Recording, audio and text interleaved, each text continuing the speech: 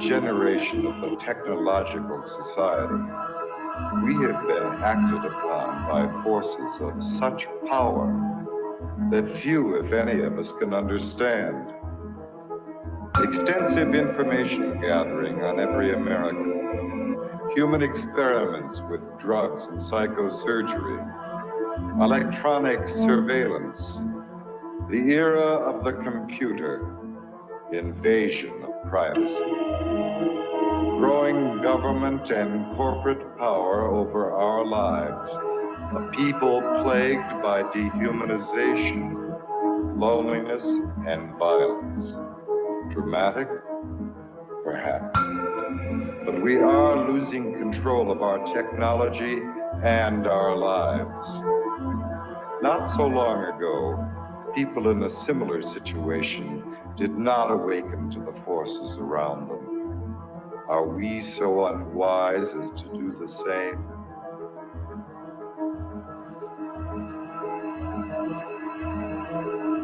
Behavior control. And then you change it up beautifully. Alien.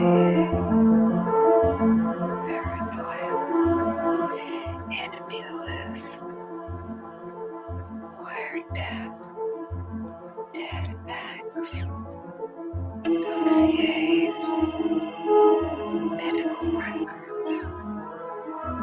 Social security number. Credit record. National security. With another agent, Pat Webb. Pat was an explosives agent. So we kind of opened the door just a bit to the cabin. And as we opened the door, we were both pretty much overcome as we looked across the cabin at the shelves that were built on the other side of the door.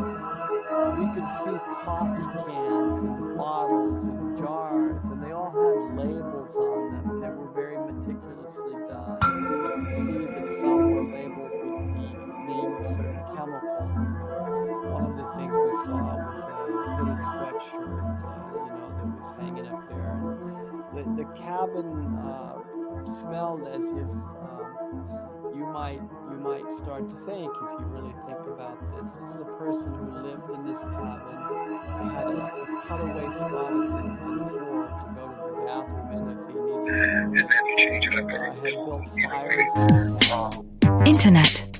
The creation of a collective consciousness and the merging of the human mind with the internet is the basis of the aspiration of the transhumanists, known as the singularity. Their dream of creating a global brain came nearer when Tim Berners-Lee, a British computer scientist and former employee of the European Organization for Nuclear Research, CERN, invented the World Wide Web. Berners-Lee's breakthrough was to marry hypertext to the internet. The underlying concept of hypertext originated in previous projects from the 1960s, such as the Hypertext Editing System, HES, at Brown University, Ted Nelson's Project Xanadu, and Douglas Engelbart's Online System, NLS. Both Nelson and Engelbart were in turn inspired by Vannevar Bush's microfilm-based Memex, which was described in the 1945 essay As We May Think. Berners-Lee founded the World Wide Web Consortium, W3C, after he left CERN in 1994. It was founded at the MIT's Laboratory for Computer Science, MIT LCS, with support from the Defense Advanced Research Projects Agency, DARPA, which had pioneered the Internet. The transhumanists' idea of mind uploading is reminiscent of that expressed by Allen Ginsberg following his LSD experiments at Stanford with Gregory Bateson. While under the influence of LSD, the doctors hooked him up to an EEG machine, and following the suggestion of his friend and lover William S. Burroughs, connected a stroboscope blinking in synchronization with his alpha rhythms. Describing his experience, Ginsberg recounted, "There was no distinction between inner and outer. Suddenly, I got this uncanny sense that I was really no different than all of this mechanical machinery around me. I began thinking that if I let this go on, something awful would happen. I would be absorbed into the electrical network grid of the entire nation. Then I began feeling a slight crackling along the hemispheres of my skull. I felt my soul being sucked out through the light into the wall socket and going out. Point 1. During the final years before his death in 2000, Terence McKenna became an early proponent of technological singularity and called the internet the birth of the global mind, believing it to be a place where psychedelic culture could flourish. Point 2, however, as Derry clarifies in Escape Velocity, cyberculture at the end of the century. 327. 328. Transhumanism. But as Thomas Hein reminds us in Facing Tomorrow, what the future has been. What the future can be.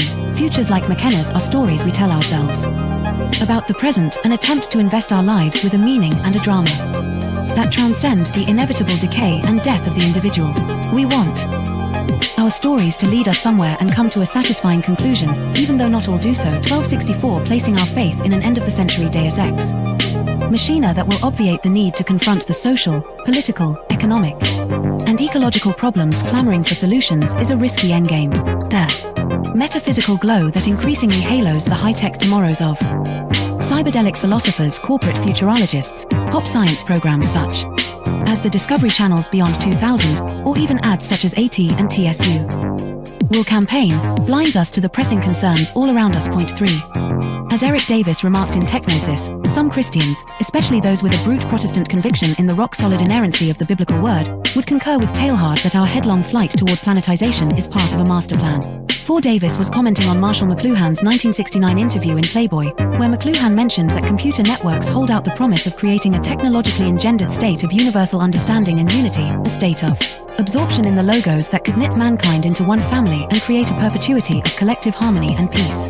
McLuhan clarified, in a Christian sense, this is merely a new interpretation of the mystical body of Christ, and Christ, after all, is the ultimate extension of man. 5. However, as Davis pointed out, in a letter to the Thomist philosopher Jacques Maritain, McLuhan flip-flopped on the idealism he had earlier expressed.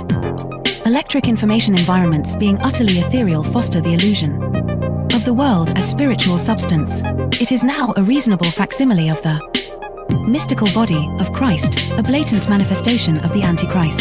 After all, the prince of this world is a very great electric engineer. Point 6.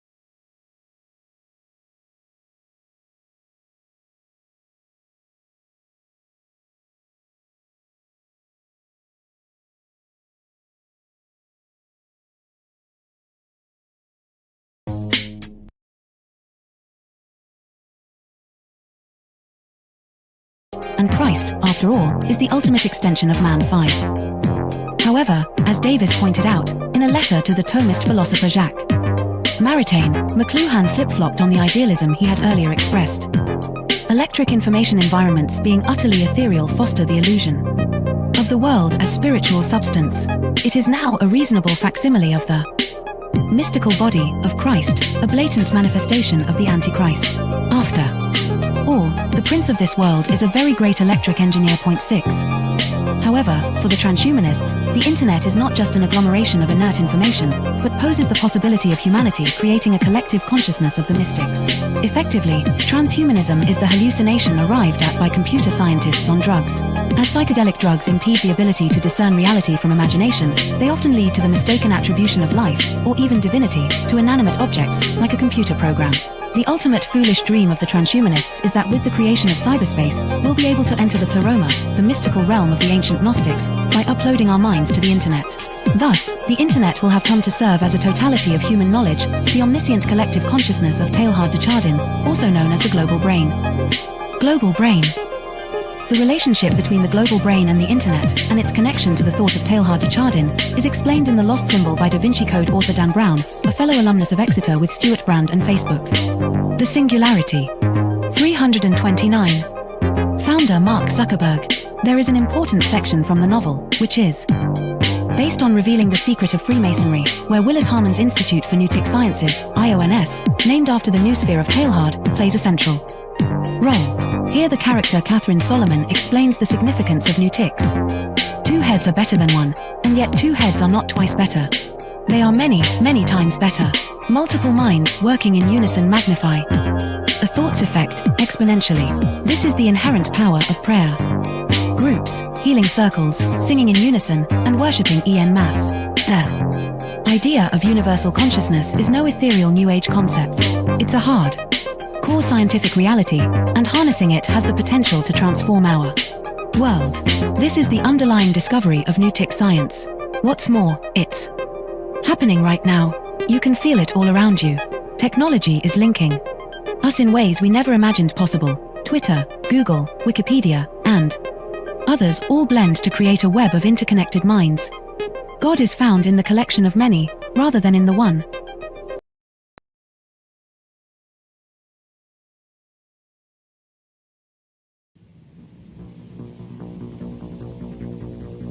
The Technological System by Jacques Ellul. 1. People are not machines, but in every opportunity where they are allowed to behave like machines, they will so behave. 2. 25 years ago, I arrived at the notion of the technological society, but now, that stage is past. 3. The industrial society. This term is very widespread, but I find it inadequate. 4. Present-day society is still industrial, but that is not its essence. 5. At one time, technology and machine industry were connected, but for more than half a century now, a gap has widened between them. Industrialism developed a centralized, hierarchical system, with a linear growth, a division of labor, and a separation between the means and the ends. Mechanization created additional jobs and made human work more draining. It operated by means of steady reproduction, developing masses of men and integrating them in the industrialization. 6. Modern technology, however, contradicts each of those different points. If allowed to act, it leads to decentralization and flexibility. It does away with the hierarchy and the division of labor. It particularly has to bridge the gap between implementation and management. It presupposes a polyvalent and nonlinear growth. It reintegrates the ends into the means. It cuts down on labor and thus on the costs of labor. The value factor is no longer human work but scientific invention and technological innovation. Consequently, we can no longer apply Marx's analysis, which states that the economic totality is based on the surplus value produced by the salaried labor of the worker. 7. The industrial system is a closed, repetitive world, with a linear revolution. The technological system is inevitably open, non-repetitive, with a polyvalent evolution. It can proceed only by the universal development of mankind, and that development is absolutely necessary for the development of the technological system. We are thus confronted with an ensemble that is totally different from any that has ever existed before. 8.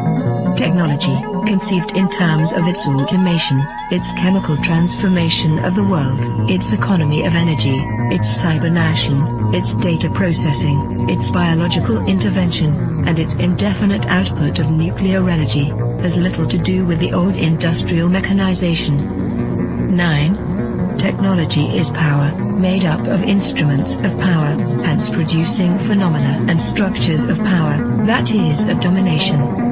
10. Terrain, in contrast to Bell, hesitates about a qualifying term. Thus, he speaks of a programmed society.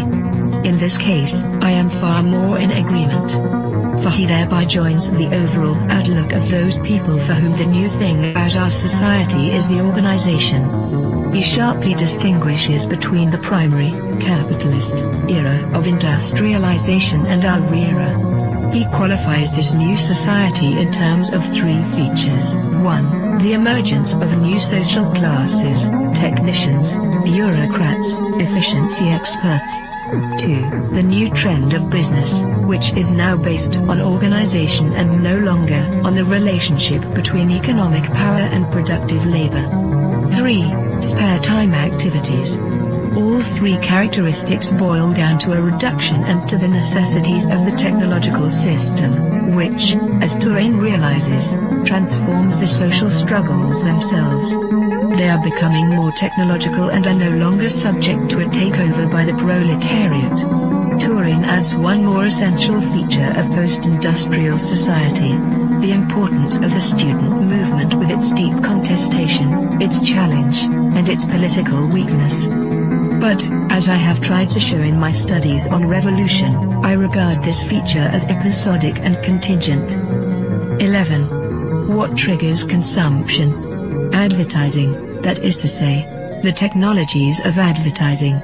What is it that demands greater consumption? Mass production, which is possible only because of technology. What are we given to consume? Technological objects, because they are the things that are produced most. Hence, the consumer society, in all its aspects, is primarily characterized by various technologies. 12. Spectacle is a complete way of life. Consumption is a spectacle, so are political activity and leisure and work and family life and revolution. Modern man watches everything as a spectator. Everything is supplied to him as a spectacle, including the things he believes he is most deeply contributing to or participating in.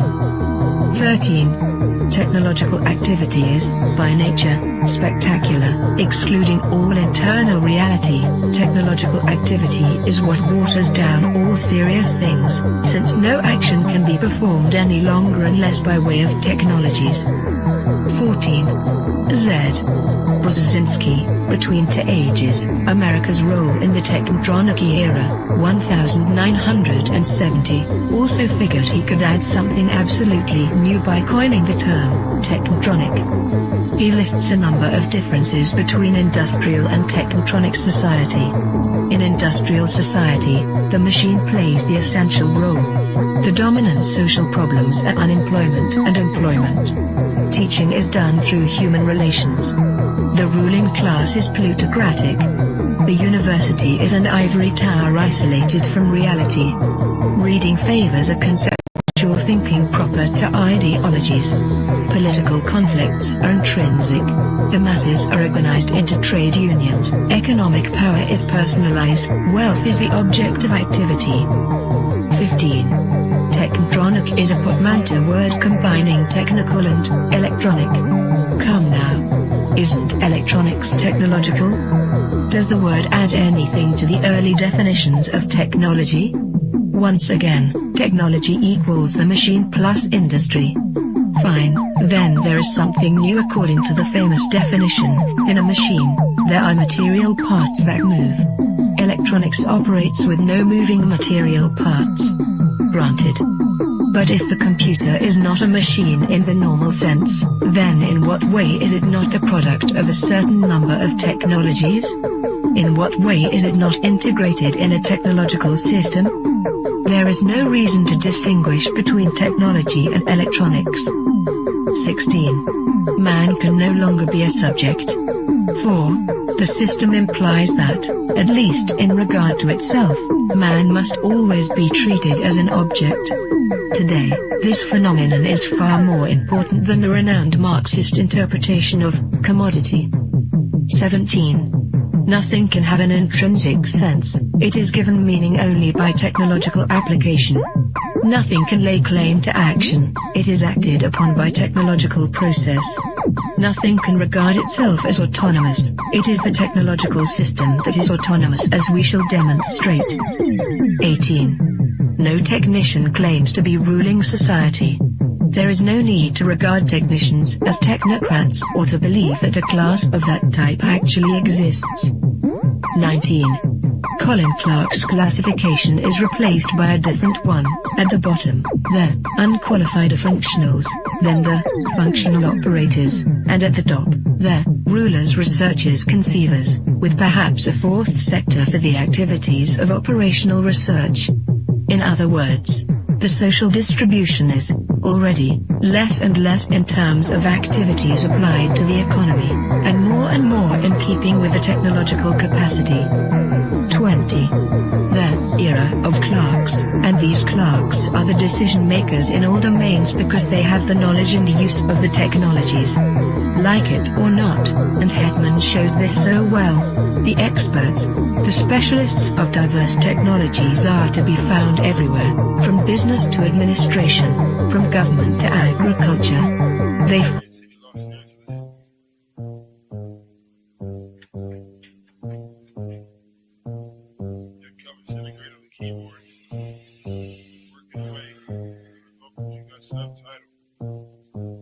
I gotta go to work so I can work it out. Come on, computer, make it work. Come on, satellite, work with me. I gotta go to work so I can work it out. Come on, computer, make it work. Come on, satellite, work with me. I gotta go to work. Who would have thought that I would slaughter these jerks? The first full-time clocking serial microphone rocker. They used to jump on the stage back in the day wearing a stocking. To conceal my identity in any stereotypical venue. Never will I reveal the serious way that I feel. I'm on job time, all I do is talk into the steel. Use my style to hide and conceal. Profile and be out while they smile and just say that I'm real. Bad luck strikes in 3, all of you will agree. I didn't have a heat shield, they rained triplicate on me. But it's squares versus circles, then, and if you can compare front and back are differentiated by a 90-degree squared circle. If you know what I'm talking about, you know the code, work it out. Forced entry, I was disguised as a sentry. I gave not a care, life is an adventure to me. I obtained secret money and manufacture inventions, fracturing the line between space and time dimensions. Restructure the torque and the structural integrity, so I can walk on water while the returning surface tension. This making me an acolyte of the greater unknown. The word shark, king of these murky seascapes. Within my patriarch society, you cannot dethrone the intricate degree and climate that I seize from the police state. I gotta go to work so I can work it out. Come on, computer, make it work. Come on, satellite, work with me. I gotta go to work so I can work it out. Come on, computer, make it work. Come on, satellite, work with me. I still wish they made more girls like me, intelligent, beautiful, and rich like me. But they don't, so I stay fucked up like King Keeper. She's the type of person that will still rock Latigre. I'm the type of person that will still sport feelers. I found a pair of size 15s out in Pasadena. Those are my work boots. I insert this into these jerks' necks, giving them a virus. They'll destabilize their hardware. Now I can tap in just in my onboard wet works. Plant the hidden charge there. It's a cellular reconfiguring program consisting of integers, turning human beings into kindling, whittling the psyche into an apparition, place it back into the skin, now it's the ghost in the shell. Should I boast? Well, no. I stay on the west coast of hell, where hell's bullets is I know so well. I have my work cut out for me. This has its perks. Just then I realized life is mostly hard work. And why not get your car pulled off from under you? It won't get sorted back from that. Them just lurking. Who's the one to suffer you? I didn't know what to do, so when in doubt, go to work. When I'm 25, I contract myself out once now I'm through. Then it's just books and beats for me. I leave the rap into my crew. I'm a good scientist in a world got cuckoo. Imagine how it is to watch them turn crazy around you and then look over at you like you are the insane one. That's how it is. It's okay to meet the controversy bubbles and flattens out like this. Like my little kids. And I've got to go to work so I can work it out. Come on, computer, work for me. Come on, got to make it work. I've got to make it work. Come on, I can work it out. I've got to make it work. Come on, let it work this way. Come on, compare it, work it work. Come on,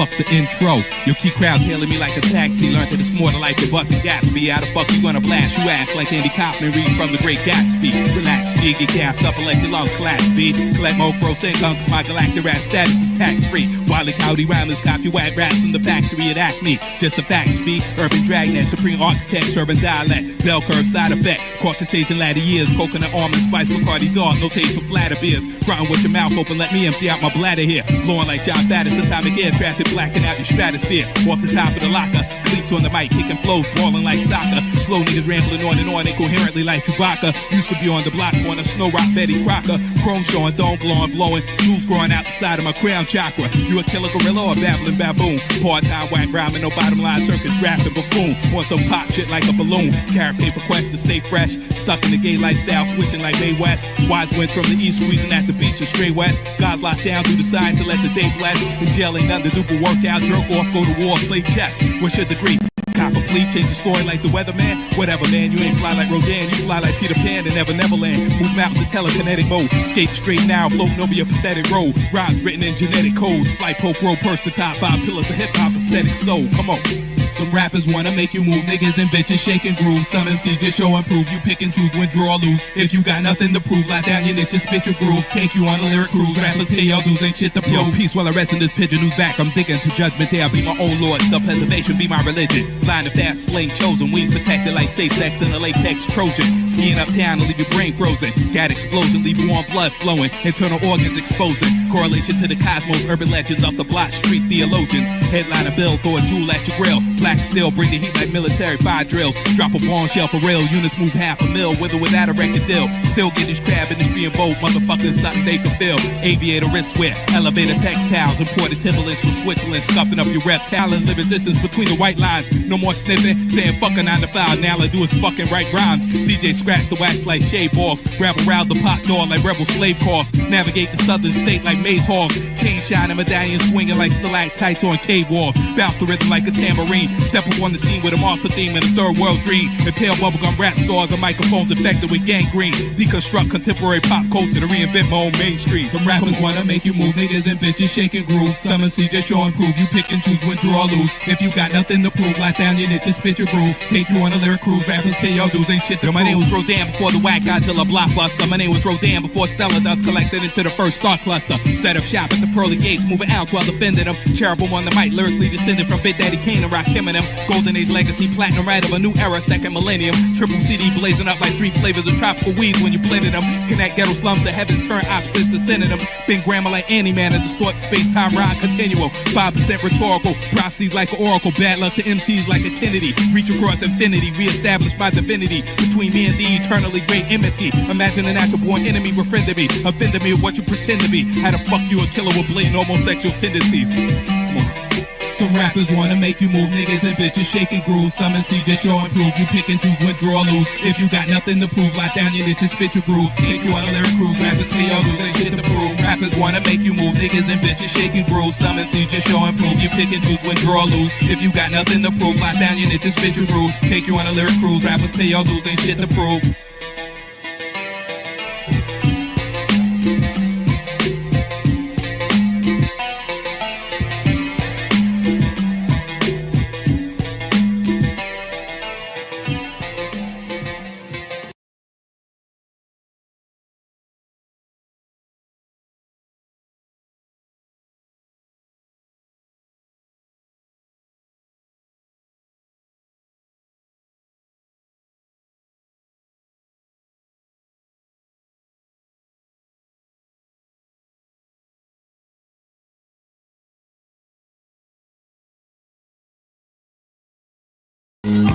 Yeah, nigga, NY to Philly. What y'all niggas feel like? Drama? Cool, ching, and counter. That's the case, nigga. You know the dawn on with 16, and I'm the harm for this big ring. The whips and the carriage, more like the Knicks and the Mavericks. Slipping the fabrics, pull up with some bench shit, the tennis shit, hitting the hazards. Spot a bitch with that Chris habit. Gotta have it, fuck shorty, it's in the OT with a brick in the baggage. Grow with a club jack, slip with a rabbit. Chick only lick dick status to get cabbage. She can lab it to the Dick Baptist. You back on the map, Giancana with a vengeance. It's drama to the finish, put the llama to your appendix. The squeeze and the slug, gunpowder season your blood. I'm a legend, breathing the reason you thug, nigga. This where the buck stops. Fuck props, fuck shots to the top. Money, what the fuck you forgot? Thought I was done, I wasn't touching the block. Still real busting the clock. Put it where you can see it. What up now?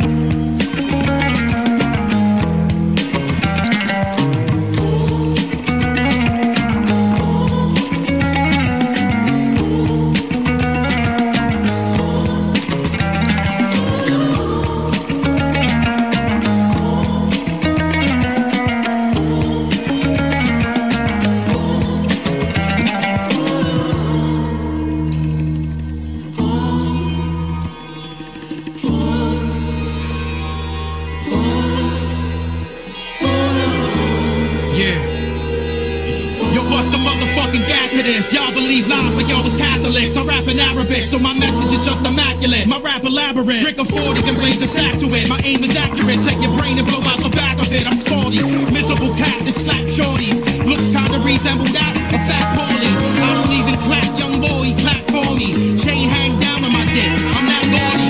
I don't even fuck with you cat, you rap poorly. I don't even bucket you cat, you that corny. With a whack army, we bargain at you.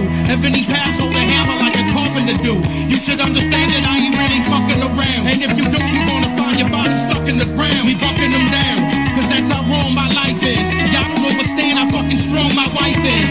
I'm from a time where every song was righteous. Before that was just a swarm of white kids. And y'all are witness to the dawn I hype this. Or just another victim to the pawns and shysters. I feed your corpse to a swarm of vipers. Let them suck the blood till your form is lifeless. What? Fucking Vinny Paz, daddy? Jedi mind tricks, yeah.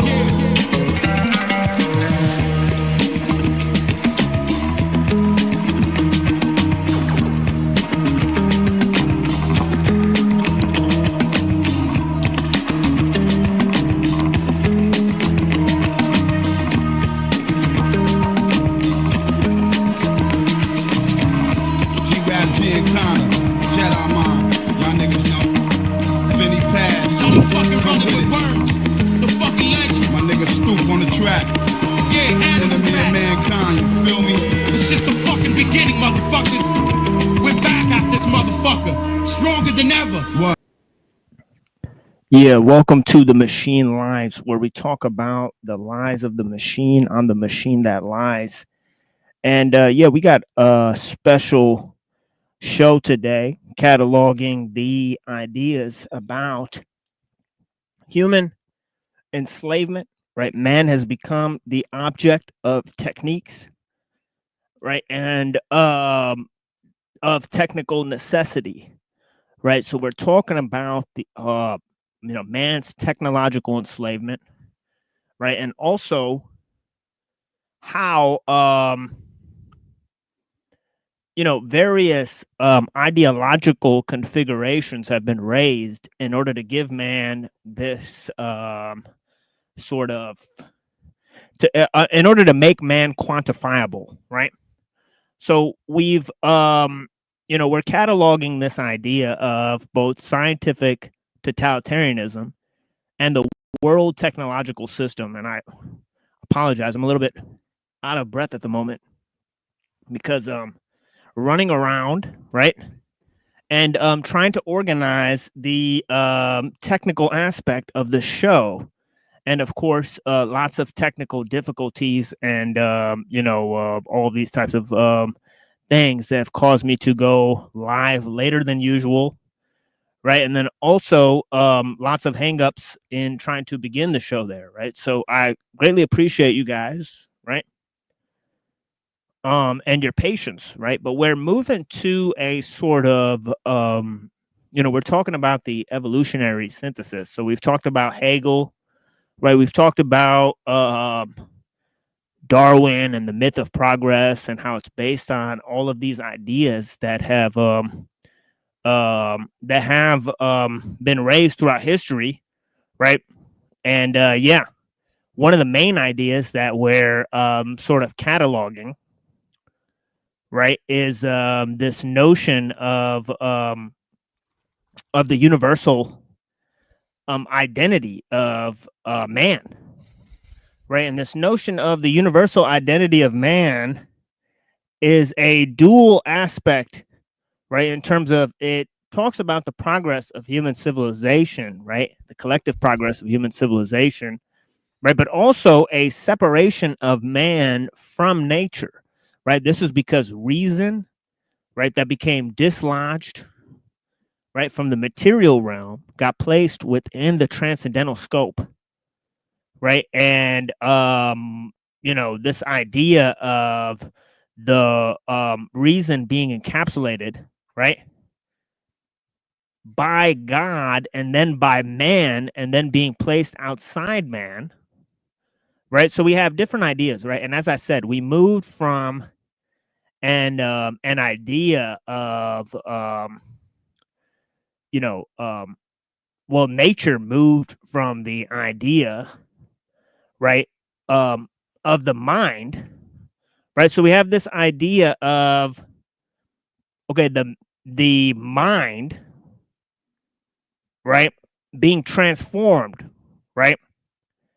And obviously nature, right, having an intelligence, right? And this intelligence being removed by nature, being placed in God, then being placed in man, then being placed in the human collective, right? So we have the movement of reason throughout history is the same as the movement of the spirit throughout history, right? So man has come to catalyze this notion of reason, right? And of course, we have the ideas of nature versus time, right? Of course, mind was in the realm of nature in general, right? Okay, and you know, with the notion of progress, right, and the notion of the entrance of God into history, right, you have the development of an eschatological scheme, right? And this eschatological scheme has shifted from one of apocalypticism, right, okay, to one of futurism and utopianism, right? So this idea of the kingdom of God, you know, transformed throughout the ages. Again, we have different ideas throughout history that give rise to these different thinkers, right?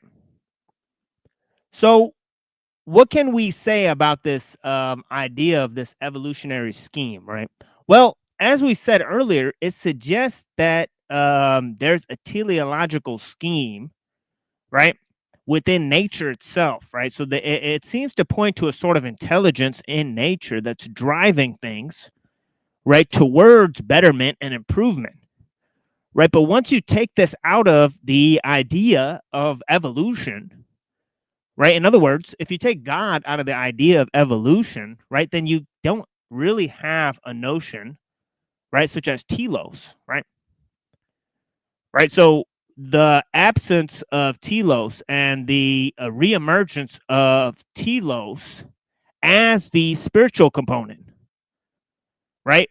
Because I said, once nature is transformed through the notion of time and progress, right, and this eschatological scheme, right, and of course, this has a lot to do with the salvation history of the Jews, right? Right, because instead of believing in the notion of apocalypse, they started believing in the return to Israel, right? And this return to Israel would be part of a salvific movement, right, throughout the entire world, right? And of course, with the Jews, you have this notion, right? Very prominent notion, right? Okay, very prominent notion.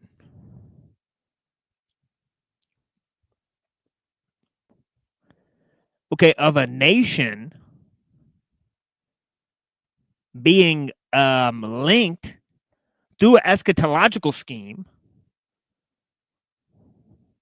right, to then move towards a theopolitical identity that would encompass the entire world, right? So the salvation of the Jews and them establishing a theopolitical state within Israel, right, meant the salvation of the entire world. And of course, Jerusalem was the great prototype for the city on a hill, right? Okay, the shining city on a hill that Winthrop dreamed of, right, with this communal bond, okay, was really about, right, and I'm talking about the Puritans, right, and their foundational documents in this country, right?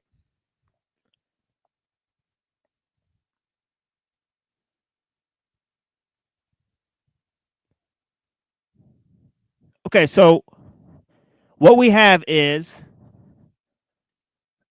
the notion, right, of a global resurgence, right, and it's also linked to a theopolitical shift, right? And so you have the idea of a nation that's totally dislodged from the idea of a state.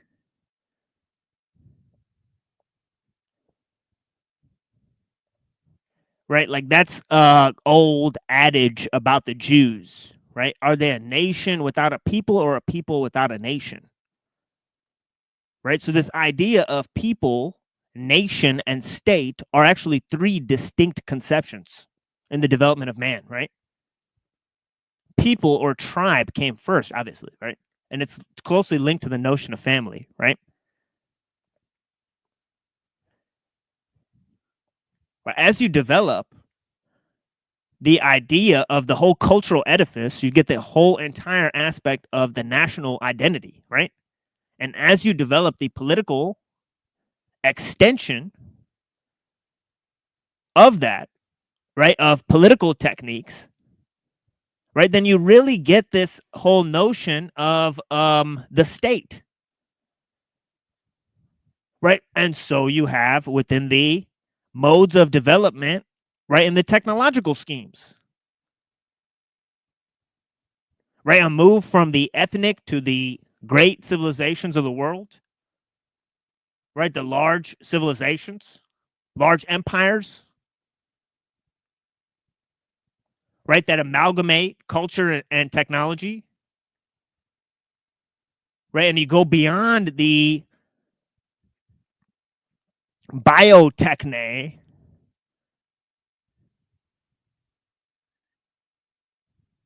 and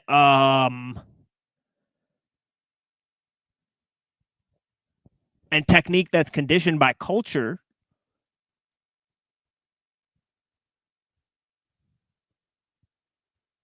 right? I haven't read far enough in the Mumford Techniques of Man to actually see what he actually called, but he has unique classifications for each of these different modes of development, right? But yeah, you know, we go from the natural to the cultural, right? So we go from the natural forms of organization, which are the you know, the organization of the people, to the cultural forms of organization, right, which is the organization of the nation as a whole, right, or of a people, right?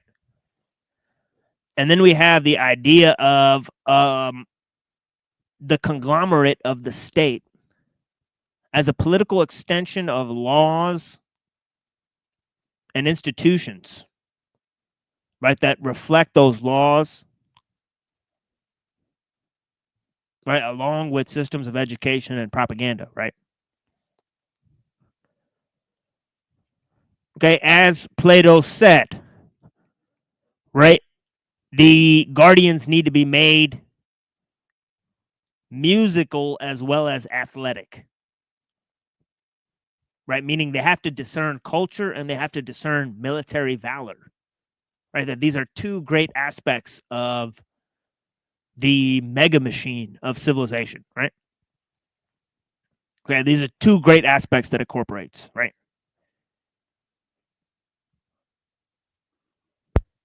But I've gone way off base. I don't even know how to come back, right? Really, the idea I'm trying to get to is the notion of evolution, right? And how, you know, tied into this notion of evolution, right, or the evolutionary schemes, right? We need nature to be intelligent for the whole idea to make sense, right? So it's coming back into the frame, right? So the first people who sort of did this were like Teilhard de Chardin and James Lovelock and these sort of people, okay, that sort of talked about a new movement within nature actually guiding the process of evolution, right? Similar to how Alfred Russel Wallace had talked about, right? And this brings God back into the notion, right, of evolutionary change, right? And this is a great project that Skolimowski and Skrbina are going off into, right? And it does two things, right? One, it gives a religious outlook or refurbishes the religious outlook of the day, right? Because it's been stolen away, right, from the scientific mode of the day, right? So we moved from a, you know, religious conscience to a technological conscience, right? So this is one thing that it does, right? But there's other ideas that it helps us with too, right? And of course, the notion of the religious aspect. There's a whole nother idea I was going to go on, but I totally slipped my mind just now. but yeah, what I was going to say is that this is good from many different angles, right? The notion of bringing evolution into the framework, right? And also it helps supply the idea, right, with a sort of missing piece, right? Because it seems like that if there's this great change and progress in nature, right, then it needs to be guided by some sort of intelligence, right? So it shows how, well, okay, so yeah, that's exactly what I was going to say, right? It both refurbishes this notion of religion in the modern age, but it also shows the inconsistencies of the theory itself, right? Okay, instead of using these vague notions like telos and chaos and emergence, right, we can actually look for intelligent processes within nature,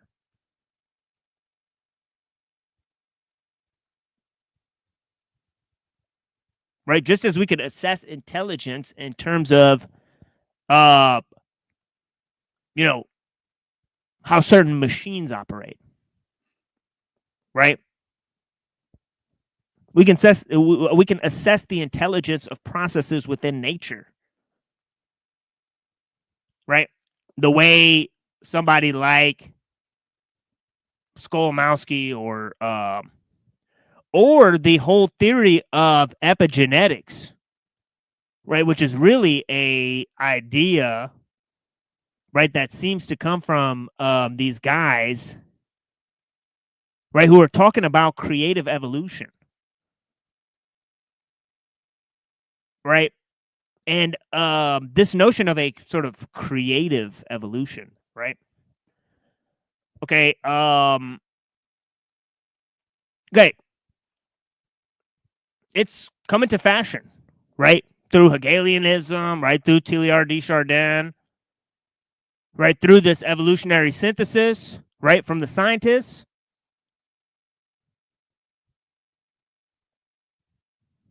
Right? But instead of randomized change, right? Guiding nature, right? And man stuck in this fucking cuckoo clock, right?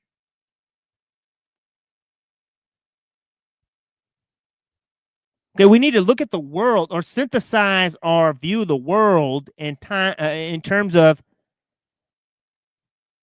intelligent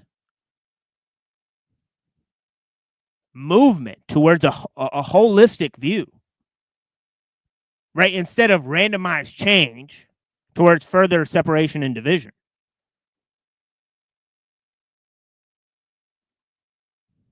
Right, so that's part of the problem that Skolmowski is pointing out, right? So the first part of my sort of analysis here doesn't match with the second part, but it is what it is. Right, let's move on to Skolmowski here, right? And I'll sort of articulate what I'm referring to here. And we got lots of different ideas here. Right, I think we got Skolmowski, and then we got the book on birth control. Okay, there's lots of ideas there from different thinkers, right, that we're going to analyze and look at that. Okay, we got a couple of documentaries that we're looking at. Okay, I'm sure the ideas connect somehow. We just don't want to end up in pareidolia, though. Yeah, exactly. Oh yeah, all of these ideas are connecting. I gave a huge synthesis of different ideas. Well, obviously the notion of individualism and progress are inextricably linked, right? And I've drawn that link many, many times on the show, right? But obviously, it's pretty interesting. But first, we need to learn the history of these theories, right? And of course, we've looked at a lot of history of different theories in the world, right? With Skolmowski, right? We went from, from Plato versus Aristotle, right, to Kant versus Spinoza. Right, we looked at ideas of Aquinas and Maimonides.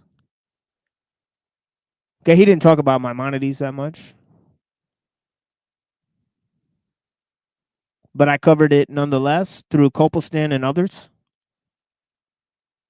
And I showed how the views of Avicenna influenced those of Maimonides and Aquinas. And obviously we could trace a link from those ideas to the ideas of those Enlightenment thinkers like Kant. And of course, we looked at the late ideas of John Stuart Mill and Bentham on utilitarianism. Okay, so if you look at world ethics, right, it seems to be moving in a certain direction. Right, and the direction is towards more materialism, more sense of quantification,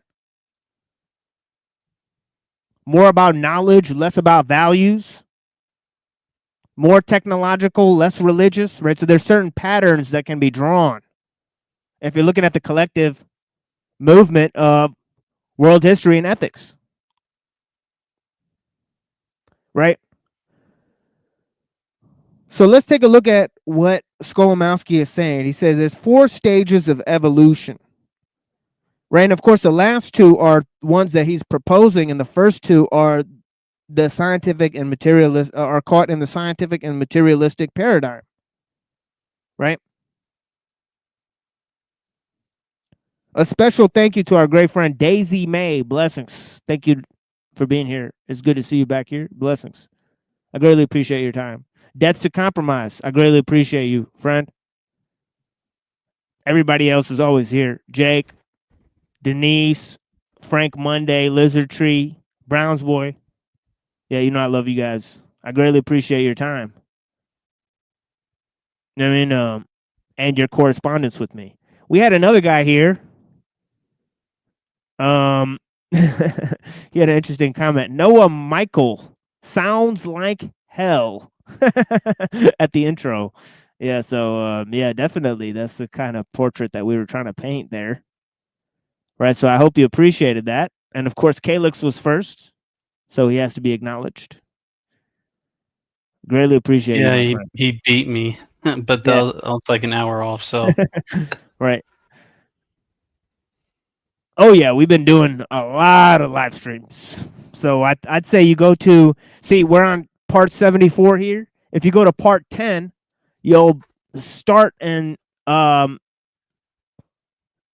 you start at my analysis of ellul, right? So if you go to part 10 of this series here, Dragon versus Tiger, right, then you'll see the beginning stages of my analysis of ellul and his theories in the technological society. And of course, all of my analysis in the first like 4 parts of first 4 hours of the show usually is centered around ellul. We've looked at interviews of ellul. Okay, I've poured over his words.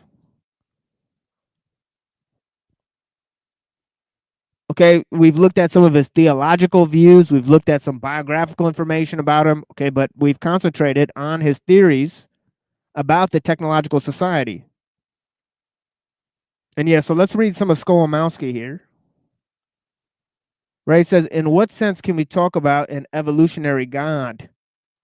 Right, if evolution applies to all there is, then it applies to our thinking about religion and God. Right, as we think, so we become, he says.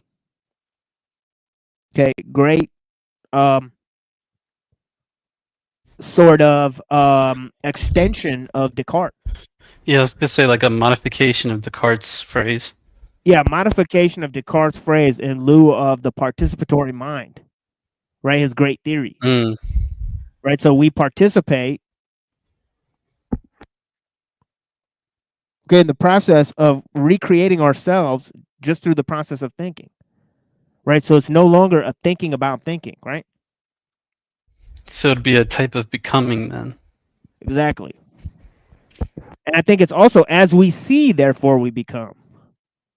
And right, just the act of perception, right? Perception is duality, right? So the act of perception changes us too, right? No man steps in the same river twice, right? Because he's changed, and so is the river changed just by him stepping in it,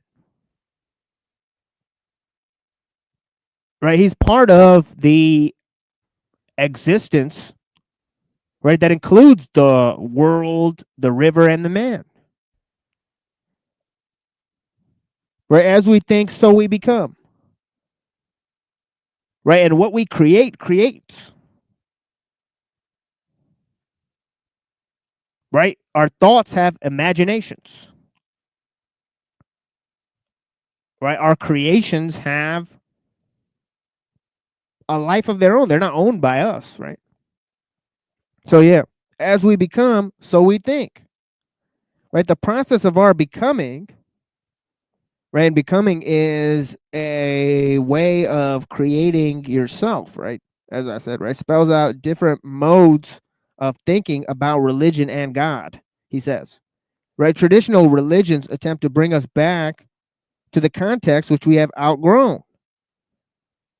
Okay, they impose on us old language and old metaphors, okay, which were suitable for former times, right? Therefore, not only must we find different religious contexts appropriate for our religious needs, but also different way of thinking about religion, about God, about our spiritual heritage, he says. A terminological note. When I speak of evolution, I do not merely mean Darwinian kind of evolution. Okay, even so, I do mean social Darwinism. Social Darwinism, right, which is a form of ideology supporting injustice and equality. Okay, so we've seen that. We've seen some of the fruits of social Darwinism. Okay, UNESCO and Planned Parenthood and population control and Malthus, right, and that dark side of scientific totalitarianism. And of course, we're going to continue to take a look at it here, right?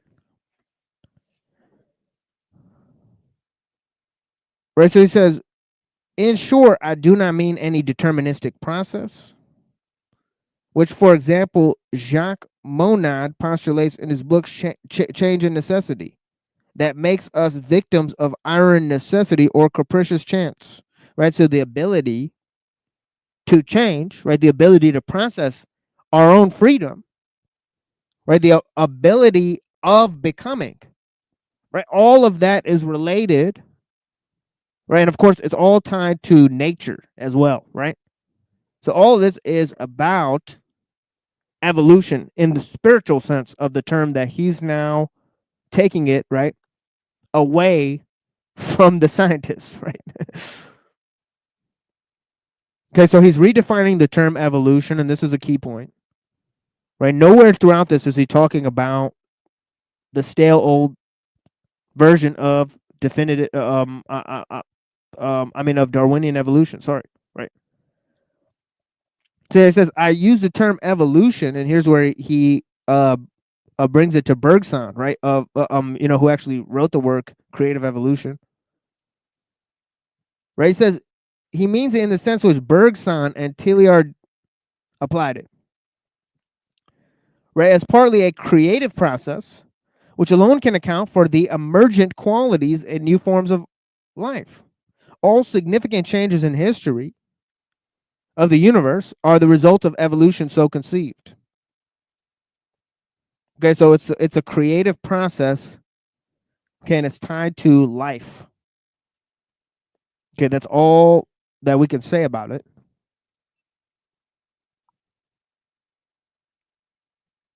Right, but of course, this implies lots of stuff about the purpose of humanity, nature, and God, right? Okay, it poses deep insights into those assessments, and obviously Skolmowski is going to explore that, right? Okay, that's what this book is about, right? Not really book, it's like a pamphlet. Let's call it an essay, right? It's about 30 pages long.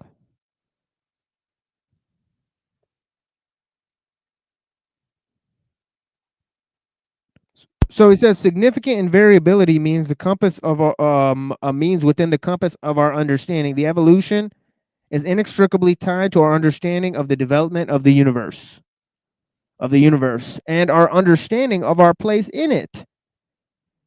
Everything evolves.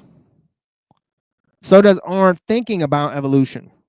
Okay, so this is a key point, right? The ideas about evolution are not fixed ideas, according to the very theory itself. According to the understanding of science in general and the notion of falsifiability, right, that he's going to take from Popper, right, he's saying that the very notion of evolution signifies incompleteness, right? But it must be brought in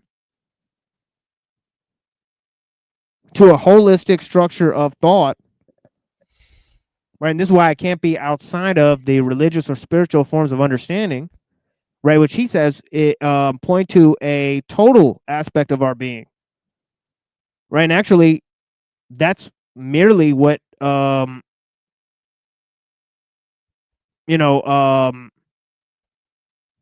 been totally it's been totally put to the side by materialism and scientific totalitarianism. So he says here, he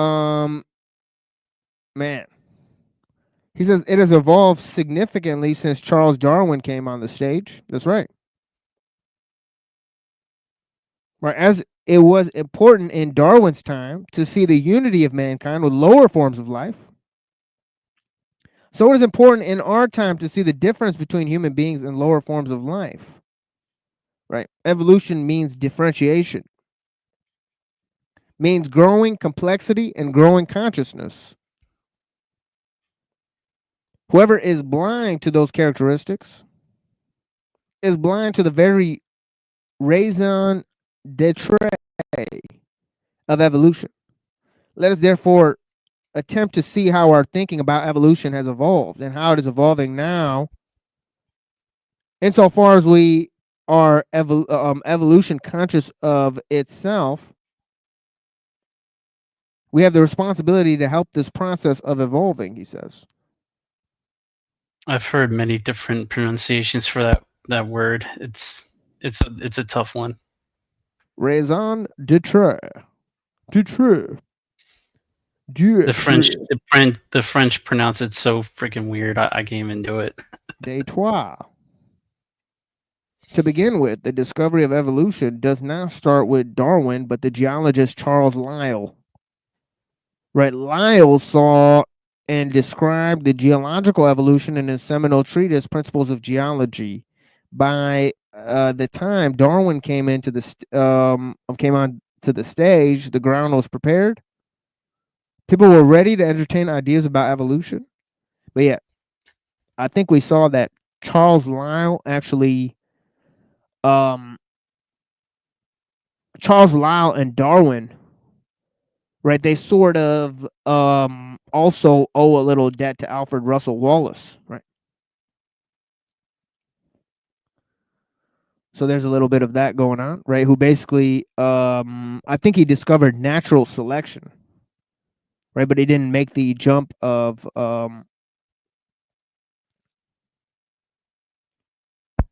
to macroevolution, right? But yeah, by the time Darwin came onto the stage, the ground was prepared. People were ready to entertain ideas about evolution. Their imagination could conceive that the world was evolving. Darwin applied Lyell's idea a step further and showed that species were evolving as well. Okay, so Lyell thought of geological evolution. Darwin thought of biological evolution. Okay, the next two stages of this discovery are happening under our very eyes. We're actually articulating them, sometimes consciously and sometimes only gropingly. These next two stages in our discovery of evolution are the recognition of conceptual evolution and then of a theological evolution. Okay, so the conceptual evolution is the evolution in terms of the ideological movement of ideas,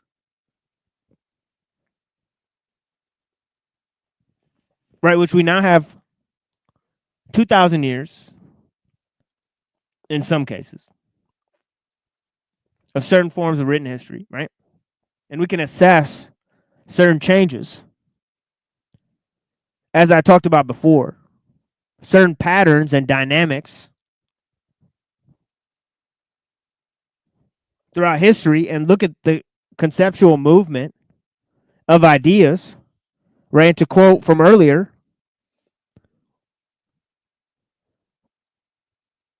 we're looking at this as a creative process, right? The creative processes that have generated new ideas throughout history, right? In terms of the architectonic. And of course, in terms of the theological aspects, right? Which, as he assessed in the beginning, right? Let me go back to this.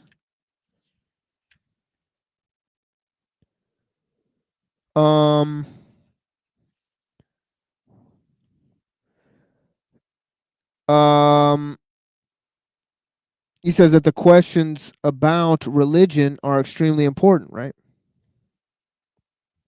He said, why do we return to religion? We've got plenty of answers from physics, chemistry, from psychology, immunology, from philosophy and sociology.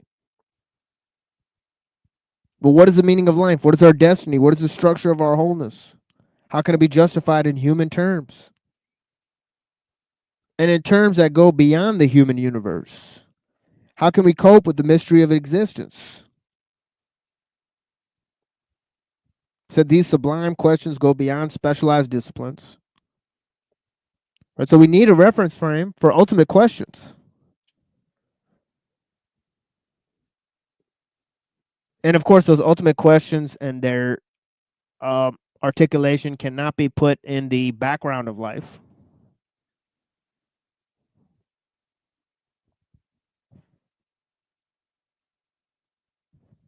So he goes on to say, okay, the recognition of conceptual evolution is based on the realization that all our knowledge is evolving, that our minds and our knowledge are not fixed forms once and for all. Put otherwise, there are no absolute laws of science. That's a pretty bold statement. It kind of throws away notions like natural law. Oof. Right? So does evolution, it basically forces us to go beyond notions such as natural law and the notion of fixed conceptions. We have to go beyond that because of the notion of conceptual evolution itself, right? As he's saying. It's like ushering in postmodernism.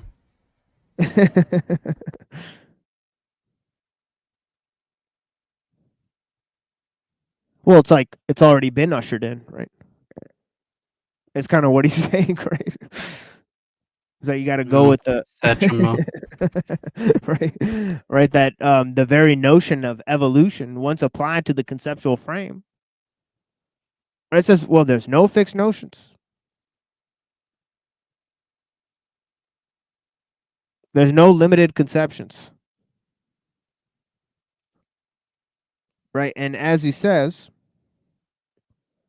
right, all knowledge is conjectural. And he puts in parentheses Karl Popper. Right, the new physics goes a step further. The known and the known and the knower emerge. Merge.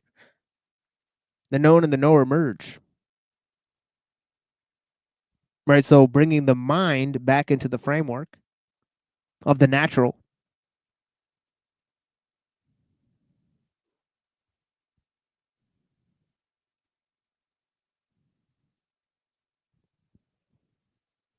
And lastly, he says, as our minds evolve, so will our knowledge as well as our laws, quote unquote, of science. The nature of the laws of nature changes. To quote Prigozhin, the nature of the laws of nature changes. Prigozhin strikes again. Prigozhin strikes again. Dissipative structures.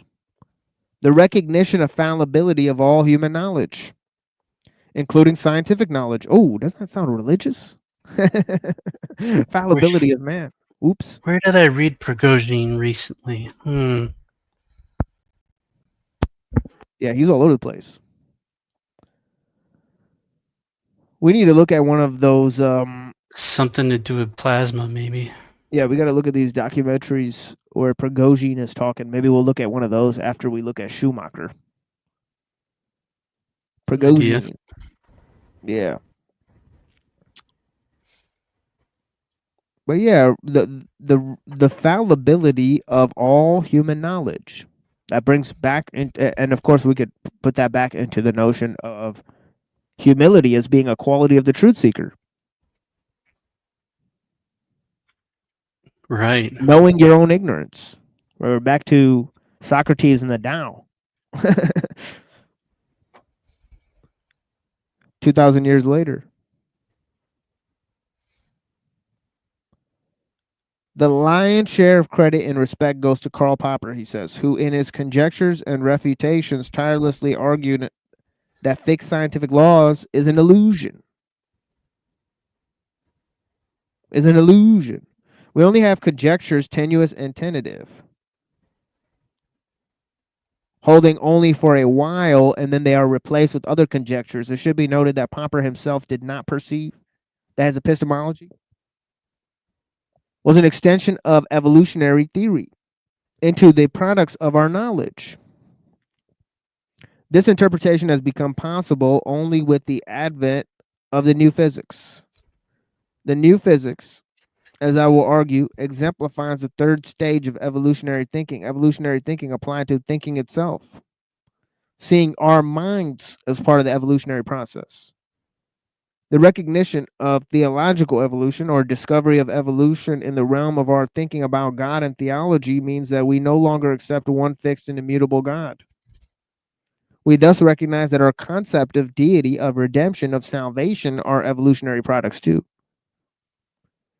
We shall need to spell out this insight in some detail. As evolution goes on, our being changes. As we change, our minds change. As our minds change, our deities change. Our thinking about the ultimate concerns and the ultimate anchors change. Eco-theology, as well as creation theology, represents the fourth stage of the discovery of evolution. The two later stages in the discovery of evolution, the conceptual and the theological, are so close to us that we do not have a sufficient perspective to see them clearly. To sharpen our perceptions of these stages, I shall discuss the old physics and the old theology vis-a-vis the new physics and the new theology. Let me emphasize one point as a prelude. In the old frame of reference, all is fixed. The whole world is viewed as one static frame of a film. The new frame of reference, stages 3 and 4, conceptual and theological, means that the film is running. That viewing it as a static frame was just a result of a limited vision. So interesting stuff from Skolmowski, right? Now let's look at what the wrong thinking, right, of materialistic nature of the cosmos actually does in terms of society, right, when it's applied to society in general, right? And look at the notions of the transhumanists and the evolutionists and how they've altered human society, right, by applying the notion of progress to change, progress and change. I have an excerpt from a book about where I read Prigozhin recently. Awesome. If you, it's like about three paragraphs. Wait, 2 paragraphs. Yeah. Let's do it. Let's see. Prigozhin entirely revolutionized the science of thermodynamics, which is essentially the study of the actions of heat and all that follows from them. Until Prigozhin, it was widely believed that the universe was steadily running down, that things slow down and fall apart as the second law of thermodynamics says they will. What Prigozhin discovered and proved was that energy brought into a chemical system, instead of always contributing to by a process known as the increase of entropy, the progress of increase in disorder, could be dissipated by into other directions and purposes that were productive and could be and can form open interactive structures such as life forms, known technically as dissipative structures, quote unquote. These structures, being like isolated islands of positivity in a sea of increasing entropy and hopelessness, could instead become increasingly complex and self-organizing systems. Prigozhin built on these discoveries his concepts of self-organization, which are now at the heart of what we are finding in dusty complex plasmas. So what Prigozhin did was no less than explain the central role of life in the universe. Although this was by no means heard by everyone, it was the philosophical death knell of the mechanical universe. That's Robert Temple in his book, A New Science of Heaven. Yeah, look at that, folks. The mechanical, the death knell of the mechanical universe. What a profound statement, right? So, to kill Newton, I guess, would be a way of saying it. Right. So, so what's really interesting is, the notion that things change and they get better. Like I said, seas of positivity. Within an ocean of there are islands of positivity in the sea of entropy and hopelessness. Yeah, entropy. Yeah. So pretty interesting stuff there, right? And you could see why he's borrowing these ideas and applying them, right, to the notion of evolution, and why most scientists are going beyond the notion of natural law and the mechanistic universe, right? And so he's sort of talking about a greater movement that's going to be at hand, right? And this is because he's looked at different ethical systems throughout history and the way they've changed, right? So if you add to this notion of conceptual framework, where we then understand, right, how a lot of these ideas and why we're living in a sort of ideological prison, or our confines are ideological as well as technological, right? And of course they're technical as well as mechanistic, right? To say that technical is the human aspect of mechanization, right? But anyways, let's move into another reading, right? Because we're reading two different works here, right, to begin the show, and I have a musical interlude for you guys. Okay, Life Vegas by Mers and Slug. Right. So I try to create different vibes. I try to create like more relaxing. So felt, in other words. Yeah. I try to create like chill, like kind of like it's kind of like heaven and hell. Right? I'm trying to do like heaven and hell theme, right? Where like Wednesday is heaven and then Saturday is hell. All right. So spooky hell. Yeah. So, we do sort of spooky theme on Saturday and sort of a light theme. Pretty chill yesterday. Yeah. Oh yeah. Yeah. Tuesdays, sort of, I try to create sort of relaxing vibes on Tuesday as well, right? So Tuesday I've been doing an underwater theme. I don't know why. Right? It's just for no. I like it. Yeah, it's like an underwater theme. So if you guys look at the last couple of shows, we're doing underwater theme shows, and here we're doing heaven theme show. Saturday we're doing a hell theme show. Spooky Saturday. Blessings. And I appreciate you guys. Probably lost all the viewers with those explanations. 14 viewers. Blessings.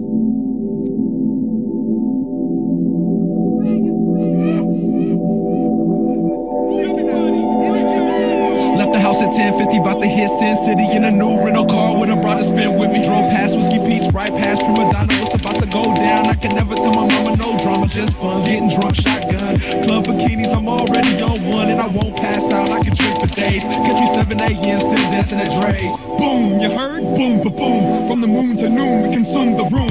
From July to June, from the womb to your doom. Come prove the tune, if not now, then soon. Talking to a chick with a purse full of black chips. About a half a glass before a mattress. Cigarette ashes on her lap and a drunk laugh. Sloppy kisses, offering a tongue back. The city that stays up all night, it's alright. Everyone wants their name up, it's all life. Hold up, roll dice, hit me. Raise it, live by chance. Life is like Vegas. The city that stays up all night, it's alright. Everyone wants their name up, it's all life. Hold up, roll dice, hit me. Raise it, live by chance. Life is like Vegas. The shit's hotter than my bathtub water. Don't know yet, you better ask your daughter.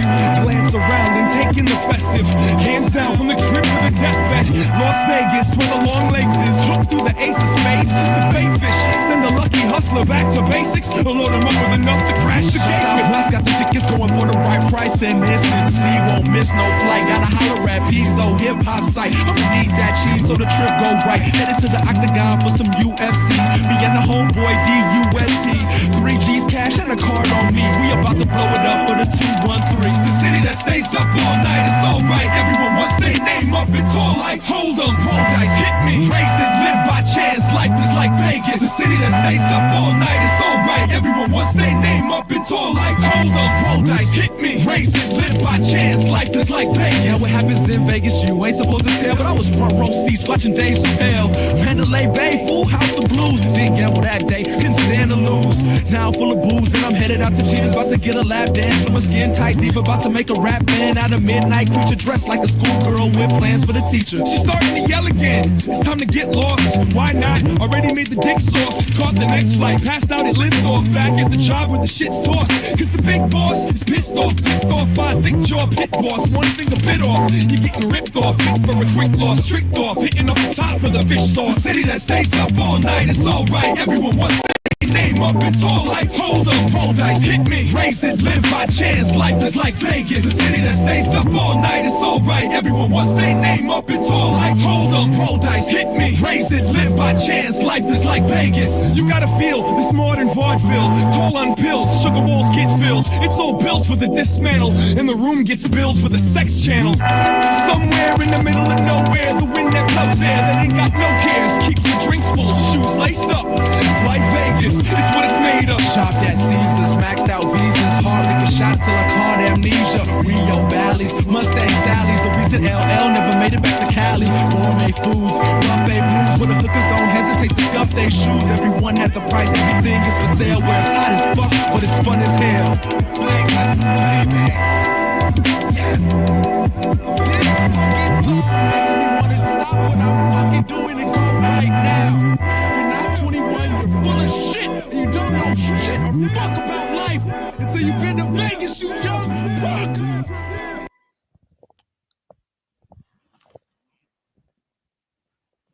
Yeah, blessings. We got more music for you guys. And of course, you know, what we're talking about here is of extreme relevance. Right, and as we talked about earlier on the show,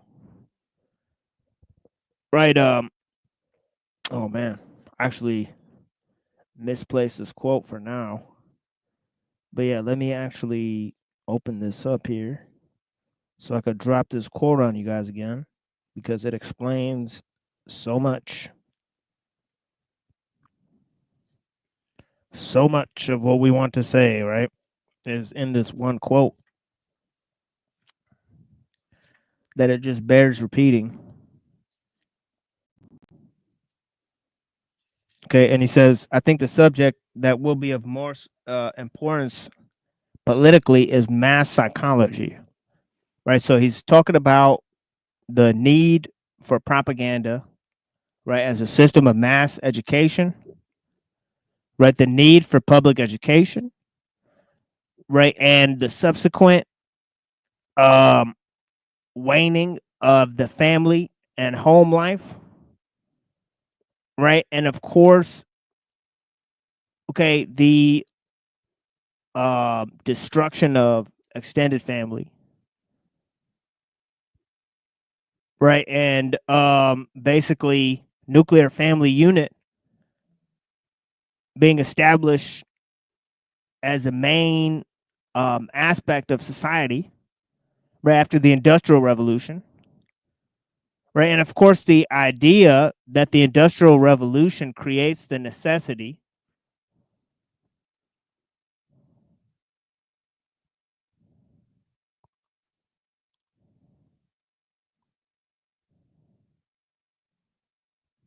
not only to introduce women into the workplace, right, but to control the growth, control and manage the growth of the population, right? So you have this notion of the family being less important because of the work life, right? Because people don't want more dependence, right? And of course, you have the loss of the notion of kids working with their parents. Okay, so you have the dissipation of the home life and family structures in different ways, right? You have the creation of the large cities, the establishment of international trade, the establishment of state regulations,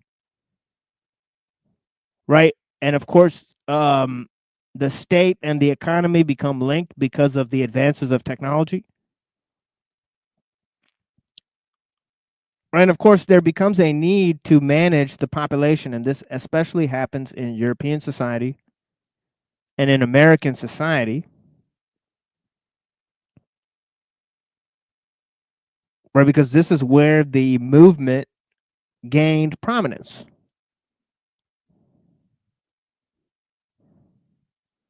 Okay, so this is a global situation now, right? But back then, it was a situation that was mainly and greatly affecting Europe and America. Okay, so if we look at a historical analysis of the situation, right?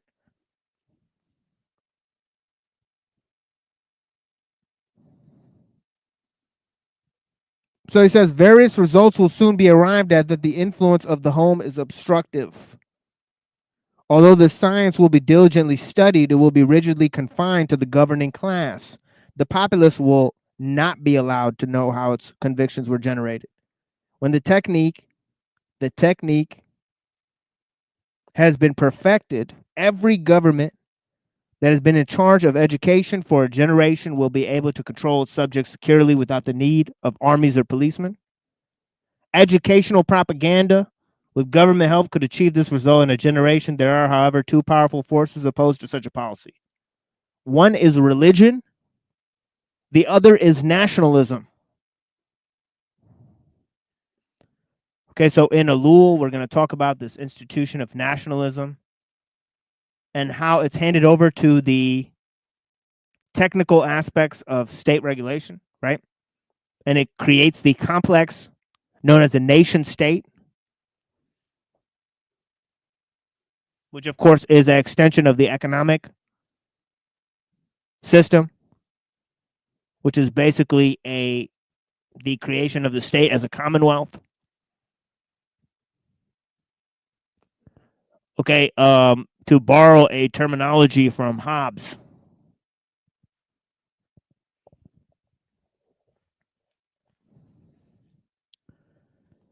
Anyways,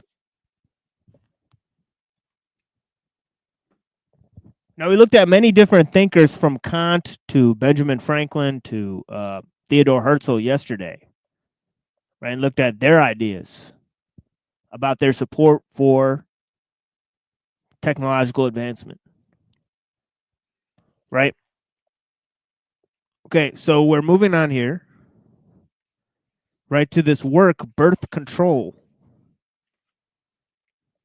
Its social, political, economic, and moral and religious aspects by Maulana Maududi, right? That's Maududi,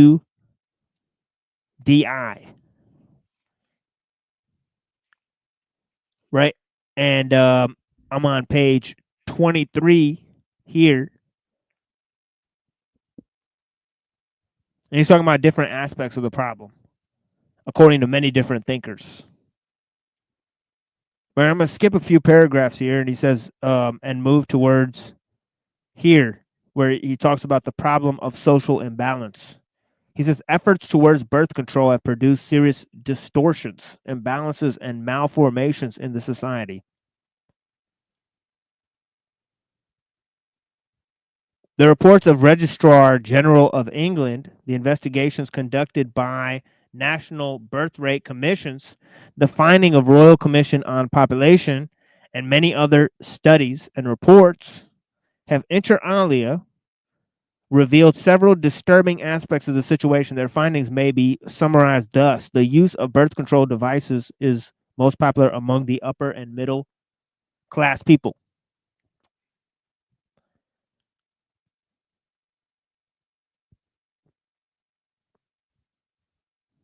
Okay, that's not okay. The first problem is going to be that that's not who they were meant for, right? They were meant for the poor people, right? But it's used disproportionately among the middle class and the rich, right? So that was a growing concern at first.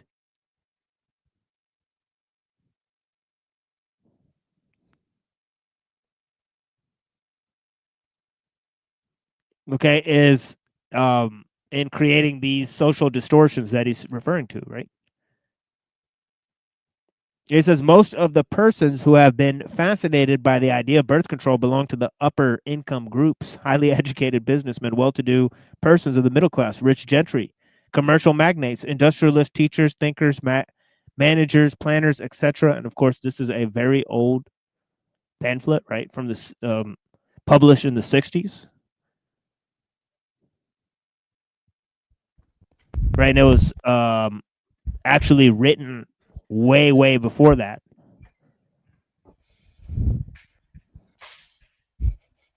For a magazine, right? So this may not be the case today, right? Now, obviously, this is a global issue, not just confined to Europe and America.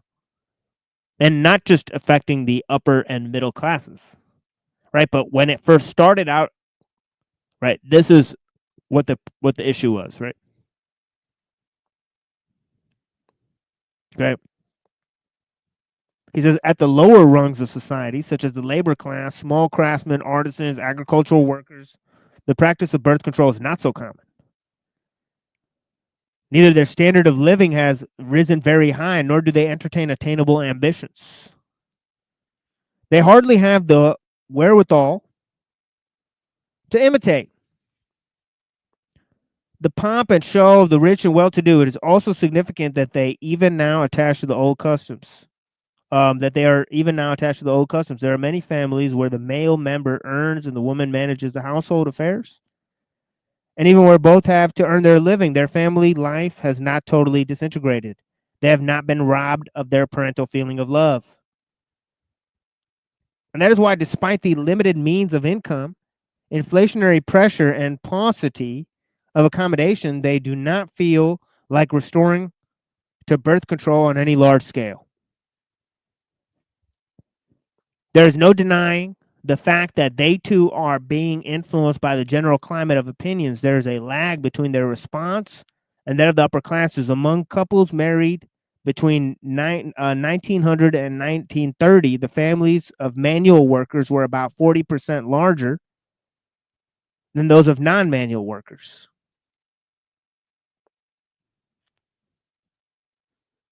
As American demographer Professor Warren S. Thompson, after an extended study of the class structure of the population of England, America, Germany, France, Sweden, has arrived at the following conclusion. If the population is divided into hand workers and white-collar workers, the former have higher fertility. Okay. If hand workers are divided into farmers and others, the farmers have higher fertility. Within the group of non-agricultural hand workers, it would appear that the less skilled and those whose work is harder and dirtier, who in general have the lower level of living, have larger families. When amount of education is taken as a criterion for classifying people, those with smaller amounts of schooling have larger families than those with larger amounts.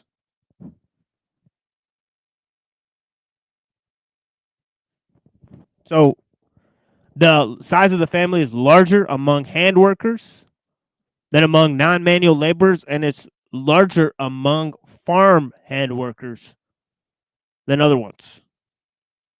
Right? So the poor farmers are producing the most kids, is what the data suggests.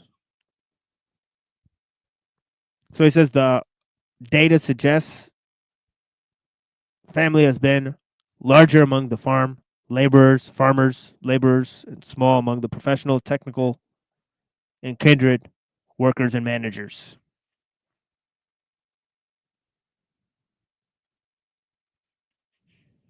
Okay.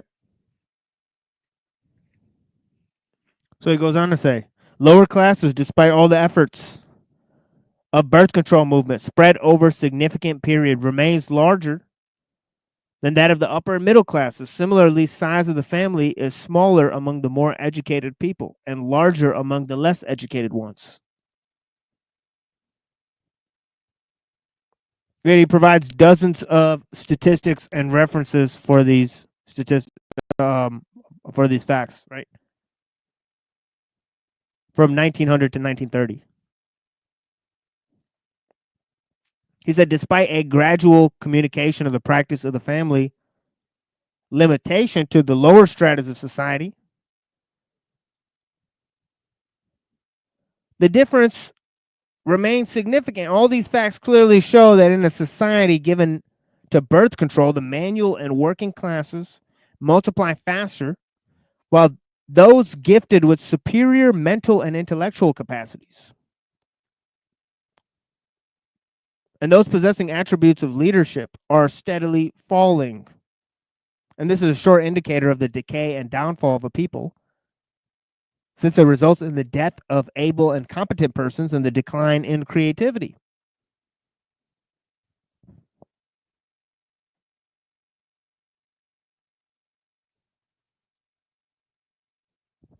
Okay.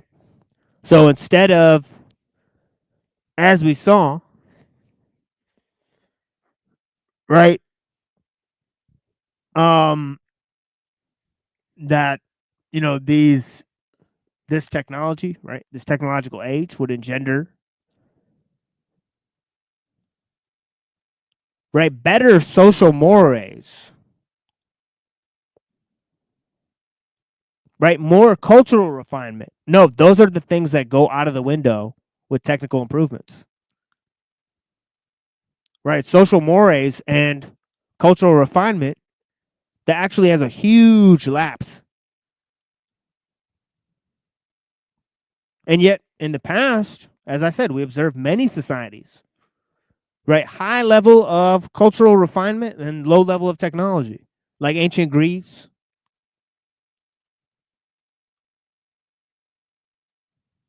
Okay, you can look at the Emperor Shen Nung. So many different ideas in the past.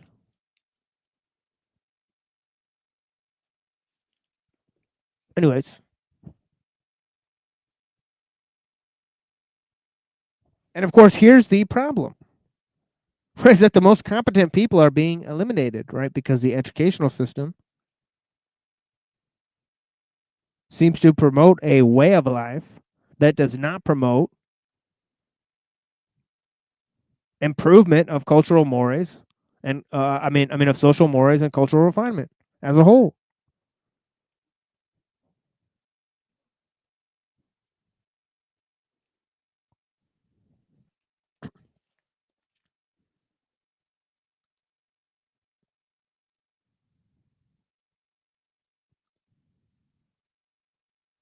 He says, dearth of competent elements in society, decline of general mental and intellectual levels, extreme shortage of those endowed with qualities of sound leadership, and dangers that haunt the Western society today, a natural consequence of the practice of birth control on a large scale.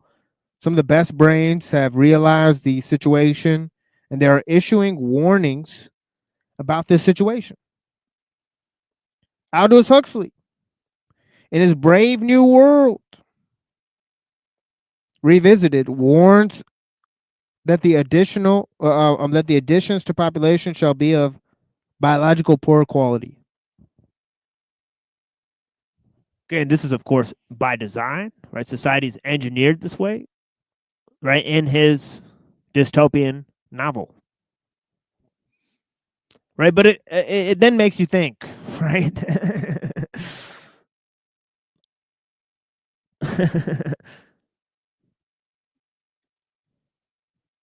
Right, just what is happening.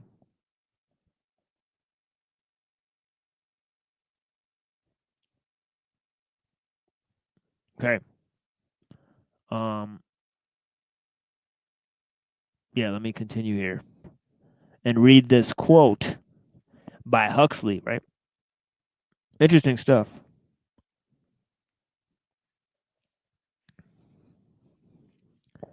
Okay, it says, in spite of a new wonder,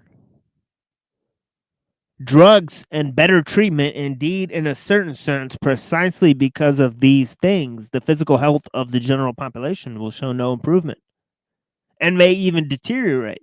And along with the decline of the average healthiness, there may well go a decline in average intelligence. A decline in average intelligence.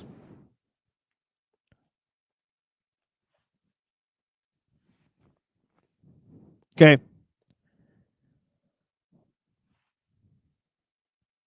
So obviously, he meant that society was engineered this way through technology and pharmaceuticals, which is technology pretty much.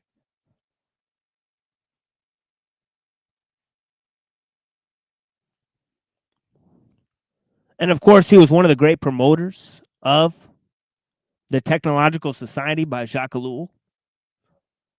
Right. And also, his family, like Julian Huxley, were greatly involved in this movement. Right. So maybe he had some inside understanding of how this is possible. right? He had the inside sort of map how this was going to be accomplished, right? So the so-called dystopian novel, right? It's kind of hard to believe it was a fiction, right? Because he had access to people that were proposing this on a society-wide level and had a clear understanding of the problems, right? In terms of eugenics, right? Of course, he talked about how realistic his dystopian novel was compared to Orwell's dystopian novel, 1984. So he kind of felt like these were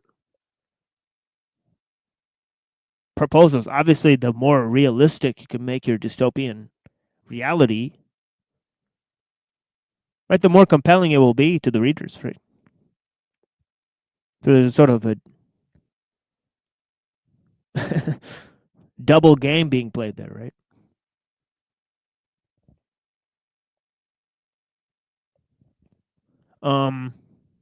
Yeah, let me drop this link again for the people that are here.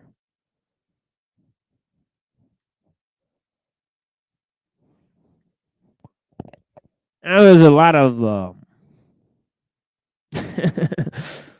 basically LARP shows on,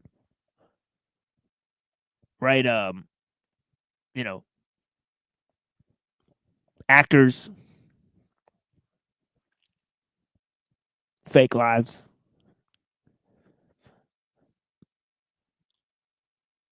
But yeah, we're bringing to you the ideas about technology. And of course, how this idea emerged and how human beings became the object of techniques. And of course, the ideas of mass psychology, right? Interfering with the notion of the family life, right? Experts trying to manage and control the population through new techniques of science and technology, right?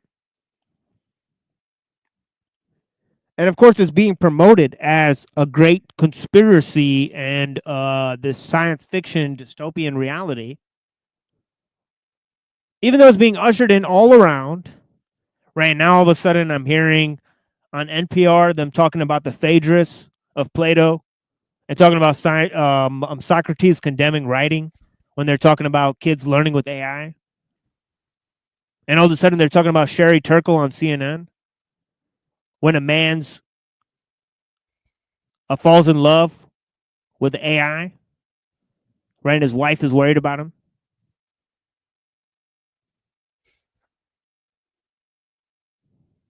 Right, and of course, all these ideas like Sherry Turkle and Oswald Spengler,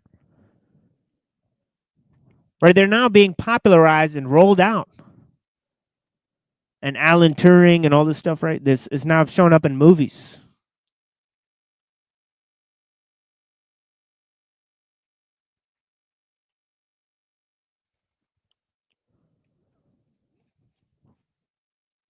Right, and now yesterday's dystopianism is today's futurism. And of course, if you don't understand the problems that are going on all around you, how good are your solutions? If you don't understand the problems that are going on all around you, then any solution you propose will be worse than the problem itself. I'm afraid to say. Right, complex problems require complex solutions. Okay, and simplicity is creativity.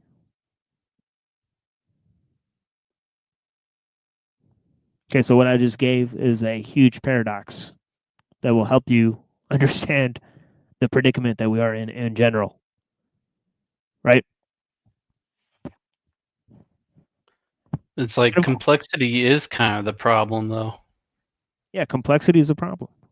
Simplicity is creativity. Complexity imbues assimilation.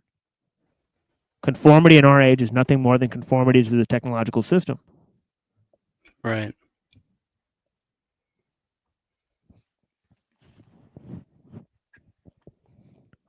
Huxley has quoted Dr. W.H. Sheldon, a biologist, in support of his argument. Under conditions that are both soft and unregulated, our best stock tends to be outbred by the stock that is inferior to it in every respect. It is a fashion in some academic circles to assure students that the alarm over differential birth rates is unfounded, that these problems are merely economic or merely educational or merely religious or merely cultural. It's the opposite, right? It's the education that's causing the problem. Right? So you can't blame it on that.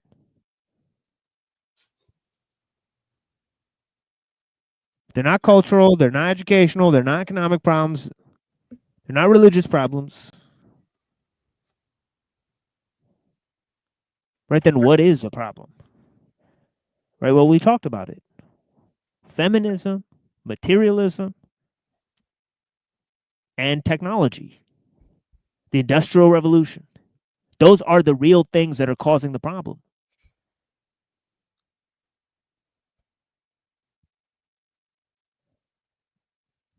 So you're just going to sit around and talk about it now? Of course we are. For another 4 hours. Blessings to Hostile Hyperborean. He's appeared on the scene. Greatly appreciate his time. Blessings, blessings. Yeah, of course. And some of the evil thoughts of Bertrand Russell and others. Sheldon has also this potent remark to make. Nobody knows just how far the average IQ in this country, the USA, has declined since 1916. When Terman attempted to standardize the meaning of IQ.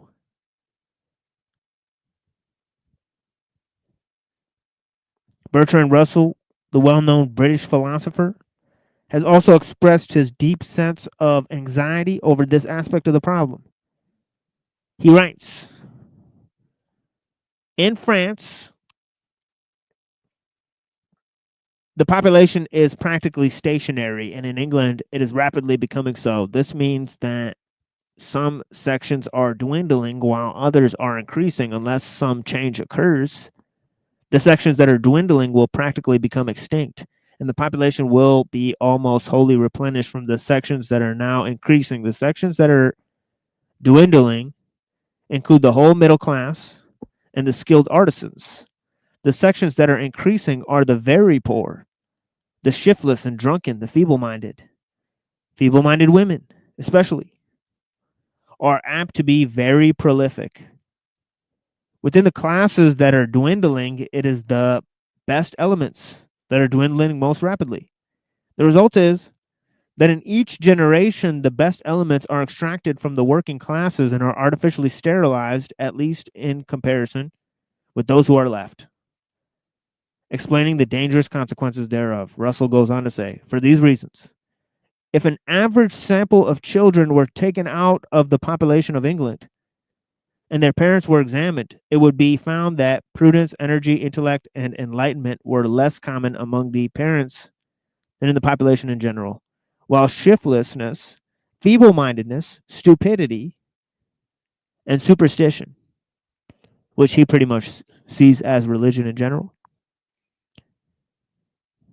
were more common than in the population in general. It would be found that those who are prudent or of energetic or intelligent or enlightened actually fail to reproduce their own numbers. That is to say, they do not, on average, have as many as 2 children, each who survive infancy. On the other hand, those who have the opposite qualities have, on the average, more than 2 children each, and more than reproduce their own numbers.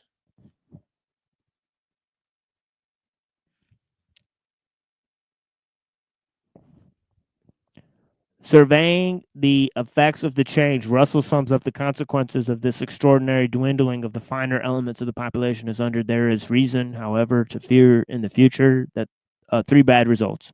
The first is absolute decline in the number of English, French, and Germans.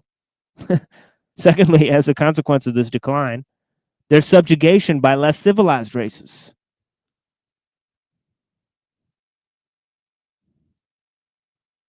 It's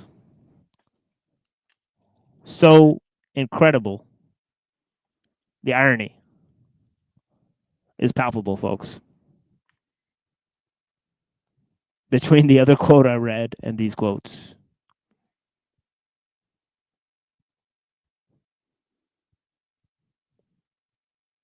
The subjugation by the less civilized races and extinction of their tradition. Thirdly, a revival of their numbers on a much lower plane of civilization after generations of selection of those who have neither intelligence nor foresight.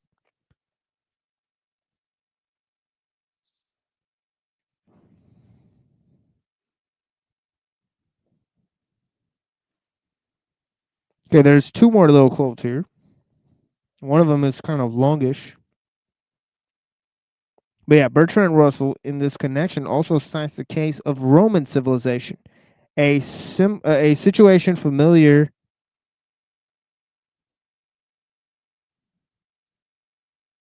to the one at present, obtaining in the Western countries prevailed at the time of its decline, and factors very akin to those underlying the present situation ultimately led to its final extinction. He says, perhaps if the facts could be ascertained, it would be found that something of the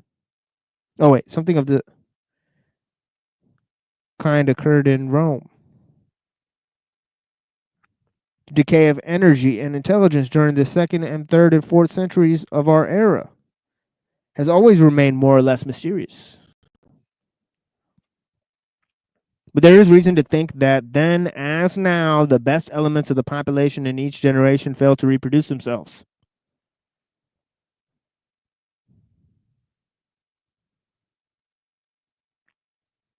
And that the least vigorous were, as a rule, those to whom the continuance of the race was due. Concluding this discussion on the point under discussion, even so staunch a supporter of birth control as Mr. Bertrand Russell remarks that the present state of the law of public opinion and of our economic system is tending to degrade the quality of the race. Okay. By making the worst half of the population the parents of more than half of the next generation. Oopsies. At the same time, women's claim to liberty is making the old form of marriage a hindrance to the development of both men and women. Okay, here we got another guy here. Blessings, Hank O'Flamio. I appreciate you, man. I appreciate you too. Yeah, thank you for being here. But isn't this a problem that has been solved historically at multiple times in the past? It's just that smart people don't want to do it because they're squeamish about it, because they believe in rights and stuff now. I think it's way more, because you have to think that the educated classes, right? Like the idea that women are going to school, and the more educated women, right, are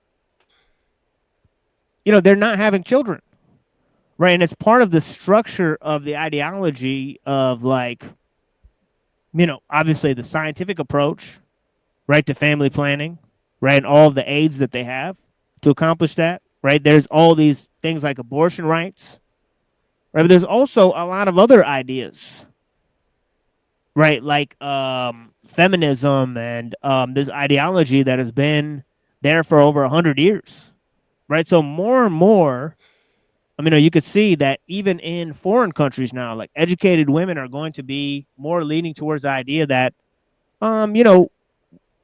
we could start families later, we could do whatever we want, so on and so forth. So, right. So the problem has not gone away. Substantially. right, today. So although we're taking a historical look at the problem, there's still many people that point out that it's still an issue. Yeah, it's right. Like the guess Nordic system classic had like two tiers feminism. One for the just high class women, and another one for just the other women. But of course, we probably won't implement now because we said, oh, it's barbaric. So Yeah, and there's also the issue of population displacement. I'm sorry, displacement because of immigration laws and all that type of stuff. So there's increased immigration, right? There's obviously loss of cultural traditions. There's an increased education of women and them going to work and being engendered with feminist values, right? So all of these things have had a cumulative change, and of course, there's the scientific and objective reality that they're able to have medical procedures like abortions and contraceptives, right? So yeah, you guys are just with the wrong chicks, right? But we're talking about society at large, right? So the problem is that it's the type of chicks that society produces, right? Is the issue. Yep. Right. yes. So that's what we're kind of referring to, right? With the and also that reflects on the type of men that the society produces, right? So they're Yes. both sort of in the same boat here. Obviously, takes two to tango. But yeah, Yeah, and I could probably work around the problem, but then people will get offended. So I guess I won't bother. yeah. This looks like a pretty good idea. Get a Mexican chick. Yeah, I might be having to go down that route, right, at some point. But yeah, blessings to all the people that are here. Yeah, I greatly appreciate you. I already have my passport, so Lols. Hey, go flame, yo. It's gonna be a passport, bro. Yeah, man. I'd strongly consider it. But if that's a suggestion, just with the wrong kind of checks and the right kind of checks are just across the border, then I'm most of the way there, right? Yeah. Frank proposes the Asian futurism route. Looks like. Yeah, it's pretty much. But here's the problem. Guess we kind of monoculturalize that. So that's it. So until we have a multiplicity of cultures again, then this problem is just exported. Yeah.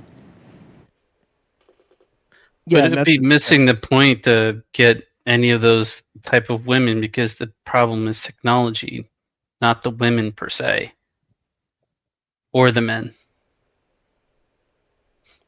But well, I hope the problem's not technology because that's just third order physics, I think. So that means it's just like an eldritch abomination we're not gonna get rid of. It's like we just have to kill Cthulhu.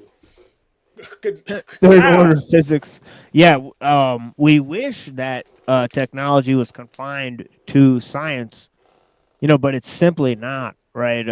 So, if it was a subsection of physics, right, that would be a great place for it. Yeah, I think that is a great place for the research on technology. But then the problem is that, technology integrates everything in society, right? So, how would it be confined to some scientific department, right? Well, having organized those departments in the first place, right? So, well, the problem with physics is it's just inherent in that universe. So it's just the study may be constrained, but the effect is not constrained. So. Yeah, that's what Weinstein says. He says we need more science and less technology. Right. So yeah, I tend to agree with that proposal. But yeah, let me just finish reading this quote here, and then we'll move on here. He says the new system must be based upon the fact that to produce children is a service to the community, and ought not to expose parents to heavy pecuniary penalties. It will have to recognize that neither the law nor public opinion should concern itself with the private relations of men and women except where children are concerned. It ought to remove the inducements to make relations clandestine and childless. Here as elsewhere, liberty is the basis of political freedom. Whoa, what is he going to propose? Maybe Christian nationalism or something. And when liberty has and when liberty has been won, what remains to be desired must be left to the conscience and religion of individual men and women. Interesting, folks. So yeah, I think you have to say Christian nationalism like 3 times for Neuro to appear. I just said that last time. Christian nationalism. Come out, Neuro chat. Yeah. Yeah, so yeah. Yeah, we got a couple documentaries here that we're gonna play. We got a few texts as well. You know, so I actually have no idea how I'm gonna organize this. Maybe a documentary, 2 texts, documentary, then ellul. I mean, so yeah, that's how we'll kind of proceed here, and maybe I'll and of course we might want to get into some Taoism today. So yeah, so I might get into a little bit of Taoism today, you know, which is good, right? So we'll be continuing on, looking at the Shang-Zu. Okay, so we could look at some things from the Shang-Zu, right, and continue our journey, looking at advancements in Eastern philosophy, right? And of course, we're going to move to the Abhidharma and the Buddhist systems pretty soon. And yeah, so that's where we're at here, right? But yeah, so I appreciate the people that are watching. Okay, I'm going to play a little bit of music for you guys, and then we'll take a look at the documentary by Schumacher. And of course, the documentary by Schumacher and the documentary by Mumford are going to reflect sort of the same basic sentiment about technological determinism. Okay, and how society is organized by different forms of technology, right? And of course, the waste of energy that's procured in the process, right? And of course, the sort of technically sanctioned inefficiency, as well as the goal of efficiency, right? And the sort of unreasonableness of this sort of technical efficiency in a certain respects, right? Because of the size of the technology in some ways. For Schumacher, right? He's pointing to the size of those technical implements, right? But anyways, here's a little, little church song. Blessings to the people. Yeah, we'll be back in little 4 minutes here. I appreciate you guys. I don't know if you guys ever heard like Declaim, but yeah, he's kind of like a rapper, but I don't know. He's kind of like spoken word, like he sort of just talks over a lot of songs. But yeah, it's actually, I think he did collabs with Flying Lotus, if I remember right. Yeah, Declaim, Flying Lotus. Oh yeah, dude. Killer collabs with Flying Lotus, Madlib, and all those guys. Yeah, man. But yeah.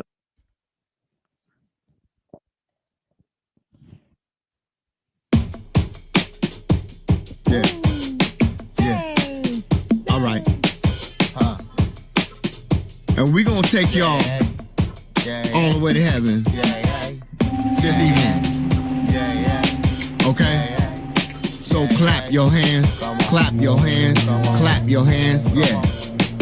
Let's see now, how should I start this? Where shall I begin? Somewhere in the middle, or how about near the end? Better yet, how about my birth?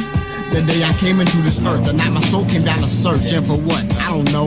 Always was poor, ball bred from the white folks next door, Stepdaddy with a switch never taught me how to pitch a baseball. And what the hell is basketball, y'all? But all in all, it was all for the good, the better. So hand me down that sweater, don't wanna catch a cold. Life will get better, that's what I was told. It just kept getting old. Even though I got eyes of my own, what I've seen is how I've grown. Pour up past the week, I let it be known. I gotta get this life right. One day you're here, the next you're gone. And that's your birthright, yeah. All the way to heaven, ain't no stopping us. Me, you, her, him, and God you trust. Ashes to ashes and dust to dust. Till I die, I shed light, cause that's a must.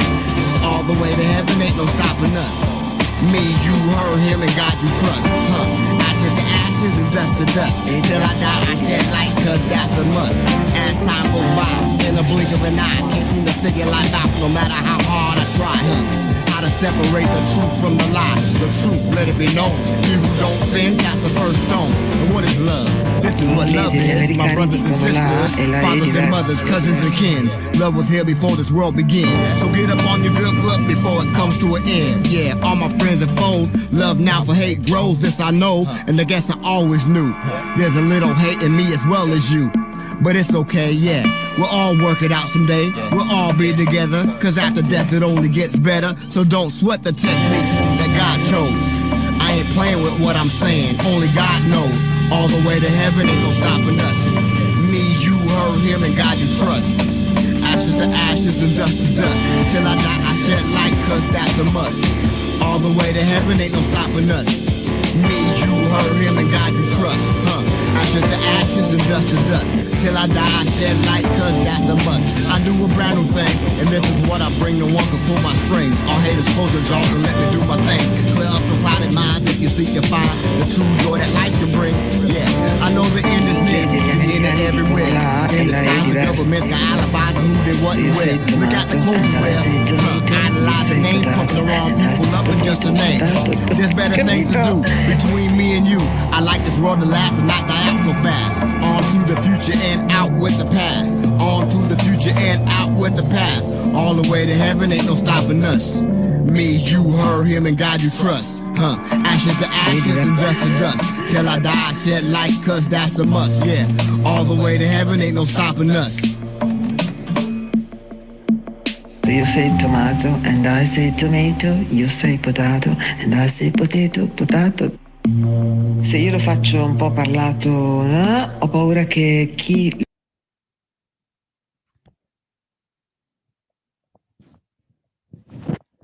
Yeah, some of those motherfucking things are jazzy as fuck.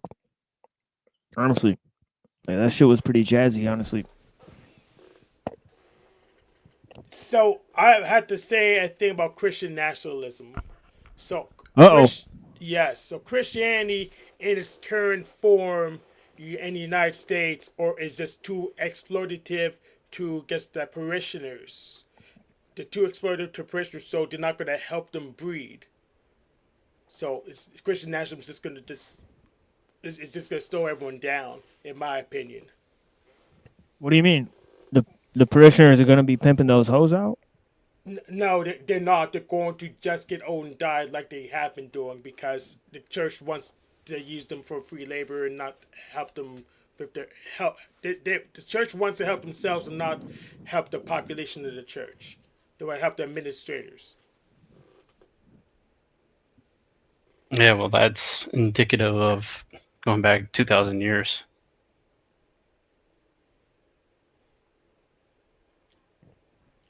That's not really anything new.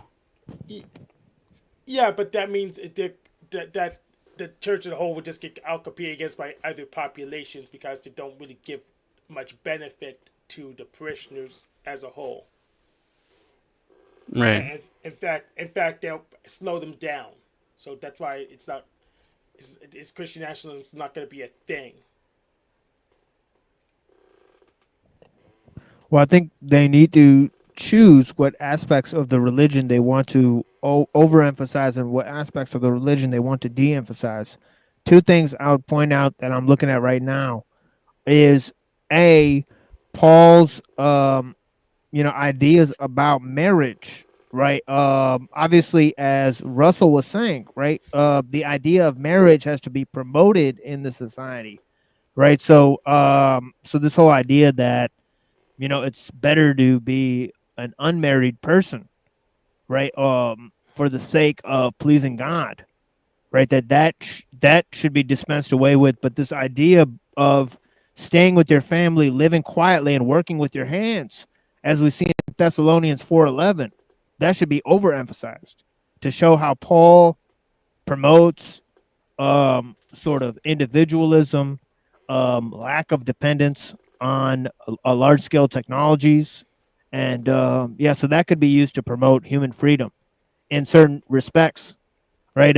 So yeah, so it's all about looking at taking a serious look at the religious doctrines and actually confronting those narratives that are promoted on a society-wide basis, and then the first conflict that they're going to have to take is this idea of science versus religion, obviously, right? So as we showed in the first parts of the last few parts of our show, right, this is going to have to be a huge conflict that's going to have to be overcome, right? And a serious look into the link between religion and technology, science and spirituality, right? That all these things need to be looked at, right? Because there's already charlatans, you know, and fake guru types and all sorts of you know, different you know, people that are trying to, you know, sort of grift and shill and, you know, promote, you know, as our friend here would say, synarchism. You know what I mean, right? So Yes. you know, And we probably need to bring back marriage as a business transaction too. That would go a really long way on to solve the issues at hand, in my opinion. Bring back. Aren't they Bring- currently a business transaction? Yeah, that's what I was thinking. Well, To Christianity in particular. Well, the thing is, they're kind of not, because both parties in the transaction are losing in the end, and the lawyers are benefiting. So it's really not. It's not for the people getting married. It's used to fund the lawyers. So it's not. Well, Really it's still a contract though. Well, the default contract is not set up for this age. So we had to at least change what the default contract is. At the very minimum.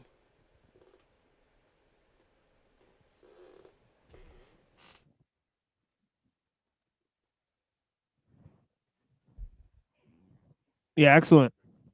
Well, as I said here, I'm going to move on to Schumacher and look at some of the problems of technical necessity and technological determinism, right?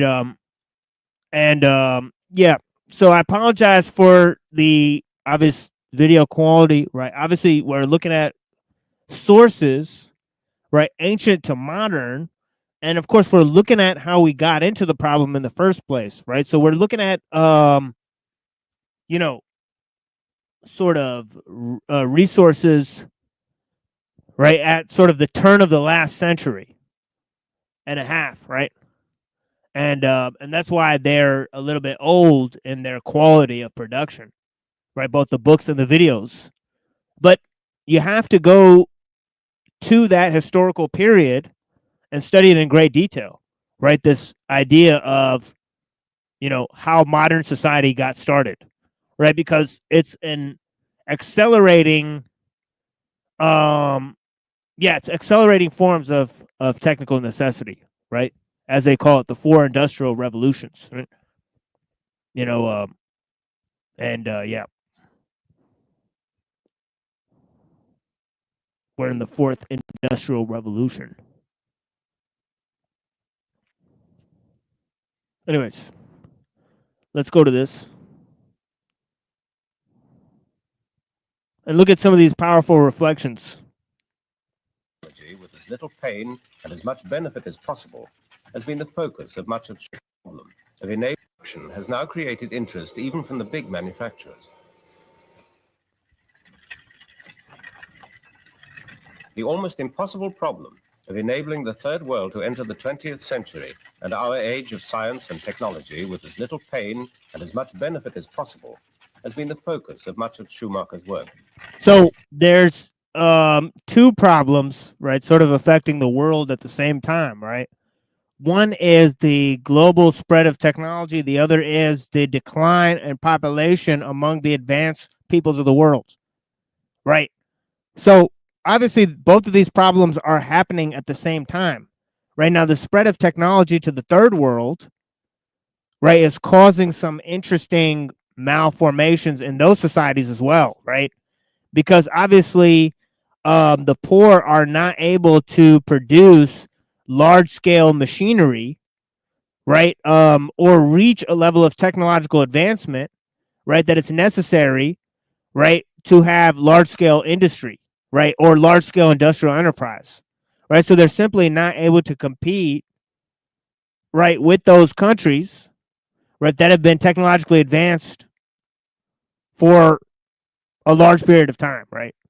So what Schumacher is talking about is that, you know, in a lot of cases, right, they're caught between the old methods and the new technologies, right, which are too expensive, right? And so yeah, so that's the first problem, right? The second problem is that these technical methods create supplies and resources and energy expenditure, right? They rely on supplies and resources that are hard to come by, and they produce energy expenditure and cost that is, you know, that doesn't work for small scale communities, right? And it tends towards life in the city, right? So you have the notion of, you know, the growth of the technological system and the growth of the cities, right? So this is a issue that we're going to look at in great detail with Schumacher and Mumford, right? But there are aspects of so-called primitive village life which he thinks we in the West may have lost in our extreme dependence on machines. Labor may look primitive and is unlikely to appeal to us, yet no fuel is being burnt and it's keeping someone in a useful job. Whether animal or manpower, we largely rejected such alternative energy sources with our Industrial Revolution. How improved transport carried coal and people to the new factories, causing the growth of new cities, is familiar history. What was less obvious until recently is that this industrial expansion, and it's still going on, was based on the exploitation of seemingly limitless fossil fuel. People left the land to become the new wage-earning consumers. Labor itself changed as mechanization made human skills redundant. In 30 years, villages like Middlesbrough grew into cities. Okay, so you have the idea of, with increased technical improvement, you have less reliance on human skill, right? So as you overproduce machines, you underproduce the humans who run the machines, right? Those humans are confined to simple and repetitive tasks. How would you explain the so-called skills gap? Because the argument is that, well, but humans need more skill because the technology is so complicated. Oh yeah, yeah, of course. Yeah, it's going to be filtered and run by experts, right? You have to have over specialization, right? But this is a product of the way the system is organized, right? It's not because we want it, right? It's not because we planned it, right? So that's a key issue, right? But that kind of conflicts with there's a reduction of skill because we need the increase of skill because the complication. I'm sorry, I don't understand that one, Hank. Can you elaborate? Yeah. So, the problem is because humans are losing skill. I don't agree with the thing that humans are losing skills. That's because of the complication of the technology. The skill ceiling has the skill floor gets lower. So people just have to have more skill to do anything rather than we're losing skill because things aren't as simple. No, I think there's less people possible with specialized skills. Right. So there's more skills, right? Just because there's more skills doesn't mean there's more people that have skills, right? Right. So yes, there's complex forms of specialization, right? But that doesn't mean that more people possess those complex forms of specialization, right?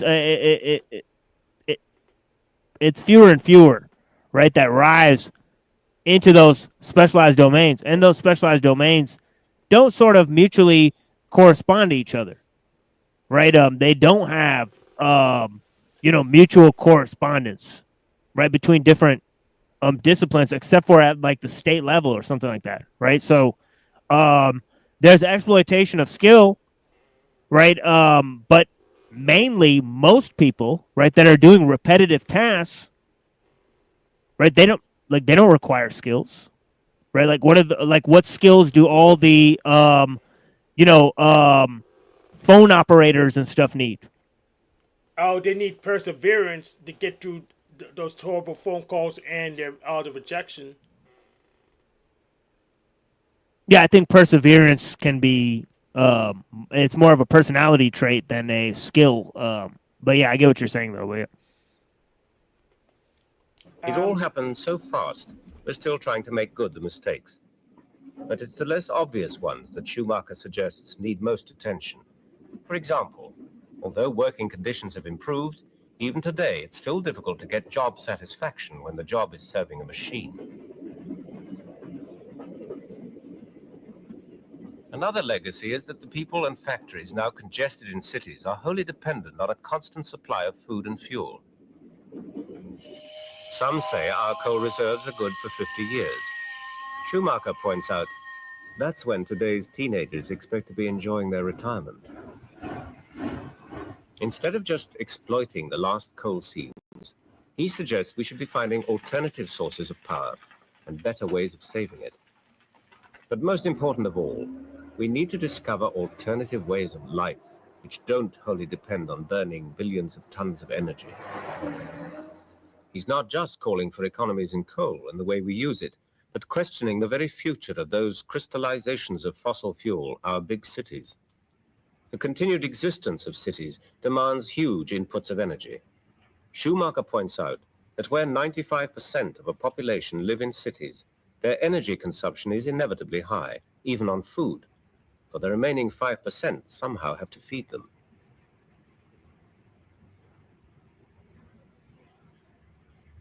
Faced with acres of bricks and mortar, it's difficult to see how we can ever decentralize towards smaller communities. But if Schumacher is right, and city life eventually becomes insupportable, it will be the facts, not him, that persuade a massive exodus from the tangled complexity of urban life to the greater self-sufficiency of small towns and villages. With both North Sea oil and nuclear energy just around the corner, many consider his analysis of the current facts about energy too pessimistic. But is it? To obtain energy involves us all in a price, and despite our need for power, Schumacher considers today's price too great. So that's a great quote. To obtain energy involves us all in a price. It's completely, if I understand correctly, I don't think I do, but they could have avoided all of the waste products and all that bullshit by using a different way of like a thorium based nuclear site where it doesn't end up, you don't end up with all that nuclear waste and all that shit. We don't have it working yet, but China apparently does. But no, they're lying. But here's the thing: that mechanisms, not that people will leave the cities and go to the countryside. What the mechanism will be is there's a population correction. So we'll just go back. The population will go back down because it was went up because the city could support it. So once the cities are gone, we can't support the population will correct down, and we'll have far less people like we used to have.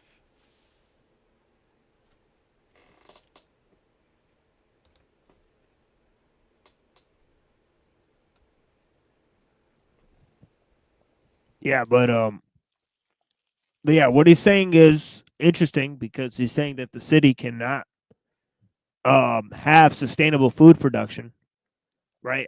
So obviously it needs transport systems, right? And you know, it has to turn the whole farm into an industry, right?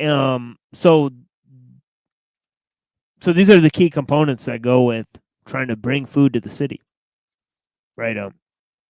But yeah, it's interesting. Take nuclear power. In order to really make nuclear energy a mass phenomenon, and when we talk about oil, we're always talking about hundreds of millions of tons, not millions, not 10 millions, hundreds of millions, even thousands of millions of tons, to make it quantitatively relevant. You can't do that with natural uranium. You have to go on to the breeder reactor. And the breeder reactor is an awesome proposition. There we produce plutonium, a most terrible substance, which nature has never produced, which is not only extremely radioactive, but also extremely poisonous. A lump of plutonium which you could hold in your hand, the size of a grapefruit, if dispersed, would be enough to kill all creation. Plutonium will remain active for thousands of years, and all that time it will have to be kept safe. But it's not just the safety factor that worries some economists about nuclear power. So far, it's very largely been what's called an energy sink, which means we've spent more energy installing nuclear power stations than we've got back as electricity, and Schumacher fears they may never break even. Constructing a nuclear power station uses up a lot of energy, not just in building it, but in many other processes like mining and enriching the uranium. It takes about 5 years, and for all that time, the plant is a power input. It takes a year to get it going, and then at last it produces power for its fairly brief lifetime of about 25 years. But that's not the end of the story. The materials involved will remain radioactive for at least 250,000 years. Throughout that colossal period, just guarding and keeping them safe will involve some energy loss. Yeah, you were saying stuff about that before, TML.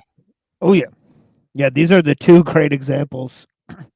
Obviously, you know, you can add cell phones to it nowadays, right? In terms of organizing people's lives, but yeah, nuclear energy, right? And the constituent aspects of nuclear energy. See, we just went right to the polyfluorocarbons, right? Because those are so apparent, right? And they're a natural product of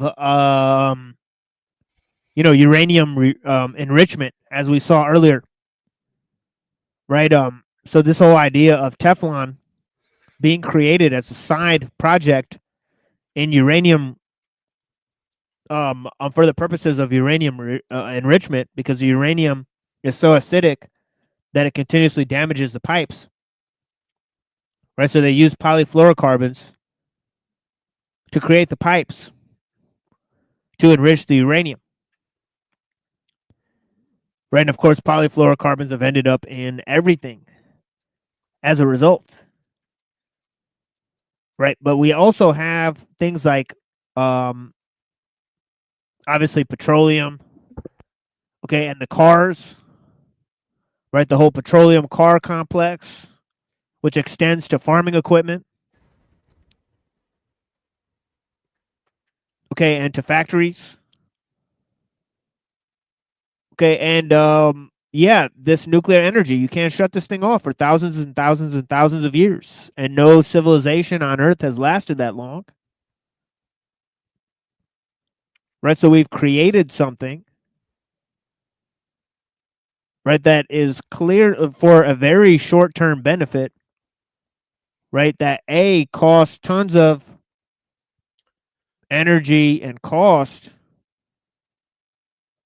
to produce it,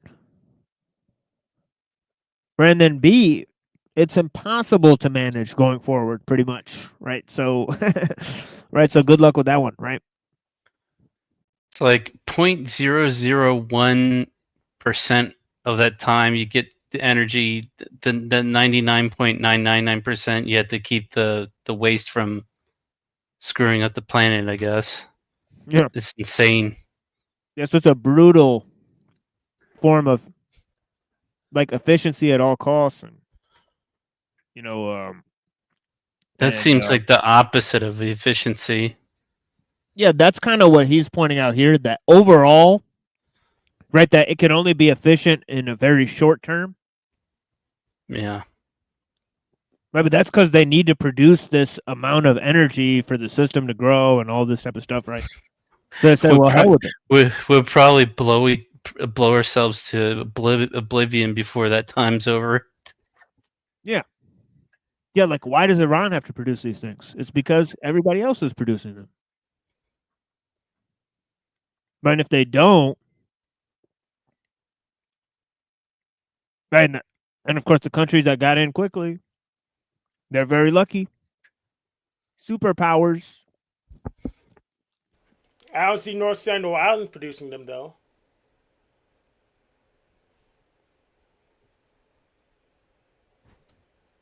They're farming their spears.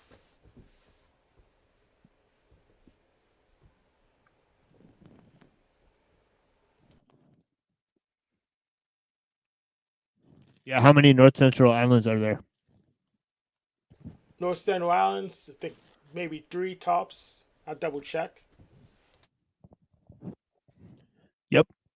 And the prospects of a technologically less advanced society living next to a technologically advanced society when they could just be wiped out in a heartbeat is pretty low. But yeah. There's just one island. Wait, what's that, Hank? Just one North Sentinel Island. Yeah. So yeah.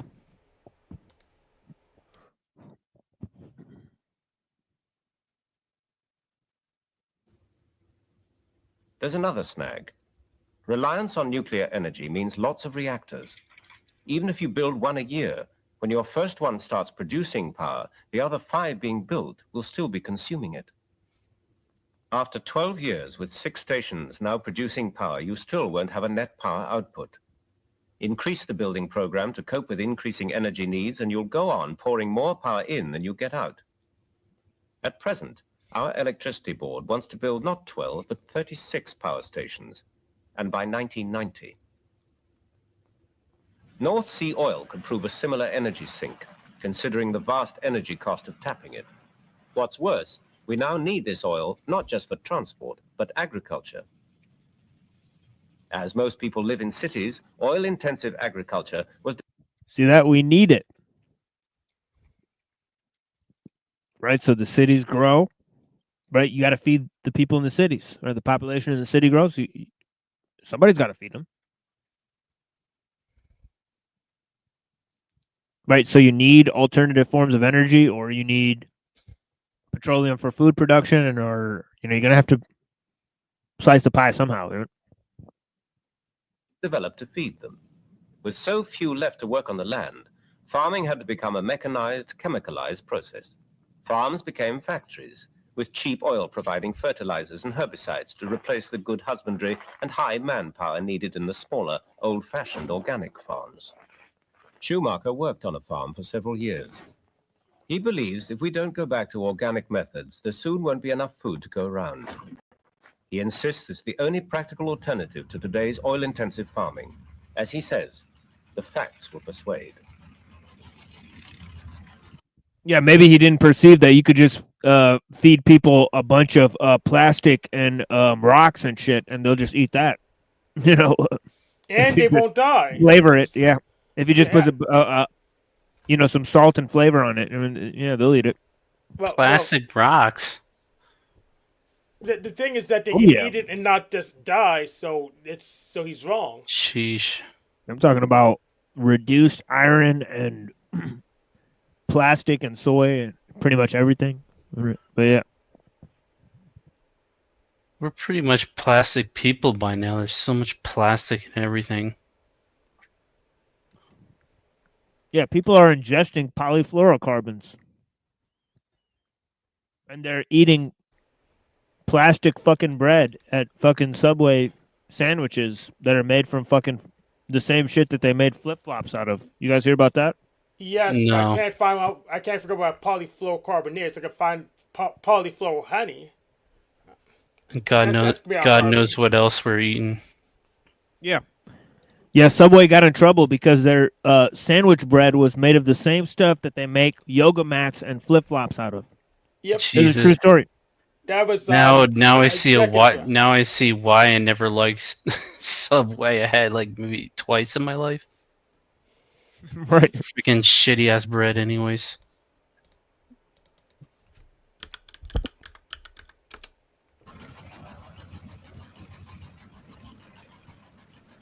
Ironically, modern organic farming could equal, even outstrip, oil-based production.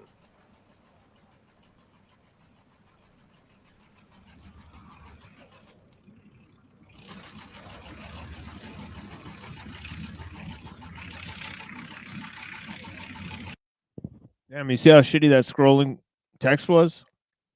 It's like they're like cranking a wheel to get that thing to scroll across. It's like, wow. I found it. They're called PFAS. Oh yeah, the forever chemicals. Yeah. Per and polyfluoro substances. So it's not even necessarily carbon. No, I'm talking about Teflon. It's in everything. It's in like fish and shit. Yeah. Exactly. Right. So it's a serious problem.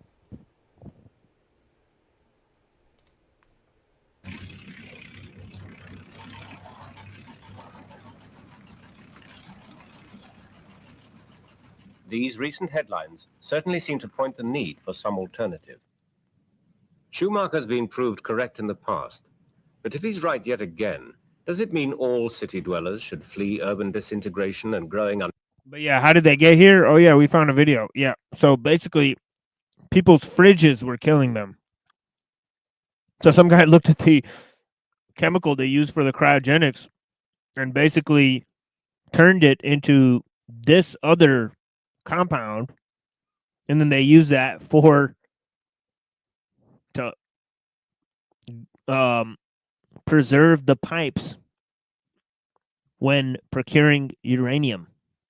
So yeah, very interesting tale there, right? But yeah. So yeah, but the idea that this guy created this thing by accident, and you'll see that hundreds of times happening. When somebody creates some chemical compound by accident and it ends up being used for a totally different industrial thing. Yeah. It's definitely funny how it works like that. It's really strange. Yeah. Yeah, it's like, like just like penicillin. 100 other things. Right, that were discovered by accident. Right? And of course it moves us along. Right, once they're incorporated into the system as a whole. employment to try and find a job on the land? Schumacher's an optimist, even when faced with the colossus of modern city life, but dislikes extremes and drastic solutions like motorways. He criticizes them as a violent answer to transport requirements, themselves created by short-term thinking. He wants a new mentality where, now that cheap oil is over, we recover from travel mania and stop devouring energy as we rush ourselves around the world. It's necessary to open one's eyesight and one's imagination to the unnecessary complexity of so much that's going on today. For instance, I go into a shop. I want to buy a very straightforward, simple article called yogurt. I find it's been imported from France. Now, if we visualize this, and that yogurt is purchasable in every shop, it's a large-scale production. There's a big factory. There's another factory that makes plastic containers. The yogurt is filled into these containers. The containers have to be crated, packed, loaded onto lorries, carted to the channel port, taken across the channel, probably the whole lorry, because that is supposed to be more efficient. And then that big lorry thunders through English villages, delivering this to some central distribution point. From there, delivery vans into the shops, and finally the housewife buys it. Also, although it may not be so convenient or French, anyone can easily make good yogurt at home. Trade boomed on cheap oil. Times have changed, but habits die hard. I really don't understand this animation at all. It's beyond bizarre. I don't understand what they're trying to portray. I don't understand the fucking weird Tom and Jerry like music.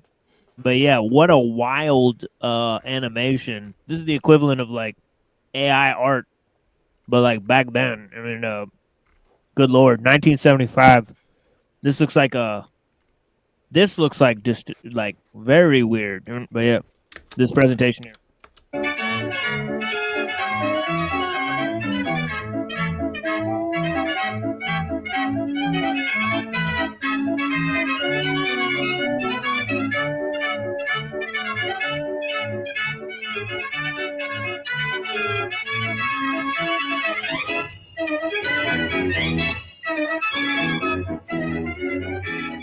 Variety may be the spice of life. Well, all right then. That was hilarious. Yeah. Okay. Variety may be the spice of life, but when life's at a premium, can we afford quite so much variety? Now, many of these examples can be given. The fact that those that I have given are very humble only mean that even in these humble instances, it can be seen how immensely costly in terms of energy, effort, organization, transport, our system of production has become, and that the way out of it is much more a reunification of the point of production and the point of consumption. And then we shall be rid of a great deal of this transport, which is now shaking our villages and towns to bits, filling the air with noise. Pause. So this is where the skill issue is really pertinent. So, I mean, there was the Smarter Scrubber project, and it was actually really, really hard just to get all the parts and all the manufacturing done for the Smarter Scrubber done in the U.S. And the U.S. is really, really big. So just getting everything, the supply chain constrained to a local area is not simple at all, because the people that knows how to make the part you need may not be within your continent.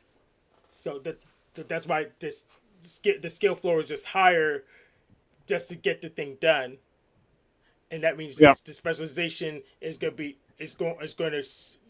localize things maybe outside of your local area. Yeah, he's gonna basically display how little skill actually affects technical efficiency, right? Because he's gonna propose this idea of stacking bricks, and he's gonna say whether you use petroleum to create machines to stack the bricks really fast, right? Okay, in terms of energy expenditure, or you just have guys standing there stacking the fucking bricks, right? Okay, it's the same value produced for each of the things. One uses the machine and energy expenditure, so you could do it faster, but the cost is the same to produce the bricks, right? You only save like 50 fucking cents in producing the fucking bricks, whether you have people stack them or you use machines to do it.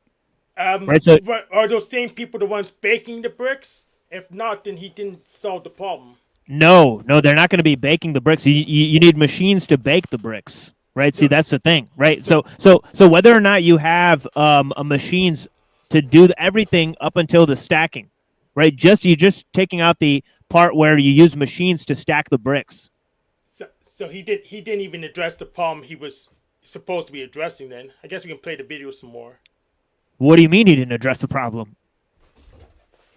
I mean, if the problem's localization of the processes, he didn't, and the processes are not local because the people stacking bricks aren't the people. It's not only bricks. it's not only localization of the processes. It's also scale of production and using human skill in the production. Pacification. Right, and also, so that is, I mean, other factors to consider. I mean, he complained about the transportation too. So he until like the people either at least nearby or better off, the exact same people should be baking the bricks as the people stacking the bricks. What problem do you think he's trying to solve, Hank? He just said to raise the fuel by transporting. That's not the only problem he's trying to solve. All right, let's listen to see what other problems he's Right, he's trying to he's talking about how scale of production affects energy expenditure and cost, and how smaller scale production and obviously localized production, you would need less transport and all that stuff, right?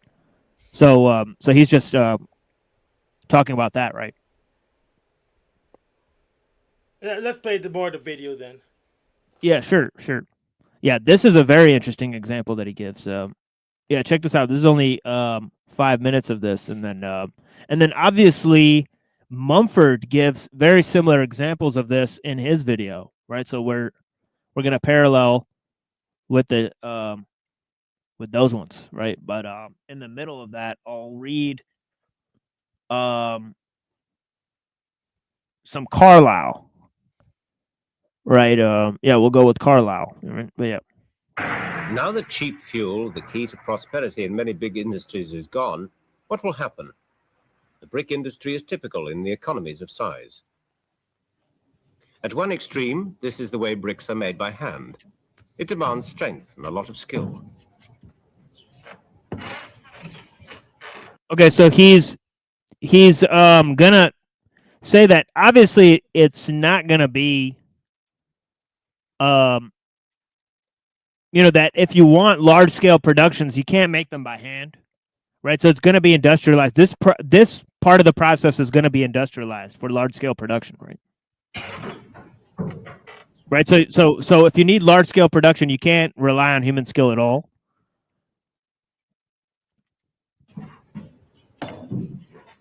It looks easy, but takes months to learn to fling clay to fit the brick mold precisely. The energy cost is human effort, making such bricks 4 times as expensive as mass-produced ones. But they look so good, there's a big demand. The bricks are then dried. The inevitable energy price of firing and transporting them is minimal compared with the labor cost of making them by hand. To get round that, the process was mechanized.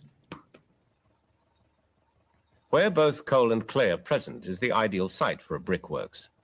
This one, near Mansfield, using its own small quarry, supplies the local neighborhood with 20,000 bricks a day. By industrial standards, although tiny, it's self-contained and pays its way. Where technology is appropriate, it's used. Because it's small, men double up on many jobs, making work varied and interesting.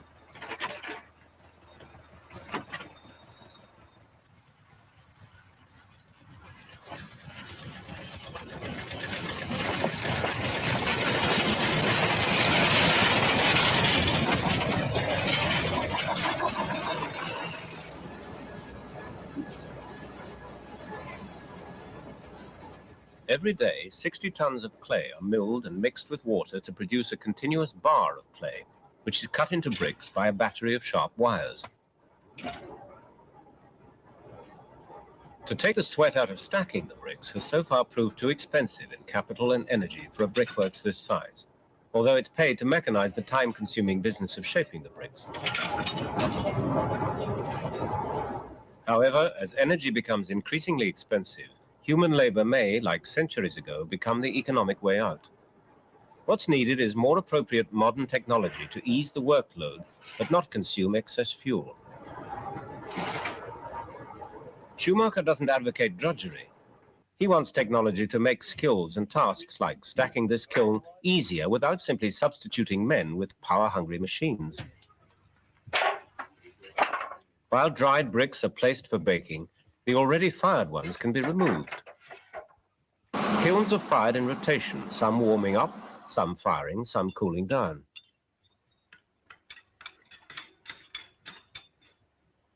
This old-fashioned but efficient device provides the kiln that's being fired with a constant supply of coal.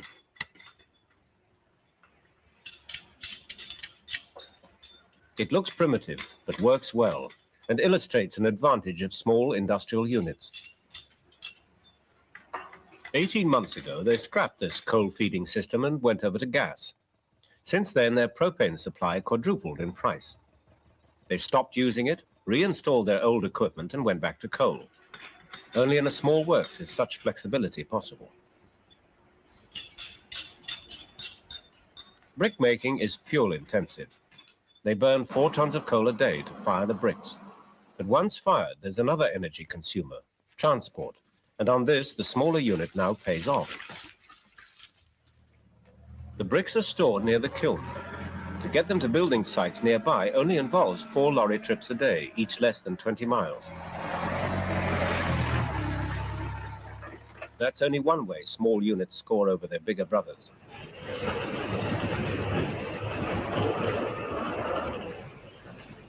This brickworks uses 4 times more clay than the first, making 10 times more bricks, but with only 3 times the labor force. Almost everything is automated.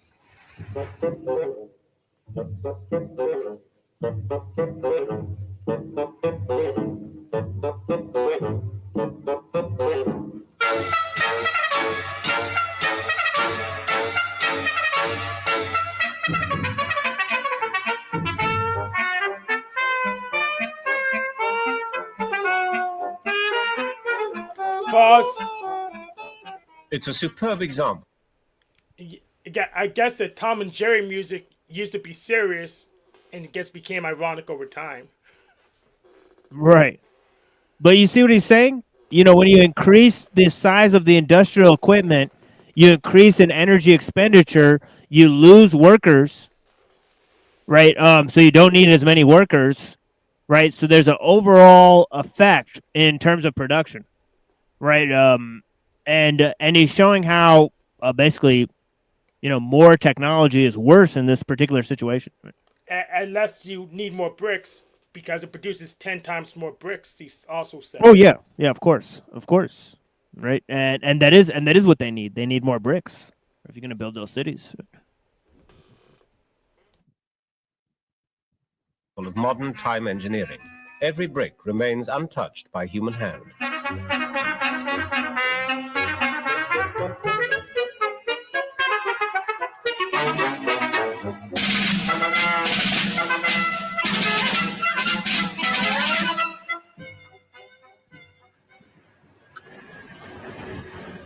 From the worker's point of view, there's much less sweated labor. In fact, if everything's going well, there's almost nothing to do at all, except watch the bricks go by.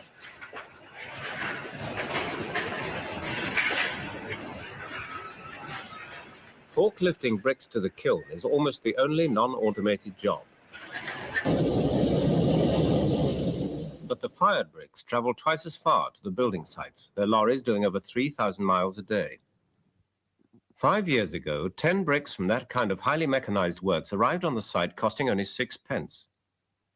They could undercut bricks from the small unit we saw previously, as these cost 9.5 pence. The 2 major expenses of a small unit were 3 pence for coal and 6 for labor. The mechanized unit paid only 2 pence for labor, 2.5 pence for oil, and a penny for electricity, a total, including extras, of 6 pence. But now oil has quadrupled in price to more than 10 pence. Labor costs have only risen to 3.5 pence, but all in all, the end price has nearly trebled. In contrast, the labor-intensive small unit bricks have become increasingly competitive. Their coal price has doubled to 6 pence, but as their labor costs have only gone up by just over a half, say 4 pence, their 10 bricks now cost just a halfpenny more than those of the big unit. If fuel prices keep rising, and there doesn't seem much hope that they won't, costs may force a reversal of our previous trend towards more mechanization. It could mean an end to every unemployment problem. The country is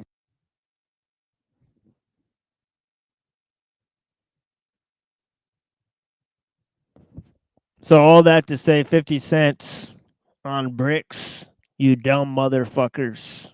Right? See, this is the thing. And why did they choose the method that employs less workers and uses more oil and energy, right? It's obvious. It's probably to sell the oil and energy. They probably already had a contract, right? And all that type of stuff, right? So, yeah. Well, they could just use mud instead, and then they could just rebuild the house over and over again after it rains. I doubt that'd be cheaper, though. I doubt that, too.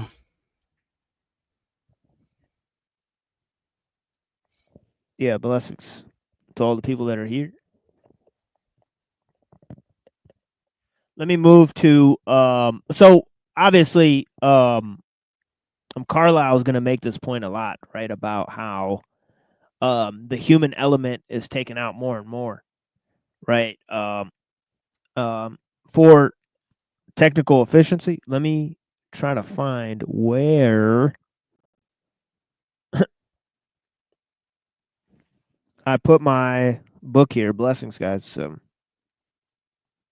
Give me 1 second. Find this. Play some music for you guys as I do that. Because I hate to just leave it in like silence. I mean, blessings. Silence of the abyss.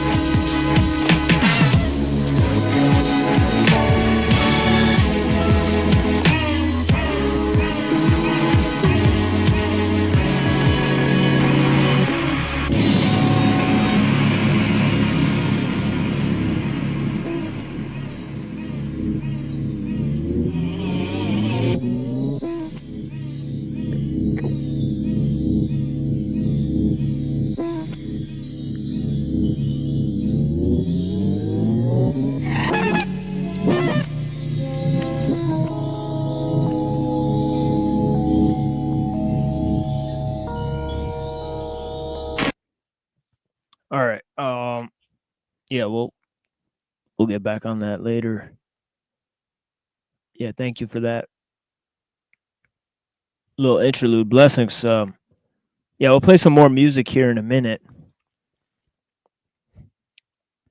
Okay, but first I want to move to Carlisle. Okay, and yeah, he's got some pretty important reflections here. He says, in fact, if we look deeper, we shall find that this faith in mechanism has now struck its roots into man's most intimate primary sources of conviction, and is then sending up over his whole life and activity innumerable stems, fruit bearing and poison bearing. The truth is, men have lost their belief in the invisible and believe in hope and work only in the visible, right? So obviously he's connecting the internal aspect of poetry and art and religion.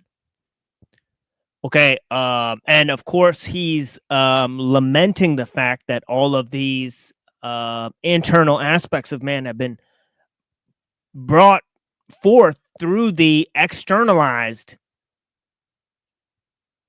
okay, fruits of mechanism, right? So he's sort of lamenting this great movement, right?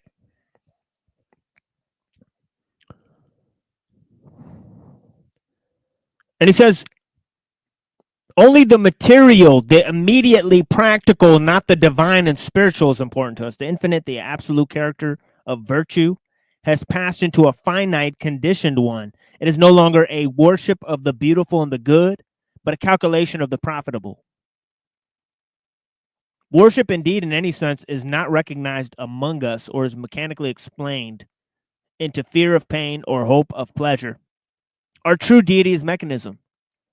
It has subdued our external nature for us. And we think it will do all, as we think it will do all other things. We are giants in physical power in a deeper than metaphorical sense. We are titans that strive by heaping mountain on mountain to conquer heaven also. The strong mechanical character so visible in the spiritual pursuits and methods of this age may be traced much farther into the conditions and prevailing disposition of our spiritual nature itself. Consider, for example, the general fashion of intellect in this era. Intellect, the power man has of knowing and believing, is now nearly synonymous with logic.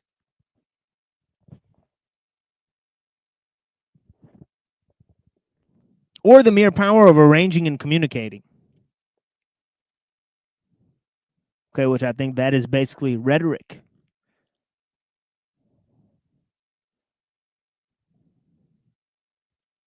He said its implement is not a meditation, but argument.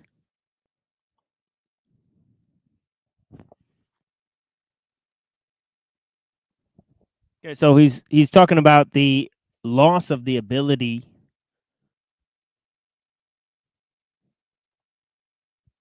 of language to communicate those indescribable aspects of human experience. Right, because what needs to be vocalized is what's immediate and most material aspects of things, right? So we've lost our ability to understand abstract concepts. I mean, this is the loss of the internal sphere that he's talking about, right?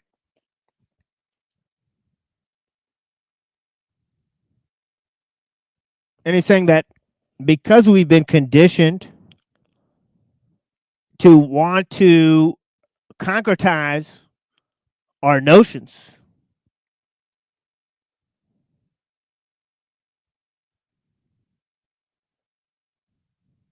our ideas are not about elaborating our concepts, right? But about debating and about perceiving the differences between our thoughts and others. A lot of his reflections are very much in line with what Skolomowski is saying. in our previous summations.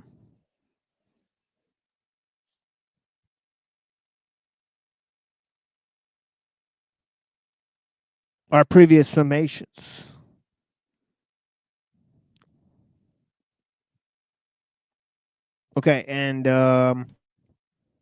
so it goes on to say, cause and effect is almost the only category under which we look at and work with all nature. Our first question with regard to any object is, what is it? Is not what is it, sorry, but how is it?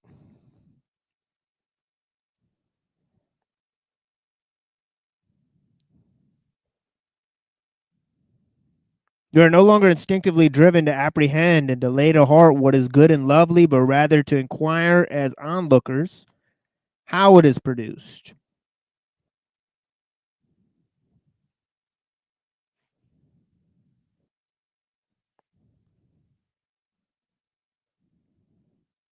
Whence it comes, whither it goes, our favorite philosophers have no love and no hatred. They stand among us, not to do nor to create anything, but a sort of logic mills, to grind out the true causes and effects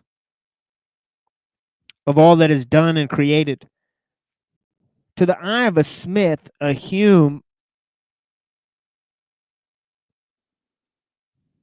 or a Benjamin Constant, all is well that works quietly. An order of Ignatius Loyola, a Presbyterianism, of John Knox, a Wycliffe, or a Henry VIII, are simply so many mechanical phenomenon caused or causing.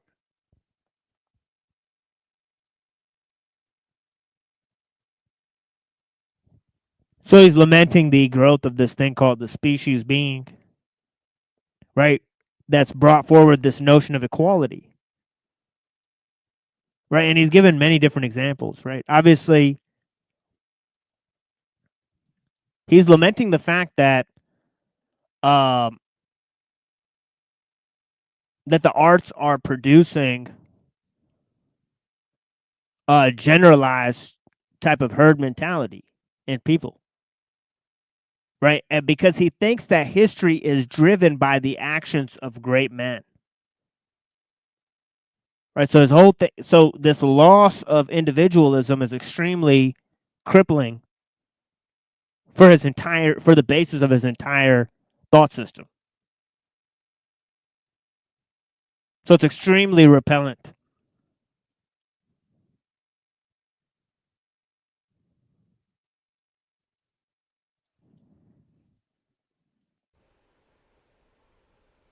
But I wonder if he says anything about the theory of evolution. Yeah, before we go there, I want to comment on what he just said. Sure. So he claimed that people were worshiping the invisible, worshiping mechanism instead. Mechanism's not visible either. It's just another ethereal thing. So he's just not factually correct there, because mechanism's not a thing in itself. It's another ethereal thing. Well, it could be. I think I understand what you're saying, because it's based on knowledge, which is immaterial, right? But once it becomes mechanism, it has to be externalized, right? So this whole thing that the fruits of the knowledge is based solely in terms of externalization, right? That is mainly what he's lamenting, right? So we could distinguish between science and techniques and the mechanistic processes, right, which are of course physical, right? Well, processes themselves aren't necessarily physical. We replace one god with another god. Well, sure. If you press a button and it turns on a machine to elaborate a series of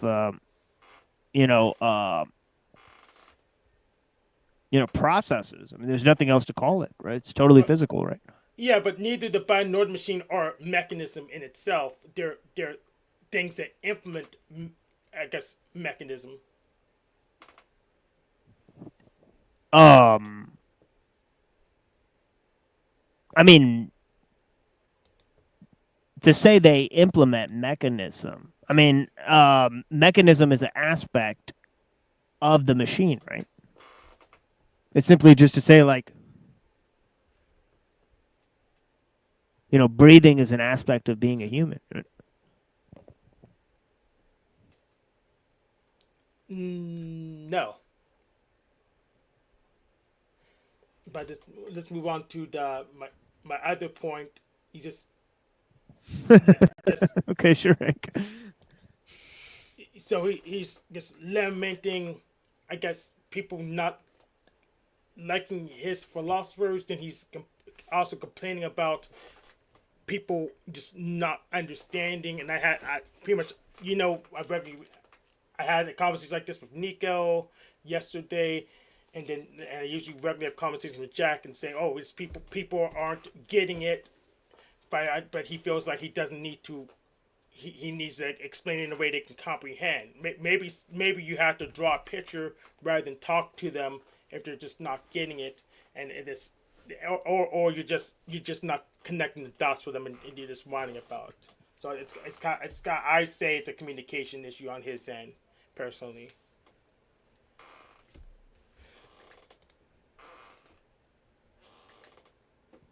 Yeah.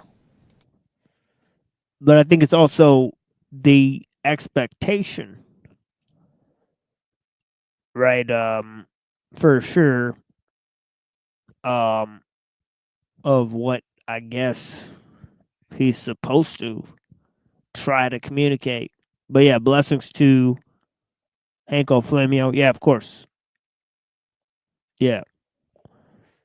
They got love for Hanko Flamio. For sure. But yeah. So those are interesting reflections. I appreciate you. But yeah, let's go to this. Yeah, I'll drop the link in the chat if any more people want to participate in the show, of course.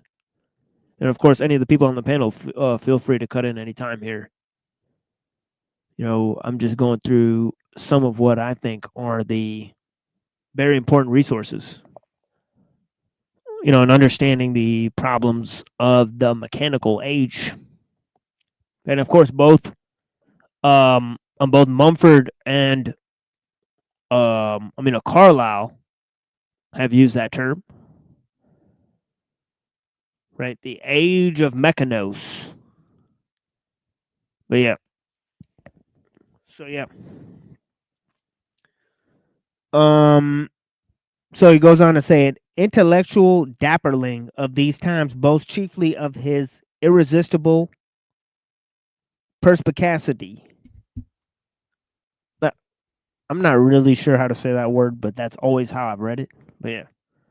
His dwelling in daylight of truth and so forth, which on examination turns out to be a dwelling in the rushlight of closet logic, quote unquote, and a deep unconsciousness that there's any other light to dwell in or any other objects to survey with it. Wonder indeed is, on all hands, dying out. It is a sign of uncultivation to wonder. Speak to any small man of a high, majestic Reformation, of a high, majestic Luther, and forthwith he sets about accounting, quote unquote, for it. How the circumstances of the time, quote unquote, called for such a character and found him, we suppose, standing gird and rode ready to do its errand. How the circumstances of the time created, fashioned, floated him quietly along into result. So he's hating this idea, right? That men are created by the spirit of the times. Okay, he hates this sort of Hegelian idea, right? Of the zeitgeist of the age and all this type of stuff, right? Okay, he thinks it rather should be true that the men create the times, not the times create the men. Right? What kind of men are those? Right. So he says, okay, this idea of the man that is a result of history, right? Okay, that is the afterthought of the process of evolution, really. You know, and of course I explained so many times how I don't like that term, right? We tried to salvage it in the beginning for the sake of Skolomowski, but he's too much influenced by synarchism to salvage his definitions, right? Pretty much, right? So we gotta like perspicacity, acute discernment or understanding, and or insight. Yeah. Yeah. Perspicacity. I love to say that. But yeah. Perspicacity. And that's how I'm gonna pronounce Jack Talca. I used to say it like Jack Talca. Like Jack Talca. like a duck or something. Like Jack Talca. All right. So just like, you know, if it's just like, ooh, baby. Ooh, baby. So yeah. Yeah, we're doing it big. Or like a duck version of Jim Bob. That's Gnosticism. That's Gnosticism. Yeah, we need like a mobster. You know, like that's Gnosticism. You saying? Huh? Yeah, Shay. Yeah, what are you, wise guy? Huh? That's Gnosticism. Now you just sound like Bunny Christ.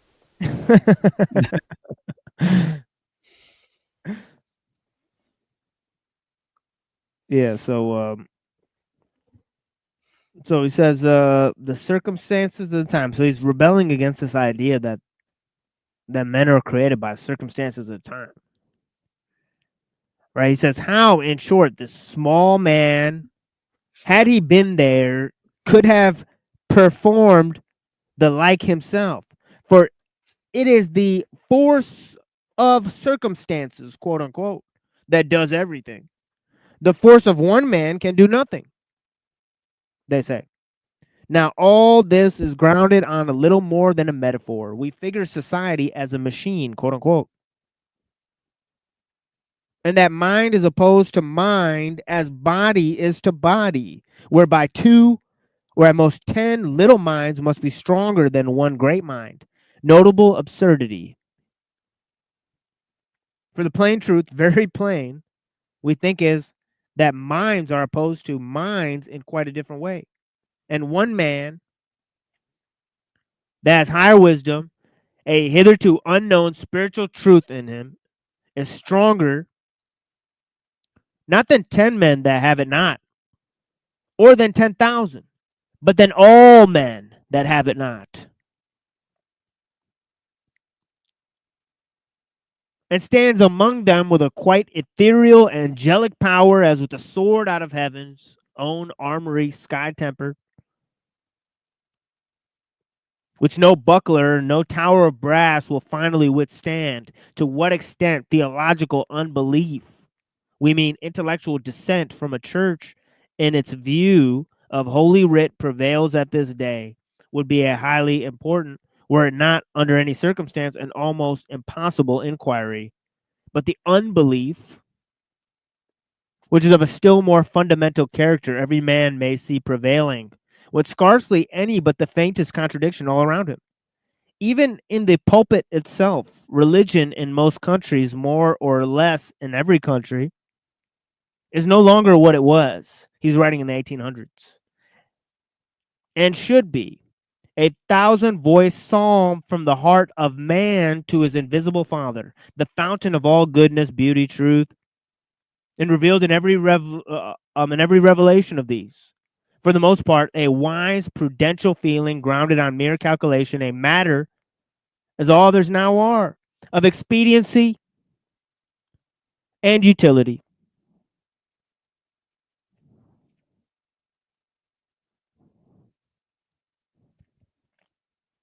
Expediency and utility. Now, of course, efficiency and utility are the rule of the age, right? Whereby some smaller quantum of earthly enjoyment may be exchanged for a far larger quantum of celestial enjoyment. Thus, religion too is profit, a working for wages, not reverence, but vulgar hope or fear. Many we know, very many we hope, are still religious in a far different sense. Were not so our case. We're too desperate, but to witness that such is the temper of the times. We take any calm, observant man who agrees or disgraces in our feeling on the matter and ask him whether our view of it is not in general well founded.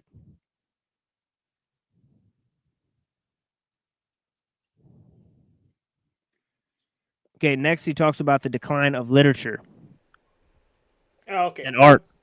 So subtextually, I think he has like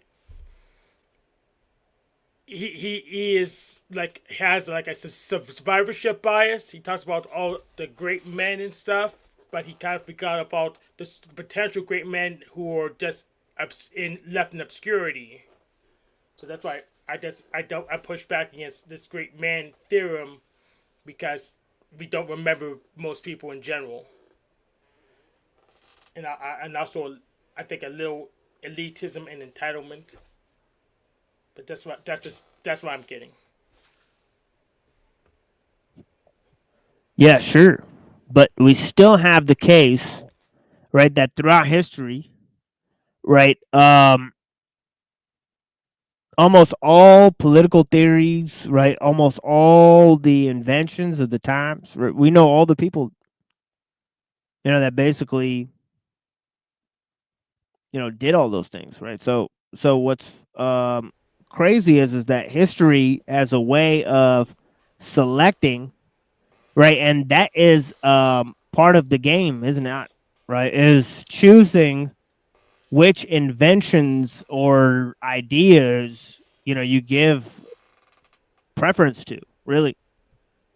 So yeah. We do not know all the people. Like, we don't know who invented the wheel. We don't know who discovered fire.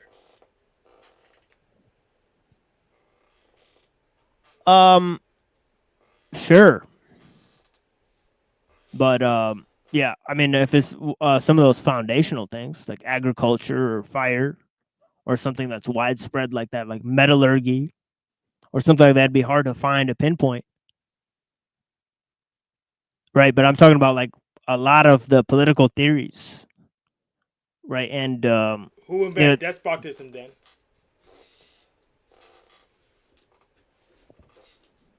Despotism, I don't think, is a political theory, is it?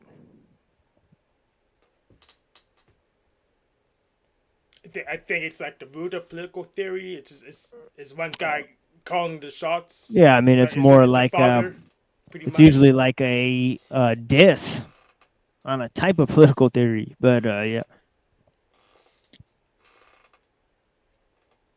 But yeah, but if you think all politics is one guy calling the shots, then you basically agree with Carlyle, right? But yeah. No, I don't. As I said, I do consider despotism a political theory, but I'm just saying we don't know who invented everything. Some pieces of chain have been lost to history. Oh yeah, of course. But it's like our friend said on the other show, the Neurojack, right? History is, to a large extent, written by the victors, and I think Carlyle would say that this is probably a good thing, right? So, I mean, do you contest that, or do you think that, we should have included everyone? So he would say it's a good thing till he loses. Then you say it's a bad thing. Wait, what do you mean? Well, if he just written out history because his ideas lost, he wouldn't like it, because he obviously wants to be one of these great men, right? These. Well, maybe he's writing history so that his ideas win. He's trying to. Right. So he's saying that everyone should do that. What's wrong with people doing that, Hank? Is my question, right? I'm not saying it's wrong to do it. I'm just saying I'm just saying that if he happened to lose and not be a great man, he'll be one of the people he would really not like, because. right, of course. Yeah. Yeah, of course. So yeah. I think I was like in the middle of this. So he says, yeah, so literature. So he's talked about religion. He's talking about art, another dynamic instead of mechanical aspect of humans. Right now, he's saying that both are necessary, right? Mechanical and dynamical. He's just saying that one is overemphasized in the modern society, right? So he says, literature too, if we consider it, gives similar testimony. At no former era has literature, the printed communication of thought, been of such importance as it is now. We often hear that the church is in danger, and truly so it is, in a danger it seems not to know of. For with its tides in most perfect safety, its functions are becoming more and more superseded. The true Church of England at this moment lies in editions of its newspapers. These preach to the people daily, weekly, admonishing kings themselves, advising peace or war with an authority which only the first reformers and a long past class of popes were possessed of, inflicting moral censure, imparting moral discouragement. Moral encouragement,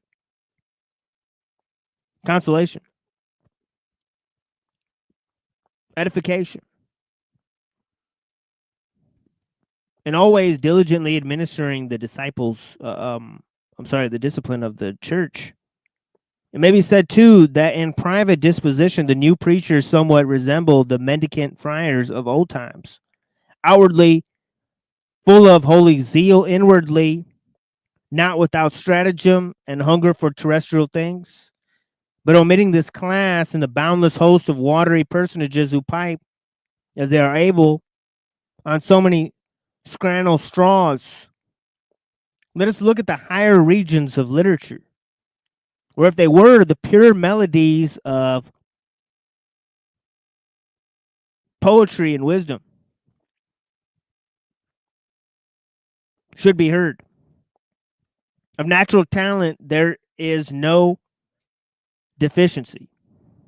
One or two richly endowed individuals even gives us superiority in this respect. But what is the song they sing? Is it a tone of the Memnon statue of ancient Egypt, breathing music as the light first touches it? A quote-unquote liquid wisdom, disclosing to our sense the deep infinite harmonies of nature and man's soul? Alas, no.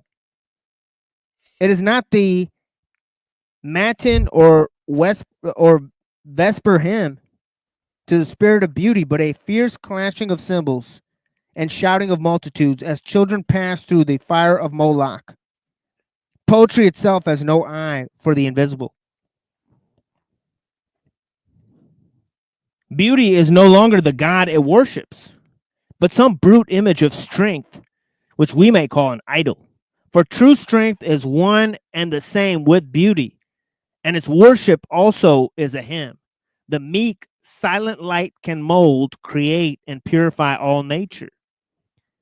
But the loud whirlwind, the sign and product of disunion, of weakness, passes on and is forgotten. How widely this veneration for the physically strongest has spread itself through literature, as one may judge who reads either criticism or poem. We praise a work not as true, but as strong. Our highest praise is that it has affected us, has terrified us. All this has been well observed, is the maximum of the barbarous, the symptom not of vigorous refinement, but of luxurious corruption. Right. Right, as Lao Tzu said, right? When the way is there,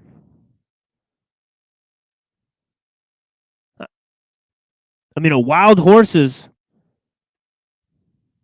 fertilize the fields. When the way is lost, war horses breed in the parks.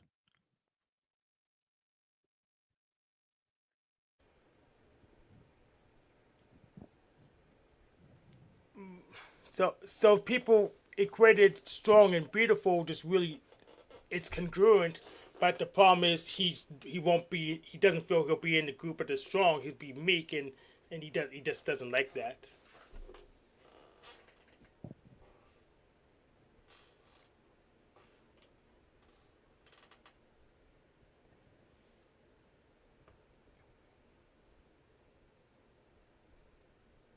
Well, what he's saying is that beauty should be tied to strength. Not that you shouldn't be strong. Sounds like he said the He said it kind of sounded like he said the opposite. He said, Well, let me read it again. Let me read it again for you. He said, "Beauty is no longer the god it worships, but some brute image of strength, which we may call an idol. For true strength is one and the same with beauty." So this true strength and false strength rather than just strength in itself. That doesn't make any sense, really. No, he's saying that art should worship strength with beauty, but all it worships is strength.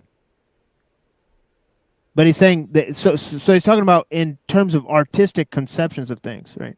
But if strength was beauty, then there wouldn't be a difference, and I wouldn't understand what he's complaining about. But he said he's implying there's a difference.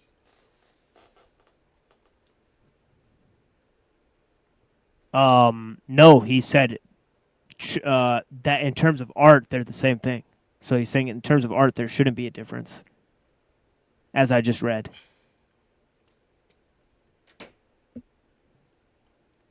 Then I just don't understand what he's trying to get to then. Well, let me read a little bit more of it and maybe we'll understand, right? He says, all this has been well observed as a maximum of the barbarous. Okay, the symptom not of vigorous refinement, but of luxurious corruption. Okay, so I brought up the example of the Tao to sort of explain what he's talking about, right? About how luxury, okay, and how that's different from cultural refinement. And luxury is a product of success, right? That was not exactly based on a contemplative effort, right? Not usually, right? But he says when it is, right, then it engenders a sense of cultural refinement as well as just, this idea of, vanity and hope and luxury and, the corruption of tastes. What he's really talking about is a corruption of tastes. Right? And he says it speaks much too for men's indestructible love of truth that nothing of this kind will abide with them. That even the talent of a Byron cannot permanently seduce us into idol worship.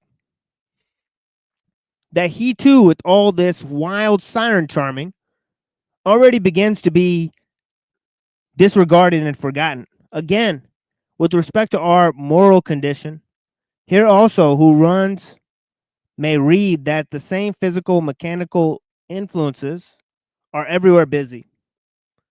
For the quote-unquote superior morality, for which we hear so much, we too would desire to be thankful as, at the same time, it were but blindness to deny that this quote-unquote superior morality is properly rather than an inferior criminality, quote-unquote, produced not by greater love of virtue, but by greater perfection of police. And of that far subtler and stronger police called public opinion.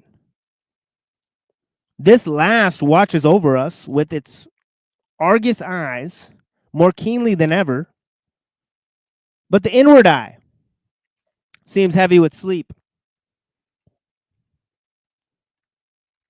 Of any belief in invisible divine things, we find as few traces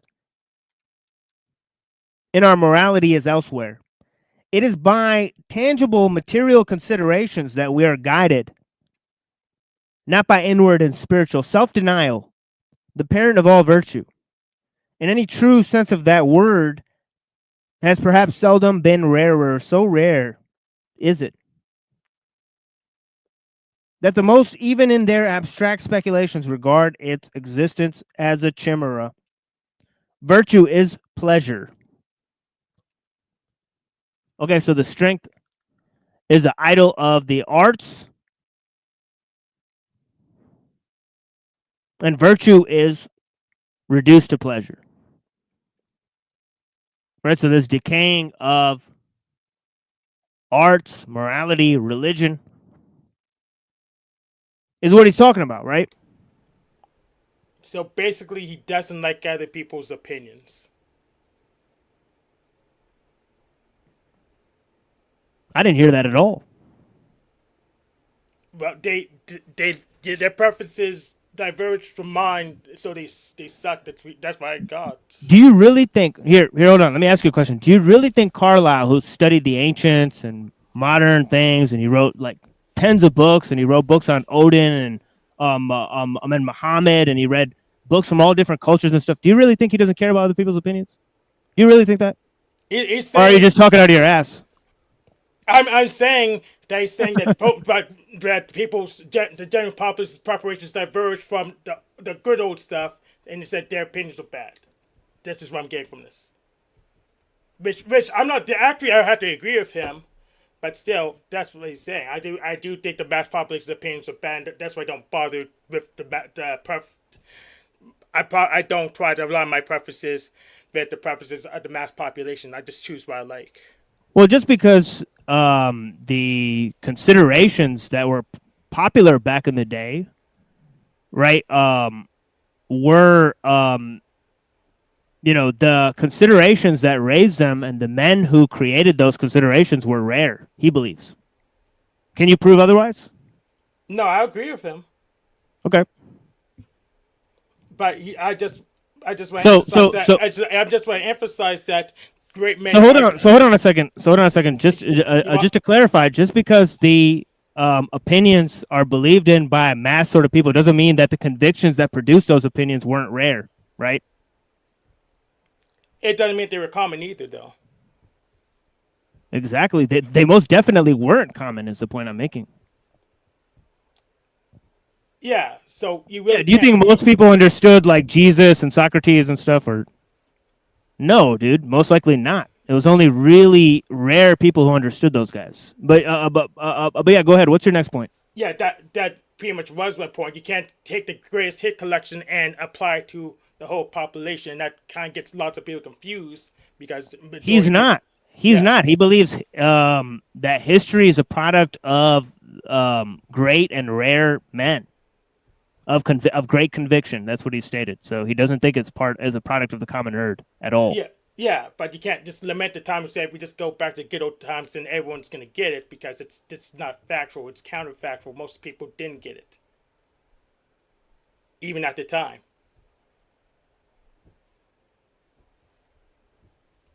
Sure, but that doesn't mean that the conditions that created those men aren't radically changed in today's age.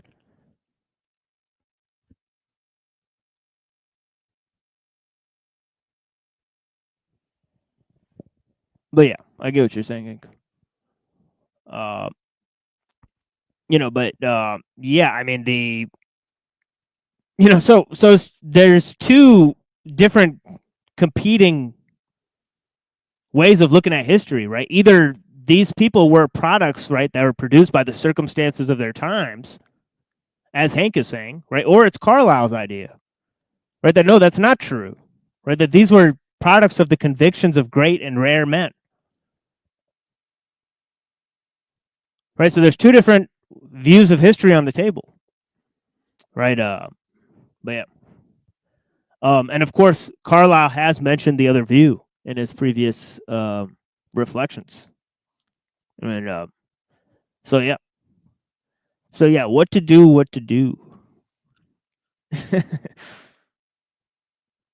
How do you spell Carlyle? Carlyle. Thank you. Yeah, if you want to share screen and do anything there, you're welcome to do that.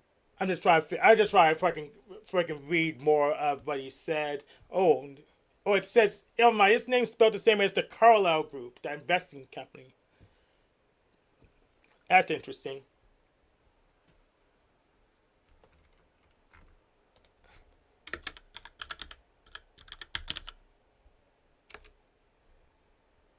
Yeah, Thomas Carlyle. Yeah, I remember there's like not an S in there, so it's just like, yep. Thomas Carlyle is what we're reading right now. Yep. Okay. And we're pretty much done reading it for now, but yeah, I'll put the link in the chat here. But yeah, if you have anything else to say about it, for sure. But yeah, I appreciate your correspondence. All the other people that are here, I appreciate you.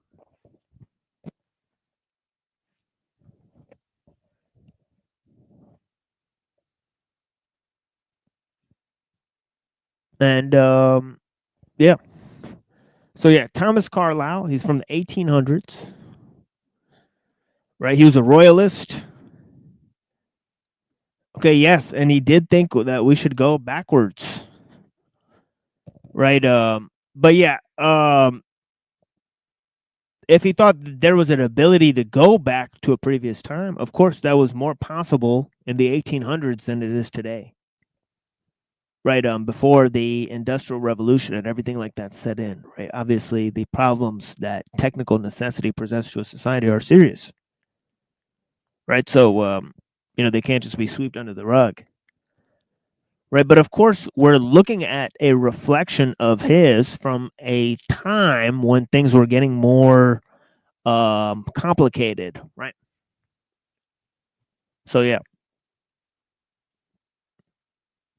He's an interesting thinker. And of course, his ideas have come back into the frame, right? Because he's been popularized recently by Mencius Moldbug. I think he wrote a piece on Thomas Carlyle on unqualified reservations. And yeah. So interesting stuff.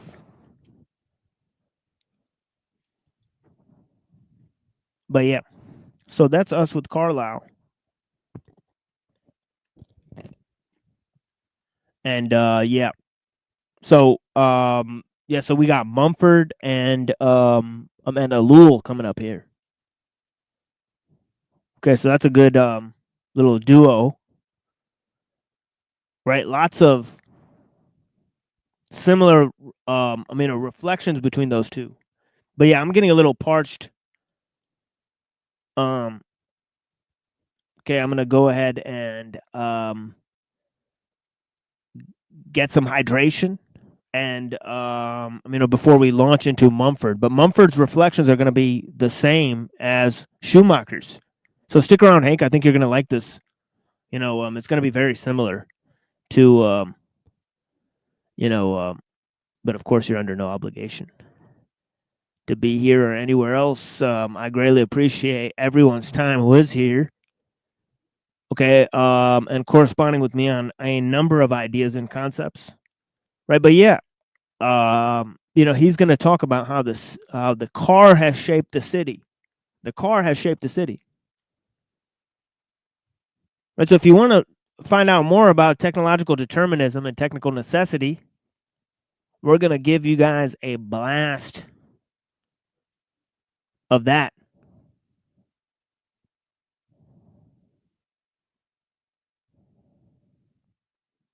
Okay. So yeah. I appreciate you guys.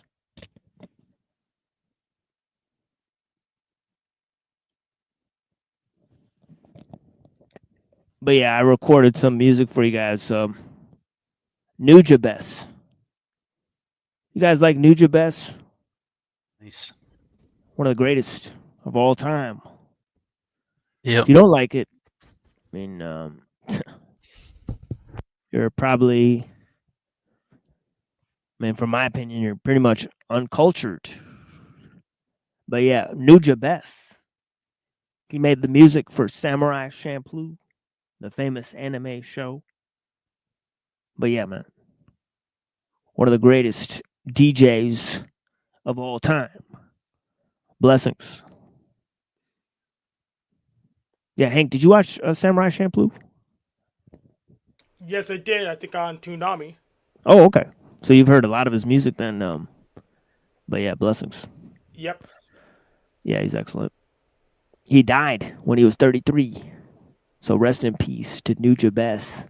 Damn. 33, Ruh-roh. That's my age now.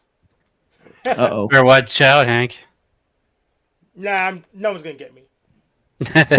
Including my own body. Nice. Hank is indestructible. Indestructibilities.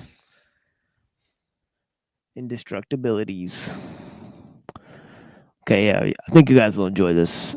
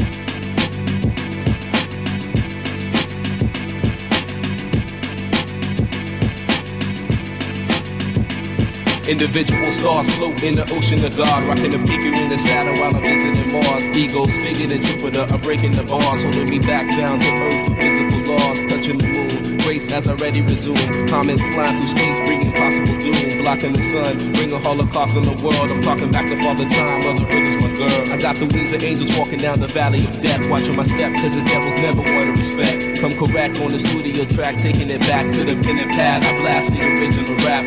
Brother on the b-boy tip with Krylon spit, I tag the charts with the graphical hits. So who you fucking with? Arm, leg, to arm, hand. Snap me your neck back while you spit out a pen. I be the original son of a bitch, hurting your wrist, cause you spinning my shit so much the needle skip. Flip to the rhythm and reminisce. Remember the days in 9-4 hip-hop as a gift. Words out of her lips came straight from the heart. Never pre-package a bought, won't negative thought. Pedal to consumers, magazines and rumors. Commercial spots turn real artists to clueless. Precise rap, rock and roll, nigga, let's do this. I float through notes, break beats with my maneuvers. Yo, regardless, while I be moving swiftly through darkness, plotting chart on my path, I'm running, cutting my losses, stumbling over unknown bumps and complications and tribulations of my life for revelation. Yo, regardless, while I be moving swiftly through darkness, plotting chart on my path, I'm running, cutting my losses, stumbling over unknown bumps and complications and tribulations of my life for revelation. Speaking to scorpions, making my heart turn to porcelain. It used to have a steady beat, now it's easily broken. Mind coasting, train of thought, stopped emotions. Welling after core, my being causing commotion. Need to release, could the stress it tear me to pieces. My love ceases and my thoughts breaking the leases. I had on my life, but the strife making me leave this. I can't beat this, going to God to defeat this. Will he help or do I have to do this myself? Alone and confused, the blues burning my health. My eyes remain closed cause my highs are lows. I'm feeling the blows of rain cause my pain is cold. Now who am I? A man or a pawn in life? Living day to day, I pray, am I wrong or right? Losing my mind, so maybe you can help me find the way to go, so I can be leaving this pain behind, trying to sleep. Sleep is the cousin of death, said a wise man from Queensbridge on BT Bless. Trying to rest instead, I rest my head on a pillow of hardships. Misery is the bed. On my back, I lie, I can see the skies through a glass ceiling. The reason tears drowning my eyes and I can't move. Grief won't let me think, my soul is dry. I called just to take a drink, I made you blink. Think like a visible man with mechanical hands, trying to reach out to my fans. Yo, regardless, while I be moving swiftly through darkness, plotting chart on my path, I'm running, cutting my losses, stumbling over unknown bumps and complications and tribulations of my life for revelation. Yo, regardless, while I be moving swiftly through darkness, plotting chart on my path, I'm running, cutting my losses, stumbling over unknown bumps and complications and tribulations of my life for revelation. Yo, viscosity of the hidden meaning between my words, thinking the plot, I caught hidden rhythms of verse, I'm loading the hearse, you biting like a Dracula curse, I'm bringing the roast to hurt like a sermon in church pertaining to you.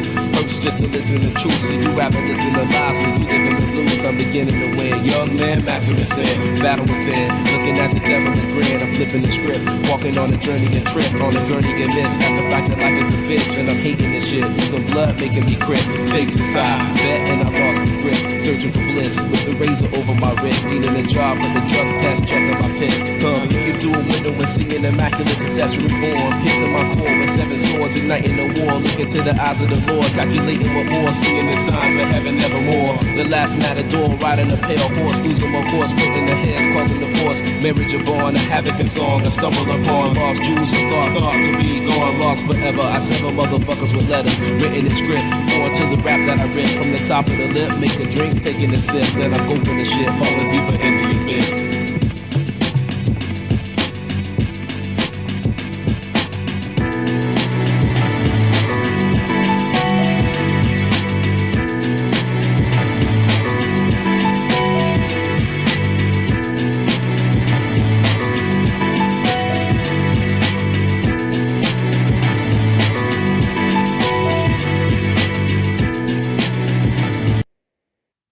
Yeah, peace to hostile Hyperborean.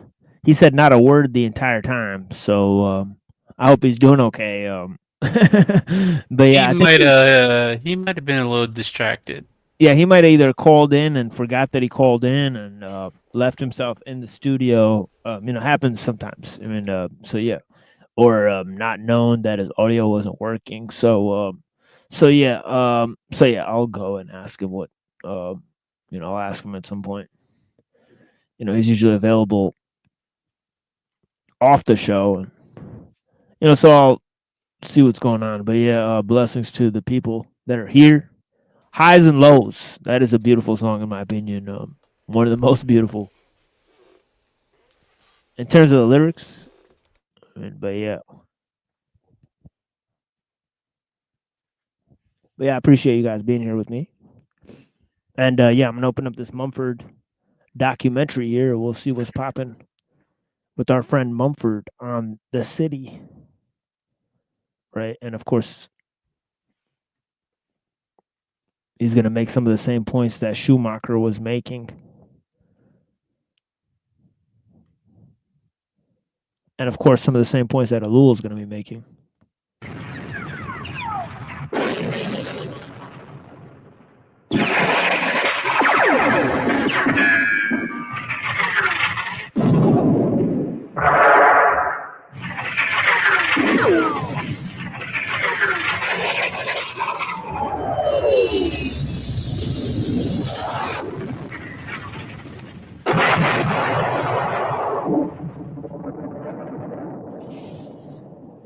The motor car shapes and forms, mutilates and deforms might be better words, not only our cities, but whole city regions.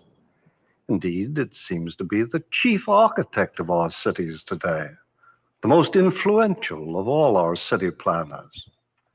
Of course, the motor car is not in itself destructive. In the beginning, the motor car brought us adventure and pleasure, drew city and countryside together, gave us freedom of personal movement, and created hundreds of thousands of new jobs. But as we became increasingly dependent on the motor car, adventure and pleasure became danger and monotony. The countryside seems ever farther away.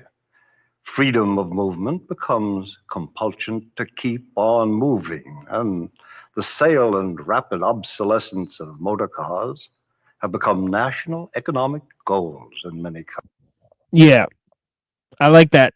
Freedom of movement becomes compulsion to keep on moving. All right, so this whole idea that the car organizes the city life, right? That means that what started out as a convenience actually becomes part of the system as a whole, right? And then it's imposed, right, on the individuals, right? So, you know, and obviously the chief thing to blame is the scale of the technology, right? Just as Schumacher was arguing, right? Partly in its reliance on petroleum and all these other things, right? But obviously it creates methods and forms of transport, right, that cause the city to grow, but also organize the life within the city. And of course, he looks at alternative methods of organizing cities, right, with less use or less emphasis on cars, right? And he provides examples from Eastern Europe, right? So, yeah. Countries.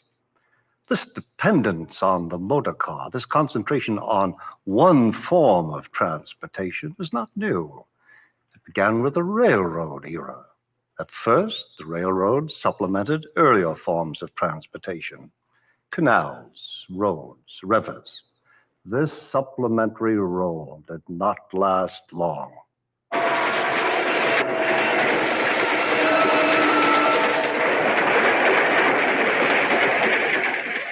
In a ruthless drive for expansion that often was helped by huge government subsidies, the railroads soon came to dominate transportation.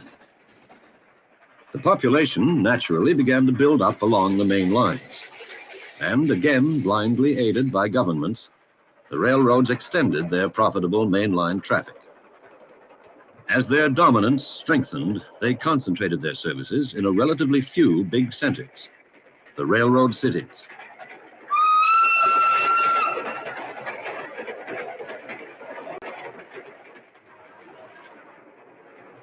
From railroad city to railroad city, their trains sliced across the countryside, and many a small town was reduced to a whistle stop as the mainliners pounded through, leaving behind only smoke.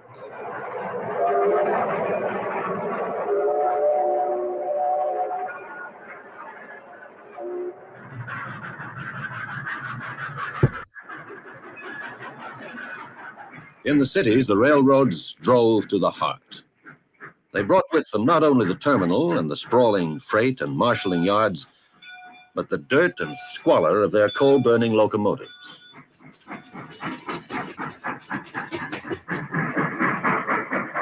For the heart of the city, it meant the loss of building sites and open spaces, as some of its most valuable areas became wastelands of smoke and steel.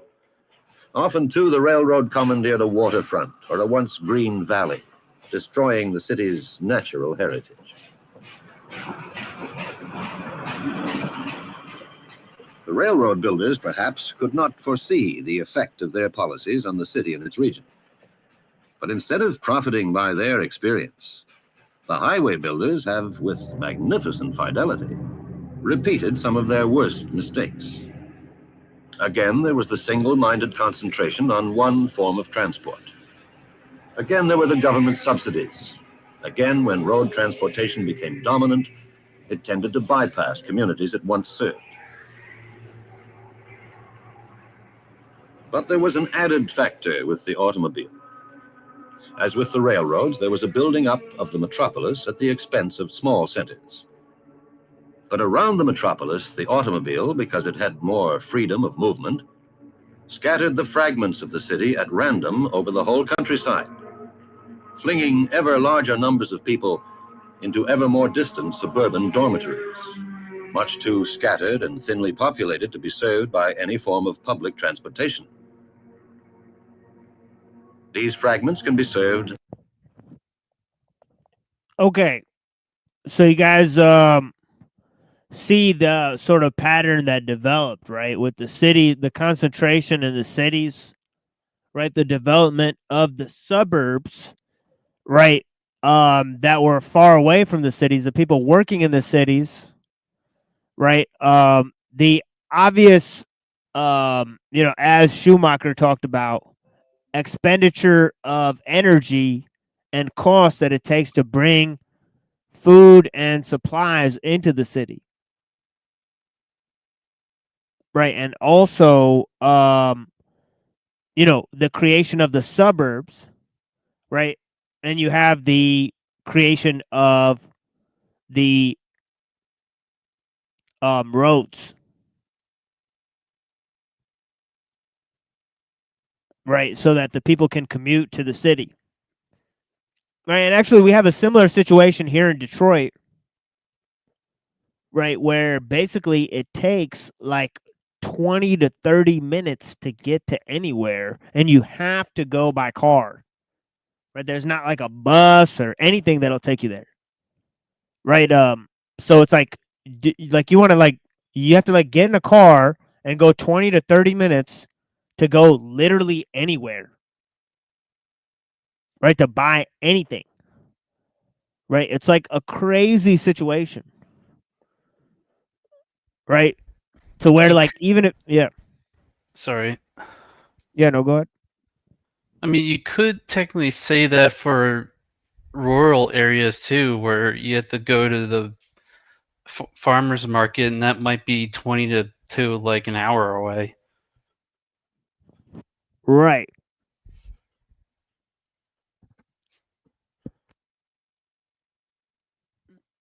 Right. And of course, most of the farming supplies you would need, you can't get them, in small towns, right? You'd have to go to the city, to the big industrial warehouses to even get those supplies.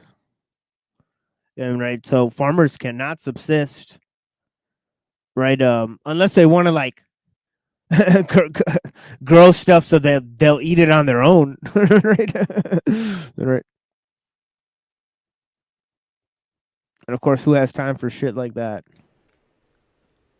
Well, yeah, you could definitely grow stuff on your own, but when we used to do it scale, could just do local growing only, a famine will just wipe your whole family out.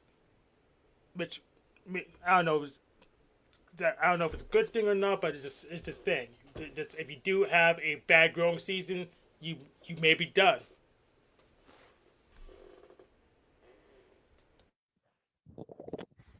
Yeah, sure. Yeah, sure. And you know, for the millions of people who live in the cities, right? If the power goes out, they are done. Right, it's over. Right. But it's a big if. Is it?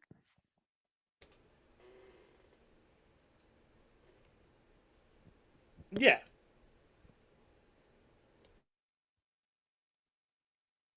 I think it's a little less than big, dude.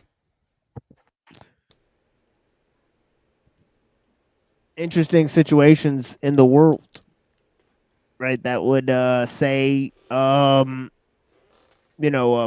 there's been huge, power outages and stuff like that. So yeah, definitely possible. But yeah, let's check it out, guys. Yeah. Only by the automobile.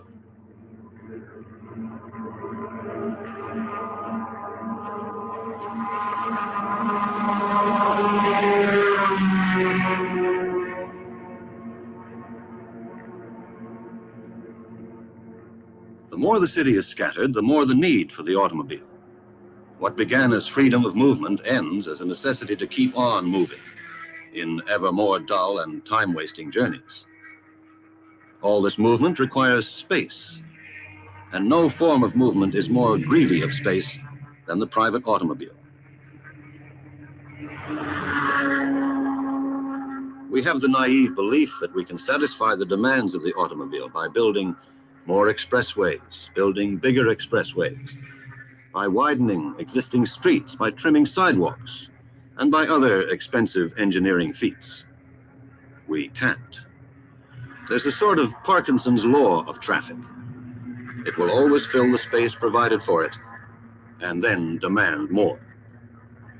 And of course, the demand will never be satisfied, no matter how much money we spend and how much space we prodigally consume.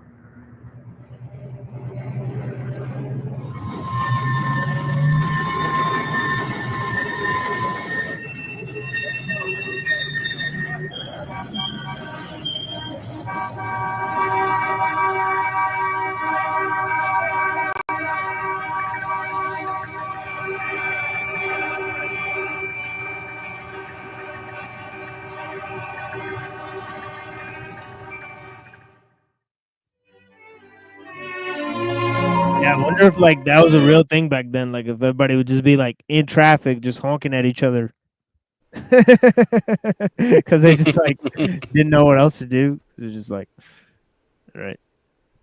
There's no like cultural like factor to like honking the horn or whatever. So yeah, they just like would just use the horn. But yeah, that sounds really annoying. They would agree it all at the same time to stop honking the fucking horn because that sounds maddening.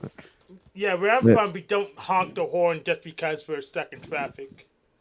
Yeah, yeah, that would be wild. Like if everybody was just like stuck in traffic honking the horn. But good lord, are these people lost their mind? Right. But yeah. So Pittsburgh doesn't have crazy drivers? Oh, we had the craziest drive. We invented a Pittsburgh left. It's just we're not big on honking the horn for that reason.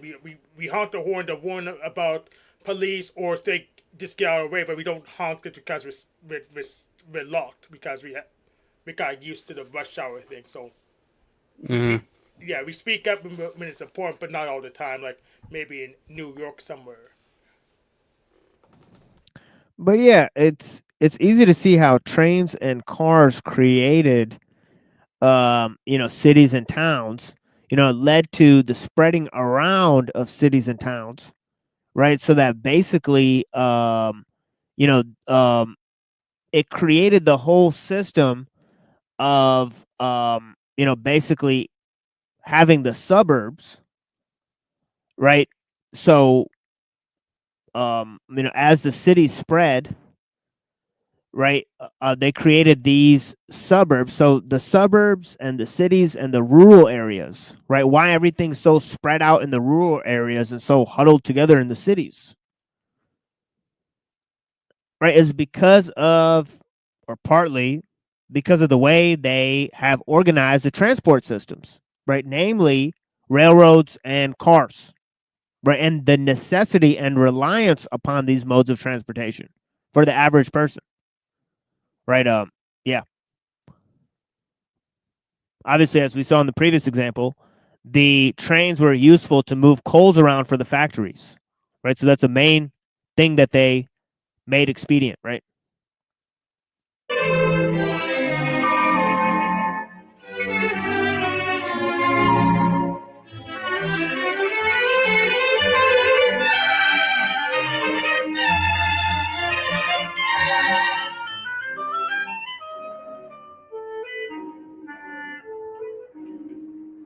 Crowning the year, the motor capitals of the world stage the annual ceremonies of the auto shows. Here, triumphs of engineering and elegance are celebrated with that unmistakable and courageous attitude to good taste for which the automobile industry is justly famous.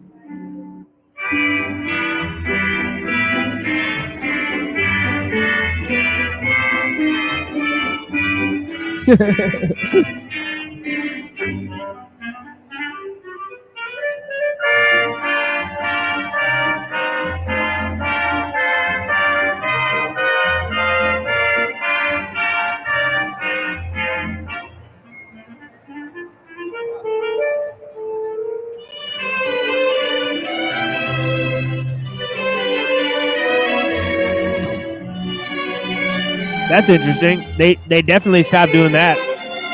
Right, where they have the girls with the cars. Yeah, that's so you get the car, you get the girl right up. Yeah, but imagine if they had sleazy babes. You know what I mean? You wouldn't be able to go with your wife and show her the minivan. They bring them back. I don't have a wife. But in fact, no, you know why they don't have them? It's because they put them in the sales force. So they're too busy pushing papers. Yeah. They're in their suits and they're in the sales. So so they don't want the girls staying around. They need to push papers and find leads, just like the guys. Wow. So where were you at the beginning part of the show? You would have agreed with everything that because we were reading a little paper on population control and stuff. And yeah, definitely they were saying that. I was taking my nap. Ah. But yeah, we discussed that earlier as well. But yeah, nappy. Yeah, but this is crazy, man. Like you get the car, you get the girl. I mean, interesting setup here. Interesting optics. We are rarely rational about motor cars. We are constantly told that what's good for General Motors or Austin or Volkswagen is good for the country. But how genuinely practical is a civilization that lavishes billions of money and man-hours on a single form of personal transportation?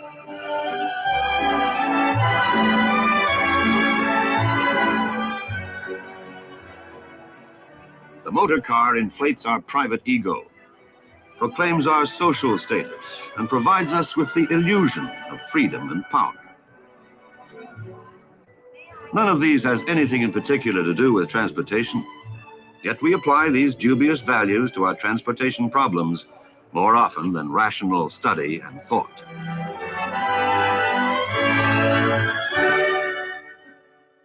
There's no simple remedy, no quick cure for our transportation ills. We have broken down a complex system of transportation and thrown a burden on the private motor car it cannot manage efficiently and economically. You might think that the only way to improve transportation would be to design cities and regions for automobiles. But cities that have tried this, like Los Angeles, have simply discovered an expensive way to commit suicide. We must first recognize that tinkering with techniques for handling more automobiles alone is useless, however grandiose and expensive that tinkering may be. Second, we must realize that an efficient transportation system is impossible without wise regional and city planning policies.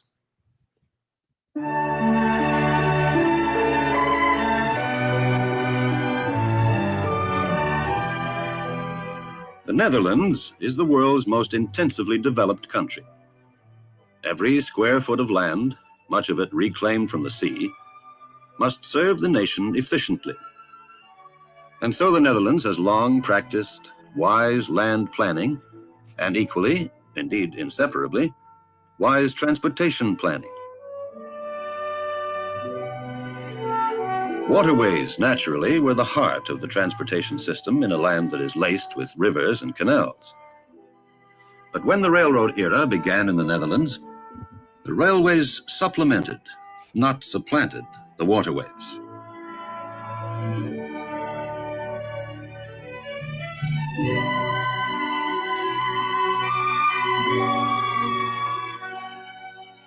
Motor transport, when it came in turn, supplemented, not supplanted, the railroads.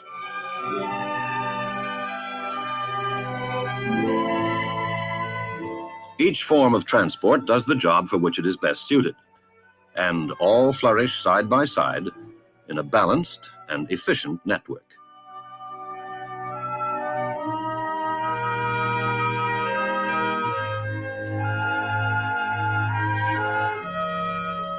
Even the individual parts of the transportation network are balanced. Freight trains handle garden produce going to distant markets, or bulk cargoes to areas not served by canals. The fine international trains that link the cities of Europe with those of the Netherlands are often routed around the cities through rings of suburban stations. So he's emphasizing how the technology is used in this sense to go with nature and the human forms of organization, right? So it's used to accentuate the existing forms of nature, right? The existing aspects of human organization, right? Instead of changing those, right? Uprooting nature and then transforming it, right? And then basically, trying to have humans adjust to the rules of technical efficiency, right? As the car has done, right? So he's saying certain types of technology have different effects on the city, right? And he's pointed out, he pointed out the example of Los Angeles, right? Where if you organize a city by cars, right, it has necessarily bad results, right? So here's the thing, right? It's just like the case with the bricks, right? With not incorporating certain types of technology and machinery, right? For a more integrative system, right? Accentuates those human elements within the system, right? And that's what is being supplanted by the technology, right? So that's where he's saying we have to put the emphasis, right? And look at new ways, alternative ways, right? Fast, frequent, cheap, and pleasant commuter service between cities puts the private motor car at a disadvantage, even for short trips.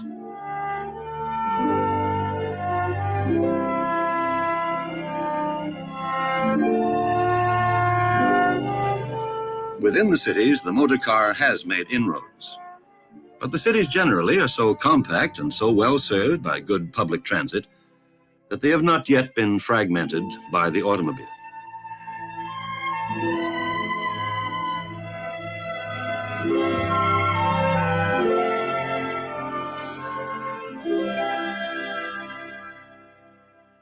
The ports of the Netherlands are the busiest in Europe, and one of the main reasons is that people and goods have a wide choice of ways by which to continue their journeys.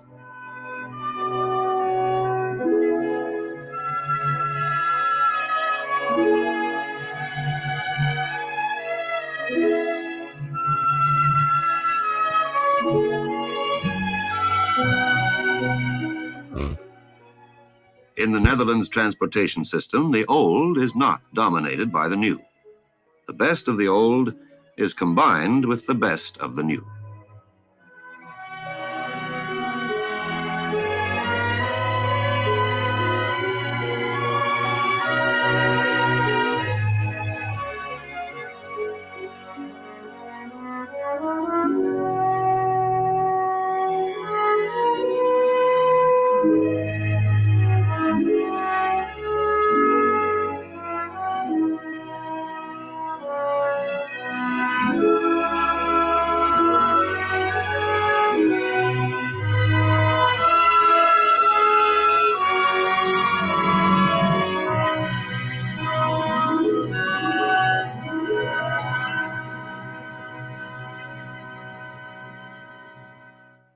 course, the Netherlands, small and densely populated, lends itself well to such a system.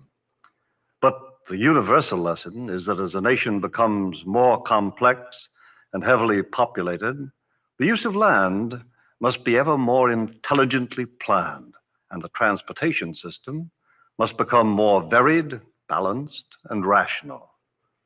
With time, with careful study, above all with wise planning rather than haphazard bulldozing, we may be able to solve the problems of restoring efficiency and balance to our national and regional transportation networks.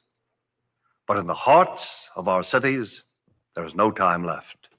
In all industrialized nations, the automobile is destroying not only the traditional values of the city, but its ability to function as it should. Okay, that's all that we're gonna watch of that for today. We're gonna move on here to Ellul here. But yeah, I hope you guys appreciated some of these resources because they seem to echo some of the same sort of ideas here, right? And let me move to the ideas in Ellul. And yeah, I have to move fast here, sort of. But yeah, we spent a considerable amount of time on Ellul yesterday as well.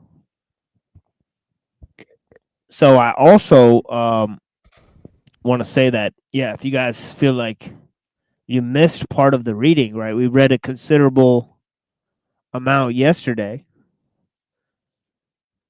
Okay, so if you want an extension of this, or if you've been following along in the readings, although I don't think that there's that many. So I'm basically just, you know, for most people, this is just going to be random. But in terms of Ellul, his reflections are never random. His sort of synthesis of ideas is pretty, you know, it's pretty comprehensive, right? Especially in this one work here, right? It seems to dwell on various concepts and themes. And yeah, they seem to be repeating a lot. But yeah, I think we're in this section here. Right, and what we just read was a move from public to private. And also the effect that it has on the economic system, right? So basically, this idea of capitalism applied on the state level, right? And of course, he says that basically technology seems to empty socialism of all its contents, right? It ceases to become a doctrine and it moves to becoming a technical operation. Right now, obviously, it's private individuals who can apply techniques on their most efficient level. Right, but obviously, technical efficiency is sort of opposed to the individual decision-making process, right? So he goes to explain some of that as well, right? So yeah, so we're gonna get into some of Ellul. Can I suggest an editorial note on your banner? Can you change drones on it to clankers?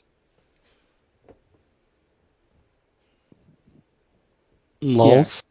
Or clunkers. Yeah.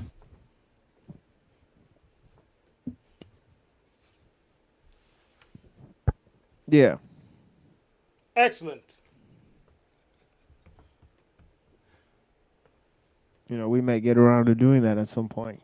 But I'm also making coffee. So I will, if I have to step away, I will like do a little musical interlude. Here, actually, you know what? Oh shit, I actually accidentally closed this song that we had open earlier. So hold on, let me find where we were in this song here. Cause I want to kind of save this here.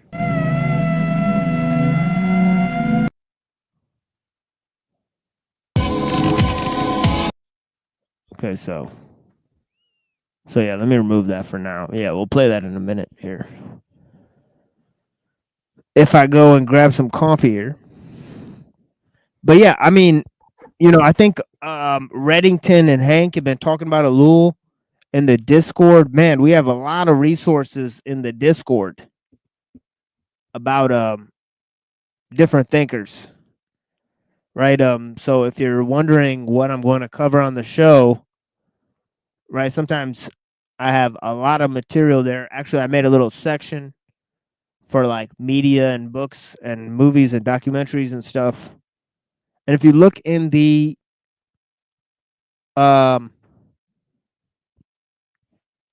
text chat there's a lot of videos that you guys could go and review and watch on your own. There's some books and materials there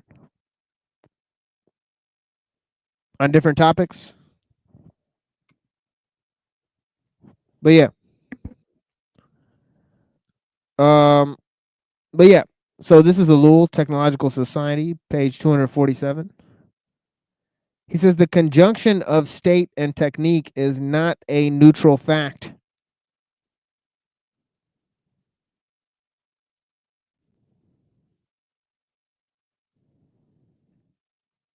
Not a neutral fact. For many, it is not surprising and implies nothing but a growth of the state power. They ask whether, after all, it is not a good thing that the state performs its functions as well as possible and be well equipped to this end. We have indeed known a state which had only a laughable police force, powerless and incapable of checking criminals.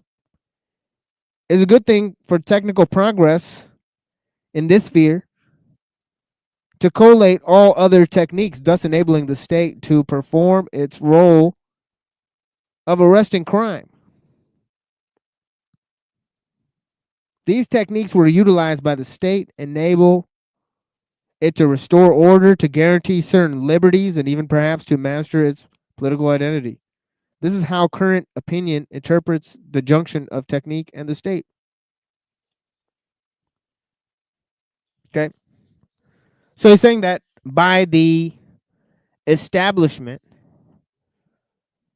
right, propaganda, right, police force, right, all this type of stuff, right, and creation of certain liberties and freedoms, right. Most people view the state in line with that, right. So here, let me play this for a second. But yeah, obviously we're talking about the loss of the cultural element, the loss of the individual, right, the destruction of liberalism, the merging of technique and the state, and all these different themes, right? Give me a second. Be right back.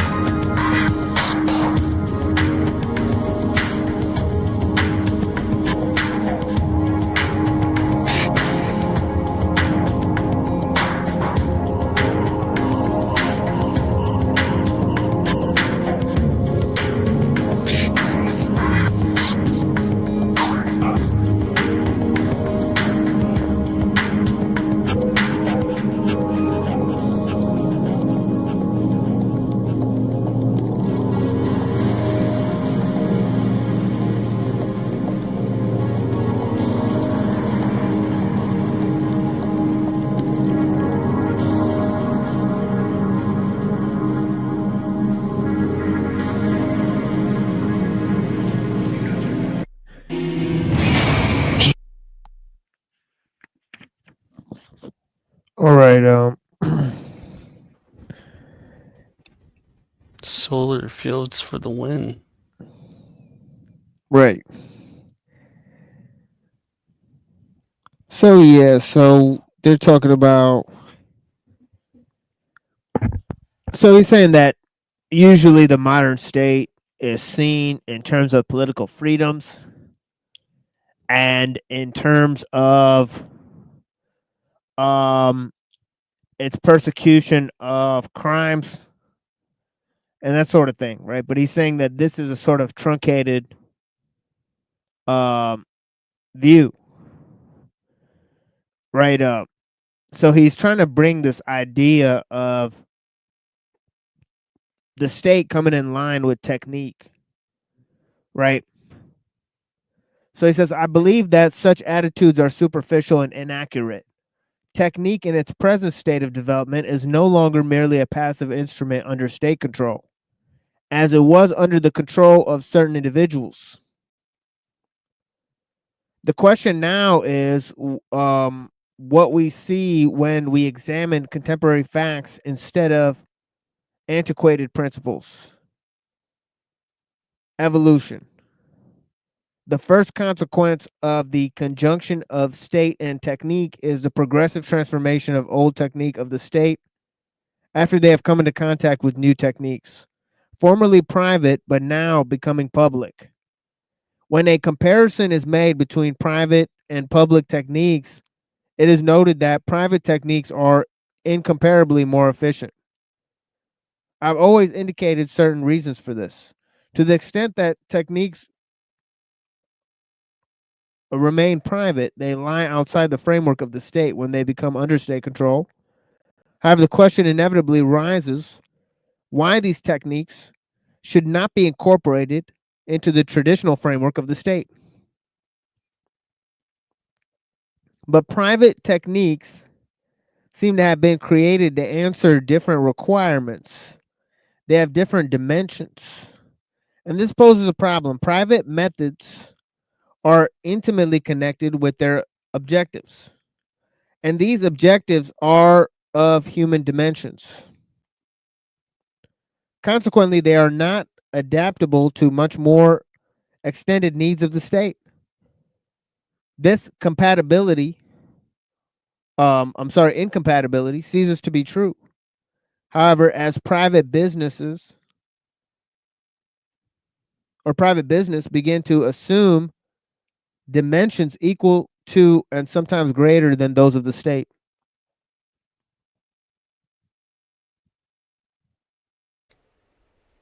So private techniques are more efficient, but state techniques are more powerful. And Yeah. So sometimes And expansive, right? Yes, it's more expensive, but sometimes if you No, don't no, have expansive, but expensive, yeah, definitely expensive because Yeah. of their size. Yeah. It's more expensive, but sometimes the private techniques doesn't have enough, I guess, force to do the thing. Yeah, like he says, the state has to produce an enormous enterprise to produce mediocre results. So private techniques, because they produce better quality results, right? And because they're able to be reasoned out, right? The unconscious sort of planning of the state and all of its sort of managerial actions, right?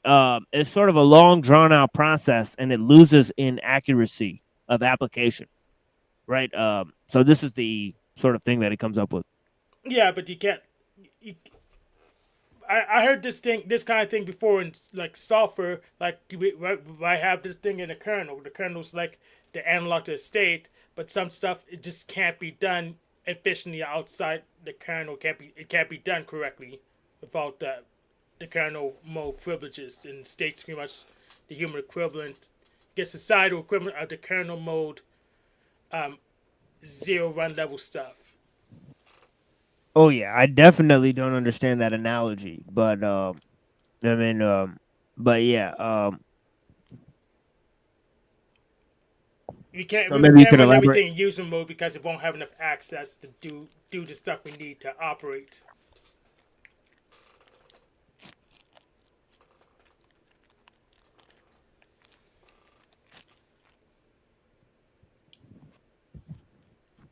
Now you probably don't know enough. I can actually make the analogy make sense. I'll figure out another analogy later. yeah, one that's not about computers maybe. Lols. But yeah, yeah.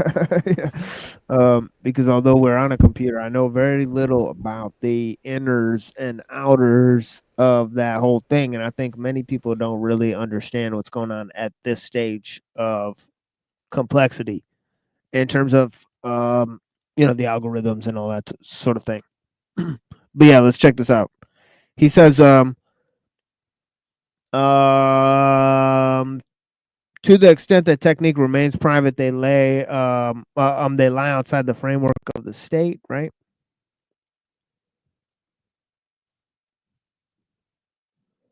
Okay.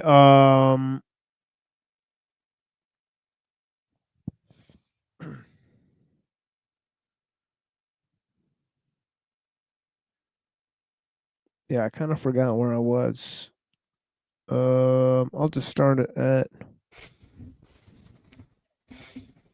a random place. But yeah, it says private techniques seem to have been created to answer different requirements. They have different dimensions, and this poses a problem. Private methods are intimately connected with their objectives. And these objectives are of human dimensions. Okay, so obviously, because the origins of private techniques are humans, right? Private individuals, right? And of course, public techniques require the use of complex machinery, right? The move towards automation and efficiency.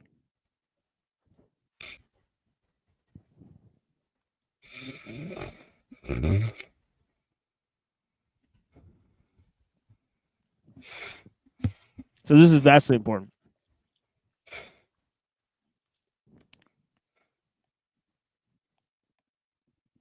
So let me move on here. He says private methods are intimately connected with their objectives.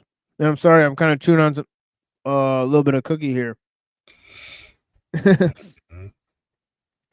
Consequently, they are not capable. They're not adaptable to much more extended needs of the state. This incompatibility ceases to be true. Okay.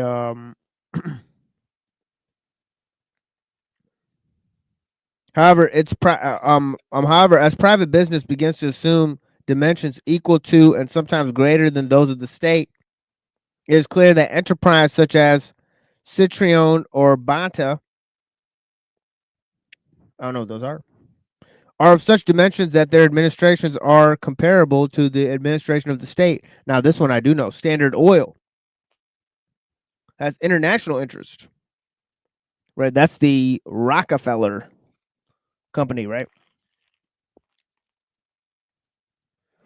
So you're talking about how the application of technique is going at a global level, certain international corporations, right? How that affects international trade. And yeah, and how they have to derive international policy as a result of it, right?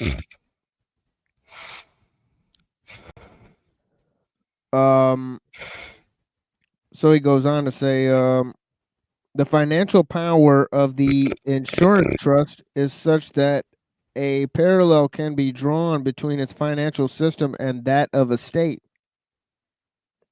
It appears that starting with a certain critical mass, sociological and technical laws are identical for private and public enterprises.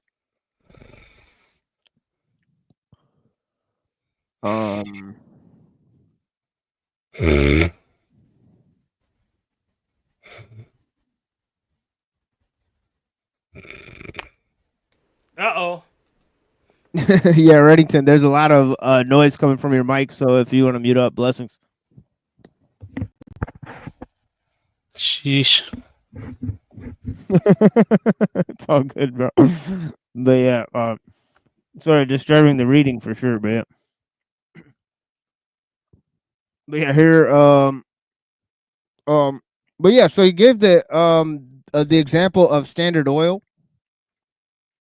Right, he gave the example of insurance trust.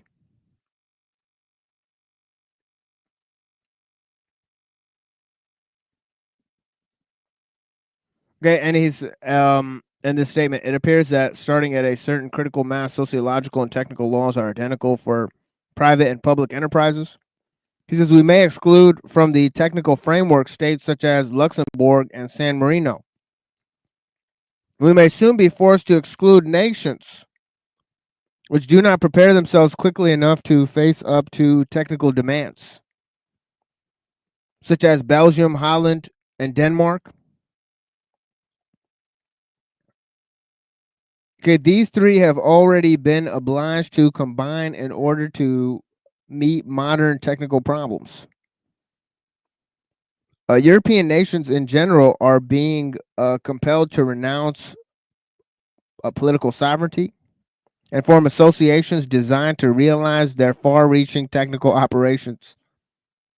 As, for example, research projects in atomic energy, the exploration of the Sahara, the launching of an artificial satellite. Conversely, we must include in the technical framework the great private enterprises whose technical principles are identical with those of the state. Indeed, it may be said in general that the state lags behind the great corporations in this respect, and that is compelled to. Oh yeah, go ahead, Reddington. Oh yeah, well, bureaucracy for you. Always slow as shit. Yeah, by the way, the whole private aspect of technique applies to somewhat to capitalism. Right, and of course, capitalism goes under serious transformations. Okay, with large-scale technology. Right, and that's what a lot of this entire process is detailing, right?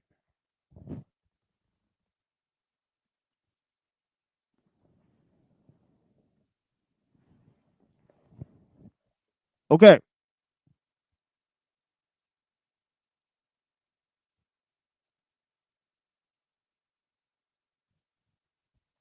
Okay, so where were we here? It says the state lags behind in the great corporations in this respect.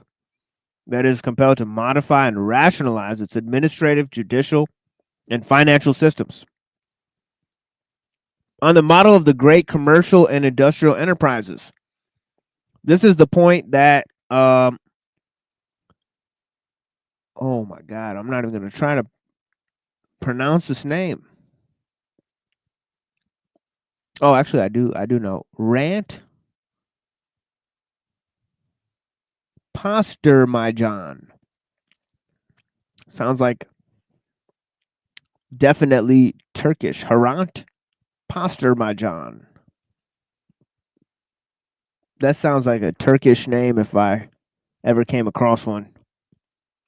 But yeah, makes in his book about the government of great organizations. He shows in particular that all administrations, civil or military, state or industrial, must rest on identical principles of technical organizations if they would be efficient. If these principles are not followed, the administration is condemned to being overtaken and passed by private enterprises. Okay, in this respect, France is alarmingly backward because our administrative and financial system was the world's best a century ago. We carefully persist in maintaining it, whereas the plain truth is that certain techniques would guarantee much better results. Even our newly created administrations, such as Social Security, refuse to be guided by well-known technical rules.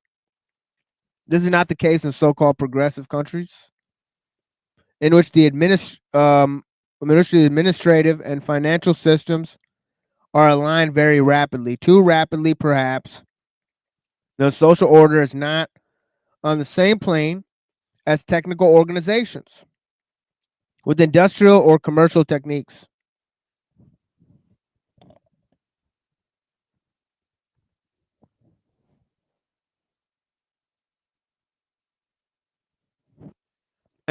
And he says, this new organization of administration results in part from the creation of technique of administration.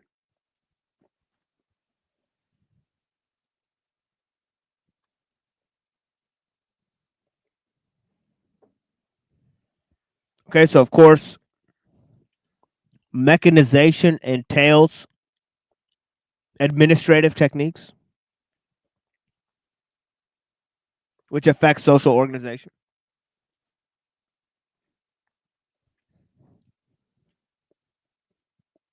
And he makes a key point here. Okay, creation of a technique of administration, and in part from an introduction of the machine into all organizations. The two are related not only because mechanization entails, as I have already pointed out, a reorganization of administrative units, but also because mechanization solves all the problems of administration. Solves the major problem of administration. Sorry, the problem of paperwork. Right. All organizations are founded on paperwork, he says. And when paperwork transcends human capacities by virtue of sheer quantity and complexity,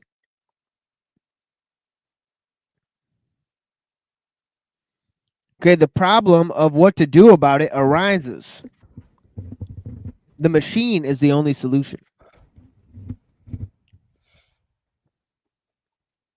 Okay. Machine is the only solution. Okay, so to get some idea of the magnitude of this mechanization, let us consider two overall categories of office machines, accounting and statistical. The first category is divided into 7 major types. 7 major types.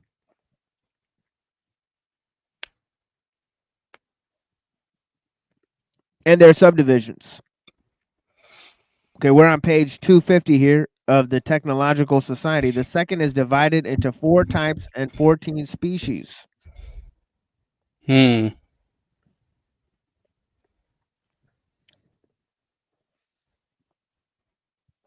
I think he... Here, hold on. Yeah, he gives like some lists here. It's pretty interesting.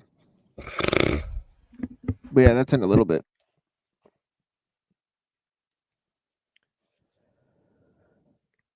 So he says, the operations affected by these machines involve a modification of administrative structure. Administrative tasks must comply with mechanical requirements.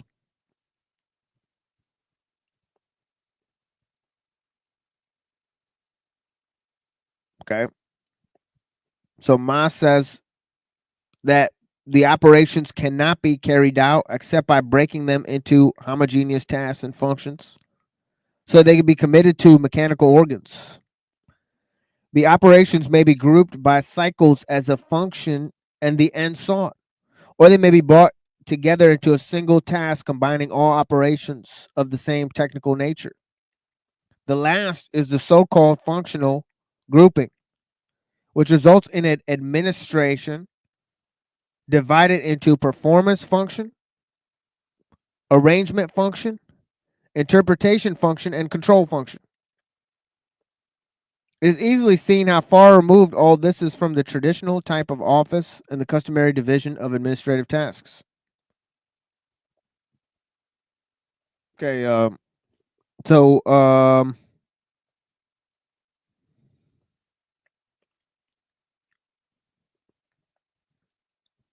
I think I'm going to be reading just a little bit more. He gives an example of financial operations, law. Okay, and law deals with police administration and all these types of things.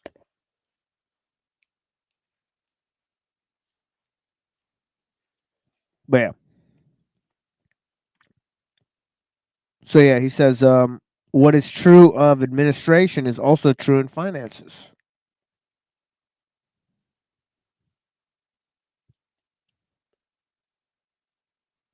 The traditional principles in public accounting, such as the separation of functions, excuse me, the functions of comptroller and accountant, the control of monies paid out, have clearly been affected. A tremendous leap was necessary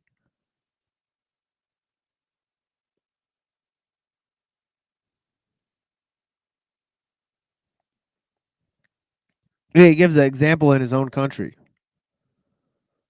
Right? He says the guiding principle of finance today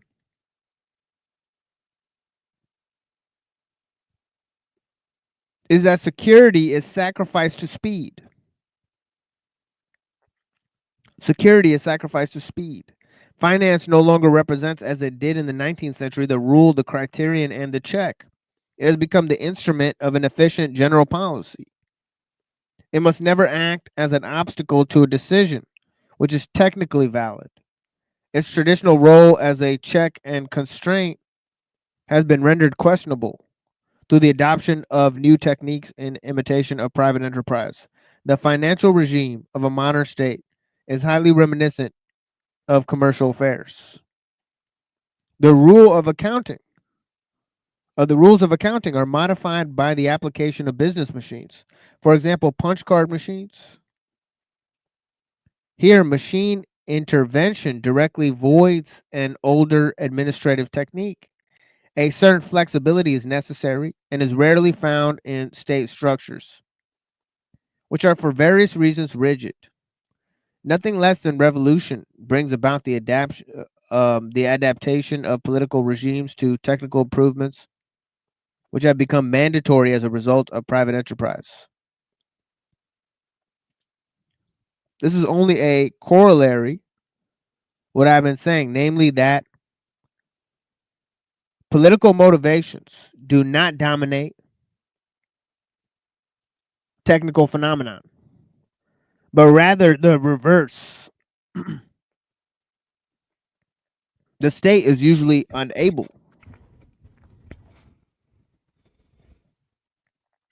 for doctrinal reasons to revolutionize the techniques of public finance. But when technical progress makes this revolution mandatory, the state is obliged to capitulate. Excuse me. This is clear enough with respect to army, police, administration, and finance. But it's perhaps less clear with respect to law.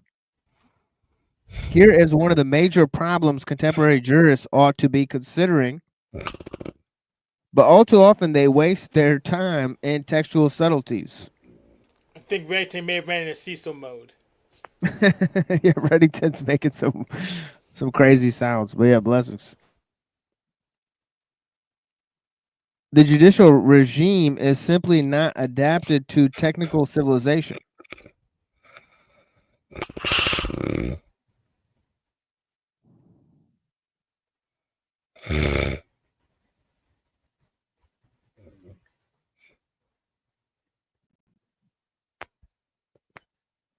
And this is one of the causes of its inefficiency and of the ever greater contempt felt toward it.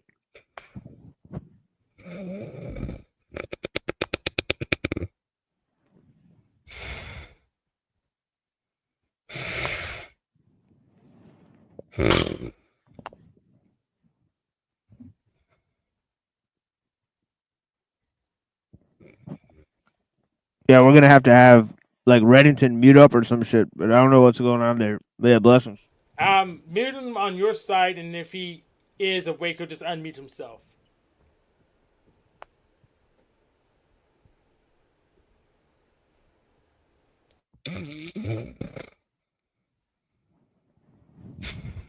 Yeah, Reddington's either asleep or yeah, blessings. Yeah, I appreciate you, Reddington. Yeah, we'll either just have to remove him for now, and we'll just roll out with Hank. But yeah, I appreciate Red. Yeah, it didn't sound like he was asleep for a minute, but yeah. Then could be a mic sort of situation, or snagged, or maybe he fell asleep on top of his mic. Well, that's my hypothesis. We went into Cecil mode, so. Yeah. So yeah, blessings to Reddington. I appreciate his correspondence because he did wake up.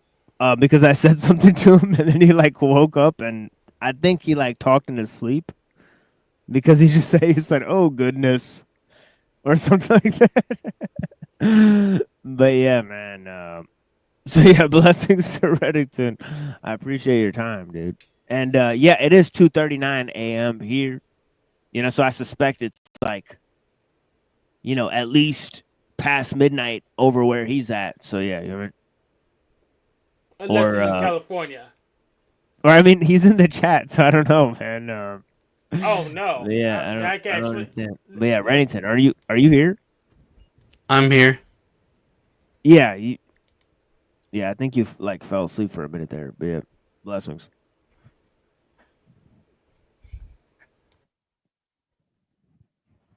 So we got Reddington back into the frame.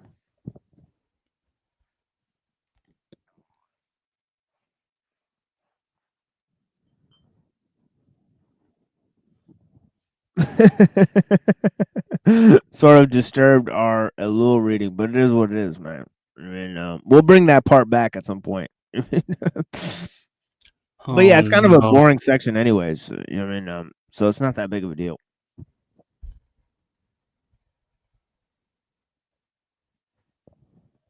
But yeah, let me play some music for you guys, and we'll continue here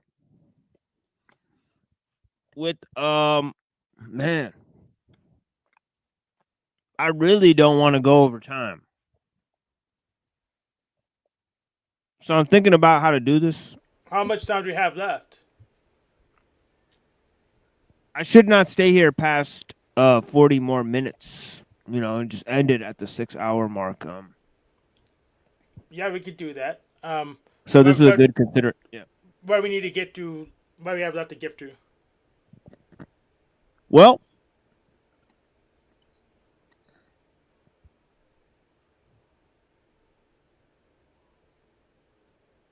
I feel what I'll do is I'll just do Taoism today, and then we'll do the Uncle Teddy stuff next time, because we looked at a lot of stuff that influenced Uncle Teddy today, like ellul, Mumford, all this other, stuff. So I think maybe I'll just do Taoism and then end the show, or I'll do Uncle Teddy and then end the show. And I don't really have time to do a voting thing. So, yeah. So what we do is flip a coin, or what? No, yeah.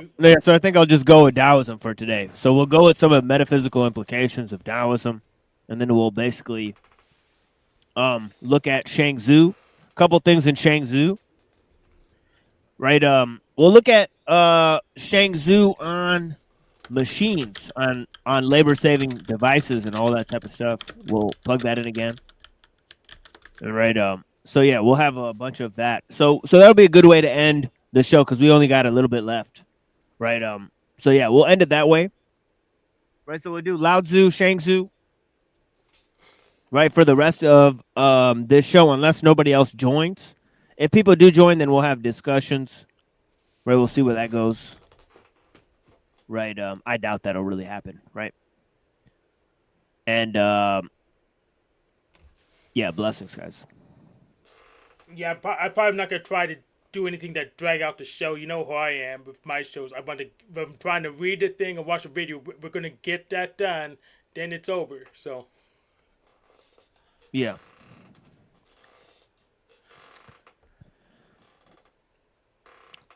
Yeah, definitely. But yeah, let's see what happens. Yeah, I appreciate you, Hank. And I appreciate Reddington, of course. And I appreciate the correspondence of the people in the chat. You know what I mean? And yeah. So yeah, here's a song here, One Love, okay, by Soul Position. You guys ever hear of Soul Position? Blueprint and RJD2. Exactly. That's right. Yeah, Reddington always knows. Yeah, Blueprint and RJD2 from Ohio. You always got me beat, though. Yeah. No, you know a lot of music that I don't know, actually. But yeah. You know all the underground hip hop more than me. Yeah, I know a lot of stuff. Yeah. I know some underground hip hop, some old jazz and reggae stuff. So yeah, put me and Reddington's music collections together. We probably have all the music. For sure. I mean, but yeah. So I mean, I like to share some little music and stuff with you guys. Music and philosophy, and that's a lot of the stuff I collect. It wouldn't be of value to anyone, really. Somebody came and looked at all of my possessions. I wonder if they'd find value in anything, honestly. A bunch of notes and books and music that nobody really likes. With this only one way to check, we have to put it on the market and see. Put on the market. Yes. No, with the increase of technology, it's going to be of less and less value, I don't imagine. Yeah.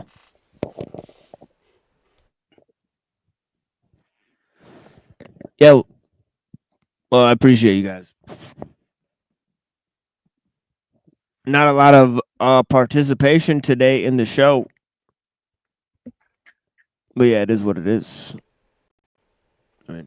It doesn't really bother me. I mean, it means we can cover more material. Yeah. Yeah, sometimes, yeah. But yeah, I'm in no rush to cover material. I mean, last time we had 12 hours. Okay, and we had lots of discussions. I think most of the after the first 4 hours of the show, right, was literally just people talking about different ideas. I think first with Mr. Anderson and Hyperborean, then with Nuero and Jay Rillo, and then with me and Claire. Right, so we had lots of explorations on the Saturday show. Like secular Quranism, Claire? Oh yeah, she came on the show at the end there. So yeah, if you guys missed the last show, yeah, even Reddington missed it. See, if you guys missed this last show, Yeah, Oh man. I couldn't stay up all night. I mean, I was Right. already like 3 or 4 in the morning. Yeah. We could tell. Yeah.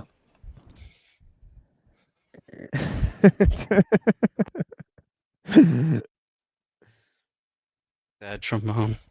Yeah, Hank's on that hall monitor vibe. I mean, but yeah, it is what it is. Yeah, blessings. But yeah, you know what I mean. Yeah, we'll bring some of that back. You know what I mean. Yeah, I don't know if I'll have to edit a lot of the like ellul reading, or if I'll have to read some of it again, or I don't know what. Or actually, there's audiobooks and stuff, so I could edit that in or do different stuff. But I'm not really a video editor and stuff. So yeah, I may have to figure out. But yeah, I'm not necessarily too worried about getting the sequential readings, as long as I have some good explanations of the text, and we could chop that up, then I'm satisfied, because we will serialize these presentations at some point. So Or we'll future. reread them. Maybe we'll reread them and we comment over them in a more focused manner. Oh my God. Yeah, dude, definitely. Like maybe 5 years down the road, definitely we got to bring back Technological Society by ellul. But see, if we do a good job the first time, all we'll have to do is replay our presentations and different things. But yeah, going over the text, there's lots of key ideas. And maybe once I'm done, I could sort of grab all of those and create a giant presentation on ellul Technological Society or something like that, the same way we did with the Tao Te Ching. Although it's much easier to do with the Tao Te Ching because it's much shorter. Right, exactly. Yeah. But yeah. Anyways, here's a little song here. And we'll be right back.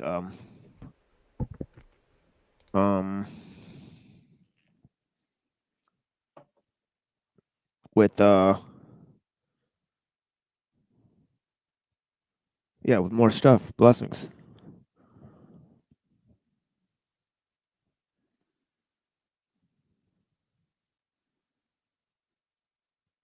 So yeah, One Love from Ohio. It is what it is. Blessings.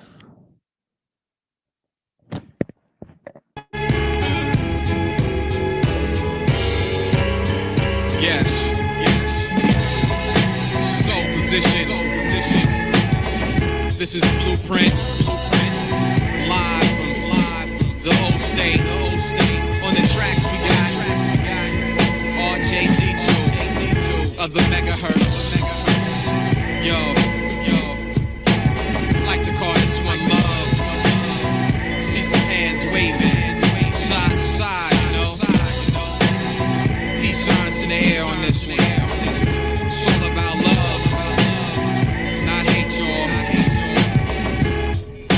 Let me know if you with me. Wave from side to side.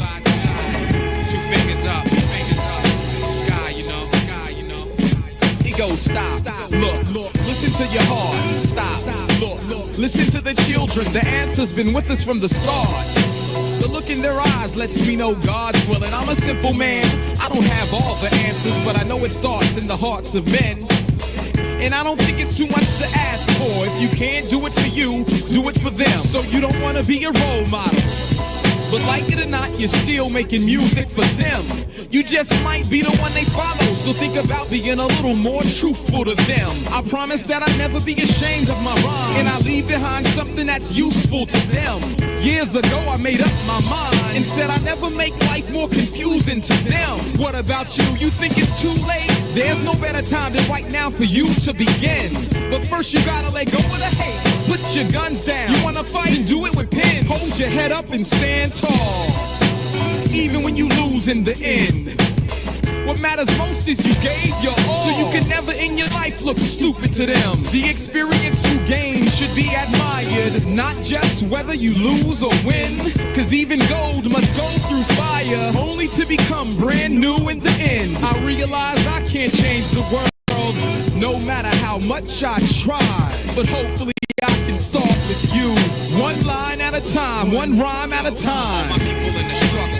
One love. Time is so limited. One life. I'm out to win it all. One chance. Trying to see the world, but I'm just one man. All my people in the struggle with me. One love. Time is so limited. One life. Yo, I'm out to win it all, y'all. One chance. Trying to see the world, but I'm just one man. All my people in the struggle. One love. Time is so limited. One life. I'm out to win it all, y'all. One chance. Trying to see the world, but I'm just one man. My people in the struggle. One love. Time is so limited. One life. I'm out win it all, y'all. One chance. Trying to see the world, but I'm just one man. My people in the struggle. One love, y'all. No doubt. No doubt. It's blueprint. Love, y'all. To everybody. To everybody. All my peoples. One life. That came and went. Only one.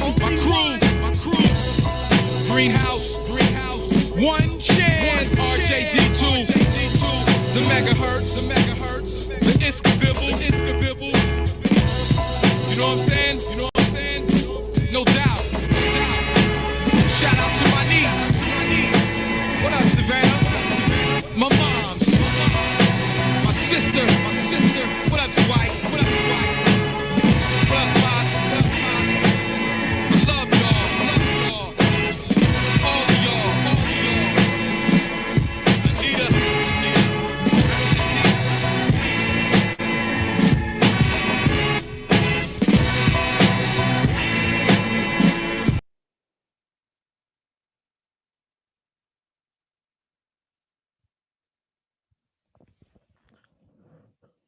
All right. Yeah, let me move to the Tao Te Ching here.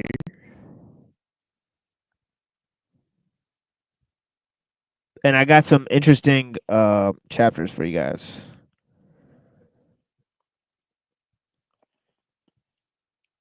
Okay, and of course,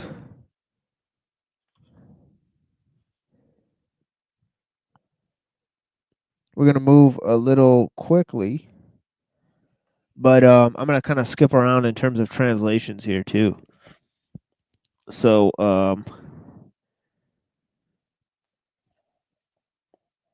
let me go to the Jane English translation and go to the first chapter.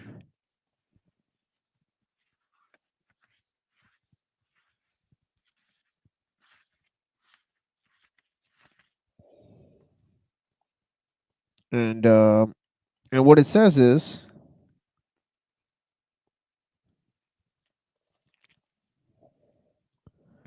the Tao that can be told is not the eternal Tao. The name that can be named is not the eternal name.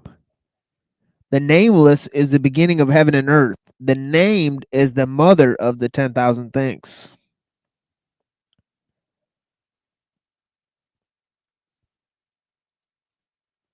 Okay, so notice the beginning of heaven and earth. Notice the idea of going beyond words.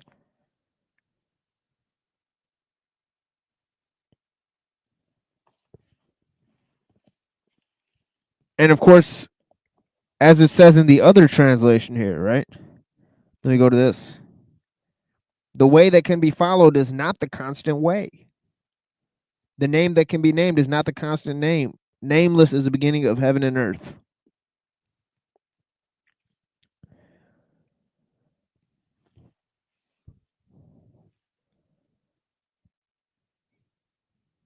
Ever desireless, one can see the mystery. Ever desiring, one can see the manifestations.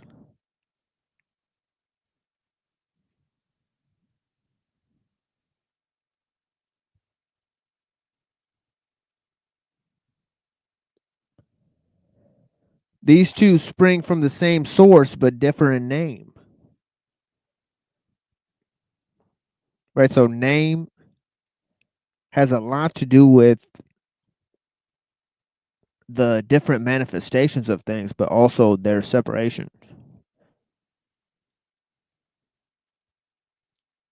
Where it says, this appears as darkness, darkness within darkness, the gate to all mystery.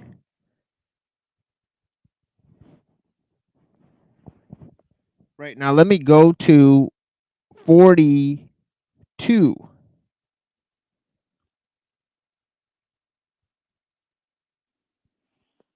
Okay. And look at some of the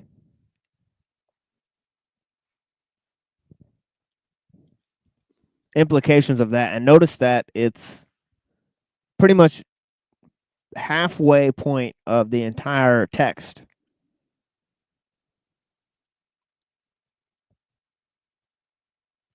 Right, chapter 42, right? There's 81 chapters.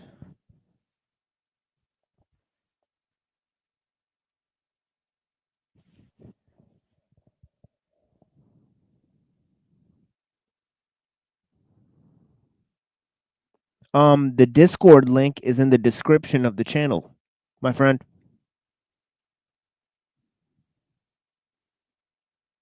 So you can join the Discord there.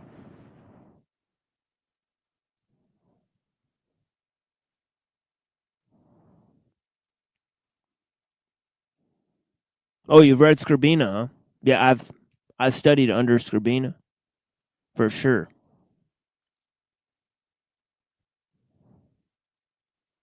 And we're reading his anthology on the show. Frederick Junger. He's quoted extensively by Ellul. Strong background in Eastern traditions. Yeah, we're doing a little text against nominalism with Philip Collins. So we're going against nominalism. Invite is invalid. Huh. That is fucking retarded. So I guess I have to refresh that Discord link every time? No, you can make one that doesn't expire if you want. Really? How's that? Oh, so when you do the invite, you change the option. So you hit the invite people, and you can hit the edit invite link to change the option. So I think the default expires 7 days. You could make it never, and max number of users. I don't know what the default is, but you can make it no Okay. expiring, no user limit. Yeah, don't worry. I got you, buddy. Don't worry. I got you there, buddy. There's the Discord link in the chat there if you need it. So yeah, just hit that link and you'll be able to join it.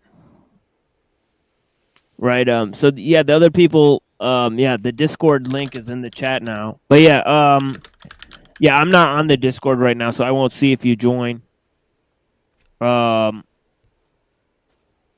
might be seeing in a little bit here because I will be going ending the show in a little bit, right? But anyways, the thing here, Discord, right? So sorry about the invalid link. I don't know how that works, so I'll have to refresh that or figure that out or whatever. I'll ask Hank to help me with that. But yeah, anyways, 42. I'll just make the new link for you, and you can forward it because I can invite. I can do the invite too. So invite. This is generate new link. This is a never link. I guess never expiring link with no user limit. I'll post it to the public chat. Noise. And then you could just keep using that link if you want. Or you can always generate your own link. Oh, Sep says they're going to come up in 5 minutes, so.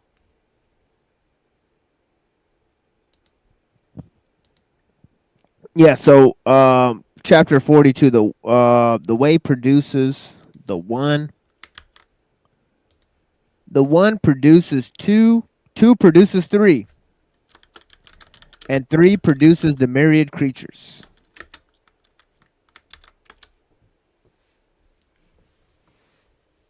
So if you'll notice, right, right, this whole idea of, you know, the one, right? So the way, right, produces one, right? So it means that the way is there, right? It's sort of exalted, right, in terms of this oneness, right? But also the oneness is basically the beginning of heaven and earth, right? So the one produces two, right? Okay, you can see what two basically is about.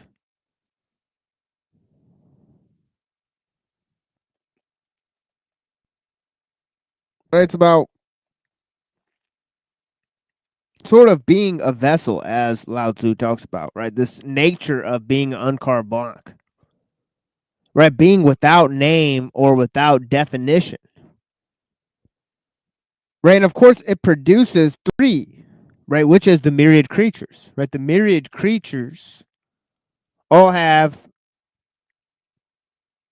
names, differences, desires, right? So on and so forth, right? So the way produces the one produces two, two produces three, and three produces the myriad creatures. Right? So what's two really doing? Right? Sort of just being a vessel. Right? One produces, the way produces one produces two. But you can see how one gives birth to both two and the myriad creatures, in a sense, right? Three is significant because it is where the myriad creatures form, right? Two is basically, or basically the one, is really the actual two, right? Because before the one is even produced, there's the way.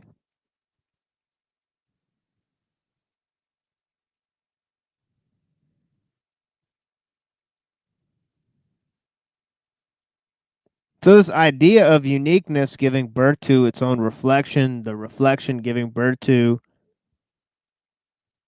multiplicity.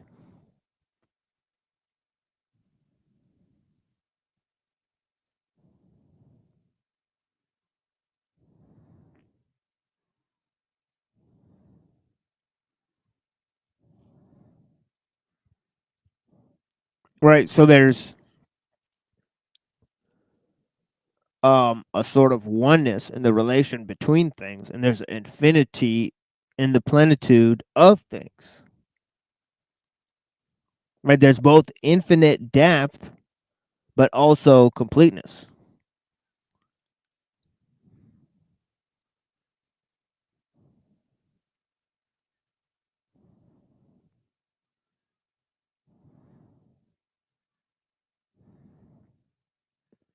The external is an internal raised to a level of mystery. Yes.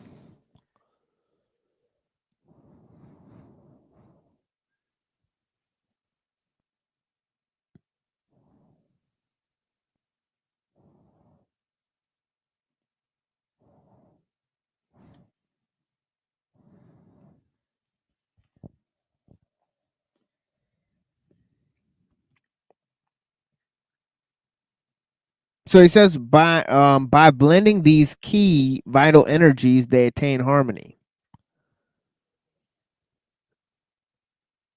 Right? People most despise being orphaned, desolate, or forlorn, and yet the barons and kings take these as their personal appellations.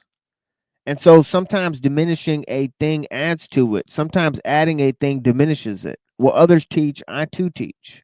The violent and the overbearing will die a natural death. I shall take this as the father of my teachings. Let's take a look at 39.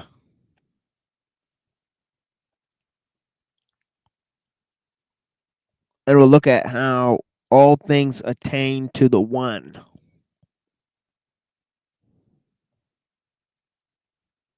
Okay, it says, in the past, among those who attained to the one were these. Heaven attained the one and became pure. Earth attained the one and became settled. The spirits attained the one and became numinous. The valleys attained the one and became full.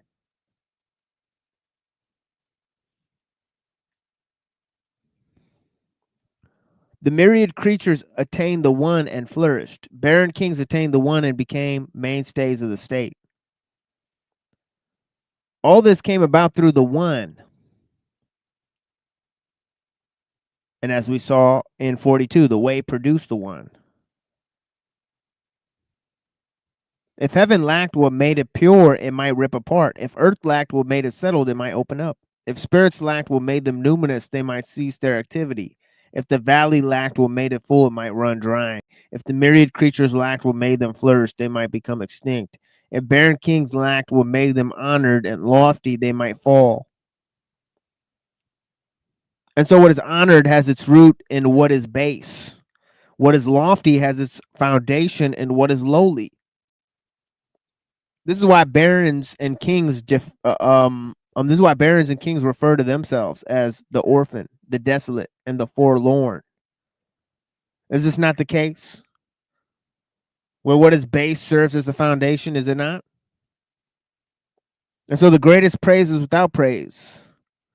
Do not desire what jingles like jade, but what rumbles like rock.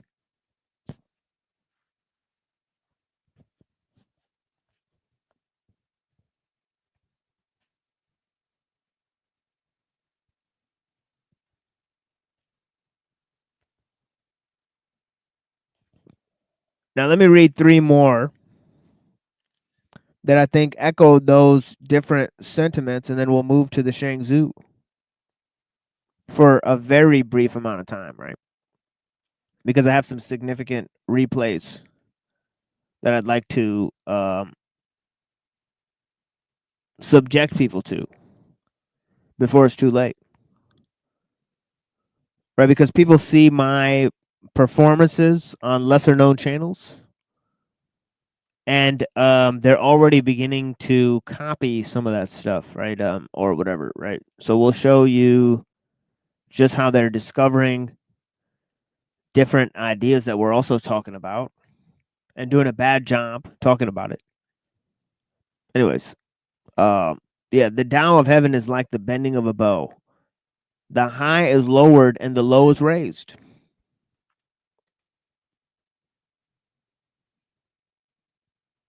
If the string is too long, it is shortened. If there is not enough, it is made longer.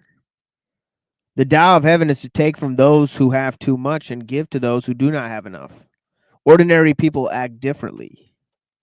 They take from those who do not have enough and give to those who already have too much. Who has more than enough and gives it to the world? Only the wise.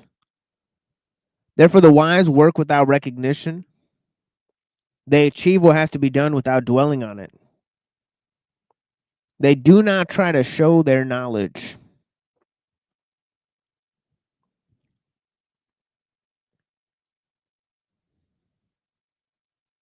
And this one, echoing chapter 8, he says, under heaven, nothing is more soft and yielding than water. Yet for attacking the solid and strong, nothing is better. It has no equal. The weak can overcome the strong. The supple can overcome the stiff. Under heaven, everyone knows this, yet no one puts it into practice. Therefore, the wise say, if you take on the humiliation of the people, you are fit to rule them. If you take upon yourself the country's disasters, you deserve to be the ruler of the universe. The truth often sounds paradoxical, he says.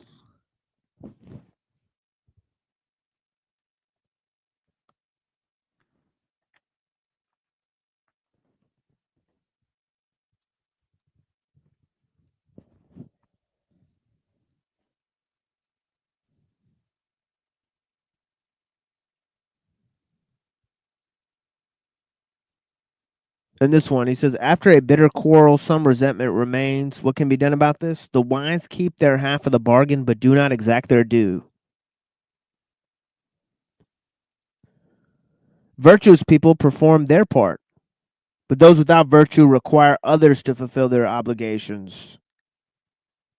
The Tao of heaven is impartial. It remains with those who are good.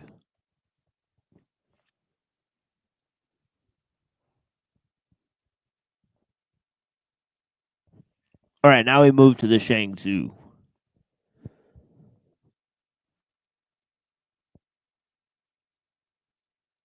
And we're talking about the idea of natural simplicity versus cultural refinement. Right, of course, he's looking at a tree.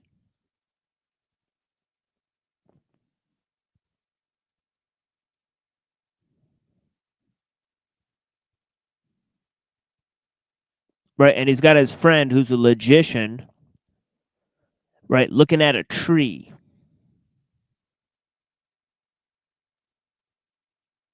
Right, he talks about these seeds.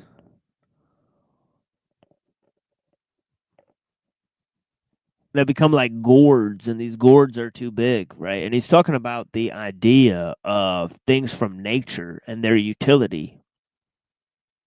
And he's saying, well, it could have whatever utility you like.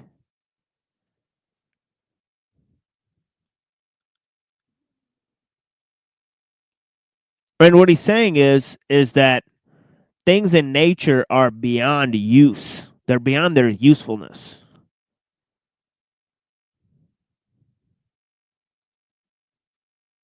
Okay, a tree whose trunk is too big to be cut down, whose branches are too wiry, right? It won't succumb to harm because it can't be used.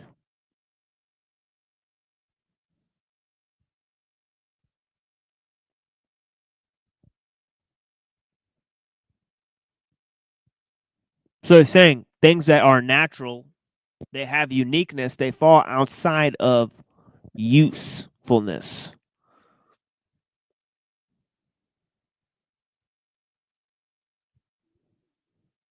And of course, this act of engaging in all things while doing nothing,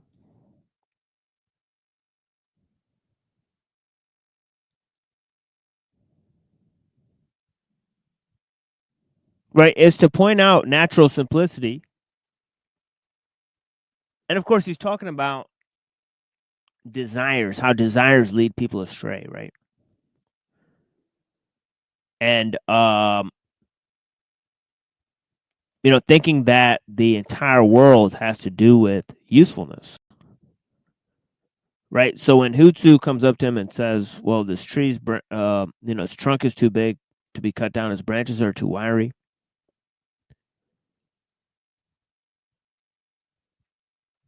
right? He gives the example of the yak whose chest is as big as a cloud.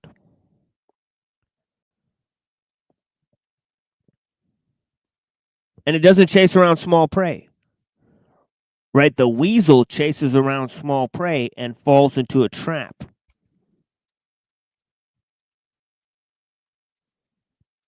Right? Desire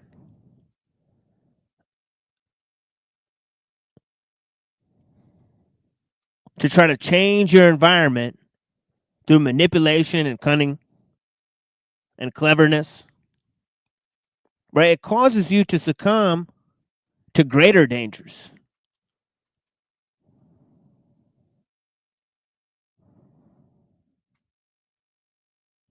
Whereas the simplicity, the honesty, the slowness, the lack of a desire for those things that are rare, right? That's all the qualities that help the yak survive. And that's what helps the tree survive. That can't be used.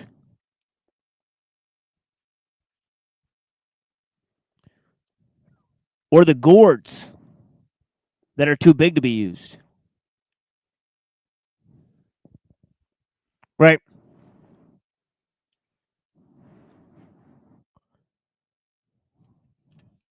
So he says, Hutsu said to Zhangzi, the king of Wei left me seeds of a big gourd. I planted them. And when they grew, the fruit was a yard across. I filled them with water, but they weren't sturdy enough to hold it. I split them into ladles, but they were too big to dip into anything. It wasn't that they weren't wonderfully big, but they were useless, so I smashed them. Zhang Zi said, "You, sir, are certainly clumsy about using big things." There were some people in Song who were good at making ointment to prevent chapped hands. Year after year, they used it.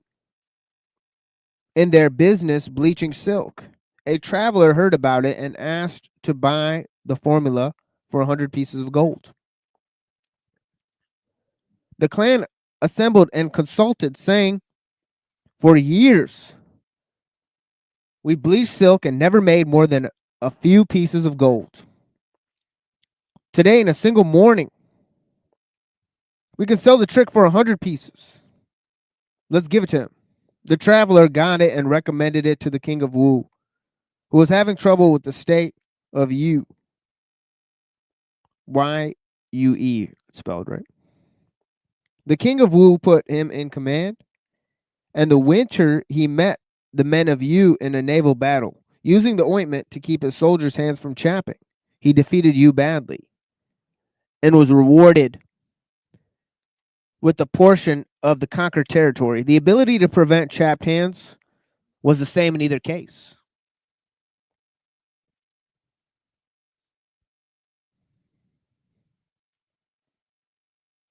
But one gained territory while the others never escaped bleaching silk because what they used it for was different.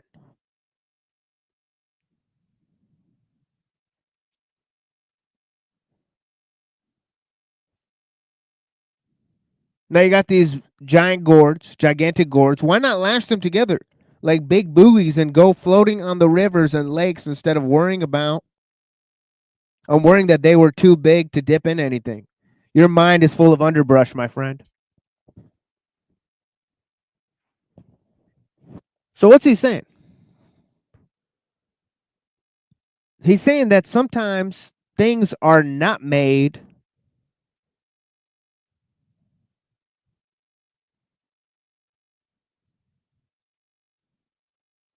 sometimes things are better used for things they're not made for.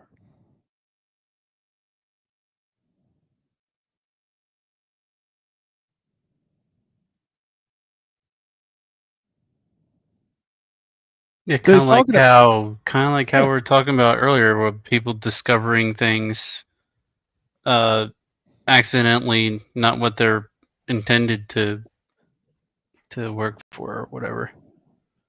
Oh yeah. This whole idea that we were looking at earlier of technical inefficiency. Wild.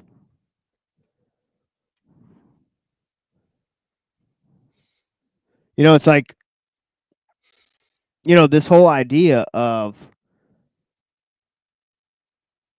that things have to be used for one particular use. So he's talking about the sort of idea of usefulness, right? And how sort of,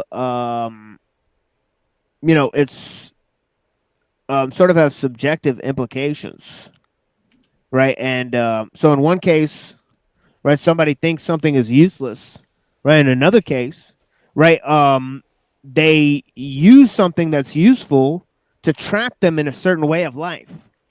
In another case, people use a something only once, right? And it helps, expand their entire effort, right, towards a greater goal, right? So he's saying, like, what's this whole idea of use, right? That something has some sort of constrained use. There's actually a key word for this. You may have heard of it. It's called innovation. Oh yeah. Have heard of that word? That's the word they coined to describe using a thing other than the use as intended, and that's been used to sell all kinds of other things.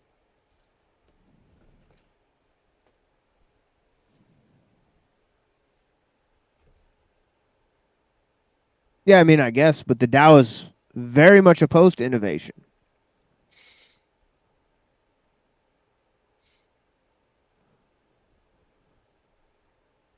I guess not in this instance. Oh no. Well, it's saying that use the same ointment, right? Nothing was innovated. Right? It's just used for a different purpose. That the use for a different purpose is innovation. I wouldn't necessarily call it innovation. Yes, I would necessarily call it innovation because it's a new technique and repurposing one material for another use.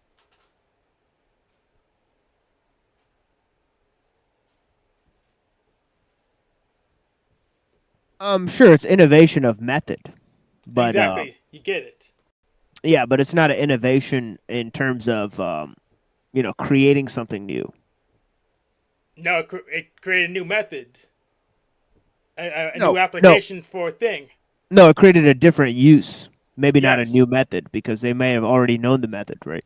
Well, applied a thing for a different process. So there you go.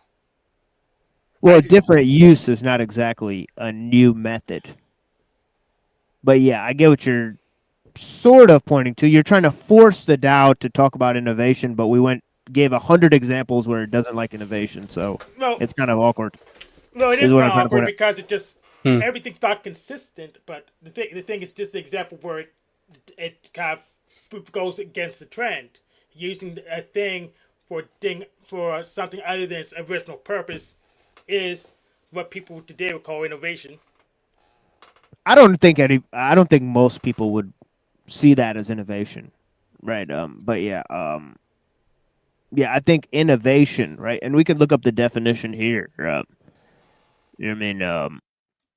me look at the definition of innovation. It says the action or process of innovating. That tells us nothing, right? So that's use a non-retarded definition, like I have Wikipedia. Yeah, Merriam. Yes, so I have the Wikipedia one. Innovation is the practical implementation of ideas that result in the introduction of new goods or services, or improvements and offerings of goods or services. Yeah, so it's not clear that any of that happened with the case of the ointment. They discovered a new ointment. Then that's innovation. No, it wasn't a new ointment. It was the same ointment that the other people were using. So they didn't discover a new one. There wasn't ointment yet. It was ointment after they used it for ointment. No, they were both using it as ointment.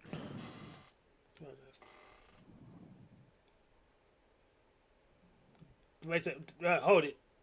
What was the difference? I know they did something different because they did. Yeah, they both used the ointment the way the ointment's supposed to be used. Just one used it for a battle and the other used it to bleach silk. Well, was it supposed to be used for bleaching silk?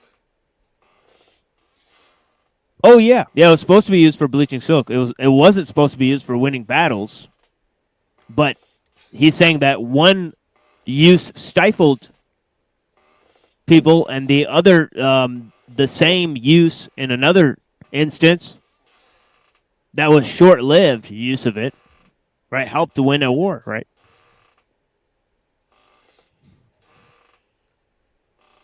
So in one case, they need the thing always, right, to keep bleaching the silk. In the other case, they just need it to win the battle, and they don't need it anymore.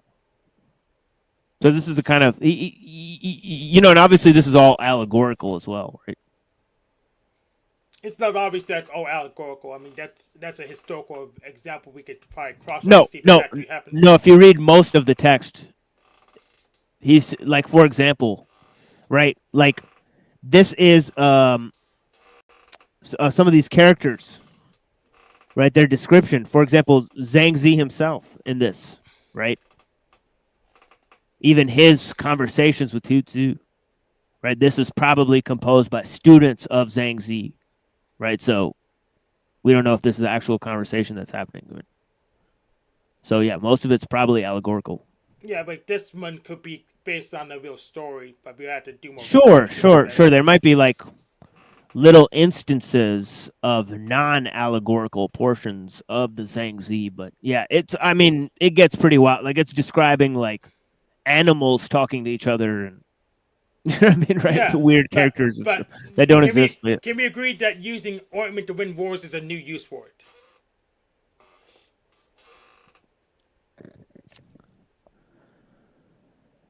it's a different use, but it's not a new use, right? As you said, but yeah, I mean, If it's different than what was used for before, therefore new. sure, Okay. yeah, different, yeah. Good. Yeah, it was used towards a different underlying purpose, right? But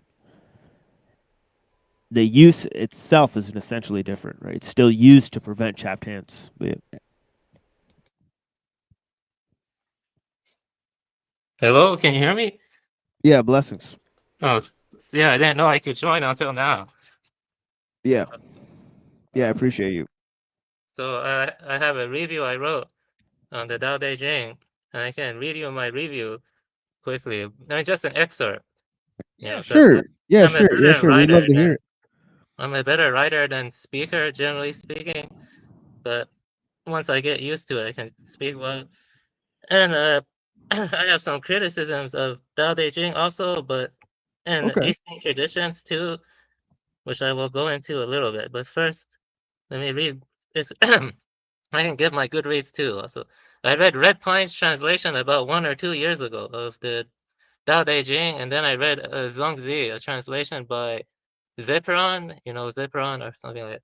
And basically, Red Pine, he argues that Lao Tzu was inspired by the new moon, which can always become light and contains within itself the potential for growth and long life. The person can embody the T, which is virtue, through Wu Wei, non-doing, which involves being humble, soft, pliable, and not imposing, while being free of expectations, likes, and dislikes. T, virtue, is the manifestation of Tao, the Tao. All things are united by the Tao, the universal principle that is in fact no principle. And that's kind of like Nagarjuna's MMK, like emptiness is empty. I'm not sure if you ever heard that. Yeah, yeah, totally. Yeah. Yeah. The T is not, virtue is not necessarily about prioritizing kindness over cruelty, but rather about about the perfect stillness and balance that is the essence of the Tao. So it's not like moralist, you know what I mean? So in a way, it's compatible with Nietzsche's, And as a result of embodying T, virtue, the sage aligns himself with the Tao, which is also referred to as the way. I'm almost done. Okay, in order to cultivate the Tao, a sage must stand aloof from the world and devoid of concerns, letting things take care of themselves. In the midst of transforming into one another, sages avoid extremes, excesses, and extravagances. The sage transcends the boundaries of life and death, existence and non-existence, by cultivating the Tao's nameless simplicity. And we can see how that influenced the Platform Sutra of Hu Ning. Hu Ning, he wrote the Platform Sutra, which was for Chan or Zen, and he argued that the original nature is imperishable. It's not possible to sully it. He has a famous poem about the mirror stand, Hu Ning, and he said that the mirror can never become dusty. Even if one has clouds of delusions, it only obscures one's original nature, which is beyond life and death.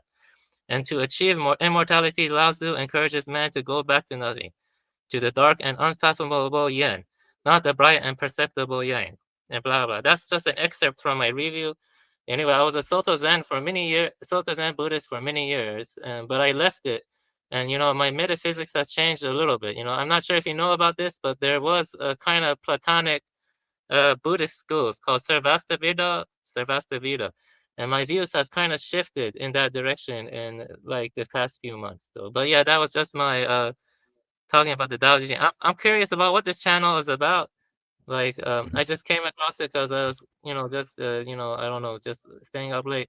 And in general, I am kind of, the channel does interest me because in general, I do hold anti-industrial beliefs. I've read David Skrbina's Metaphysics of Technology, and I have read Frederick George Younger's Perfection of Technology. Have you heard of that one? Perfection of Technology by Younger. No, but I have heard Ellul quote a lot of younger. So if you read Metaphysics of Technology, you're probably very familiar with Jacques Ellul and his technological society. You know, so we're going over that on the show. We read a lot of Kaczynski's writings. You know, obviously I studied with Skrbina for many years, right? Yeah, I actually don't think that any single person really influenced my understanding of Western philosophy more than Dr. Skrbina, right? So definitely huge Actually, influence. Yeah. to actually have read panpsychism in the West too, there is a big problem with Skrbina's metaphysics that I've been working through recently, and Oh yeah. that's basically the question of telos. You know what I mean? You know, Yes. Skrbina believes organization-dependent technology has a telos, right? That has a directionality, and that people are not in control. You know, it creates the complications it claims it can solve. It creates the problems it claims it can solve, like spraying children with DDT, or like automation now making people useless in the workforce. You know, and all these pesticides and glyphosates, they lead to soil depletion and biodiversity die out. You know, as Right. technological Yep. complexity grows, biodiversity declines, and so does human health, and so does human autonomy, and all of that. That's definitely true. Oh yeah, 100%. Yeah. But the question is whether or not this technological system constitutes having its own internal life, its own intentionality. You know what I'm trying to say? Because when I read Metaphysics of Technology, Skrbina sees the entire interconnected global industrial system as having a telos. You know what I mean? But Oh you yeah. know, the modern synthesis and the extended synthesis, the evolution does not have a telos though. But do you have the third way evolution biologists like Yes. Dennis Noble? He argues that evolution does possess a kind of telos, but I I'm not think sure. I think the obviously the whole notion of teleology is like I don't like the notion at all.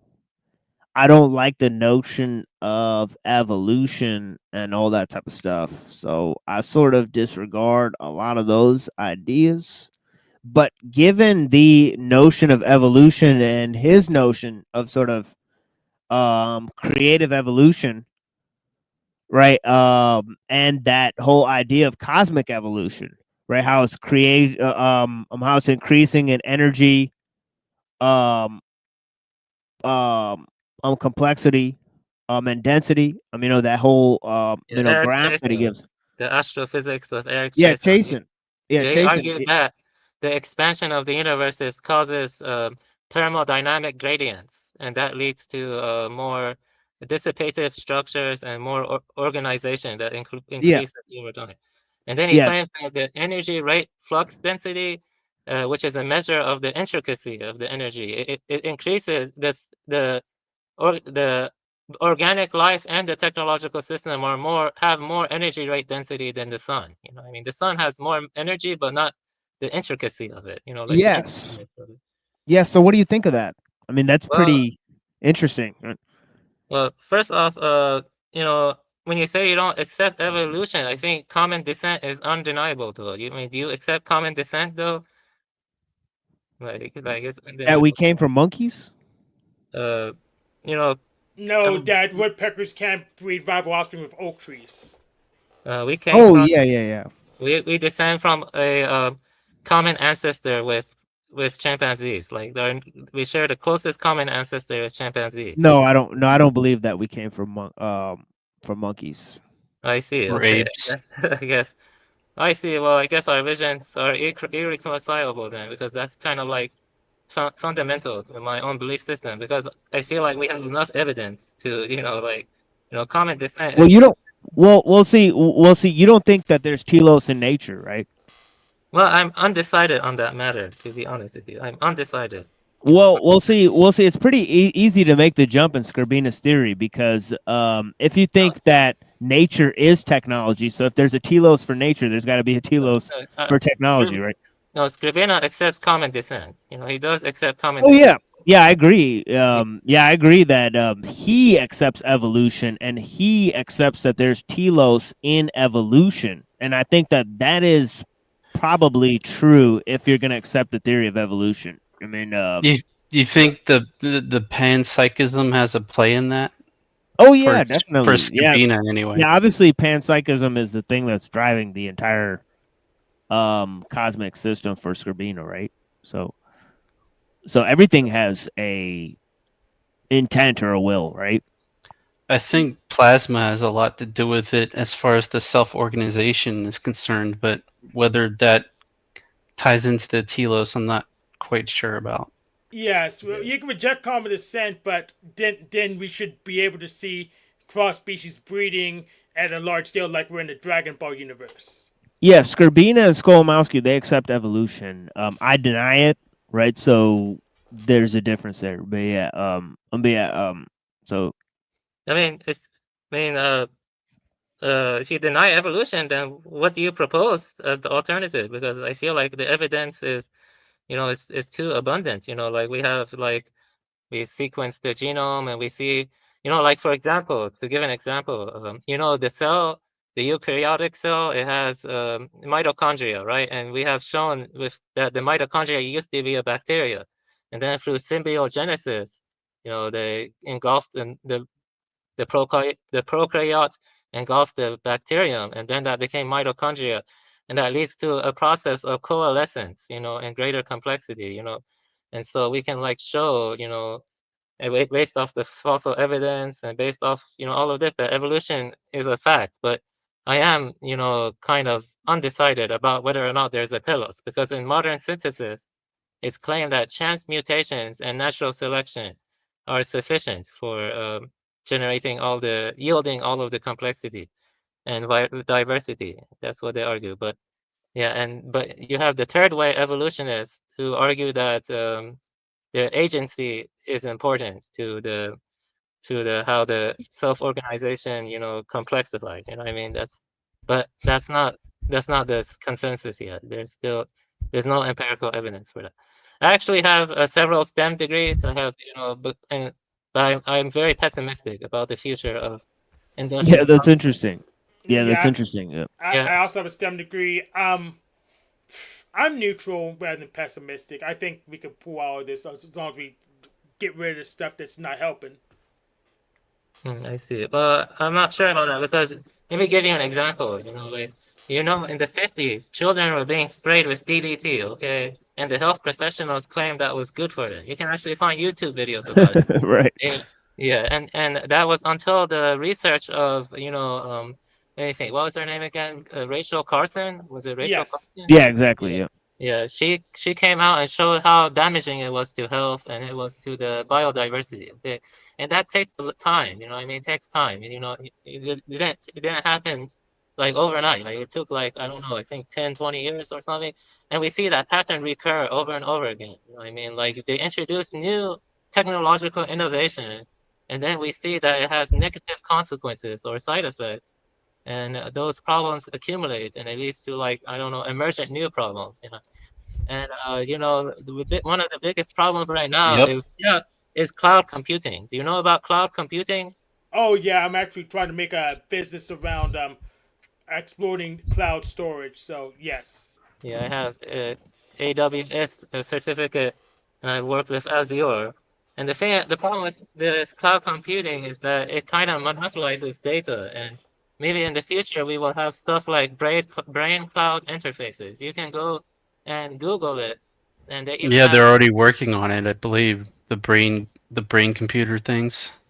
Yeah, but because we have free and open source software like GNU Linux, any cloud software is also local software as long as you can get it to execute locally. So that's out. So it's not really a big deal because we can just pull the clouds down as long as you don't pick the wrong cloud backend. Yeah, well, the thing is, you have stuff like edge analytics, edge analytics where you have devices on the edge, and they can run machine learning algorithms. I don't know, let me give an example. Like your phone, or even just a device that's connected to 5G, and they can run the machine learning algorithm to detect, let's say you're saying bad things, or things that are against the present order.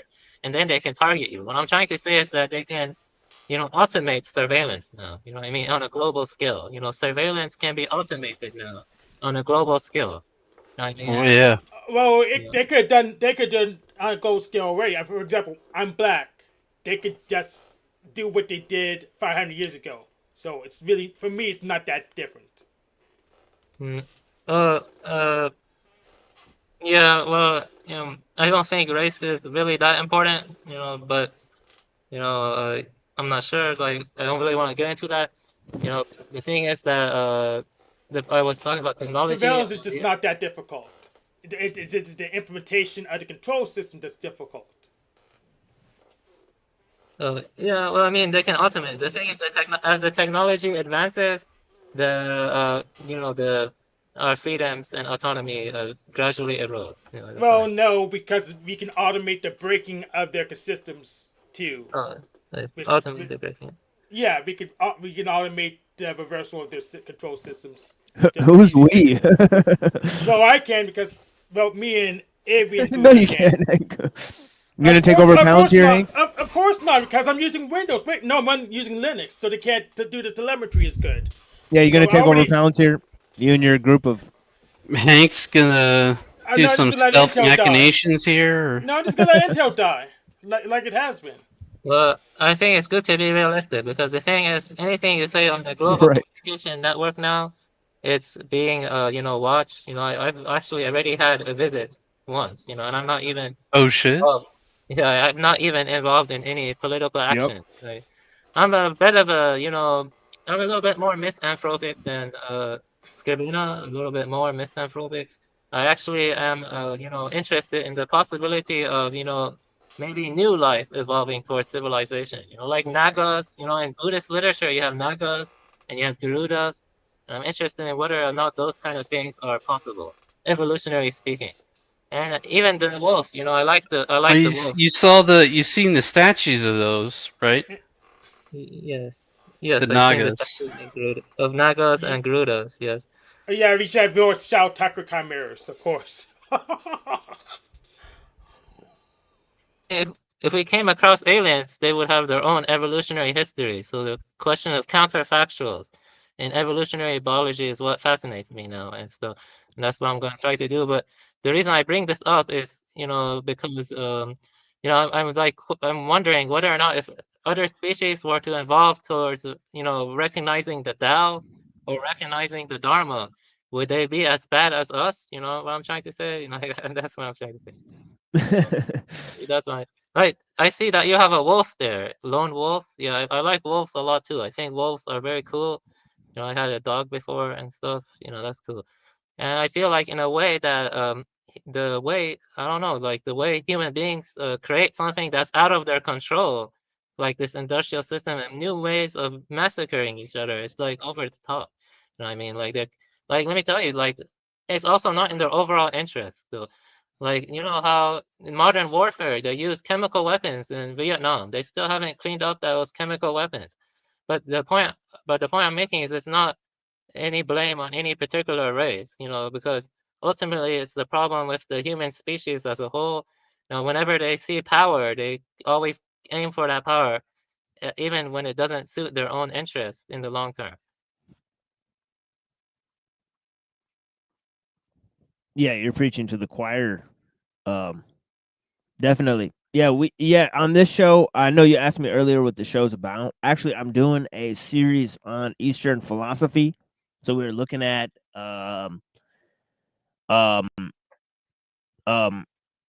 different ideas from Hinduism to Zoroastrianism to Confucianism to Taoism, and I'm going to be looking at some of the Zen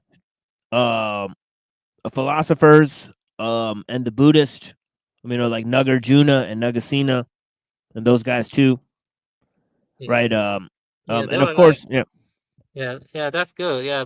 The thing about Buddhism is, when Buddha died, there were 18 different schools of Buddhism that emerged. And I think only 2 schools led to the extant schools we see now, like Mahayana and Theravada. People assume the Pali Canon is an accurate reflection of the Buddha's teachings, but the Pali Canon actually was written 500 years after the Buddha died. And, Yeah, and you even had these schools called Sarvasta Veda, like I mentioned before. They had a little bit more, Platonic beliefs that dharmas exist in past, present, and future, and they kind of went extinct. But they were big in Central Asia, the Sarvasta Veda school, and I think maybe there is something to them. Maybe I could try to revive their ideas, because I think it doesn't make sense to say, have any of you studied Deleuze, Charles Deleuze?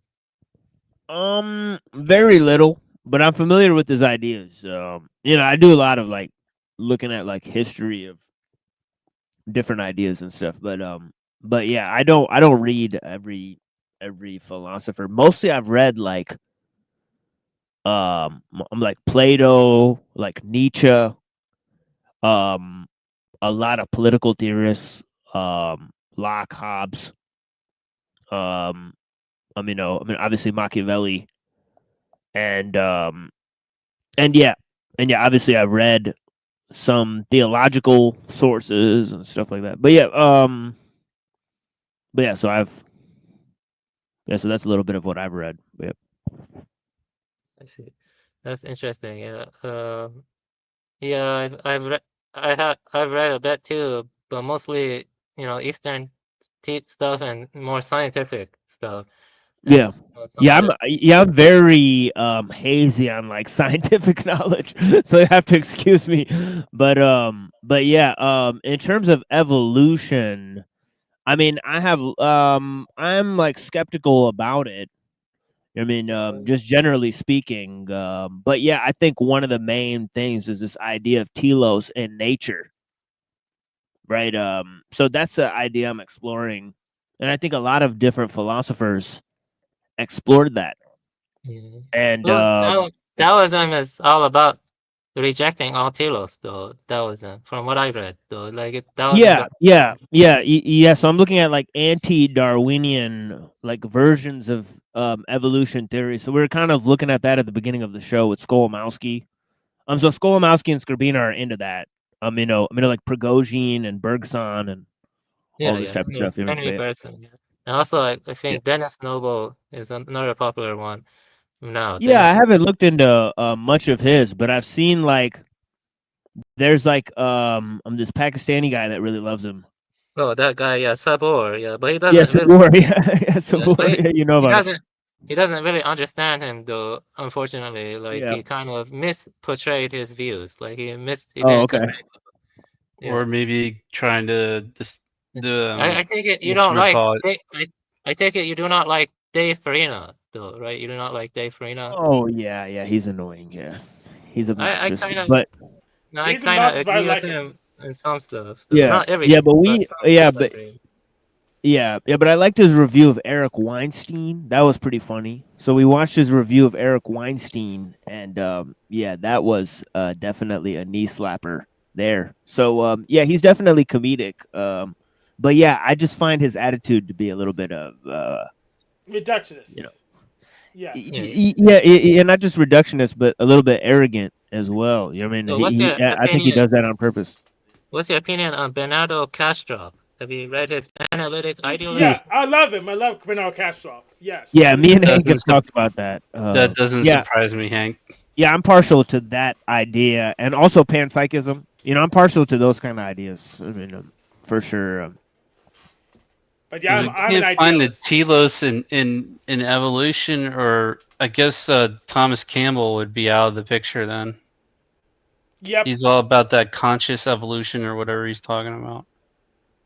Yeah, Thomas Campbell goes for the great man theorem, which I don't accept because we don't have we can't make a baseline for it. How do we test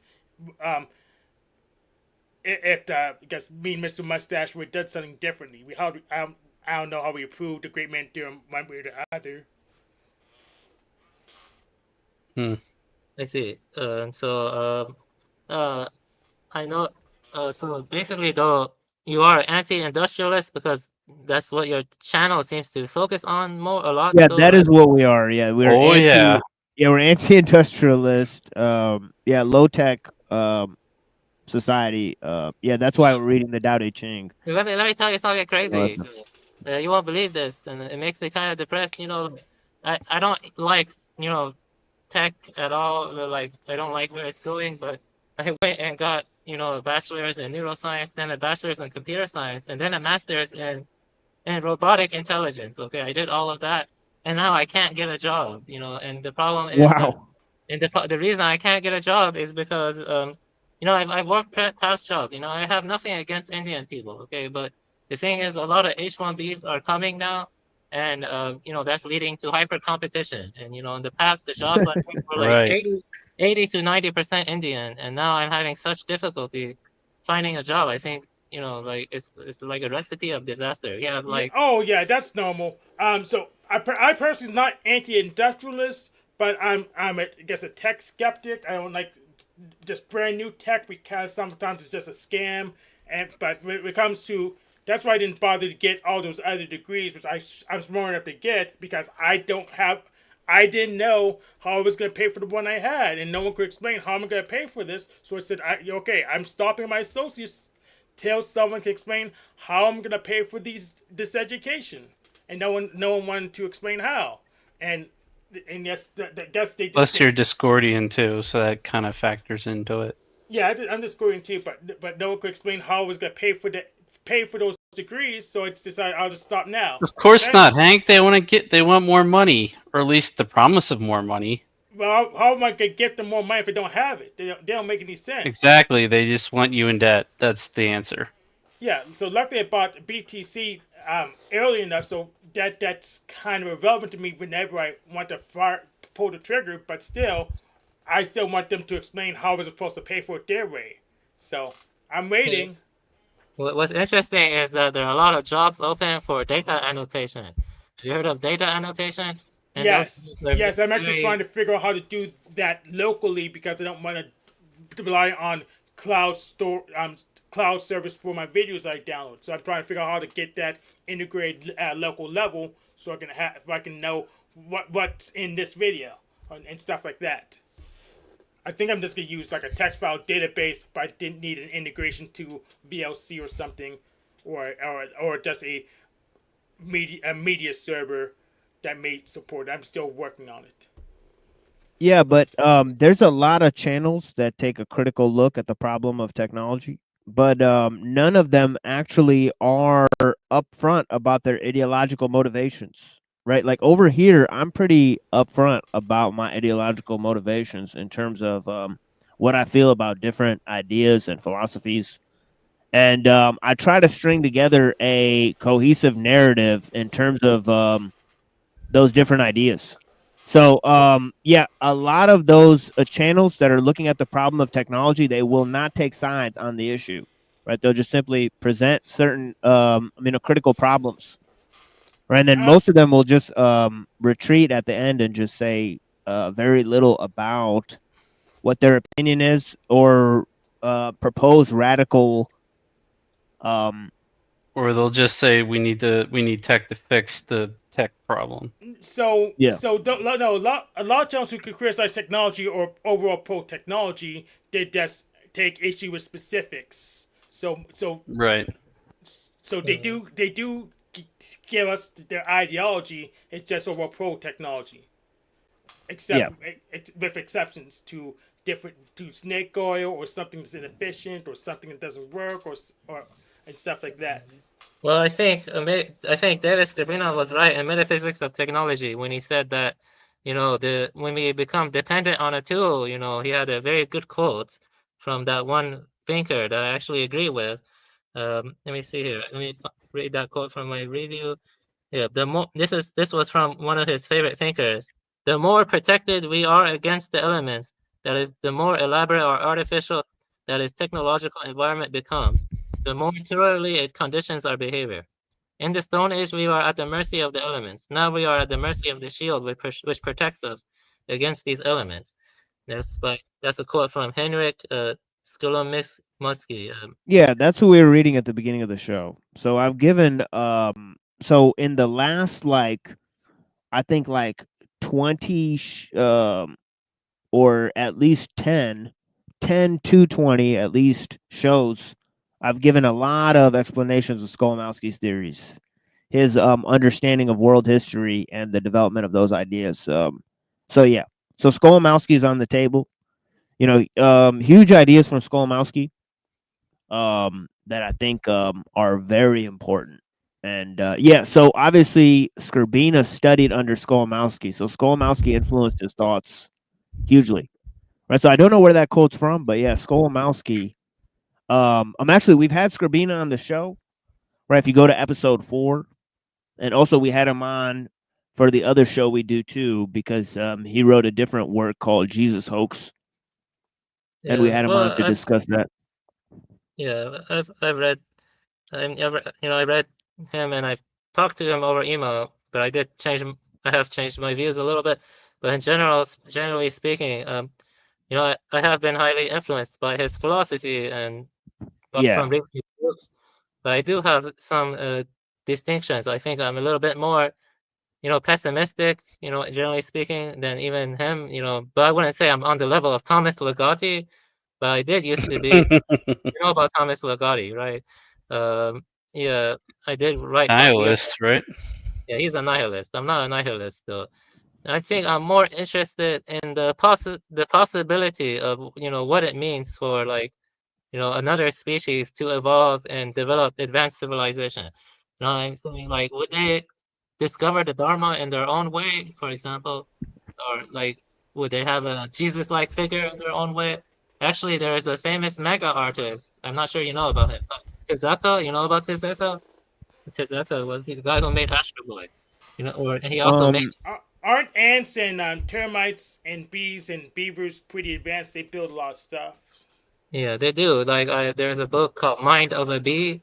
I bought that book, but I haven't read it yet. But bees are highly intelligent. Maybe when bees come together, they form a tight network that leads to a higher order mind. You know what I mean?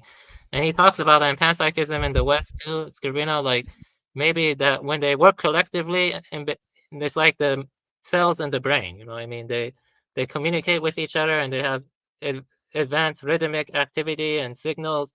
Maybe the bees in the colony are like a more advanced brain. See what I'm saying?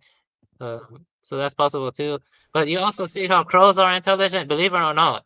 But crows in New Caledonia Island, they already leave blueprints on leaves on how to improve tools. So in a way, there's cumulative improvement on their tools that they use to get worms, the New Caledonian crows. Do you believe that? They already have the beginnings of technology. Corvids are the smartest bird. So I believe it. Yes, I believe it. And so, in a way, I guess I'm closer to Ulrich Horstman, maybe. I think maybe it's better mankind just go extinct and we let other species evolve towards developing advanced civilization. That's my belief, personally. Have they observed evolution? Just think about it, man. Think about it. Look at the chimpanzee. Look at you. They have breasts. They show emotions. We have fossils of transitional species. You know what I mean? Right. But the fossil. There's a lot missing. Let me say one more thing. Okay, let me say one thing. Gorillas and orangutans, they're such benevolent species. They're so loving creatures. Orangutans and gorillas. You know what I mean? Compared to chimpanzees and bonobos, the chimpanzees and bonobos are insane. You know what I mean? And that's for sure. The human species is insane too. Let me tell you this, okay? What happened, and this will frighten you when I tell you. Iran used to be big like Europe. You know what I mean? There used to be a different identity. Sogdians, Persians, all of them used to identify with a greater Iranian identity. You know what I'm saying? And what happened is the Mongols came, and then Tamerlane, and what they did was slaughter everyone, create pillars of skulls. It was the biggest genocide, one of the biggest genocides in history. But I'm not going to self-victimize, you know what I mean? Because let me tell you this, tons of people have suffered genocide in history. For example, Circassians, Yugoslavia, the Jews during World War II, and China later again. Yeah, we can write a whole book Armenians on genocide. You know what I mean? Encyclopedia. We can write a whole encyclopedia. Holodomor as well. But let me tell you something interesting too. Okay, let me tell you something interesting. I don't want to get too political, but a lot of Israelis or Zionists, the Zionists, they actually, like me.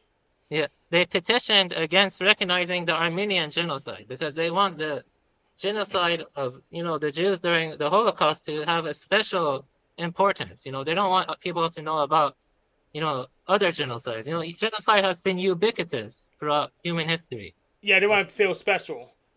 Yeah, they want to feel like the blacks want to feel special about their slavery, even though it's really common.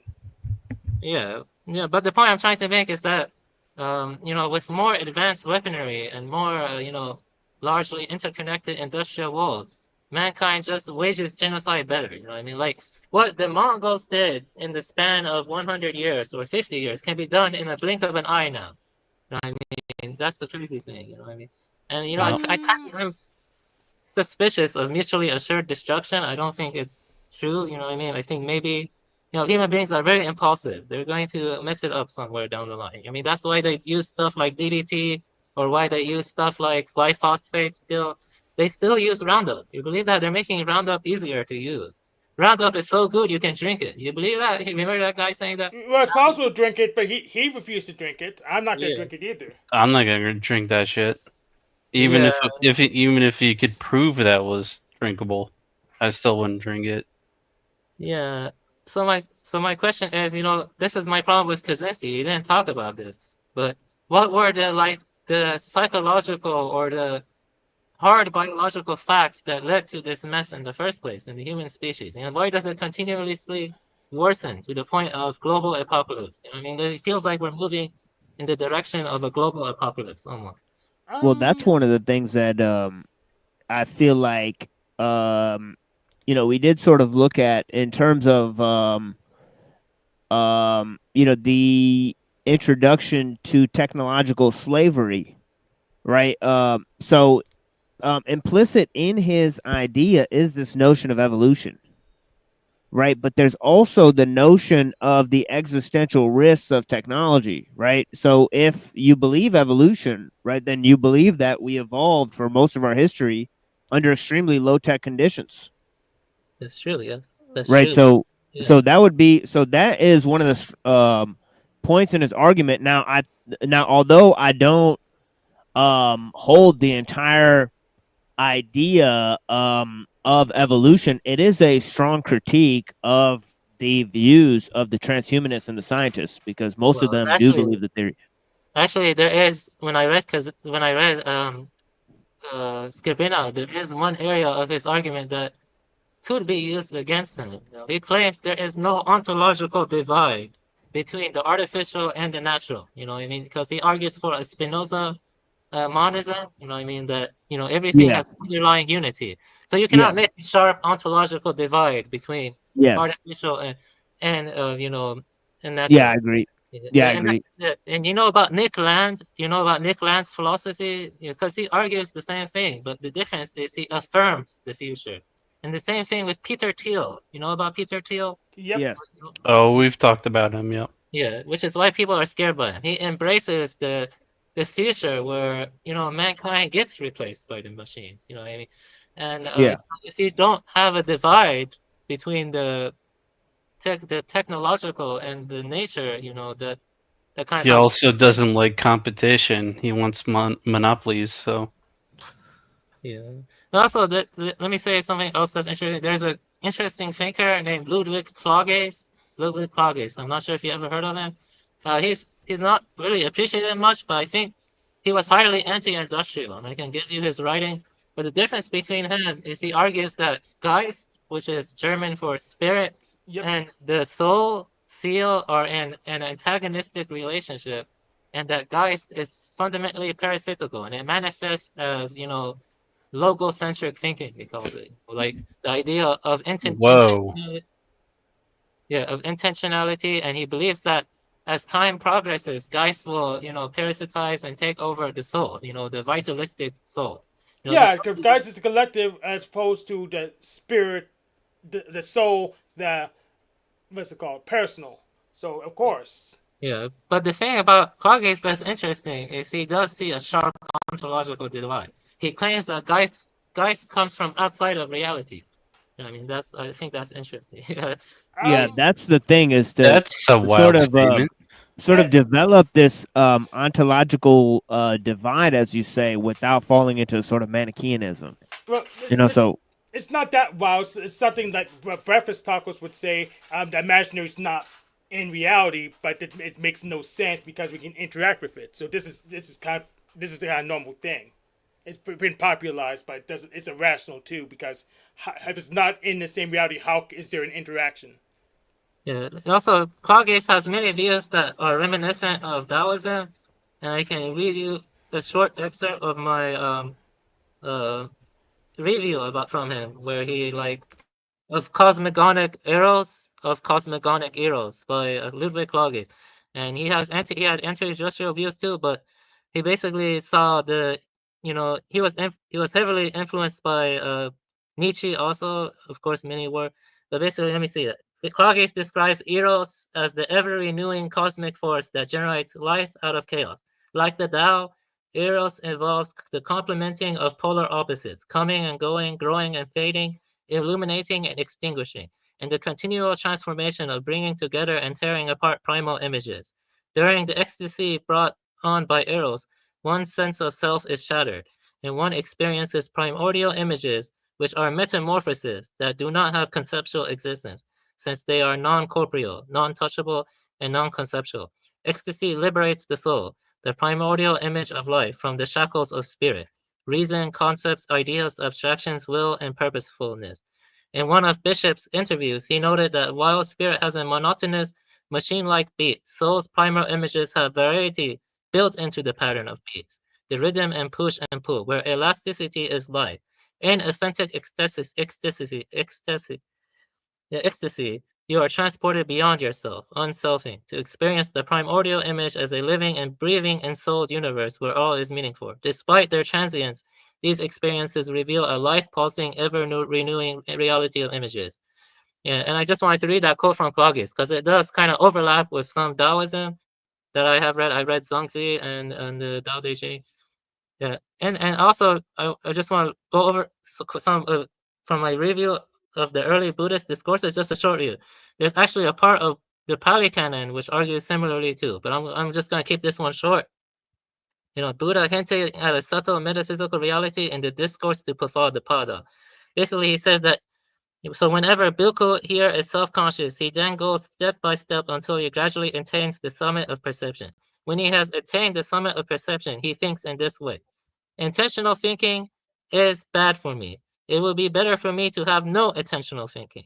But if I were to go on producing intentional thoughts and mental constructions, these perceptions might pass away in me, but other coarser perceptions might arrive. Suppose I were not to produce intentional thoughts and mental constructions. Thus, he neither produces intentional thoughts nor mental constructions. Then for him, producing neither intentional thoughts nor mental constructions, these perceptions pass away, but other perceptions do not arise. He attains sensation. Thus, he attains deliberately, step by step, the cessation of perception. And let me see here. Yeah. So, according to someone's level of attainment of sensation, pada, that is how I declare the summit of perception. Thus, I declare that the summit of perception is one. And also, I declare that the summit of perception is many. Yeah, so what I'm trying to get here is that you see this common thread in Taoism and even Ludwig Claudius, and Taoism and Buddhism. I just read the Pali Canon excerpt. yeah, Yeah, but that Hegel, Hegel and Schopenhauer, they knew about the Tao and Confucius and Buddhism and stuff, and they even commented on those texts, right? Yeah. Well, so the it's not point is, far-fetched to think that they did also, have some this ties some into Schopenhauer sophistication. also. Because Schopenhauer believes that, well, I haven't read as much Schopenhauer, but let me think. I think he basically, through denial, one is no longer attached to the will to life, and so as a Yep. consequence, yeah, that's right? Yeah. Am I correct? Am I correct? Yeah. Okay, so basically, you see that common thread across all of them, and that is letting go of intentional thinking. Right? Intentional thinking. That's really, I think, the core and heart of Buddhism, Taoism, Claudius, and maybe Schopenhauer too. I have not read Schopenhauer as much, but I have read a little bit. Is that the letting go of the grasping? When you try to grasp phenomenon, or when you try to impose your order on the phenomenon or try to grasp them, that's futile, because it's like sand going through the fingers. It's ephemeral and it lacks corporeality. And I think Nagarjuna gets at that too, in regards to, I have a review on Nagarjuna too, but I don't want to talk too much. I don't know if I'm bothering you guys, but I don't You're really not. You're not bothering me at all. Not Actually, at all. Yeah, you're very much among friends. I don't really come across that many people that read Skrbina's work. He's like a hero of mine. So yeah, I really yeah, I would like to talk to you more. I mean, but yeah, dude. Yeah. So So I yeah, can read. So I can talk about Nagarjuna a bit, because I have written a review too. I can share my good reads if you're interested later, because I write a lot of reviews for stuff I like. I haven't read as much as other people, but I do feel like, if I were like well off, I would have gone into like philosophy, or like I would have gone into philosophy basically. I think I would have, I would have preferred to do that instead of science stuff. But yeah, but basically this is from Nagarjuna's Middle Way. Those who hypostatize the Buddha, who is beyond hypostatization and unwavering, they all, deceived by hypostatization, fail to see the Tathagata. The halting of cognizing everything, the halting of hypostatizing is blissful. No dharma whatsoever was taught by the Buddha to anyone. And so let me see here. So basically what it's trying to say is that emptiness indicates that all things lack intrinsic nature, and that but at the same time we cannot say that, because it's neither empty nor not empty. He kind of deals with that paradox. It is wrong to see emptiness as either the non-existence of all conditioned things, or a truly existing thing with a real locus. So emptiness avoids the extreme views of ultimately real existence, things with intrinsic natures, and the extreme view of non-being, by denying that ultimate reality is characterized by absence of being. So in a way, it kind of ties into the first sentence of the Tao Te Ching. I mean, yeah, that's right. That's kind of what it says. The only way you can really grasp, you can apprehend the Tao Te Ching is by seizing intentional thinking, basically.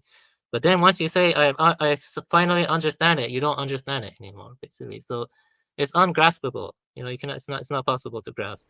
One enters into meditation on the emptiness of intrinsic nature of all entities, like a reflection, a dream, a fire circle, an impression of a seal.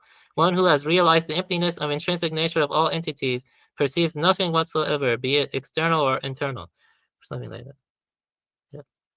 And yeah, that's kind of like the general gist of Nagarjuna. I think Graham Priest, I'm not sure you heard of him. He kind of go into the paraconsistent logic of Nagarjuna, where it's not easy. You cannot really say something is either empty or not empty, or both empty or neither and empty. It kind of deals with the paradoxes. It's context dependent. It's that simple. But something to empty for is context dependent. Yeah, it's context dependent. Yeah, that's true. It's yeah, but the context is what they use to annihilate it, right? So they say because it's based on parts, it doesn't have a consistent reality to it. You have to. Context is what you need to create it in the first place. So if you don't have a context, you can't even know if anything's there or not. Yeah, I'll be right back in like 2 minutes. Gotcha. Yeah, for sure.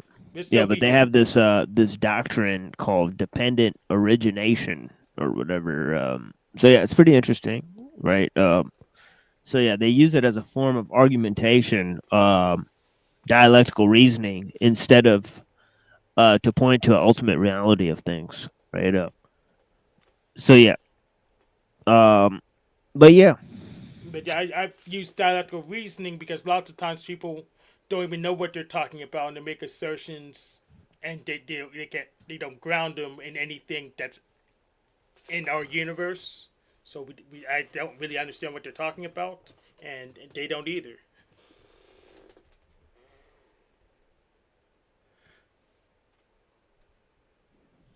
Yeah.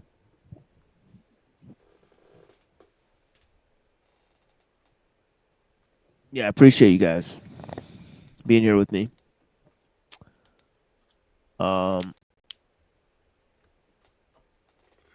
Yeah, so I mean, I'm pretty much done with what I was going to present.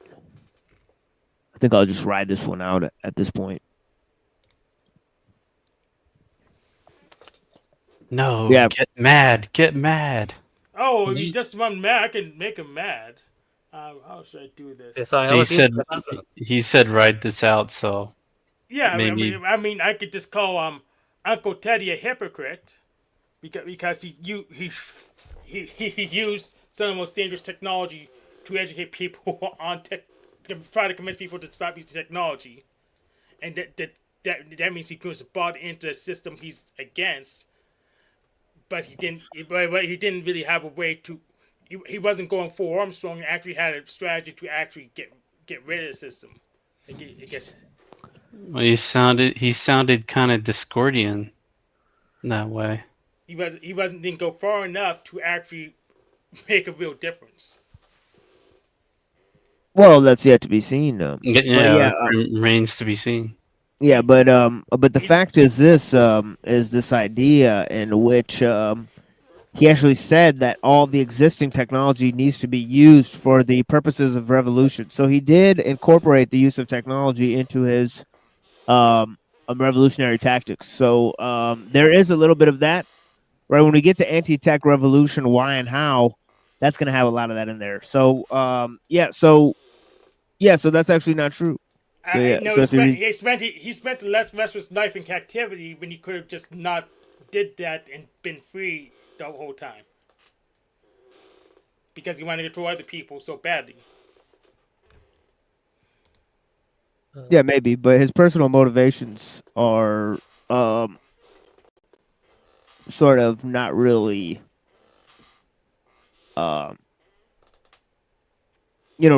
really linked to the problem of technology itself, right? But yeah. See, Remington, I know the machine license buttons.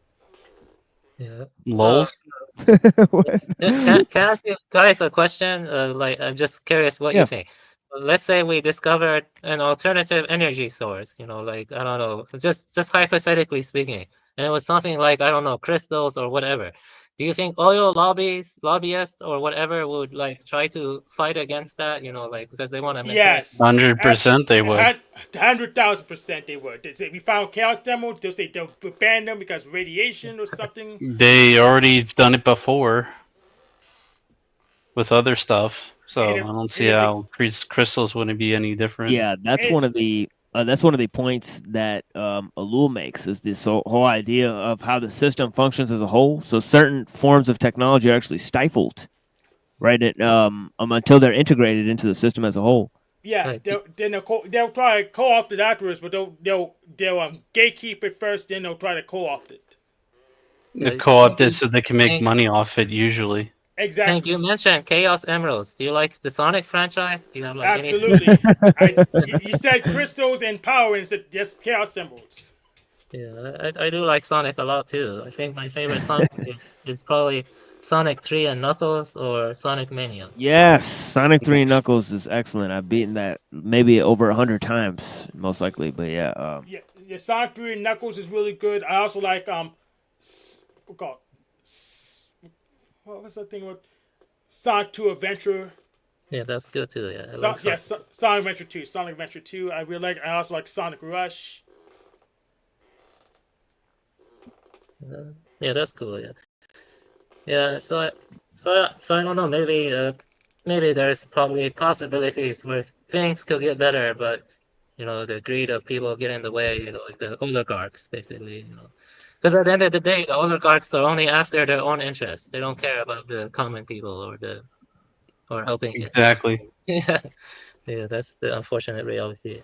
Yeah, but as technicians, we can co-opt the stuff, at least the platter stuff, in a way that they didn't expect. That they call us hackers. Well, we'll co-opt their stuff in a way they didn't expect, but they'll call us bad for it. It's always good to maintain healthy doubts, because it's not good to get overly dogmatic. Maybe there is a way out of it. I'm not entirely sure. It does seem things are getting progressively worse thanks to big data, like I was talking about before. Big data, like the the other stuff. Big data is very interesting, you know, like you can automate a lot of stuff now. That's crazy. Yeah. I don't know what's gonna happen now with all the automation that's occurring, you know, like they can automate even fast food to a large extent, I think. So like in Taco Bells, they have created some, you know, they have put some arms, I forgot what the arms are called, but they can like make basic tacos. Yeah, but the problem is Taco Bell's not worth eating, so it's self-limiting. Yeah, it's so funny. But the thing is, maybe. yeah, I guess so, maybe, yeah. You think Taco Bell is worth eating? No, obviously not. It's trash, but to say that it's self-limiting, maybe not so much. Well, if the trash can't compete with actual Mexican food, then it's going to probably go the way to Dodo. Yeah, well, but that's the thing is that the tech. Yeah, but that's the thing is that as the system becomes more interconnected, I mean, right, the existential risks grow, right, and the risk to humanity grows, right. So, so it's a delicate balance there, right? I would argue that the existential risk is static.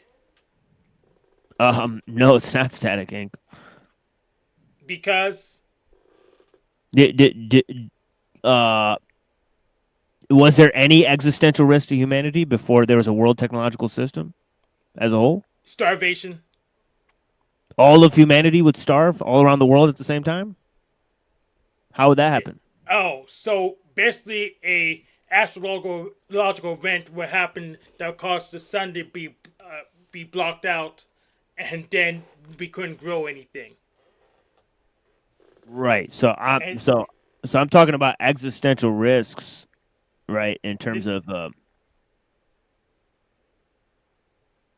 like a meteor or something. Yeah, a meteor could kick up enough dust that would block out the sun for the whole planet, or at least yes. the arid, the what you call the agricultural.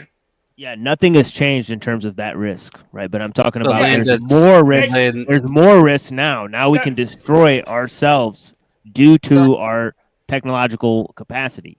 Can I ask you? Can I ask a question? I want to see what you all think about it. Like, I'm just curious about what you think about this because it relates to that. And I'm wondering, like, what let me think. What was I going to say? You know how in They Live? Have you ever seen the movie They Live? Yes. Actually, I haven't seen the movie, but I know about the basic concept. Yeah. Or something. Do you think like that, something like that is plausible? Like because in They Live, they actually talk about this stuff. Believe it or not. And let me see here. Look around at the environment we live. Carbon dioxide, fluorocarbons, and methane have increased since 1958. Earth is being acclimatized. They are churning our atmosphere into their atmosphere. And the reason I mentioned this is because have you heard the conspiracies about Bill Gates trying to block the sun with aerosol injection? Like, have you heard this conspiracy? Yep. Yeah. Yep. Do you think all of these elites are human? Like, like I don't know. Why would you try to block the sun? I don't get it. Like why? Let's check what he says about it. Well, they're definitely not. They're definitely being motivated by, I think, non-human entities. Right now, if you want to call those jinns or hungry ghosts or whatever they are, right? I definitely think there's a demonic element there. I figure, yeah, he wants to block the sun to stop global warming, as if it was a problem. He's afraid of the temperature going up, and that's stupid. I don't trust that guy with anything. Yeah. Also, I'm sorry. Like, no. Do you use Linux? Because if not, that means you trust him with your APIs.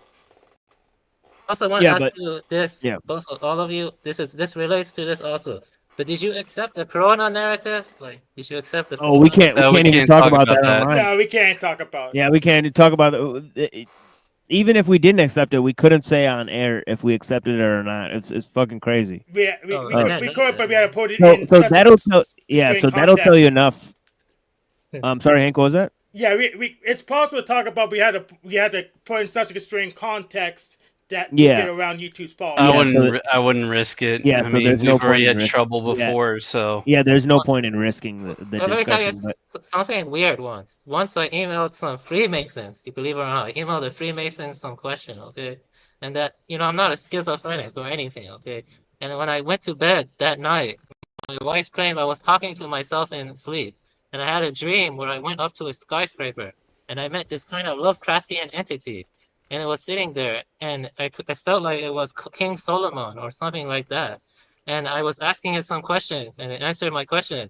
But when I looked at it, I could tell it was not an earthly being or something like that. Like, but the reason I mentioned that is that I don't know, maybe all this 33 crap and all this, like look at the, you know, I, I don't like Abrahamic traditions, but I don't hold anything against people who follow it. But the Muslims circle a cube, you know that, and that's kind of like Saturn. You know, the northern pole of Saturn has a cube opposed north. You know what I mean? It's like Saturn, you know, and you have, you know, they circle the cube. It's like Saturn, and then you have the rabbis wearing a black cube on their forehead. You know what I'm saying? Yep. Yeah, and it just seems like, you know, it just seems like it's, I don't know, it's from Saturn, you know. I don't know. It just feels like it's like some kind of Saturn-like You invasion. could fold the cross into a cube. Yeah. Yeah. You know. Yeah, it wouldn't be a goofy looking cube, but Actually, let me tell you this. You know, like if you take a cube and you put, I don't know, maybe a light above it, then you can have 3 shadows cast against the wall in 3 different directions, and maybe that's like the Trinity. You know what I'm saying? When you have a light hitting the cube that's angled or something. You know, it kind of feels like it's planted by aliens or something to, I don't know. You know, it kind of ties into Ludwig Claudius also, what I was talking about Claudius. You know, he claims that guys came from out of this earth. You know what I mean? Maybe that's like an alien invasion. You know, Claudius was highly... sounds like it.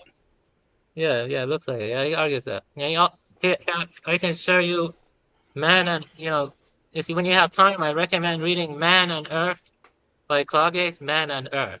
He basically argues the same things as Kaczynski in just a few paragraphs. Basically, yeah, I can read you a section of Man and Earth if you're interested. Yeah, sure. Oh yeah, I can. Yeah, let me see it. Basically, he argues that those who still see something, basically argues that all notions of progress, you know, anyone who argues for progress, it ultimately backfires. You know what I mean? Like it ultimately erodes the true communal integrity and biodiversity and everything you can think about. Like, make no mistake, progress is the lust for power and nothing besides. And we must unmask its method as a sick and destructive joke, utilizing such pretexts as necessity, economic development, and culture. The final goal of progress is nothing less than the destruction of life. This destructive urge takes many forms. Progress is devastating forests, exterminating animal species, extinguishing native cultures, masking and distorting the pristine landscape with the varnish of industrialization, and debasing the organic life that still survives. It is the same for livestock as for mere commodity, and boundless lust for plunder will not rest until the last bird falls. To achieve this end, the whole weight of technology has been pressed into service. And at last, we realize that technology has become by far the largest domain of the sciences. Let me see here. He says, he basically, you know, Claudius believed that before all this rhetoric of progress, people lived in like rich communities, you know, strong, tight-knit communities in connection with the land, you know what I mean?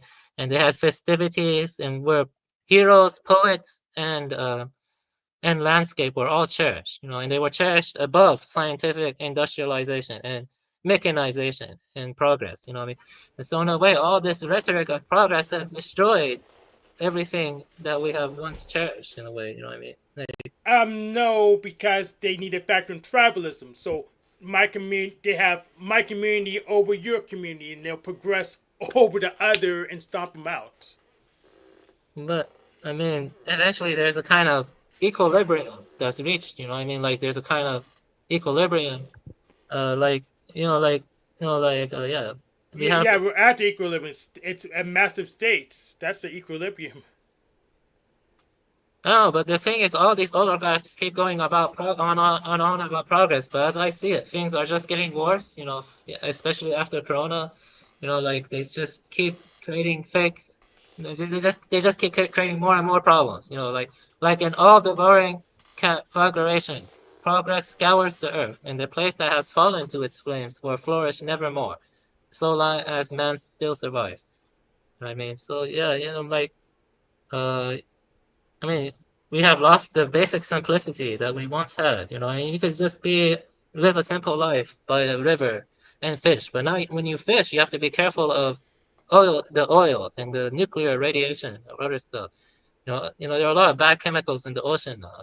Like if you go to the ocean, you see coral bleaching, you see a lot of dead zones, stuff like that. Bad chemicals were in things all the time. That's why we had the Noahheim laws to tell not to eat certain things. It was to keep you alive because they didn't have a way to treat certain animals so that they're edible. Did you say Noahide or Noahheim? I think Noahide I meant. Noahide laws.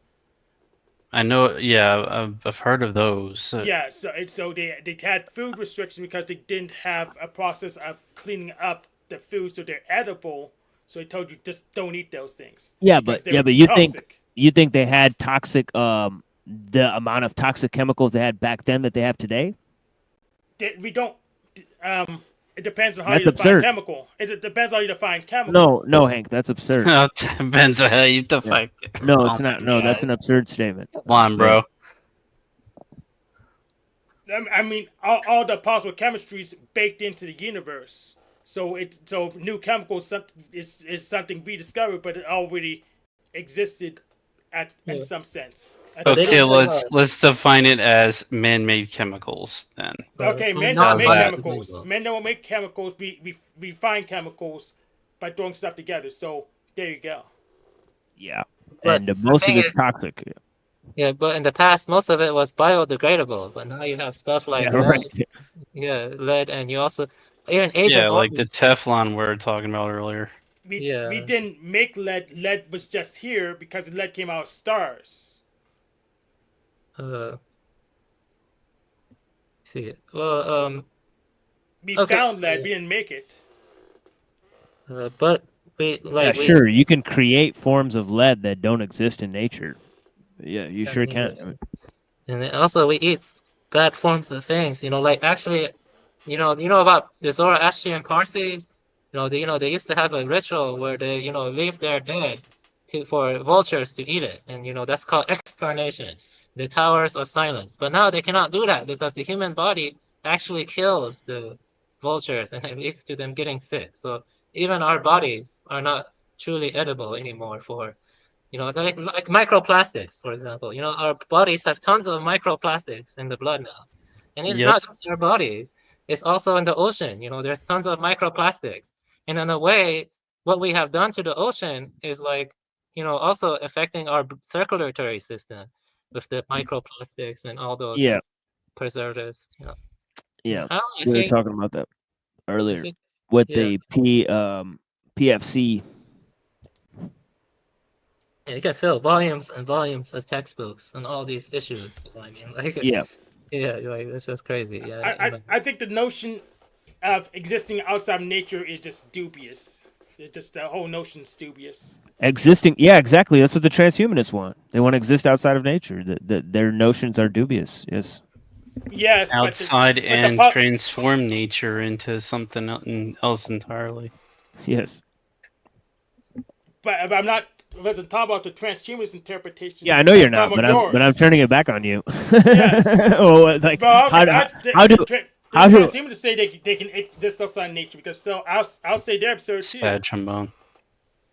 Wait, how do people who oppose a technological world civilization, how do they want to go outside of nature again? What are you talking about?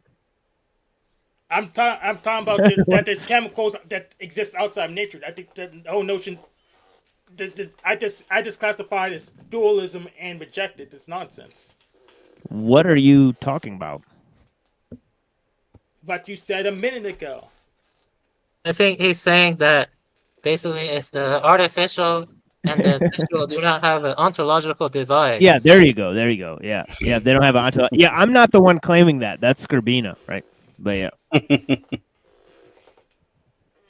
Yeah, so if you read Metaphysics of Technology, he has compelling arguments for his case about why that's not true, right? He argues that nature is technology and all of that type of stuff. But yeah, if you're saying that there's that everything artificial is made from nature, so it's not harmful. That's not what anybody says, Hank. Yeah. And I also say that everything's natural is not harmful because natural. That's obviously wrong, because plenty of things natural is harmful. Sure. Nobody ever claimed that. Have you? Some people have claimed that, but you didn't claim that. You Some do. people have claimed it. You do know that Uncle Teddy's not an anarcho-primitivist, right? I know he criticized anarcho-primitivism. I know he does that. So why are you pretending like he's supporting it now? I'm not.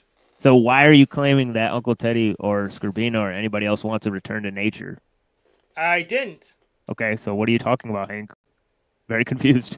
I'm just saying the ontological divide between natural and, I guess, technological is absurd. It just doesn't make any sense to me.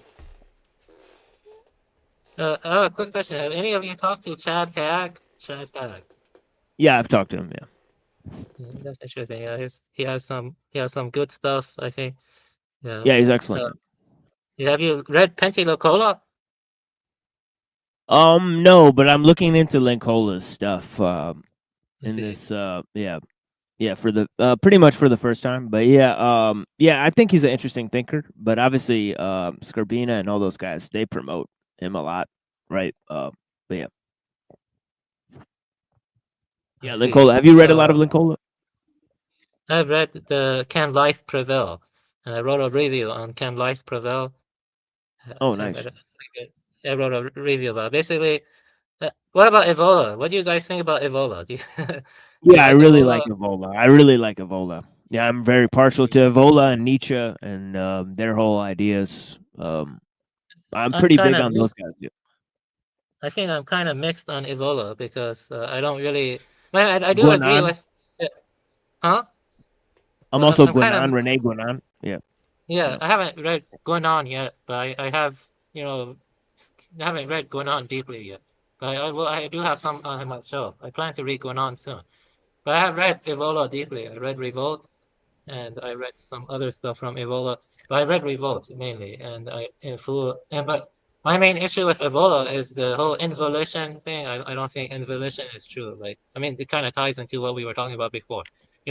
Basically it claims that, there were Hyperborean giants, basically, and they intermixed with man, and then they degenerated over time, I think so. And so, I don't really think that's true, basically. But yeah, But also, I do like a lot about Evola. I like how he analyzed the traditional past, like the Roman games, and how the sacred suffused the entire atmosphere and setting back then. When you look at football, there's no sense of the sacred. People are just playing for who wins or lose.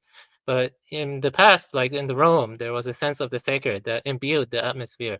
And Evola also critiques the industrialization. He argues that, now we're dealing with the traditional order. The hierarchy he argues for, it has collapsed, and as a consequence, we have just the bourgeoisie or the technical class. Like the Vaishyas or something like that. They value technical efficiency above all higher values. Like the heroism or contemplation. He has the path of contemplation and the path of heroism.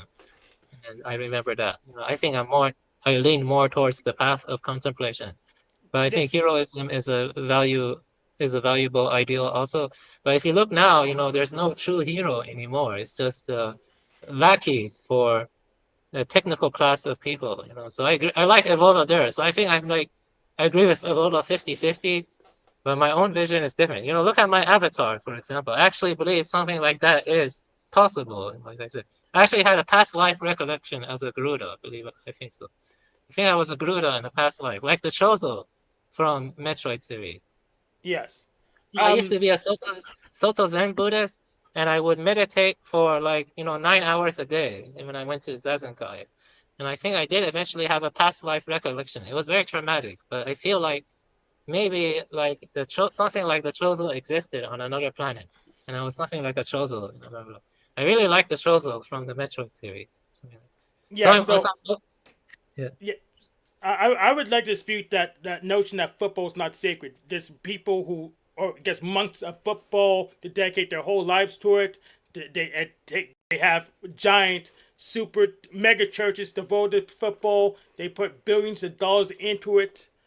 People think football is sacred. I just don't recognize it as part of my religious practice.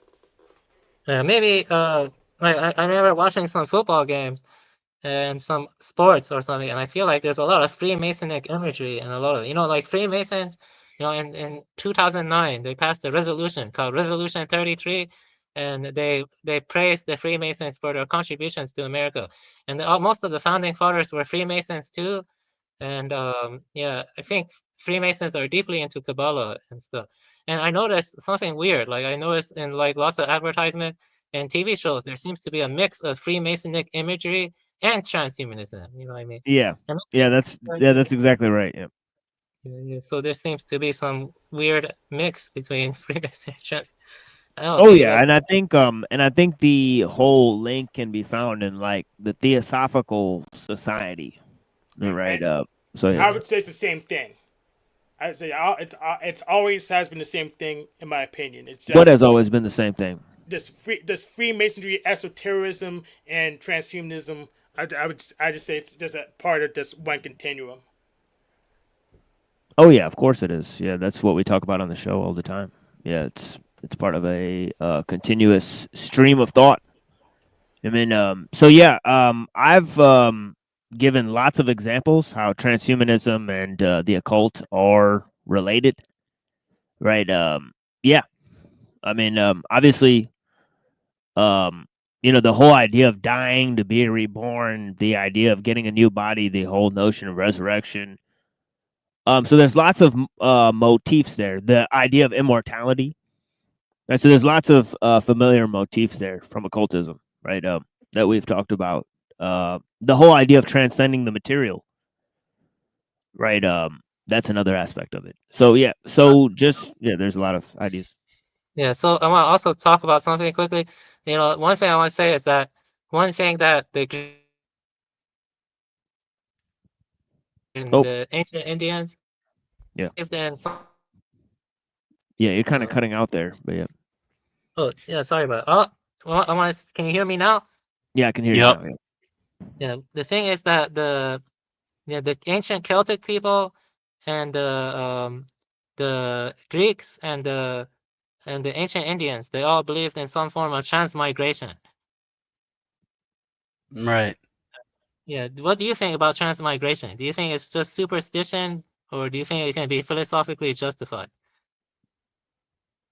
I'd say it's justified, and I think there's ample, should I say evidence? I guess circumstantial evidence that it's most likely the case, but probably not exactly like any particular religion that claims to believe in it.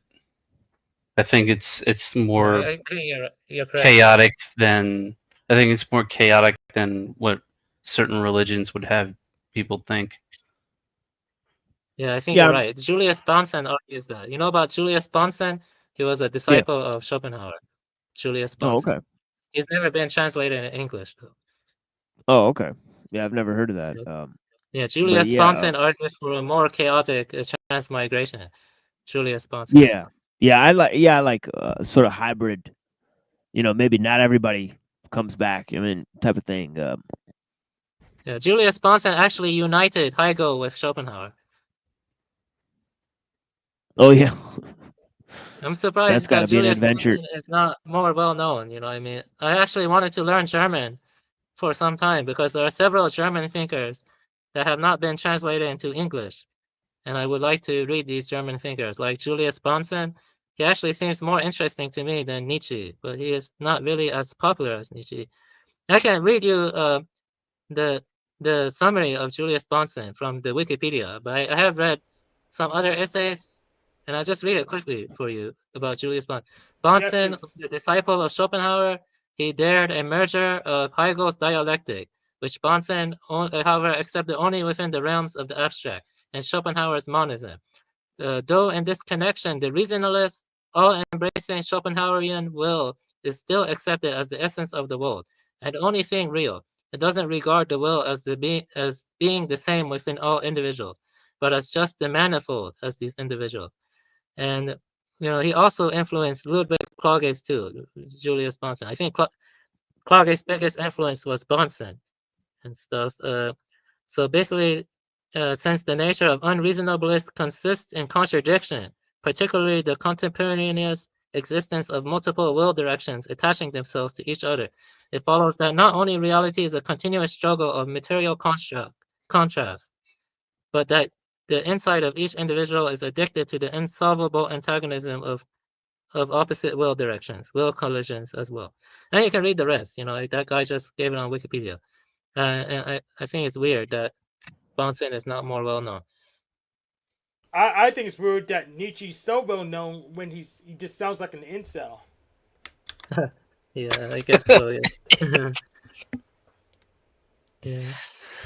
Oh, I Hank. actually wrote horror stories in the past, influenced by Bonson. Believe it or not, I published a horror story, but I'm not gonna mention it. Yeah, but yeah, that's the thing. But his view is kind of very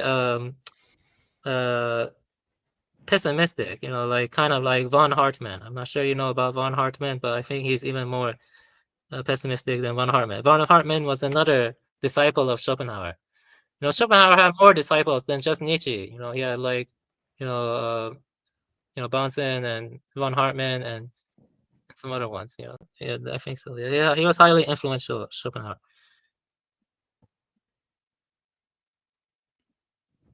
Yeah, I've read parts of Schopenhauer. We looked at Hegel on the show. I'm really against Hegel. Right, I'm really against Hegel and Aristotle. Right. So, yeah, these are some of the, yeah. So these are some of the, yeah. Go ahead. And I'm like the counterbalance. I'm for Aristotle and Hegel. So no, you're not. You just made that up just now. you're fucking like that's your opinion. But yeah, you literally just made that up, Hank. Yeah, I'll believe it when I see it. But yeah.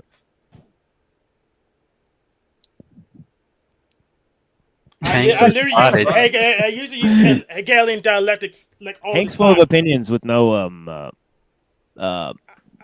I guess theoretical. I don't exist. Yeah, I don't exist. I never thought a thing. I get it. No, I mean this ain't real. Right. I mean, you just throw Come out on, Hank. Of with course, no theoretical of course. I backing. never thought anything. I don't speak anything. I'm just stupid and retarded. I get it. Okay, Hank, what's your opinion on Aristotle and Hegel? Angry. Let's go. Let's go. Flippy is. Let's go. Snap, snap. Let's go, Hank. But yeah, I use Hegelian dialectics all the time. Because if you don't have a context, if you don't have a context, you're not talking about anything. It's nonsense. Okay, Hank, you're losing your fucking mind. What's your opinion on Hegel and Aristotle in contradiction to mine, as you just now stated? Do you have anything? Or you didn't state your idea yet. So well, you you stated to your idea if you don't state your idea. Well, you just said you're in contradiction to my idea already, so you must already know what the fuck you're talking about, or do you not know what the fuck you're talking about? That's what I'm trying to get to. No, I don't exist. We just established I don't exist. I'm fake. See? Fake. So go ahead. Yeah, I think Hank's having an emotional breakdown or something like that. Go ahead. You're at the floor. I'm fake. I don't think you got it. Oh, well, you sound like an idiot, but all right. Yeah, of course I'm an idiot. I'm black. All blacks are idiots. Just like what's his name says. What was his name? Whoever said real, that, that's real logical. Cares. Yeah, sure. That's yeah, because non people are sequitur, attacked. Yeah, that's really a non sequitur. Yeah. So if you're trying to use logic, you're failing miserably. Trying to muddy the waters Thomas for no Carlyle. reason. Thomas Carlyle. I forgot him. Yeah, Thomas. Yeah. Carlyle. What about Thomas Carlyle? He thinks blacks are inferior race and stuff. That's why Nazis liked him. So who cares about that? Yeah, well, we were talking about Carlyle earlier, not now. Exactly. We were talking about Carlyle earlier. So anytime somebody mentions Carlyle, they support Nazis? I didn't say that. That's just his opinion, man. Actually, I want to talk about something. That sounds retarded, Hank. But yeah, all right.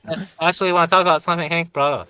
In the 90s, race relations were generally better than now. I mean, they're like much better in the 90s. But I feel like everything is getting worse now. You go on Twitter, you see a bunch of Nazis and crap like that. You know, I'm like, holy shit! You see a bunch of people. They're I probably don't know if feds though. Yeah, they're probably feds or bots. You know what I mean? There could be bots too. Yeah, fed Yeah, bots. yeah, they're bots too. Yeah, I feel like you know, it's not just them either. You see a bunch of, you know, attacking pretty much every race. Like, you know, like you see anti-white stuff, you see anti-black stuff, you see anti-everything. It's kind of apocalyptic. You know, like, I don't know how Oh, things got. it's on purpose, of course. It's to Yeah. foment. It's to foment, you know, hatred and to get everybody to fight each other instead of the people that we need to fight. Yeah, I think people should like remember Kenan and Kel or something like that. I remember loving Kenan and Kel and stuff like that. And I pretty much appreciated everything from diverse cultures. You know, like I've read a lot of, you know, Western literature, and I've watched a lot of films from across different countries. So I feel like, you know, to truly appreciate another culture, you should read like their poetry or their myths. You know what I mean? But now you Eat have their this sense, food. yeah, eat their food, you know, mythology or something. Yeah, I do like reading mythology too. I read some Irish Celtic mythology, and I read some Persian mythology and Indian mythology too, I think so. But yeah, there's a lot you can learn from other cultures, basically. I think you gotta look. I think it's more enriching to read their poetry or mythology. But of course, stuff is always lost in translation. But yeah, that's the thing. Yep. Yeah, I agree. I think the Kalevala, which is the Finnish epic. I plan to read that one next because Finland has a very interesting, you know, mythology. I plan to look into that in the future. Yeah, I just brought that up because, you know, I feel like everything is, you know, deteriorating, you know, like as the technology progresses. Oh, it's kind of frightening to think about, but yeah, it does seem like that's going the direction. I don't know what's the solution yet. I already had an FBI visit, you know, like, and Yeah, I don't yeah, really. same here. Yeah. I didn't get an Yeah. FBI visit yet. I'm offended. Maybe I'll visit them then. I know where they are. Yeah. I'll You're not visit being them. Discordian enough. I mean, Hank, you know. If you do visit them, please record it. And hopefully they don't take your phone or recording device. Most likely will. Brownsville needs me to visit them so we can deal with the bad guy that I don't care about. You know that guy. The horse boy guy, I think. So all of you are like in philosophy, like actual academia, or you're just studying on your own time? I'm mainly on my own now. I used to study at a university level. That's how I met Dr. Skrbina. But yeah, yeah, so I'm mainly on my own now, and I do a lot of different types of study now. So I also study theology, right? So I study philosophy, theology, and generally I just like to look at different political theories. So I have studied a lot of political science stuff, right? So that's my three major areas, right? Yeah. I see. Yeah, you seem highly intelligent, even though we have our disagreements. I would say you are highly intelligent. Yeah, thank you, my friend. Yeah, I mean, I look forward to exploring more of your ideas, for sure. And of course, we're doing a little series on Buddhism. So yeah, I'd love to know a lot more about that whole area of study because I'm going to be involved in, studying that with the audience. So Yeah, you could spend a lifetime just reading them. You know, when I yes, was at Soto Zen Buddhist, the main figure among them is Dogen. Dogen, you know, yes, Dogen. Yeah, he can be yeah, interesting to Shit, read. son. Dogen. yeah. His poetry is amazing. Yeah, Bullshit yeah. I too. benefited a lot from reading Dogen. And yeah, the whole practice of zazen meditation, I believe it comes from him, right? It came Yeah, from the teacher who taught him in China. Yeah, I think in China they yeah, called it silent illumination, but he took it in Japanese it's called shikantaza. Shikantaza. But also you can call it zazen, but shikantaza is the other word they call it. You know, and you know the difference between Soto and Rinzai school. You know, the Soto school they value zazen, as the most skillful means. Well, in the the Rinzai school, they use a combination of koans, and also other practices, besides just zazen, the Rinzai school. And I think Hakuen was more important for Rinzai school. You know about Hakuen? Or, I mean, he's kind of important too, kind of like Dogen. Yeah. Yeah, I got Hakuen, Ekaku, Song of Meditation. Yeah, I have that's Song of right. Yeah. Meditation by him. Yeah. Yeah, so I got a bunch of I got like a compilation of a bunch of So what that I are think your is actual theological views themselves? Like, I'm curious because you read a lot. I'm wondering, what are your actual views? it's pretty complex. I think if you go to episode 10 of this series, and you're on the you're on the Discord now, so I will be able to send you references to episodes where I actually explain that stuff. But yeah, it's a combination of theology and philosophy, theological and philosophical speculations. Sort of a mishmash of those. So I think it's pretty different.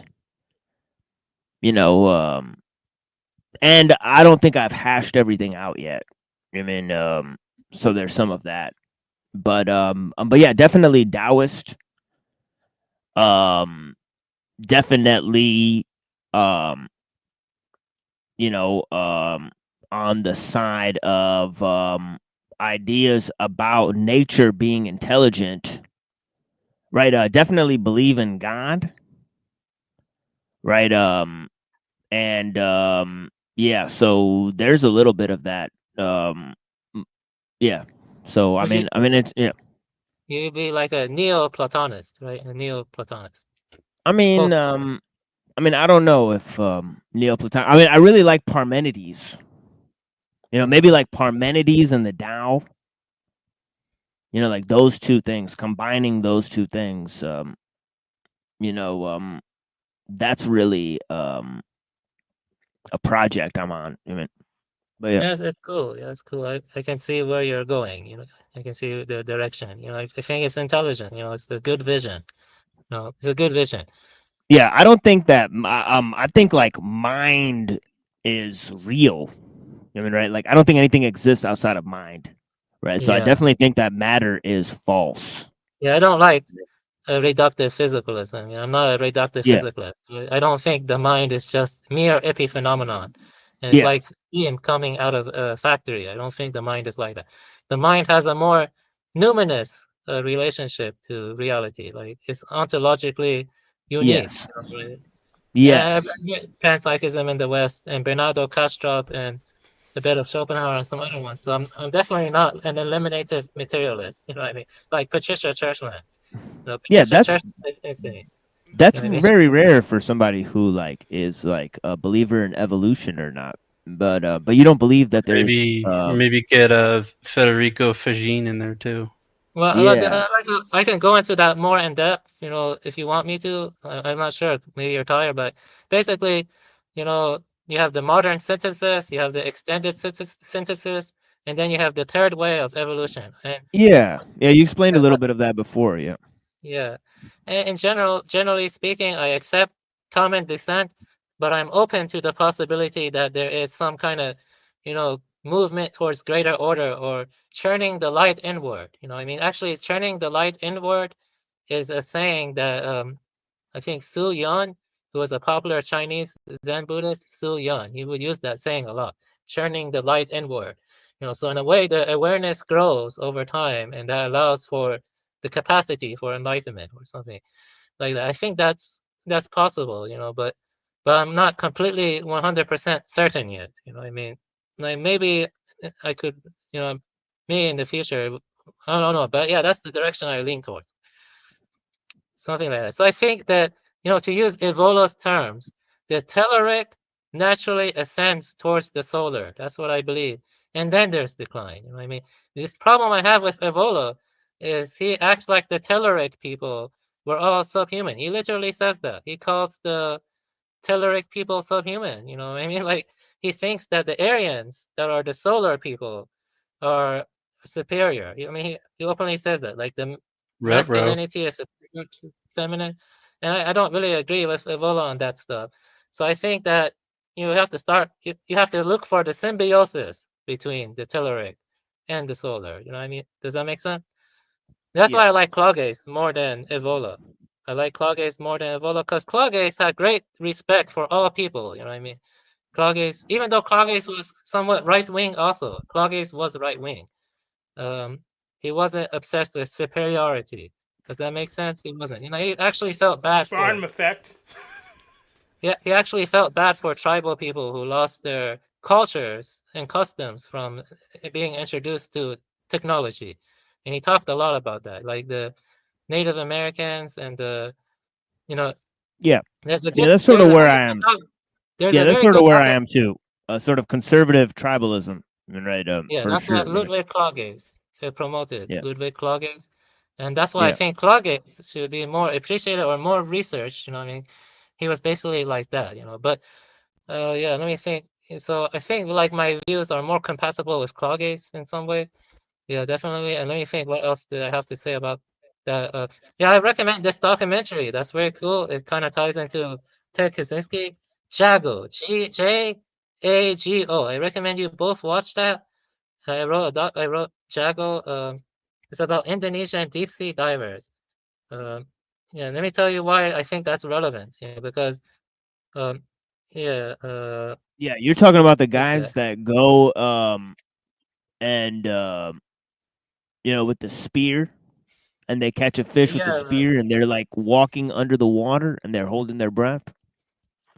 Yeah, they're deep sea Yeah, that's divers. wild. Yeah, I've seen a video of that. Yeah, that is some Yeah. wild stuff to watch. Yeah, This guy goes out there in underwear and just goes and with a spear dives deep into the ocean, starts walking on the floor of the ocean and hunting fish with a spear. Insane to watch. That's like some Terminator shit or something. Yes, man. Yeah, but the reason I recommend that documentary is let me mention this. I'm gonna read my review, which is very short. I'm gonna read it. Yeah, basically, I watched the documentary Jago: A Life Underwater, which is about Rohani, an 80-year-old Indonesian fish hunter on Togian Islands from the Bajo tribe. The first half was masculine in the true sense of the word. It details his life as a child growing to become a deep-sea diver who hunts fish with an ejectable spear from a stick. He thus got the name Jago from his transition into adulthood and true self-reliance. It also touches on the tribal mysticism these Bajo have and their close connection to the spirits of the sea and coral reef. The second half is a bit sad because Jago had to leave his family to get money for his wife and kids, most likely for some dumb reason like schooling, which is just a system of indoctrination. His son also died when he was gone before he was never there to his son also died before he was never there to teach him how to dive. It also mentioned him learning trawling from Japanese fishermen. The second half seems to have a subtle primitivist critique on modern technological methods of hunting fish like trawling, which has been proven to decrease biodiversity. Jago also mentions in the end he doesn't see as many fish anymore near the coral, and there is in fact more crowding of people than ever. I think this documentary beautifully complements Ted Kaczynski's philosophy and his notion of the power process. So basically, the documentary begins showing Jago being all strong and being a deep sea diver. But then, after being introduced to the modern industrial world, he's expected to go to work. You know what I mean? He's expected to use industrial techniques to fish. And the method he uses is called trawling, Trawling. And that's a very exploitive method, but he has to do it to make money so his kid can go to school or whatever. So basically, the point I'm trying to make is the entire global economic system is rigged. You know what I mean? It's rigged. You know what I mean? It's rigged. I don't think the global economic system functions in a manner that ultimately serves the interests of the people in the long term. You see what I'm trying to say? Because, for one thing, the money lending, the central banks, they're all, a trick to force dependence and reliance on the artificial system. And they destroy Yes. true reliance. So, and in a way, that documentary captures that. So overall, my currency philosophy like resembles like Max Weber or Kant or Lacan, and I pretty much say these social systems are dynamic, but it's not really appropriate to say the system wants to do this, system wants to do that, unless we put a context upon it and have a comparison to something else. So it's just hard for me to agree with the conclusions, even though I could see the same structures. The point is that when you don't, when you're not, let me tell you this, okay? Do you think the medical system, or what is commonly referred to as big pharma, has it been fundamentally good or bad on average? You know, in terms of the net value, has it been good or bad, the big pharma or the medical system? Slightly good. I don't know about that. Like, Net let me tell you negative. this. Yeah, net negative. There's a good book on this that is actually has been heavily censored multiple times. That is called Rockefeller Medicine Man, or Rockefeller Medicine Man. I'm not sure if you know this, but the Rockefellers Yeah. have been behind a lot of bad things. You know, like they helped finance or fund the petroleum-based medicine system, Yep. and that kind of they wanted to force dependence and reliance on their system. You know, maybe that's why they promote kids Yeah. eating bad food. You know what I mean? You Yeah, know, they like even created prohibition as a result of that. Crazy stuff. Man. yeah. To ban in a ethanol. But yeah, go ahead. yes. So in a way, I feel like the whole system is rigged to force dependence on it, and it ties into central banks and debt-based economy, stuff like that. You know, most people live with some kind of debt. You know what I mean? And that kind of You forces. can live without that, but then we just don't have a civilization because we don't have a way to allocate resources. Yeah, but how do you explain the traditional societies? You know, like in ancient Iran or ancient India or ancient Europe or all these ancient civilizations, they didn't have this much level of, you know, forcing dependence, you know, on them. You know, like the people were free to go fishing. Well, yes, but now they had slavery then, so your first independence was just more direct. So, but I feel like the slavery has transformed to make everyone a slave now, because now everyone is technically, you know, you have to pay your taxes, and they keep increasing your taxes all the time. You have to like get your car emission every year. You have to like, you just have so much expenses now. Utilities, you know what I mean? It just keeps increasing, you know, and maybe they will tax the air we breathe tomorrow or something. They're planning on it. I accept that interpretation, but I think it's moderately better than having full slaves. Then we have a lot of plebeians. Then we have god kings. I think that this system is just a little bit better than what we had before. Let me tell you this, okay? The apples to oranges, though. Let me tell you this. Do you know how big human trafficking is? Like, I just want to ask you that. You know, like how large scale human trafficking is now. It's kind of very frightening. Pretty fucking big. It's actually a multi-billion-dollar business. Yeah, I mean, nothing has really. I mean, things have just gotten worse. You know what I mean? Like, I'm not saying there were no bad things in the past, but I'm saying, relatively speaking, it is much more intense and large scale now. I mean, the magnitude is baffling now. I don't know how anyone can deny that. I disagree with the direction. I think things are getting better rather than worse. Otherwise, things would stay just exactly the same. Wait, what? Can you rephrase that? I didn't hear. I would think things are getting better rather than worse. Otherwise, there would have been no reason for things to change in the first place. Well, we would have to have some relative grasp over where we're actually at in order to be able to determine whether we're getting slightly better or not. Right, you said that earlier, Hank. You know, we'd have to have something to compare it to. This.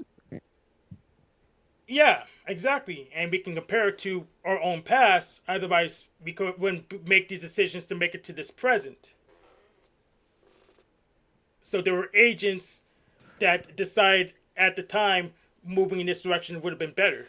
Right, and that's what the friend here is pointing out, is that most of the history, they decided not to live in the situation that we're in now, right? So we could see by their selection of their way of life, they gave tacit you know, sort That's of disapproval. that's no, otherwise we wouldn't be here now. Doesn't make it. I mean, I don't know. You know, if we're at the best place, you know, we could ever be, right? Or you know, it's just based on good decisions that we've made in the past, right? Then we'd have to have some sort of ideal, right? So, otherwise, what are you talking about, right? Exactly. So we need to establish the ideal, the alternative, or we could just pick a date. If it's just well, some place in the past Yeah. it was the best Yeah, possible part. Yeah, Best I think most people would agree that technological acceleration is not a good ideal to have, right? Yet we're, you know, accelerating our use of technology, right? So is there like a time in the past where the humans were doing the best they did ever? Can we pick a date or something, or pick a date in a region? Well, it's like we discussed earlier because you said, yeah, I'm sorry. Go ahead, friend. David Scrivener said 1200 AD. He said before the mechanical clock in metaphysics of technology, because before the mechanical clock, you didn't really have this sense of, you know, rigid and strict time, you know, that you have to follow, like the routine in a very mechanical fashion. You know, it was more like based on the rhythms of life. You know, there was no sense of, you know, being so efficient and productive as much, I think, before the mechanical clock. Yeah. Yeah, I think writing, agriculture, the mechanical clock, I think a lot of those things are like forerunners. I mean, right. Yeah, but he focuses on the mechanical clock mainly, 1200 AD. Like he says that it was the changing point. That was the changing point. Yeah, you could. It's possible to ditch that. We could ditch that, but you had to go. Yeah, accept the other hardships that come with ditching timekeeping. Yeah, but also I want to tell you something interesting. I just remember. This is interesting. You said that you're into the occult, and let me tell you this: there was one very, very good Polish horror writer. His name was Stefan Grabinski. Have you heard of Stefan Grabinski? Stefan Grabinski. And basically, he had a weird obsession with trains, you know, and he saw trains as being like summoning an occult force. And you know, trains came out in 1800s. With the train, as a consequence, they had to like basically change the entire landscapes to accommodate the trains, and they had to like the train is very fast, you know, and it kind of embodies the passions being uncontrolled, you know what I mean? Like it could transform in an instant, you know, like the transformation into opposites, like the Tao, but the train is like an embodiment of a fierce Tao, you know what I mean? And in a way, ever since the train, our lives have been more and more rapidly changing. Yeah. Yeah, you should read his stories because if you like Lovecraft and you like anti-industrial stuff, then some of Stefan Grabinski's stories, they kind of tap into that, you know, including the occult. You know, like the train really is like a kind of occult summoning. You know what I mean? Something. I mean, he talks we about. were looking at that in Mumford. We're watching a documentary on the city by Lewis Mumford. So I don't know if you're familiar with a lot of the work by Lewis Mumford, Techniques of Man. But yeah, he was sort of talking about cars and you know, the train and how they organize towns and cities. And obviously the main objective of the train was to transport coal for the factories. And yeah, so they talk about a lot of that, the systems of transportation, how they change. And yeah, the main idea is that, you know, technology is organizing human cities, right? And that level of technological determinism is inescapable, right, in the modern sense. I agree with that. Yeah, I definitely agree with that. Actually, Lewis Mumford seems interesting to read. I'll definitely read him. So, what confuses me about the neo-Luddites is that they have this class of technology, say this is bad, but instead of just throwing it away and not using it, like I've done with Windows, they're trying to pitch to me why it's bad. They're just not using it. That's what confuses me.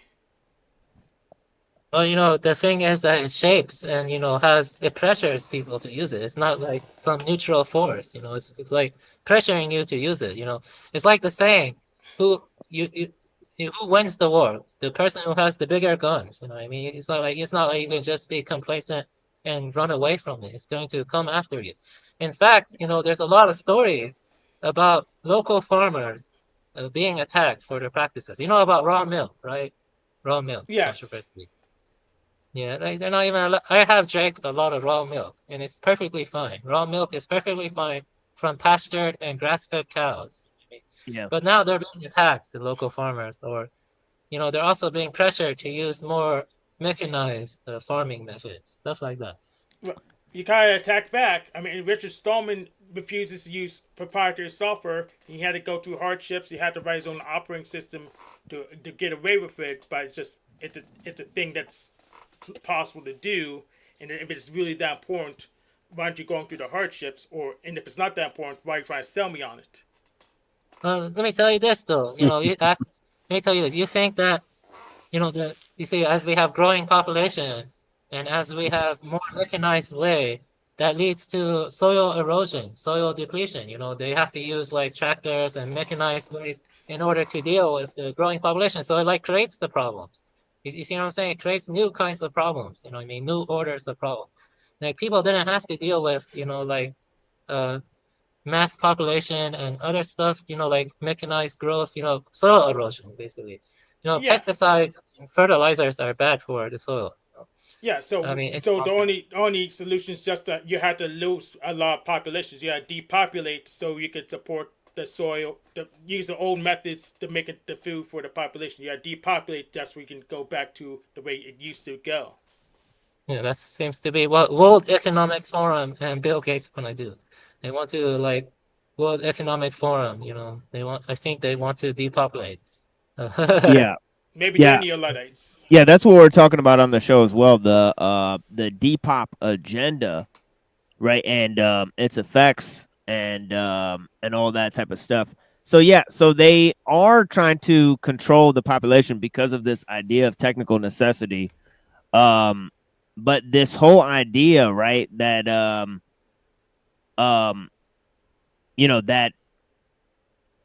just if you control the the population, you can stop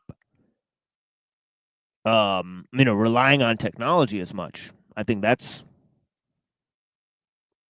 they basically want their cake. Have you ever heard the saying, they want their cake and to eat it too, right? They want their cake and to eat it too. Yes. Yeah, so it's they're obviously gonna demand both, right? So maybe they're neo-Luddites. I don't know. No, well, they're definitely neo-primitivists in the sense that they believe, as our friend here, that we started out as cavemen, right? So that informs their view of history and their view of the future, really. Let me tell you something interesting, and I know this is a weird, abrupt shift, but have any of you played the original DSX, the original one, the DSX? I'm sure. The console, yes. Maybe Hank has, yeah. Yes, I have. Yeah, he's a sort of a video games aficionado in a lot of ways. So. Yeah, but if you listen to DSX, everything it says is almost true. Let me tell you this. Number one, in 1945, corporations paid 50% of federal taxes. Now they pay about 5%. Number two, in 1900, 90% of Americans were self-employed. Now it's about 2%. Okay, and then J.C. Denton says so, and Leo Gold said it's called consolidation. Strengthen governments and corporations, weaken individuals. With taxes, this can be done imperceptibly over time. Do you remember that kind of stuff? And also this is interesting too. The entire executive branch is handpicked. 19 of the last 23 U.S. presidents have been members of the Trilateral Commission. I looked that up. It's actually kind of true. Yeah, the Trilateral Commission is financed by the Rockefellers and Rothschilds. Don't tell me. That's a think tank. Anyone can become a member. Yeah, also the Bilderberg. Right? There's lots of organizations. And BlackRock. The CFR, the Council on Foreign Relations. BlackRock, Alphabet. I guess our parent company Alphabet, because we're Yeah, YouTubers. Palantir. Yeah, Palantir.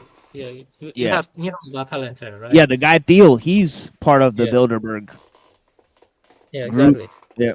But the point is, these groups consolidate and they just weaken the individual. That's what they do. Yeah, I mean, in a way, we're kind of like, I wouldn't say, but it's very difficult to make lasting change. You know what I mean? But ultimately, this is not for the benefit of the common man or for the benefit of the earth. Like, it doesn't like it's for the benefit of those groups we basically listed. You know, I mean, the war is the same way. You know what I mean? Like, what's the point of this endless recent war? You know what I mean? It's about just securing. It's about securing trade routes. You know, like I can tell you that trade routes and energy corridors and oil pipelines, stuff like that. I mean, but we don't really get much in return. We just get breadcrumbs. You know what I mean? Like we're Yeah, living off the breadcrumbs. but they probably just want to pursue greatness. They want to be the next great man. So they feel this is the needful they need to do to get to their goal. Because I've been pigeonholed by Hank so many times. This is crazy, Hank. I freaking that's my Hegelian in action. It's just pigeonhole. Sad Jumbo. Well, I don't know if I totally follow Carlyle's version of history, but I definitely think that it's some mix between more general view of human beings and this idea of the actions of great men. But what I would really fall back on is maybe I would go for like go in the middle and go to families or something like that, or tribes, that have importance, and maybe cultures that have importance throughout history. Certain forms of cultural refinement I would point to, and I think Carlyle would follow there too. But yeah, because he's in the mix between, cultural refinement and, like sort of this idea of, men of great conviction or whatever.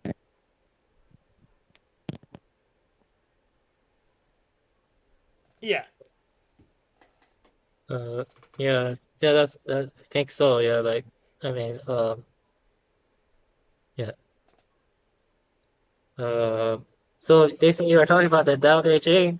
So let me read this quote from Claudius that kind of overlap with Zhuangzi and with the Tao Te Ching, and this is very close to the Taoism. I feel like life is not observed; it is felt, but it is felt with all of our darkest powers. And we are only able to achieve access to this feeling of living actuality with complete certainty in our deepest inwardness. Beyond that, nothing can be definitely asserted. Whether we judge, assert, will, or wish, dream, or fantasize, each and every one of these activities is supported and penetrated by the self-same stream of elementary emotional life, which is incomparable, irreducible, and beyond the reach of rationalization or coercion.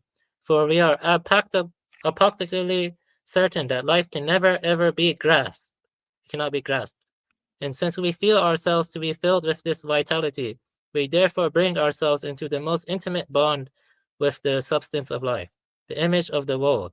Briefly put, we experience the personal and participate in the experience of a stranger. And so I thought that was a cool quote from Claudius. Of what the Zen Buddhists call suchness, you know what I mean? Suchness, or what the Taoists call immortality, kind of. Yeah, basically, when you cease trying to grasp or control things, that you have that willing in of the image of life, which is basically like it's like the moment of enlightenment, basically, or something. Yeah. Let me see. I thought that was a cool quote. I mean, it does kind of overlap with Zen and Taoism. The thing about Claudius that I think would interest you is that he was anti-industrialist, like I was saying too, and he was also heavily mean, his philosophy is kind of reminiscent of Zen, and he's also heavily symbolism, of ancient mythology and stuff like that. He values the heroism, and he values landscape and poets. You know what I mean? If you look, I can sympathize if you're not liking scientists. You know what I mean? Because a lot of these people, like Dave Farina, they place the scientist above the poet. They place the scientist above the artist or the visionary. They're not very visionary people. You know what I mean? They don't really fill you with inspiration, basically. The problem is with Vygotsky and all these people is they have a very disenchanting view of life where they just mechanize it. They mechanize life and they see us as like an input-output system, like cybernetic. And I don't think that's true entirely. I don't think we are an input-output system with feedback mechanisms. I think that's more just like conceptual apparatus, like this Taoist and the Zen Buddhists who claim that too. It's a conceptual overlay, and it kind of creates a false conception that we can take control and just, plunder everything and just be greedy and materialistic. Yeah, that's why I like Claudius, to be honest. Yeah. Yeah, one of the lines I've said on the show like maybe 100 times. Right. I say all these like little lines. I say nature is God-made technology and technology is man-made nature. So that's my little spin on Skrbina's idea. Right. But I brought God into it. See, obviously Skrbina doesn't see the ontological separation because God is part of nature in his cosmology. Right. And that's kind of a different idea there, right? And of course you can accomplish that. Oh yeah. It's close to Spinoza. Yeah, you can accomplish that in deism, but and of course he's more into Heraclitus. Well, I think the ultimate question is, can robots, if they were to become like heavily advanced, they have experience of enlightenment? Do you think so or no? Well, I don't believe in enlightenment at all. Can they have experience of God or just recognize God? You think they can, or like robots? Yeah, I think they do. Yeah, I think they do recognize it. I think animals recognize God and plants recognize God.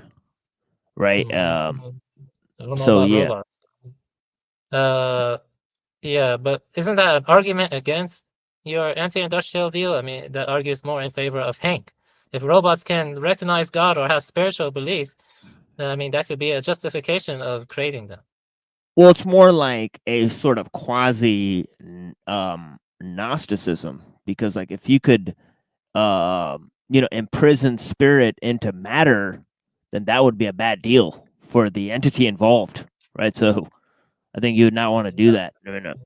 That's actually the story of the popular game Xenogears. Have you heard of the game Xenogears? No, but yeah, you heard about that game, Hank? Or I don't think so. Let me check. Xenogears. Yeah, that's even beyond. It's beyond us. That's exactly what you just said. Yeah, it's a very heavy game. No, it's a game about a machine that traps the soul or spark of God, and then you have to release that spark from the machine. That's it's a 1998 role-playing game. There's a lot of good ones from 1998. I need to go back and play for Squaresoft. Yeah. So. It's basically about Gnosticism. It's heavily sounds pretty wild, yeah. Yeah, and I don't believe that spirit can exist without matter. I don't think that matter is really a thing. I think it's all spirit, right? So trying to take that and put it into some type of construction. Well, then you're not really Gnostic, evil. Then, so. You say you're a Gnostic, but I mean, maybe you're No, more like I said quasi-Gnostic. So yeah. Quasi-Gnostic. Okay, that makes sense. Yeah. So I put it. So I phrased it like he's that. not full blown. No. yeah. So I phrase it as quasi-Gnosticism. But yeah, of course, borrowing from the theory and not makes sense. Yeah, sorry, because I actually did read Gnostic text. I read the Colon Mani Codex. As a text that goes back to Mani. About that. So yeah, I did read some Gnostic texts, but I think ultimately I lean more towards the Eastern tradition. but I do like some other stuff too. Yeah, I do. I mean, I read a lot of theology also. Yeah, I like a lot of Zoroastrian thoughts. And right, like stuff Yeah. from the I'm like a lot of stuff I've read from the Avestas and stuff. I mean, it seems to line up with Islam and Christianity. Yeah, But I've read Gathas. I read the Gathas, and I yeah, read large portions of the Buddhism and Zen Avesta. Yeah, yeah, it seemed that Zoroastrianism had a lot of divergences throughout the year. Like you had, I feel like they had different, debates among each other about yeah, Theodicy. Mithraism and all that type of stuff. Yeah, Yeah, they did. Yeah, I thought the Gathas are interesting. Yeah, yeah, but I like. Mithraism, Orphic Pythagoreanism, obviously Manichaeanism later, and all that type What of do you, stuff. yeah, I like Empedocles also, but you probably do not like Empedocles. I cannot pronounce his name. Skrbina loves them. Yeah, Empedocles. yeah, Empedocles. Yeah, Empedocles. Skrbina loves Empedocles. Yeah.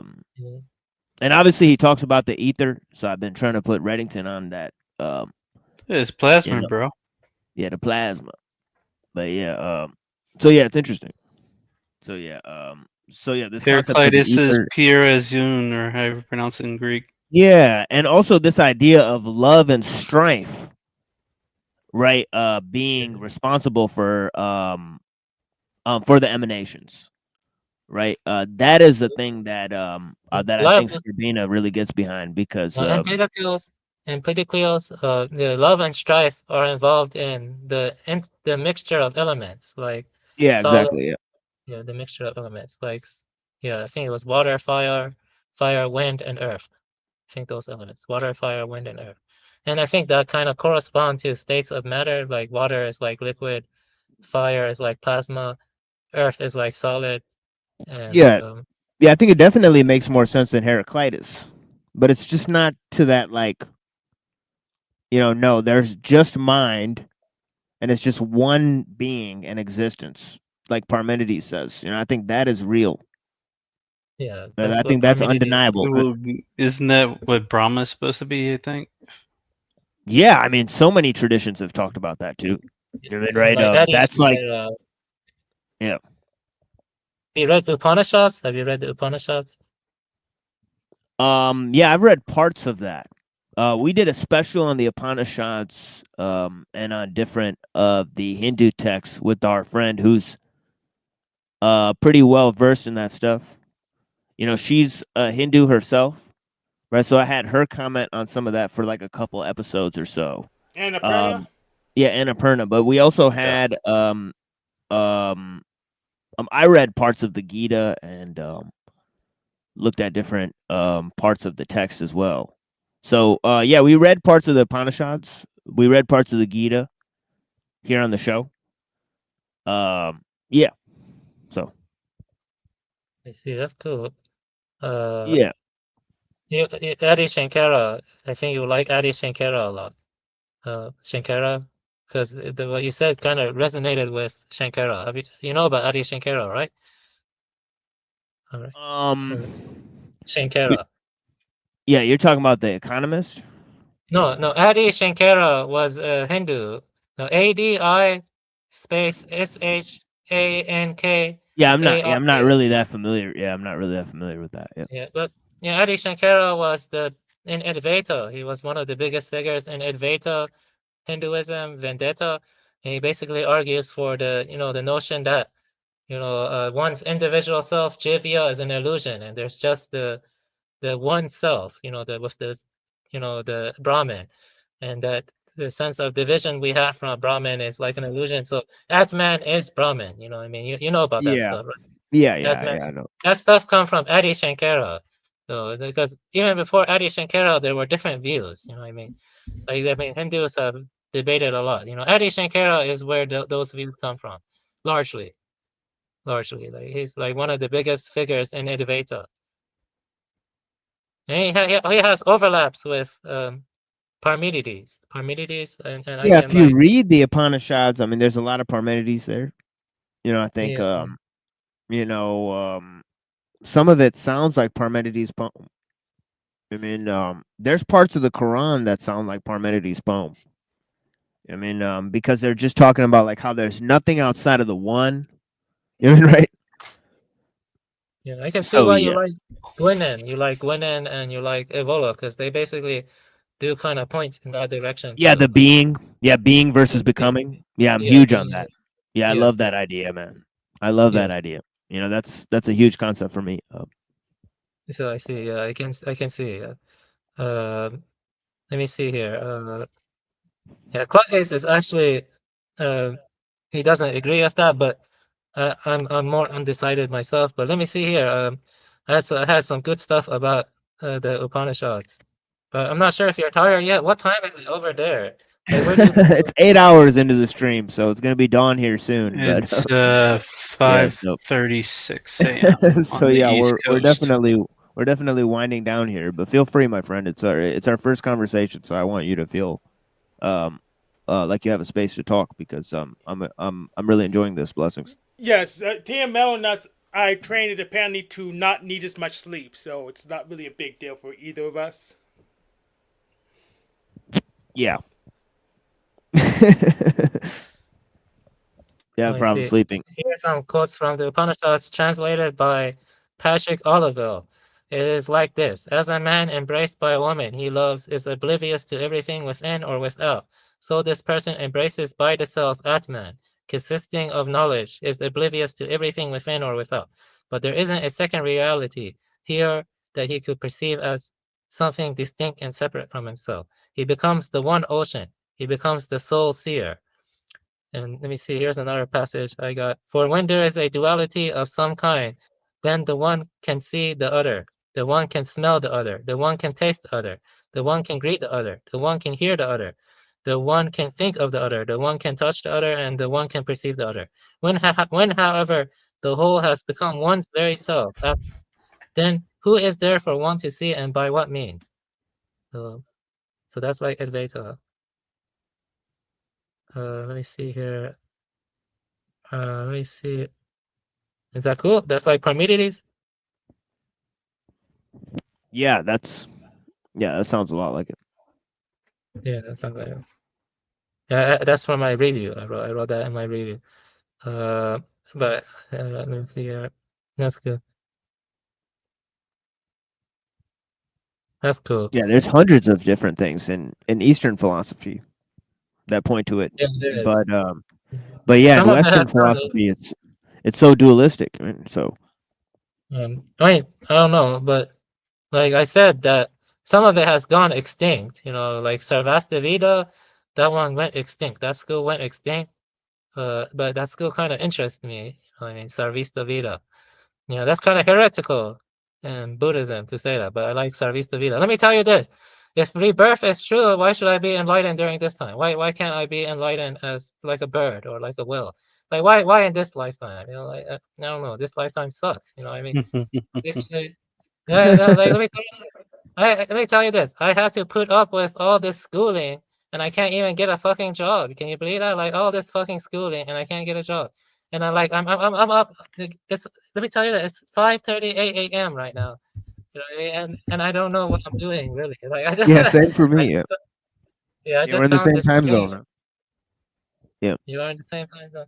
I found this yeah. stream, and I just wanted to vent a little bit. You know, like about how pissed I am about all this crap. You know, and I don't know.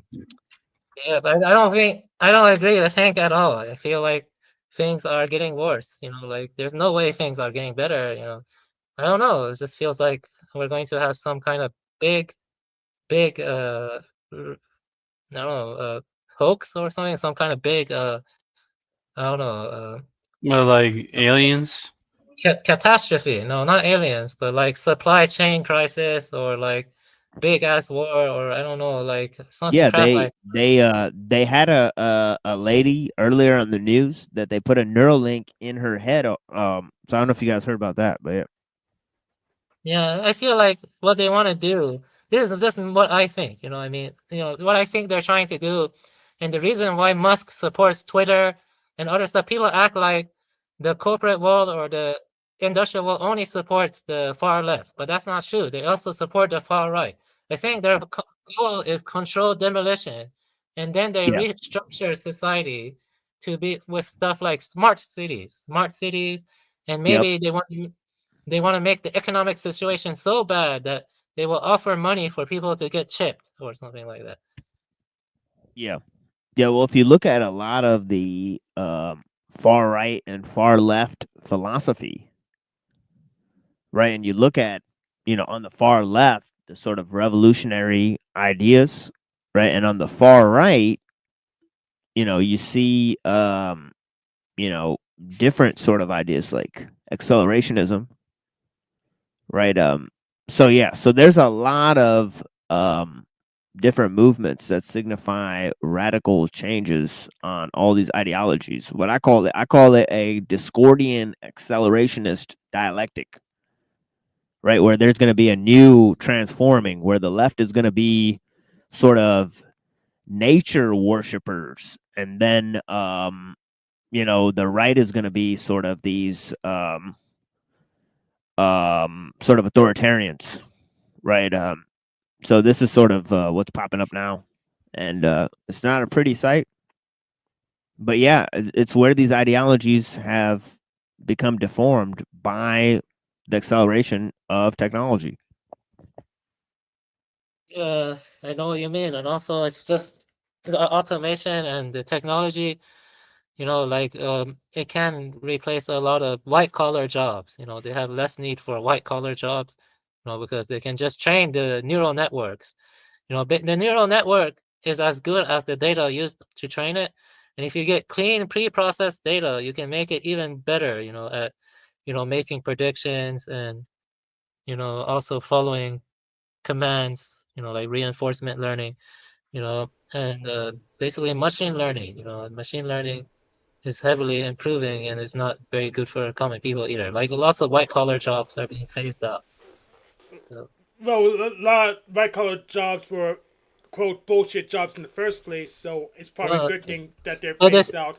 But listen, man, this entire society is bullshit. It's all bullshit. People need money to survive. I'd rather have a bullshit job and just get money. Like, what is not bullshit? Like, seriously, it's not like we're living in a tight-knit community and helping each other. It's just the dog eat dog, urban jungle. Unfortunately. Concrete jungle. and that a lot of these neural networks are just programs that waste way more energy than we need to execute. But at least they're faster to write.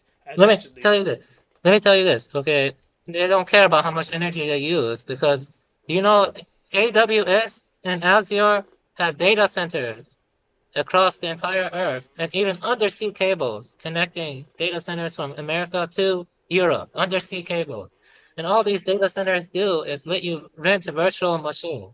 They let you rent virtual machines, and they let you take computing resources, and you can even have machine learning algorithms on the cloud. And and you can also have that interface with the real world, with edge analytics and other similar things. I don't know how you can be into technology now and not panic, because I got my bachelor's in computer science and master's in robotic intelligence, and I'm gonna be honest with you, the future is not bright, man. If things continue at this rate, it's really not good for the common man. It's not good for anybody, really. Well, because I'm a system administrator, I got used to cleaning up your messes anyways, so I'm not that worried about it. I know to clean up the mess of software developers.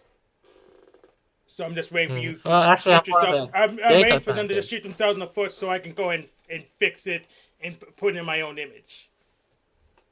Just as it always has. Yeah, well, I'm gonna have to turn in and get some sleep. So it's good talking with you guys. Thank you. Nice talking to you. Don't worry about it. Have a good morning. Sorry about that. Have a good morning. No need to apologize. Yeah, thank you for being here. Thank you for being here. Yeah, have a good day. So maybe I don't know. Do you want to talk more, or you want to stop here, or whatever? Yeah, sure, my friend. If you're up for it, I sure have time. Yeah. I mean, if you want to talk, you can, but I don't really have much else to bring up. I don't know. I think. Yeah. but for the software developers watch the show, because I know you're out there, figure out how to run the service locally, so when they cut you off or they increase the price so you can't afford it, well, you're still good. Make sure you're able to replicate the service locally. Oh, I'm an incompetent programmer, really, but you know, like I don't really give a shit, you know, like I just want that money, you know, because I have to survive, you know, like yeah, like, Even if you don't can't replicate the software locally, at least save a copy of that API interface, so you could someone else gets allegedly smarter than you can do the plumbing for you, just in case they go down for some reason or another reason, or just cut you off, or just say, well, we don't like your game or something, so or maybe Visa MasterCard doesn't want anyone to see anymore. So I was a data scientist. But you know, I wasn't very efficient, very good at coding. You know, just kind of half-assed it. You know. No one's good at coding. That's good. Yeah, I see. Well, then I don't know. I guess the tech field is kind of dead. But it's a zombie. Yeah. In fact, always has been a zombie.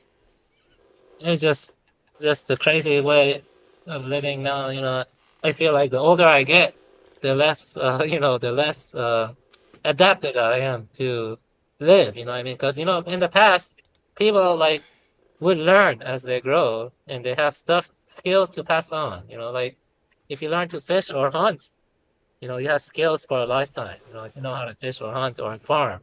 But now, like if you have kids, what are you going to teach them? Maybe what you teach them will be obsolete in the future. Maybe it's not enough. You see what I'm saying? Yeah, well, you teach them the basics because they still work. You have to go. You'll go into specifics. Yeah, just go with the basics because they work. But if you over optimize, then they could end up with a skill that's useless. So we have to make them a generalist, even though it won't stack the bills necessarily. But we can't predict we don't know how the future's not certain, so we can't try to optimize too early. I don't know. I feel like you're too much of an optimist, Hank. You know what I mean? Because like, think about it. The AI can do C++ now very well. It can do C++. It can do like lots of highly advanced algorithms without even the assistance of a human being. And now we have automation growing and other things. How can you remain optimistic about the future? You know what I mean? Like, I don't know. Yeah, so they can copy and paste the code faster, but can they design the infrastructure properly for your scale? Can they profile for you? Can they actually test? Can they decompile a program you lost access to source code? Well, kind of, but it's not so good that it could just run its own business. But the agents are getting better. The agents are heavily being improved and refined, and they can pretty much do that now. They can facilitate it. Then they're not doing it. They're getting better, and they have issues. It's just they're not gonna get perfect. They're not gonna become perfect cell tomorrow. So I'm not really worried. Well, it's heading in that direction, and that means that there's a big cut in the tech field and stuff like that. Like it's like people are automating themselves out of their own field. Yeah, like we almost made ourselves out of the horse and buggy business too, but doesn't mean my car's gonna fly soon. Yeah, but that's the thing. That's the point that the machine lies and the other people were telling you before. You see, it's a pattern. The pattern keeps reoccurring. As a consequence, as that pattern keeps repeating, we are becoming obsolete ourselves. We're basically creating something above us in the food chain. And there's a very good 10-minute movie I want you to watch. I'll just put it on the chat. You can watch it. I think I'm pretty much talking, but I want you to watch that movie. It's only 10 minutes. Yeah, I'll be posted to the public chat. But the thing is, I was diagnosed as autistic as a child, so I was being told I was obsolete my whole life. So pretty much, I'm not really worried about the assertion because they've been so wrong every time that I can't take the notion all that seriously anymore. So since I've been opposite the whole life, but I'm end up carrying water to people that's so-called normal or optimized or healthy, so-called. I just can't take that seriously unless they can prove that to me, because a lot of times they're just selling snake oil for they can cover their own ass. So I just think they're lying. Yeah, one thing here has been definitely confirmed is that Hank is smarter than the average panelist in terms of the types of people that we've met out here, you know, and yeah, blessings to our friend for joining. I greatly appreciate your time. Yeah, I know he said he had to go and all that type of stuff. But yeah, hopefully we'll connect with him at some point. I'm wrapping up the show as well. As you've seen, we've been basically on the out here. But yeah, me and Hank will be back at some point. Me and Reddington will be back definitely. Yeah, we'll see if our friend comes back real quick. We'll wait for a little bit for him just to not like end the show if he accidentally fell off there. But yeah, blessings to our friend here for joining. I hope I talked to him, again, for sure. Very knowledgeable cat on Skrbina, Buddhism. Then Wowie, and obviously we got some good pushback from Hank, on a lot of different issues. I think it's works well for these guys who, maybe they're coming in and thinking some of the points are correct with Skrbina and Kaczynski's arguments, to maybe test out their ideas and and see what the opposing ideas are for because there's a lot of people that we've met online, we've corresponded with, that support science and transhumanism, right? And technological progress. So, like our friend, what's his name? Nick Volt, yeah. Yeah, Nick Volt. We've talked to Nick Volt, we've talked to Breakfast Tacos and others, right? They're avid supporters of these things, right? There's other people that we have in the Discord, right? That work with technology, and they're looking at these issues. Machines make us a tool. Yeah, blessings. And I greatly appreciate all the time that people put in. We got Reddington here every time. He's sort of like, passed out there. Yeah, fuck anybody who thinks that was a problem. The brother is here, and I really appreciate his company. And all the people that are here, I greatly appreciate your time. And of course, Hank Flamio, I greatly appreciate you as well. Do you have any other concerns here? My friend, of course, the floor is all yours if you want to say anything or talk or say anything. Yeah, I got his link. He put on the Discord. I forwarded to the public chat so everyone can go follow along. Oh, he has a channel too as well? I don't think that's his channel. That was the video he wanted us to watch. Oh, okay, cool. Okay, so yeah, we'll check out that video from our friend. Okay. And yeah, for all you other people here. Okay, name isn't important. Pastor Tanks. Okay, this is some interesting comments. Okay, I appreciate your time. Okay, Hank, you got anything you want to say to these people? Yes. Thank you. Come back again on Saturday. Same time, same place. Are we on Cyber Caliphate too now? Or we're done? We're on Cyber Caliphate. Yeah. Okay, we have Cyber Caliphate and the Machine Lies, and I'll probably be back on the show Wednesday again. Cool, awesome. Yeah, I appreciate your time, and yeah, for all the people that are here, thank you for joining us here on the Machine Lies, where we talk about the lies of the machine on the machine that lies. And you can't kill what you can't see. And obviously, the first step to blinding somebody is getting them to open their eyes. The first step to seeing beyond the programming is to realize how you've been programmed. And of course, what most people think is real is not real, right? It's flickering shadows on a screen images of things that aren't even real. Right. And let me read this ellul quote here. Right. I'll try to read this every single time we end the show, actually. You know, so I'll try to have this queued up here. You know, maybe I'll have like a little like a thing on the screen that I could just read off. You know? Yeah, either that or have like a dramatic reading and use this as an outro. That's always an option. I could probably edit it down to have a good one. Yeah. Yeah, I could just play a video with the reading. But yeah, so he says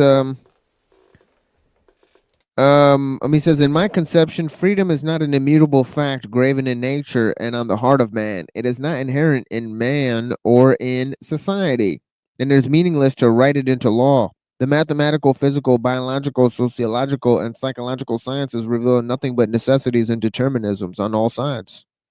As a matter of fact, reality is itself a combination of determinisms, and freedom consists in overcoming and transcending these determinisms.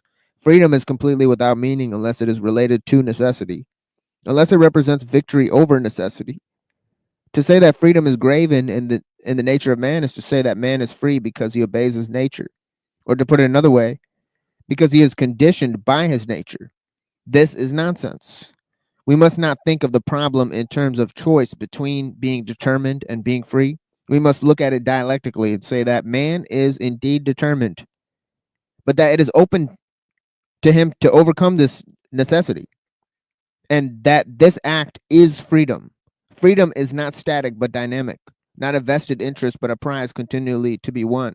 The moment man stops and resigns himself, he becomes subject to determinism.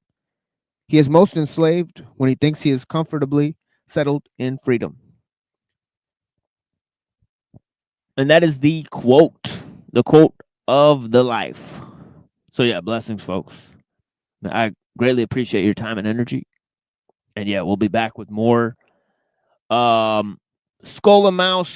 Mumford, Schumacher, ellul, Carlyle, Kaczynski, Skrbina, Shangzhou, right? And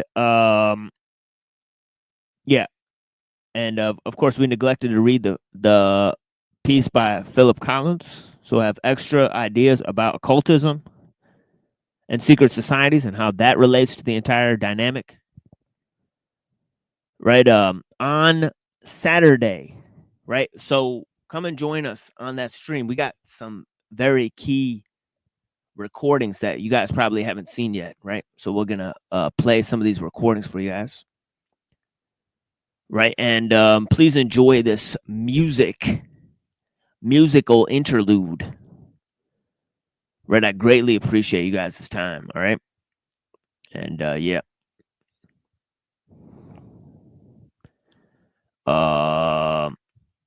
Yeah, let me pull this up for you guys.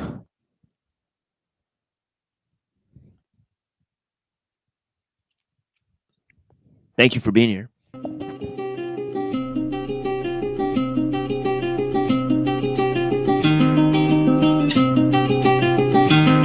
Daytime, 12 noon, doom and gloom, drinking radiated water from a circuloid tube.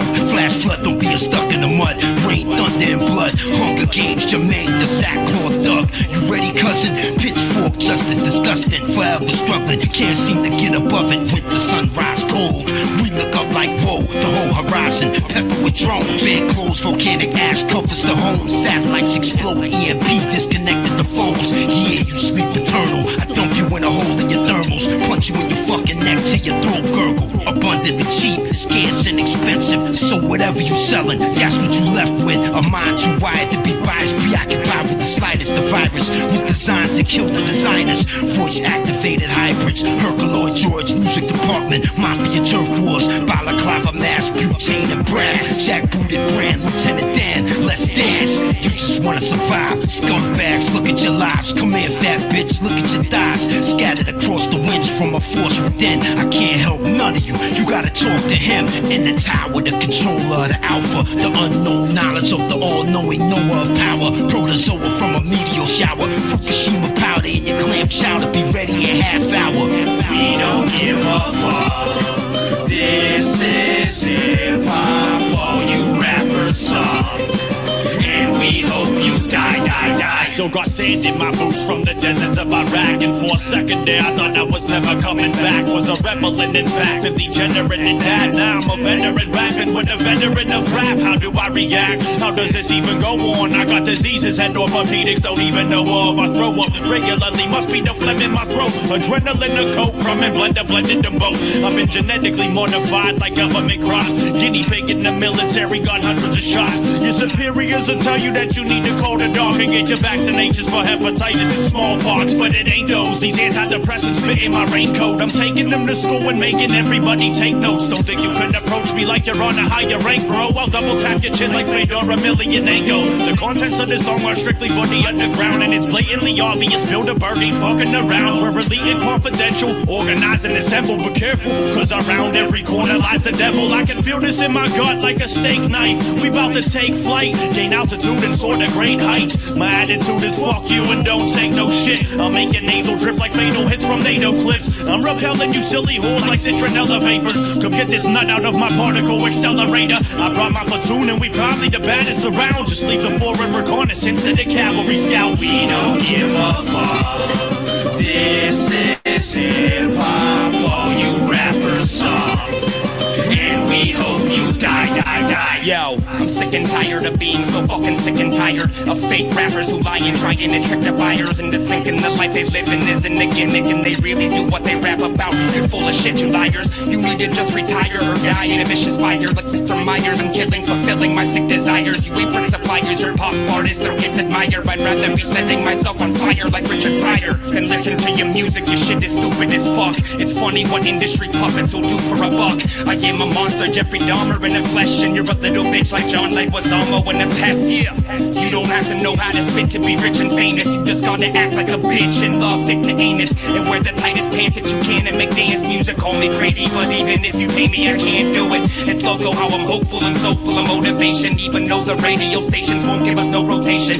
We stay underground and rap from undisclosed locations, cause the mainstream is fucking whack and become so complacent. That's why I run with Bilderberg, we a violent platoon, the type of goons that like to fight by the light of the moon. Assuming I was doomed, the devil tried to consume my soul in its entirety with fire, but I was immune. It's hard to handle this microphone vandalist. Ain't no mechanic on the planet that could dismantle this. Never understanding this, planted from a cannabis decision was unanimous. This is hip-hop. We don't give a fuck. This is hip-hop. All you rappers suck. And we hope you die, die, die.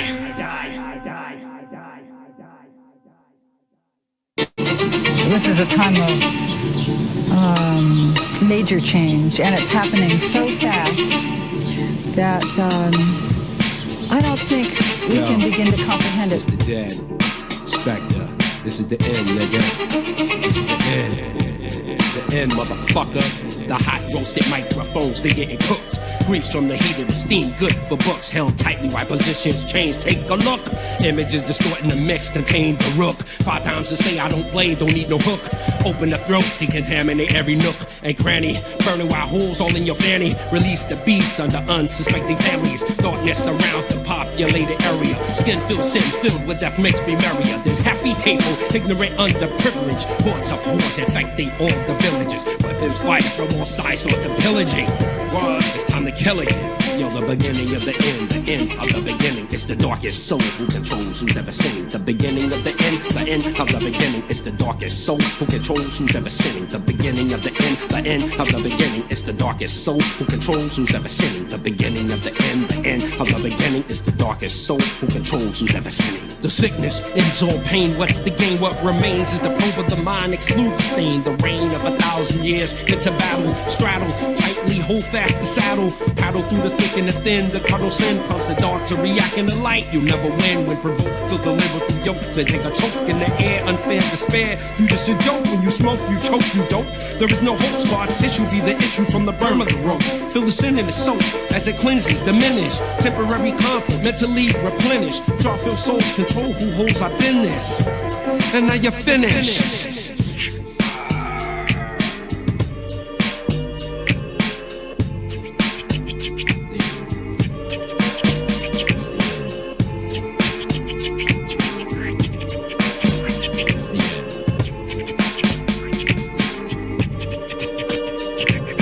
Too many colors, the spectrum unpredictable. Faces of death never change, they just stay miserable. Whichever fact or fiction stay visible. Highly underrated while God remains the criminal. Punish, taking new doors into chambers. Rusty shackles are the makings of danger. Witness the skin from the bone, ripped like cloth from the seam of the stitching. Hear the shrieking and bitching as the rest prepare and wait.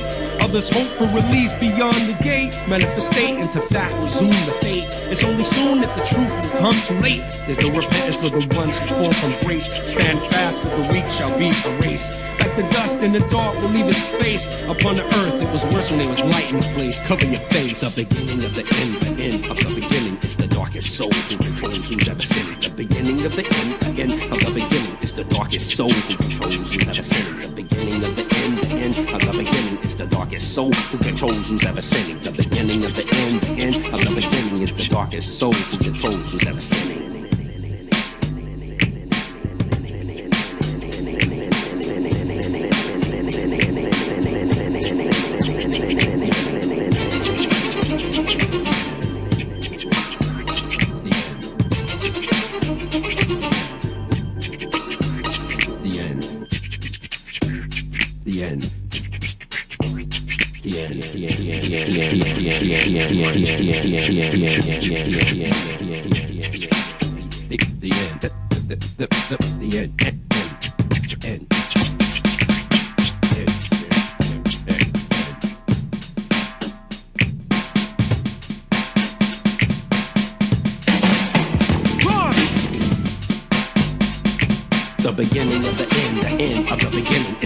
Soul who controls who's ever sinning. The beginning of the end of the beginning is the darkest soul who controls who's ever sinning. The beginning of the end of the beginning is the darkest soul who controls who's ever sinning. The beginning of the end of the beginning is the darkest soul who controls who's ever sinning.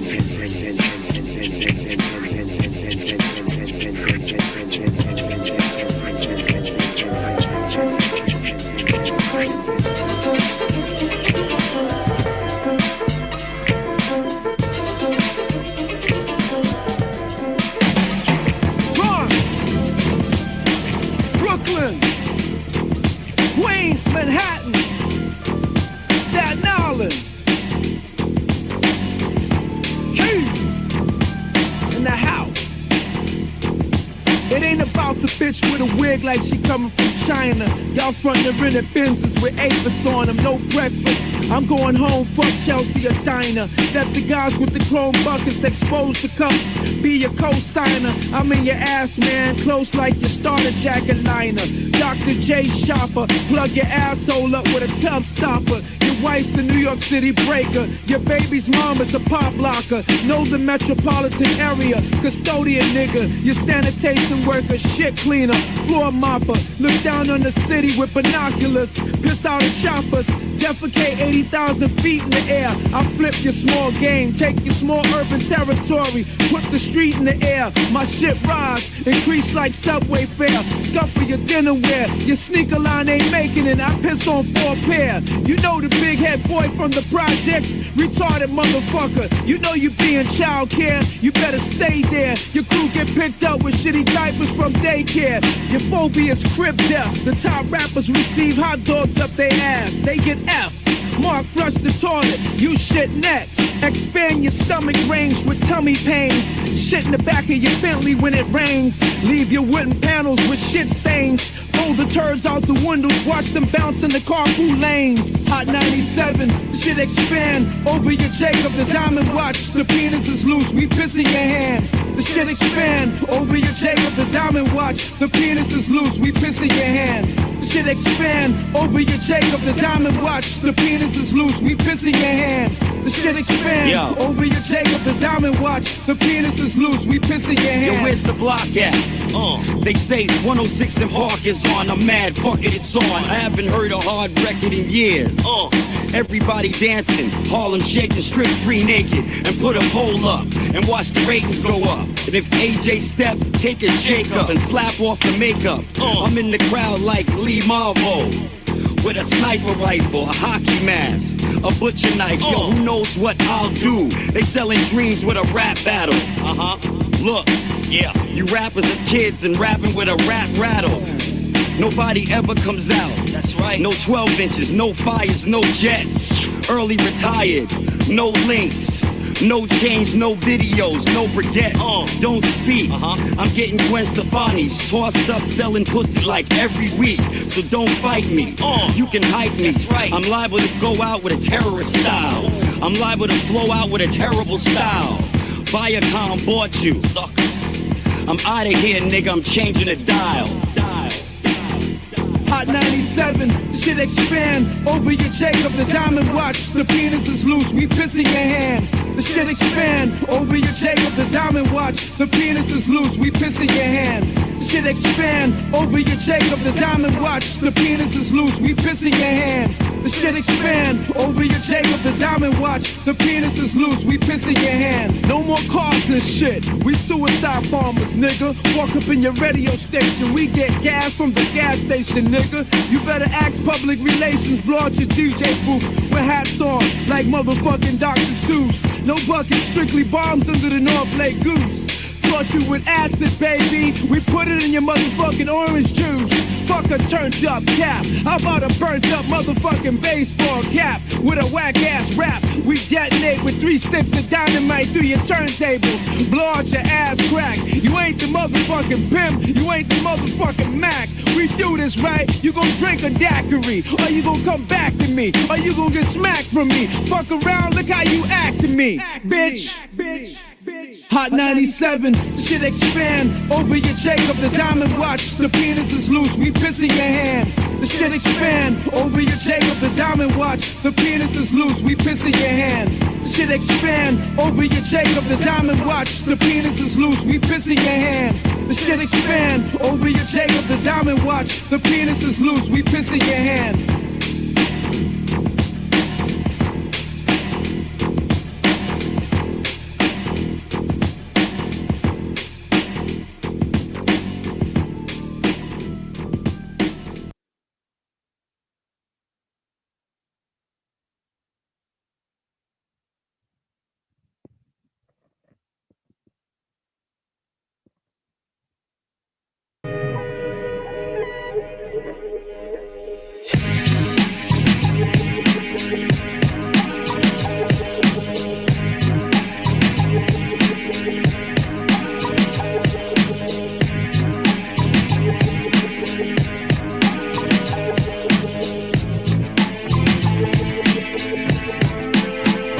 Accepted to Harvard at 16, child prodigy, math was specializing in complex analysis geometry.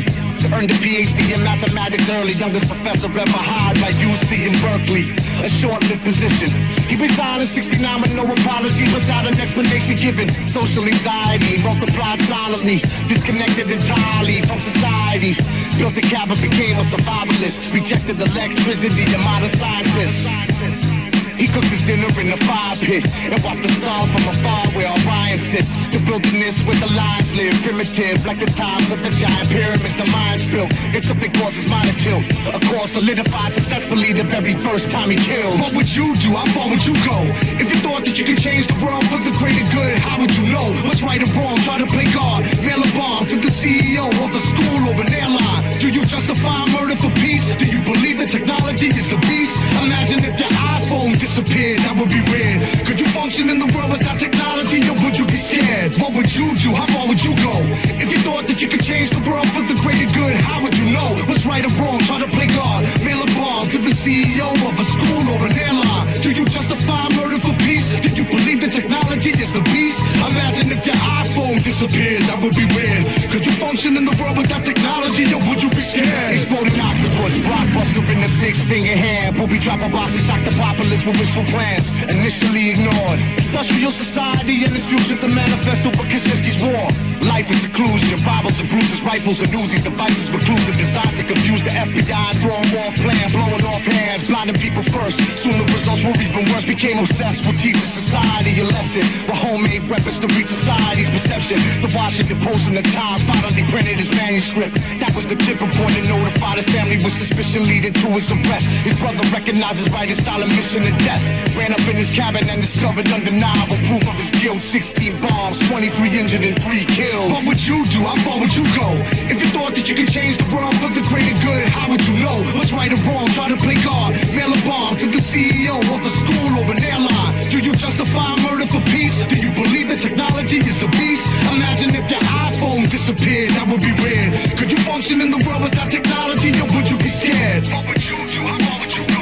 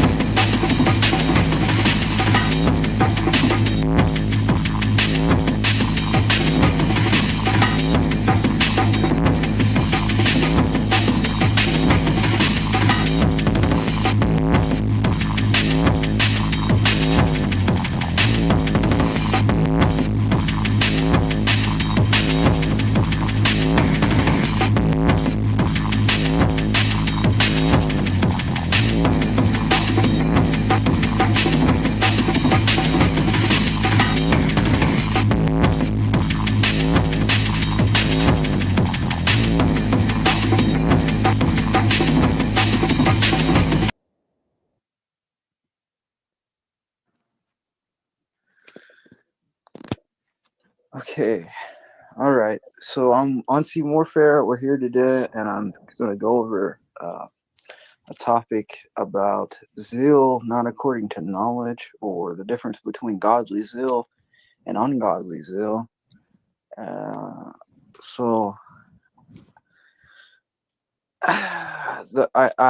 got a few things kind of gathered together in one place. I'm going to go over, and I'm going to start with a text by Saint Nectarios of Aegina, and he says, "The zealot, according to knowledge, motivated by the love of God and his neighbor, does all things with love and effacement. He does nothing that might bring sorrow to his neighbor. Such a zealot is enlightened by knowledge, and nothing prompts him to deviate from what is morally right. The Christian who is inspired by zeal not according to knowledge is a ruinous man, who turns the gospel of grace and love upside down. His zeal is a seductive fire, a consuming fire. Destruction comes forth from him, and desolation follows in his wake. He beseeches God to send down fire from heaven and to devour all those who do not embrace his principles and convictions. He is characterized by hatred for those of other religions and confessions, envy and persistent anger, violent resistance to the true spirit of divine law, and unreasonable obstinacy in defending his own views, a passionate zeal for rebelling in all things, the love of glory, quarrels, contention, and a love of turmoil." Okay, so I guess the point that I'm trying to get out about this is, like, oftentimes we'll see within true orthodoxy, and it's not only in true orthodoxy, you'll see world orthodox people do this too, is that they'll think that since they've gotten the truth, or they know the truth, then they can kind of view other people as stupid, or just kind of puffed up about what they know. And I think the gospel kind of talks about this as, like, when the Jays would see themselves as righteous because they had received the law, whereas the law was meant for the Jays to correct themselves. They seen it as a way that they were better than everybody else because they got the law, and that wasn't the purpose of it. And if we read in Matthew 7:14, it says, "Because narrow is the gate and difficult is the way that leads to life, and there are few who find it." And there's a talk about the royal path. So there's the path on the left and the path on the right. And if we're to take the narrow path, we can't fall into extremes on either side of those, of the true path that we're supposed to go down as Christians. And there's a few things that, from the letters of Father Seraphim Rose where he talks about this. And what he says is the royal path of true orthodoxy. I've done an episode on the royal path in the past. It says the royal path of true orthodoxy today is a mean that lies between the extremes of ecumenism and reformism on one side, and a, quote, zeal not according to knowledge, which is Romans 10:2, on the other.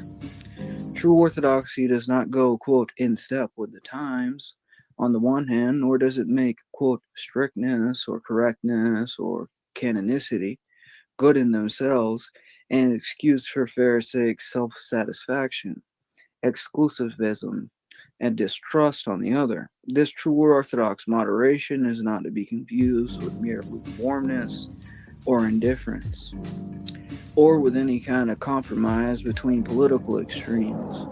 The spirit of, quote, reform is so much in the air today that anyone whose views are molded by the, quote, spirit of the times will regard true orthodox moderation as close to, quote, fanaticism. But anyone who looks at the question more deeply and applies the patristic standard will find the royal path to be far from any kind of extremism. Perhaps no Orthodox teacher in our own days provides such an example of sound and fervent Orthodox moderation as the late Archbishop of Verkey of Jordan, though. His numerous articles and sermons breathe the refreshing spirit of true Orthodox zealotry, without any deviation either to the quote right or to the left, and with emphasis constantly on the spiritual side of true Orthodoxy. And so I've gathered two kind of quotes that kind of sum up Archbishop Berkey's view on this, I think. And I'm going to read those quickly, and then I'm going to actually go to maybe another topic. But this is what Archbishop Berkey said. So he said, true Orthodoxy is alien to every dead formalism. In it there is no blind adherence to the letter of the law, for it is spirit and life. That's St. John 6:63. Where from an external and purely formal point of view, everything seems quite correct and strictly legal. This does not mean that it is so in reality. Orthodoxy is one and only truth, the pure truth, without any mixture or the least shadow of falsehood, lie, evil, or fraud.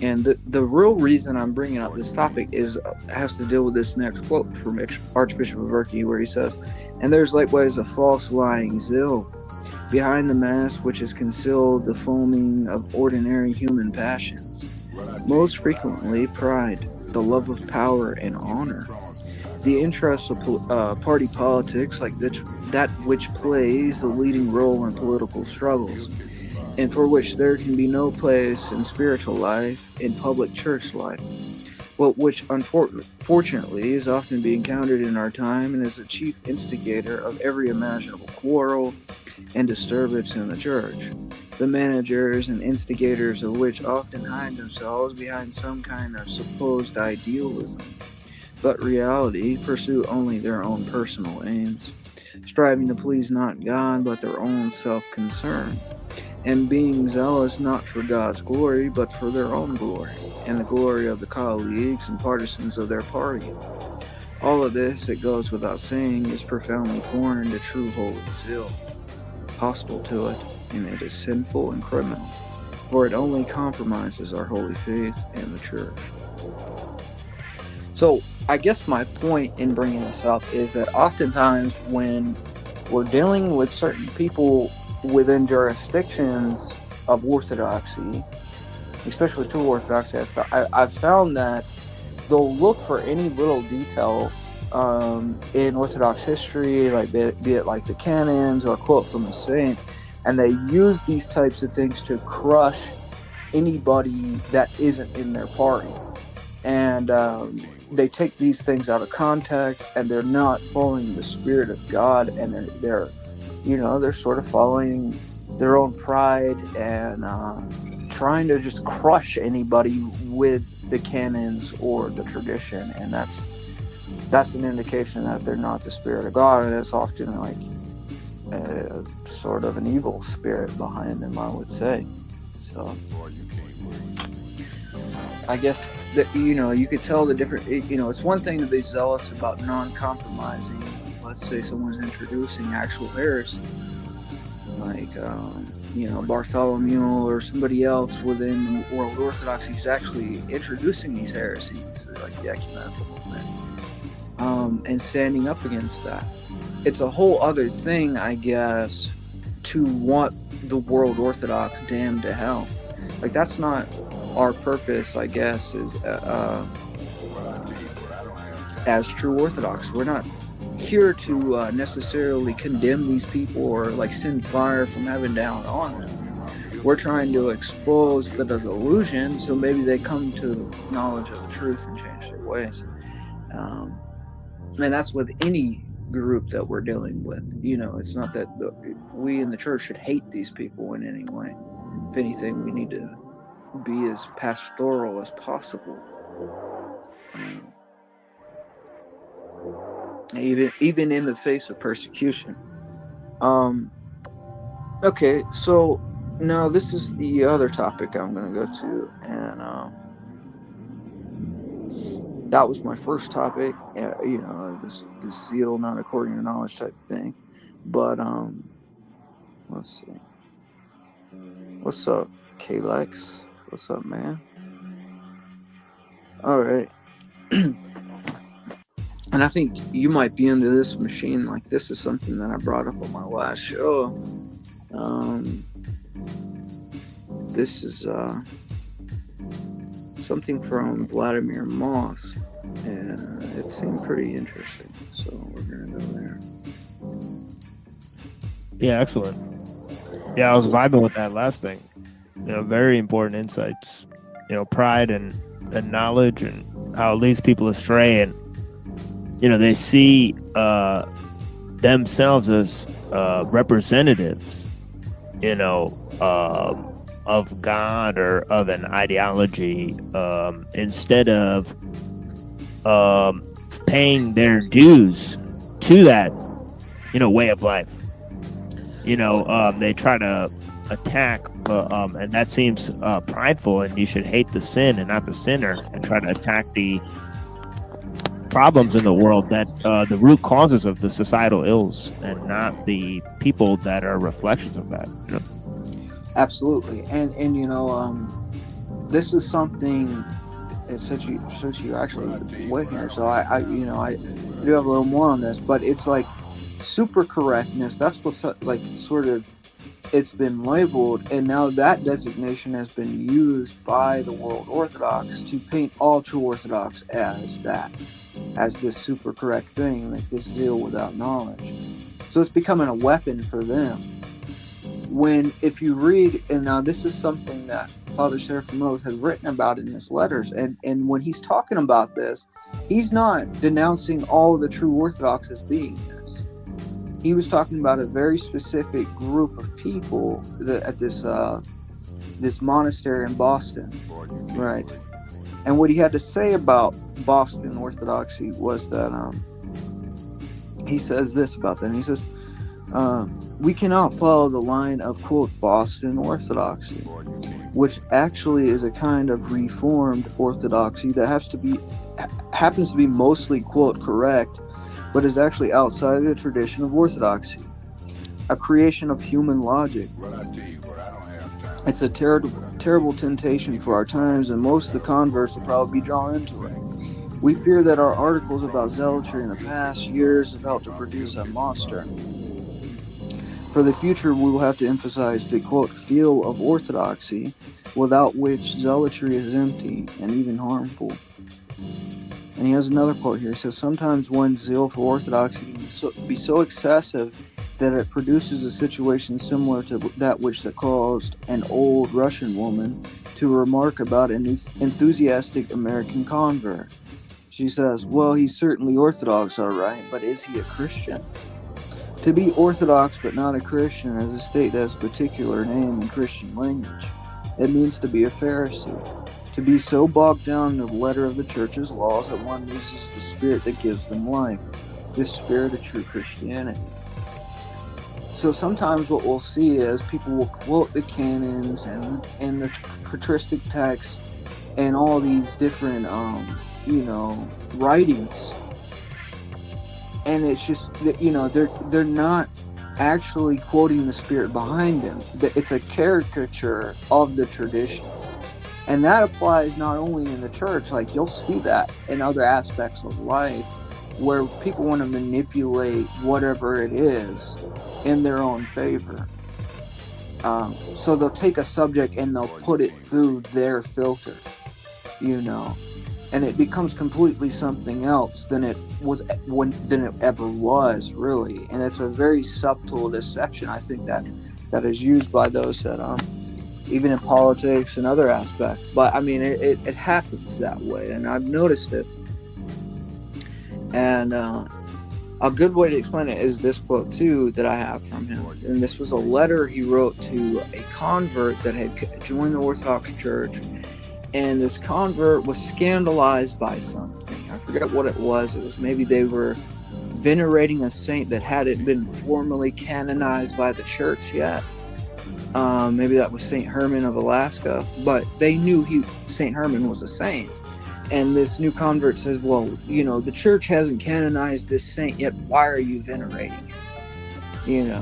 And this is a very new convert. So what he said to him, he said, You trap yourself in a satanic net of, quote, principles, which you are too cold and stupid to know how to apply, and yet you think yourself smart and worthy enough to do so.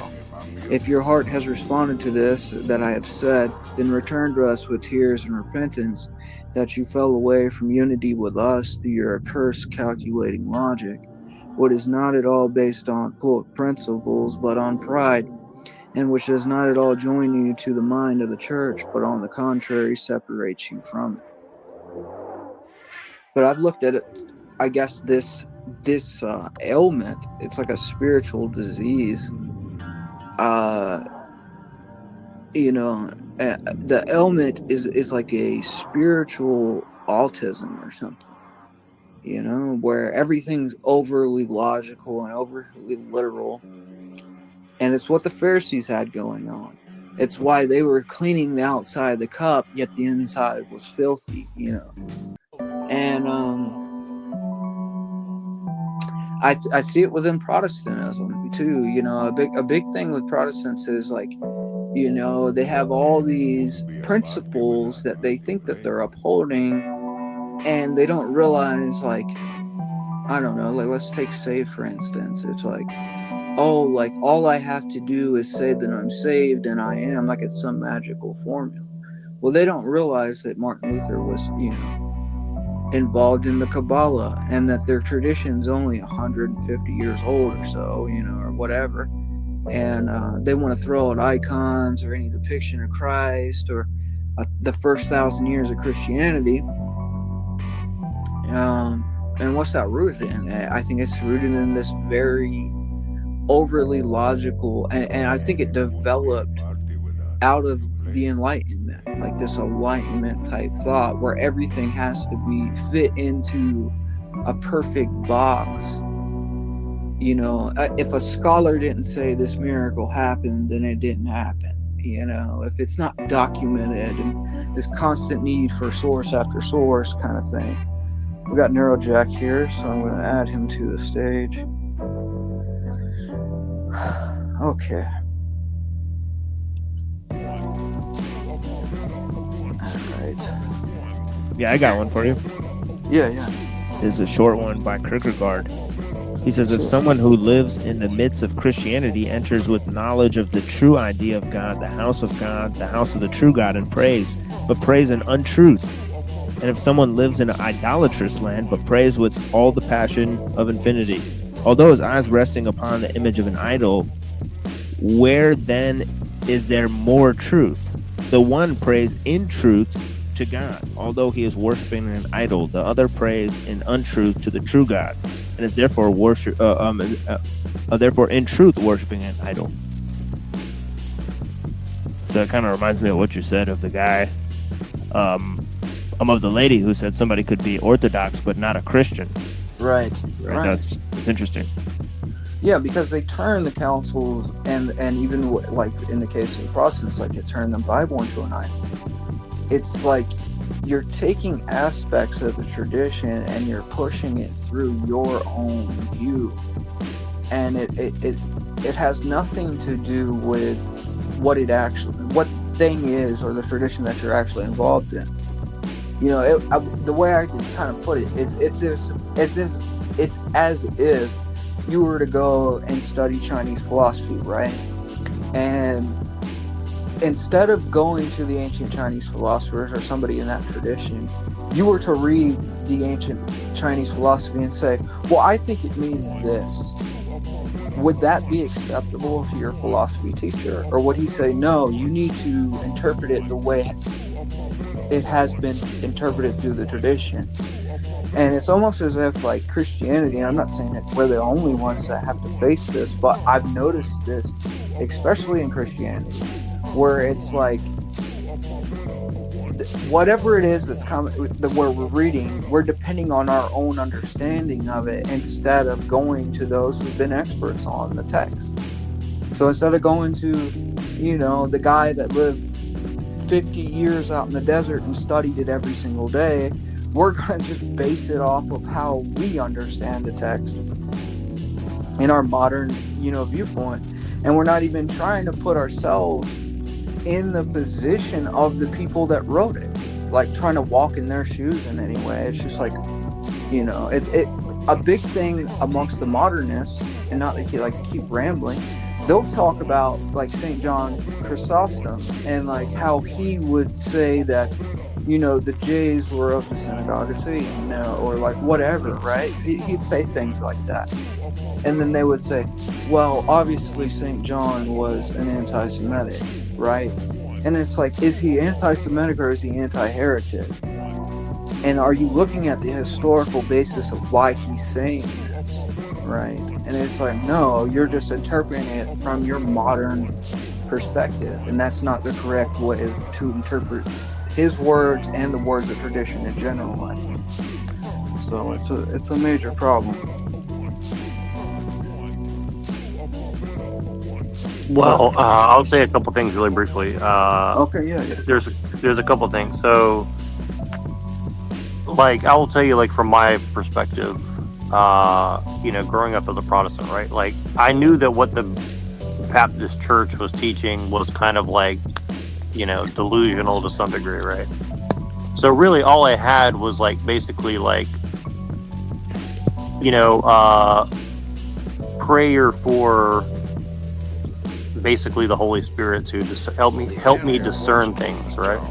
And so I think there's a lot of Christians who have this experience, maybe not as many as we'd like, but there is some of that, right? And so I think some of this goes to where, like, you know, it's kind of like if you I think Jesus says something to the effect of like, you know, ask and you shall receive. And I think he's not, and there's a dangerous game here because it's not really like gnosis. It's not really knowledge. It's more of like discernment, right? So there's kind of a fine line between those two things. And I think those lines have been blurred quite a lot. And I think that's kind of what Crowley was talking about the great work, because you don't really need to create a cult that everybody joins. You need to create a mindset that everybody adopts, if that makes sense, right? And part of the problem that we find today is that we can't put ourselves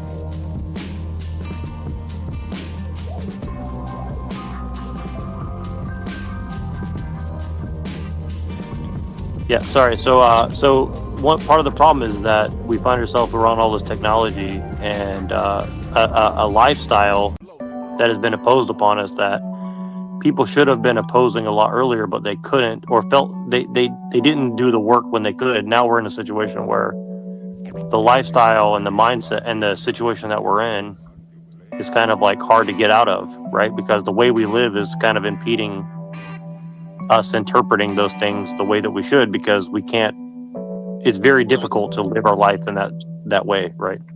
Right, sort of. Like, there's 3 steps usually that, and I'm not going to act like I preach those steps. So I'm not necessarily the greatest person to probably, go into detail about theology. And I'm like, no, I'm not giving my own opinions. If I do, I'm trying to give the opinions that from actual people that I think have reached that, and that's what I've brought forth so far. So what I'm saying is this, is like, if we're not reaching for that stage of purification to get a point to discernment, and what I think a big problem is nowadays is people almost want to like logically deduct what the truth is first and then kind of join the church afterwards, after they figured out who's had the least amount of problems.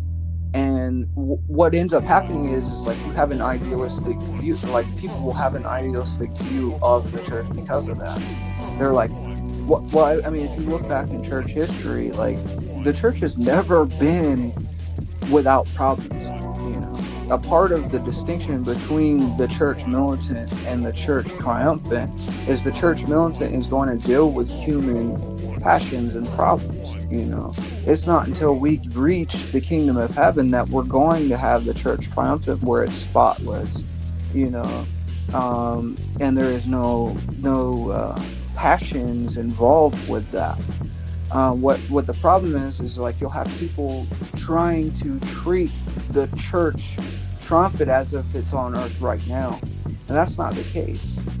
So they'll look for like whatever jurisdiction hasn't had any issues at all. And what that leads them into is like this sectarian mentality, where they find themselves sort of like on their own and depending on their own logic and their own purity.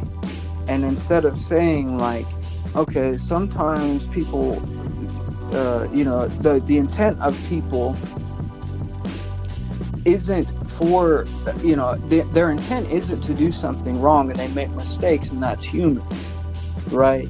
Instead of correlating a mistake instantly with a heresy, in an over-logical approach, like, we shouldn't do that. And even when like Orthodox look at Protestants, some of them sincerely love Christ, right? And we should have a more pastoral approach to those people. They're not intently being heterodox Christians. They've just inherited this particular tradition, and they believe it to be true, right? And aspects of it are true. And we need to recognize that as Orthodox Christians and not be so puffed up. Like a lot, I think, with the, quote, ortho bro movement, it's created Pharisees a lot of the times that get puffed up. They get like a little hint of the truth, and then, they're like, I got the truth and nobody else does. And, they're just kind of mean-spirited or something, and it's easy to fall into. But there's a particular paper that I have here, and now this might scandalize some people, and I'm fine with that because, whatever, it is what it is.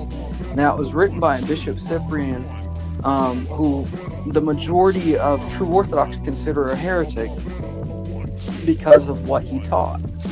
Now, I think that aspects of his teaching are incorrect.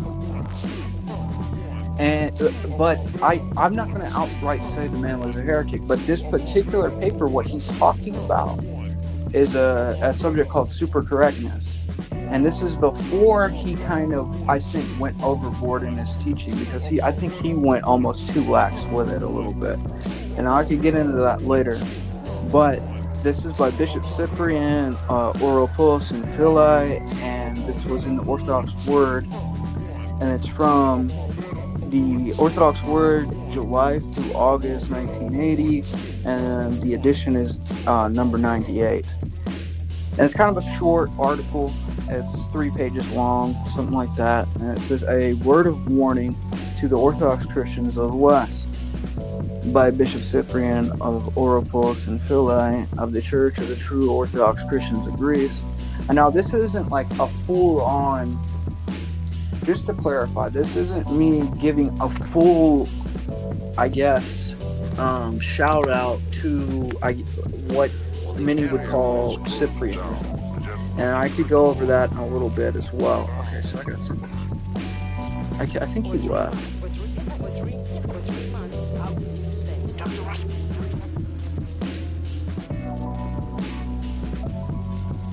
Okay, so he'll be back. But, okay, so I'm going to go over this paper.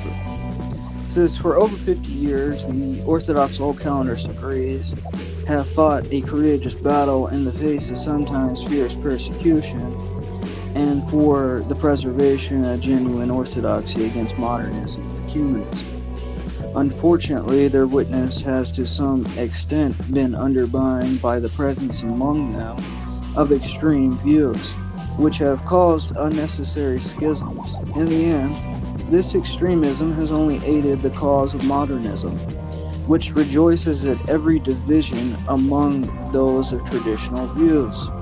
This temptation from the right side is now overly hasty accusations of, quote, heresy and, quote, betrayal, and the spread of the spirit of suspicion towards everyone not of one's own, quote, party.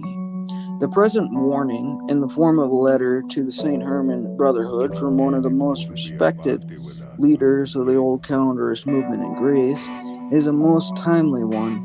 Bishop Cyprian is also abbot of the monastery of St. Cyprian and Justina of Philae near Athens, on which we see the Orthodox Word, 1976, number 70.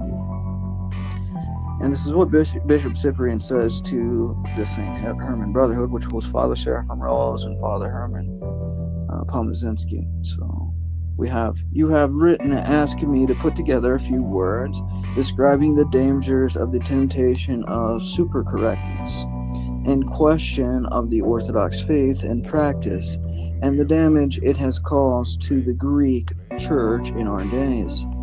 This you would like as a warning to those in America who are troubled by the same temptation, and you would like them to benefit from our experience here. Very gladly, therefore, we will attempt to do this, emphasizing from the beginning that we have no wish to just criticize persons, but rather the mentality of extremism, the danger, the temptation, quote, from the right. We must begin with a few words on our confession of faith.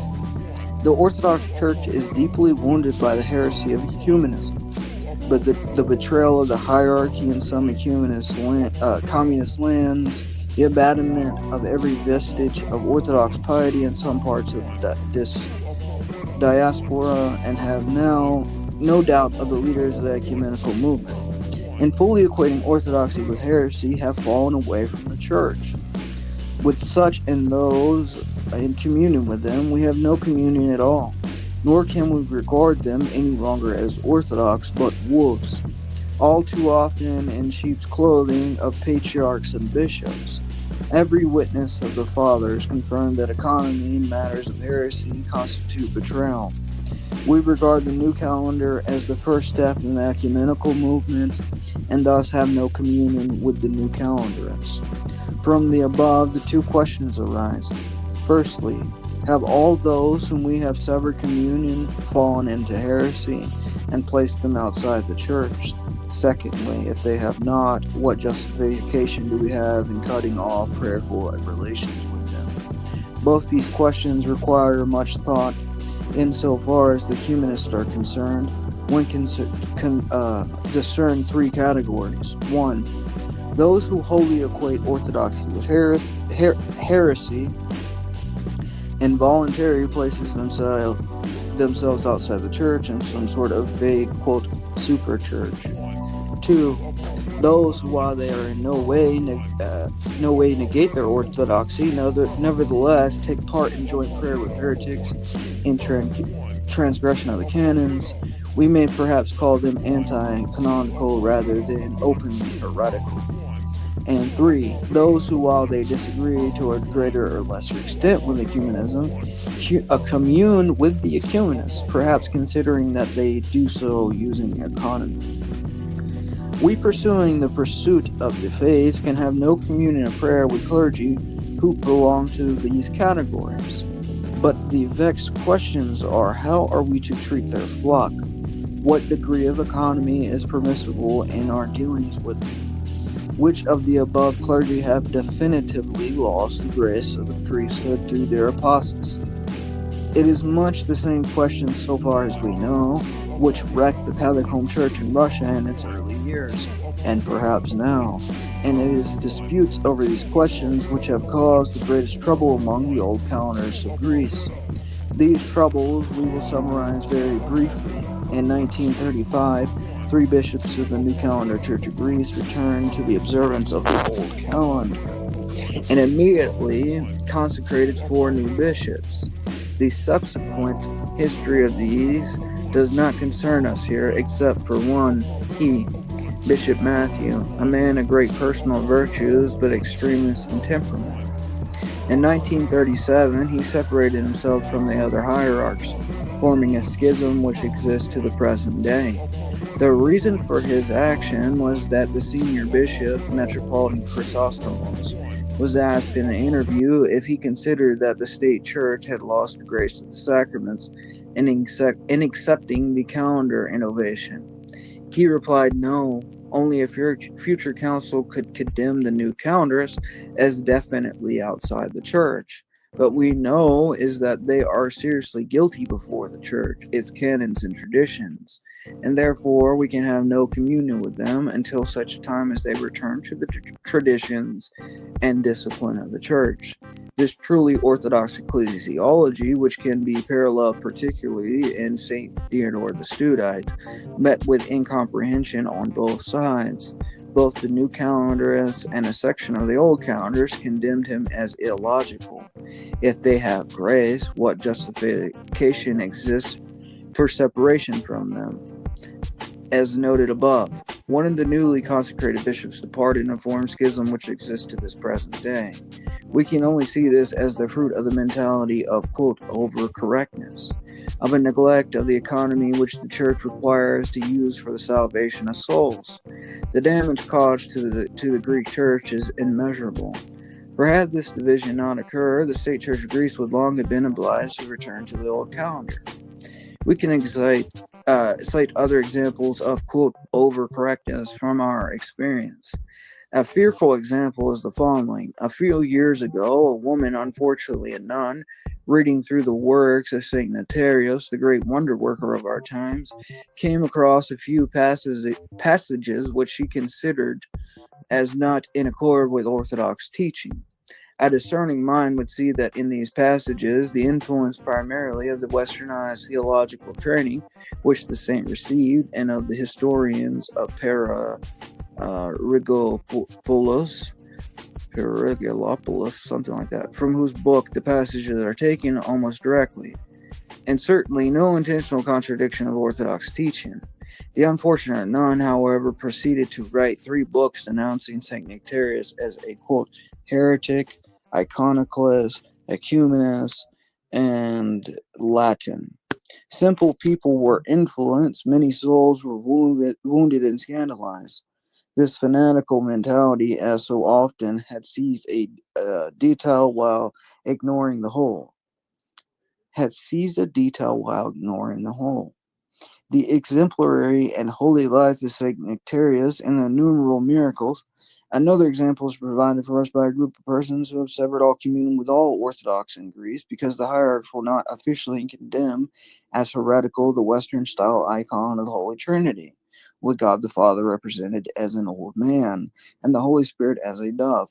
Neglecting everything else, they have seized on this detail and have been led into schism. Their struggle for the removal of the iconic type has become an obsession, a prelust, or a spiritual delusion, in other words. We should, however, in fairness, point out that these disputes have often been made worse by the opponents taking an equally fanatical position. Discretion is needed on both sides. It is also true that extremism among the old calendarists has been fostered by the savage persecution which the state church has launched from time to time. One of the most disastrous examples of the phenomenon which we are speaking is the disputes between the zealots of the Mount Athos, and many, to be sure, are clear-minded and sure of their purpose, but others waste so much time in useless disputes. And one in the same skeet, one can find in each house a different ecclesiology, a different mentality, and not one in communion with their neighbor. They have seized on details, and all too often, in their lack of theological education, has seized on them incorrectly. Often their opinions are rational, but taken to extremes. Others, however, become very strange. One group believes that the name of Jesus shares in his divinity, and that all who do not believe so are heretics. Another, that those who practice frequent Holy Communion are heretics and excommunicate. Another has reached the old believer position that the grace of the priesthood has vanished from the church, and so forth.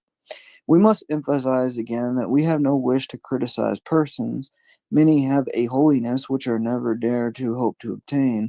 We only criticize that mentality which leads to division and schism. Now, to return to the question mentioned at the beginning, we would like to relate something which we observed recently.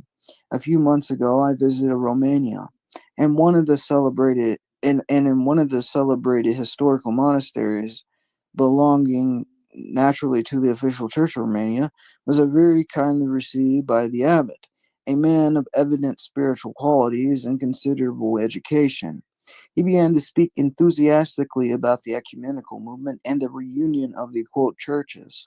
To this I replied with such words as God enlightened me with, and I observed from his reaction that he had never before heard a point of view opposed to ecumenism. After the meeting, he told the Romanian bishop who was accompanying us that he had been much edified by the conversation. This gave me occasion for thought. It would be easy to condemn him immediately as an ecumenist and a heretic, but this was not the case. Despite his education, he had never given the matter deep thought, though certainly he should have done so. He had never heard any criticism of ecumenism. It never occurred to him that it was a denial of orthodoxy. To place him in the same category as, let us say, Militant of Chalcedon would be quite unjust. Perhaps it would be fair to use the same criteria to judge the faithful in the Soviet Union, who, with few exceptions, are obliged to have recourse to the Moscow Patriarchate. Are many faithful in outlying parts of Greece who have no conception of the calendar question. For every category, we must use discretion. It is impossible in all cases to apply the same strictness. While on the other hand, we must remember that economy used as a measure in itself becomes an abuse, and that in matters of heresy there can be no use of economy. In conclusion, we would say that the error of, quote, overcorrectness is a form of prelust, and like the other forms, this means a blindness, an obsession. The Holy Fathers say that prelust begins with self-reliance, and so while pursuing some probably very laudable particular end, the general picture becomes forgotten. There sets in a hardening of mind and heart, which results in disputes and fanaticism. The history of the church provides us with many examples, and most obviously the old believers of Russia. We hope that these words may help your American readers in understanding the mature orthodoxy which your publication always seeks to put forth. Okay.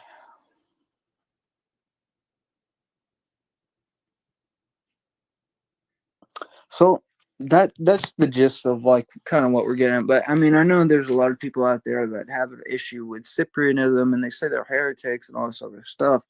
I would argue that there's a misreading amongst what we would call Cyprianites of the Seven Ecumenical Council, that it would take a council to deem somebody graceless, which is not the case. There was people that were deemed graceless prior to councils. We can look at St. Hopatius with Nestorius. Prior to the Third Ecumenical Council, he says he was outside the church, and in that case, there was no need of a council to make that decision. In the same breath, I would say to hold a wrong opinion isn't necessarily a heresy, and I think it's actually rooted in an overcorrectness and playing party politics that people might come to those conclusions. I'll give you another example in history. We had Saint Justin Martyr, who put forth a millenarian view, like 1,000-year reign of Christ, or something, at the end of time or something. He had a false eschatology. Well, it wasn't until a council much later that that view was condemned as unorthodox. But someone like St. Justin Martyr wasn't condemned a heretic. And why? Because it had yet to be condemned as a teaching the church didn't accept. You also had Metropolitan Anthony Karpovitsky, who put forth the dogma of redemption. With dogma of redemption, it was like some false understanding of Christ in the Garden of Gethsemane. Some would say that I think there was people at that time who called him a heretic, and having a wrong opinion isn't a heresy. Now, if someone were to keep that wrong opinion after being corrected, it might fall into that over time, and especially if a council deems that this can't be decided. I don't believe we're going to have any more councils. So I would say that, I really don't know how to discern that issue because I don't have all the information on it. If someone were to tell me like this reason, this is the reason that the Cyprianites are heretics, I would listen to them. Right. And, but I would also listen to the other side of it. I'm not going to act like I have all the answers, but I know from just reading that paper from 1980 that doesn't sound like the position people say that they had. That seemed like a pretty sound, position to take about this overcorrectness issue. And I would say that in that same breath, some of those that take this overcorrectness issue, that doesn't necessarily make them outside of the church. It makes them outside of the tradition in some aspects. And I would think that, they should probably drop that pride, because we're all going to face Christ. I don't know how Christ is going to judge people individually, and I would think it's a mistake to think just whatever jurisdiction you were in guarantees you for salvation. That's not how any time in the church has worked.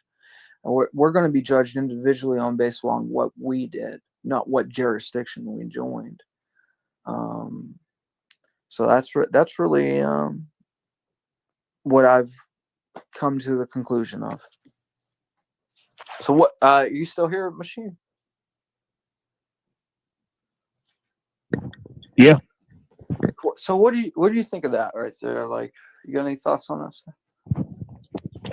Yeah. I mean, I've been listening and thinking about it. Yeah, definitely. The sort of nuanced approach is definitely necessary, right? Because of the way that people have an over technical analysis of things, right? They want to try something that works, right? So they're willing to put the church behind a party or an ideology because they think it's successful in dealing with the modern issues, right? So they'll transform the doctrine, right? So this is obviously a huge problem, and it's kind of like a Dunning-Kruger effect from having all the information at your fingertips at once. I mean, yeah.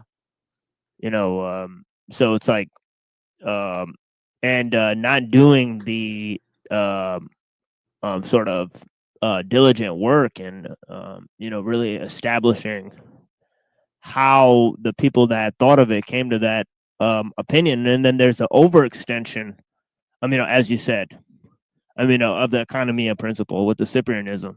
So it's a very nuanced approach. I mean, it's very interesting. Absolutely. It's a trip because we'll have a lot of like, I'm not like, kind of attacking these guys, but there's like maybe a large group that call themselves true Orthodox, and they kind of frequent different places, right, on the internet or whatever. And they fall into some of these mindsets, and I'm not going to act like I'm above them or something like that, because I'm not. And some of them I have a lot of respect for, but I see this mentality sometimes amongst them, and it kind of spreads out. And then you'll have people that kind of fall into these traps, and they don't think about it, and they think that they're being zealous for orthodoxy. And and like what you're saying, that you'll have guys that will quote the canons and they'll quote the patristic texts, but they're not relaying the spirit of them. They're creating a caricature of these texts, and what ends up happening is that in their zeal they find themselves actually outside of the tradition and bringing in some sort of reform mentality that's rooted in this, I guess, spiritual autism. And that's the way I look at it. And what it takes is God kind of avoids the proud and gives grace to those that humble themselves.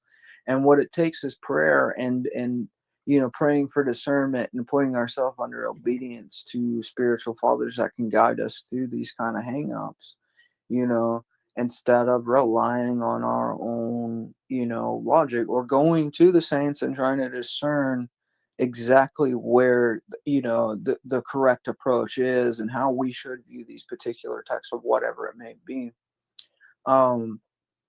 It's one of the chief problems facing the church today, both from the right and the left, I would say.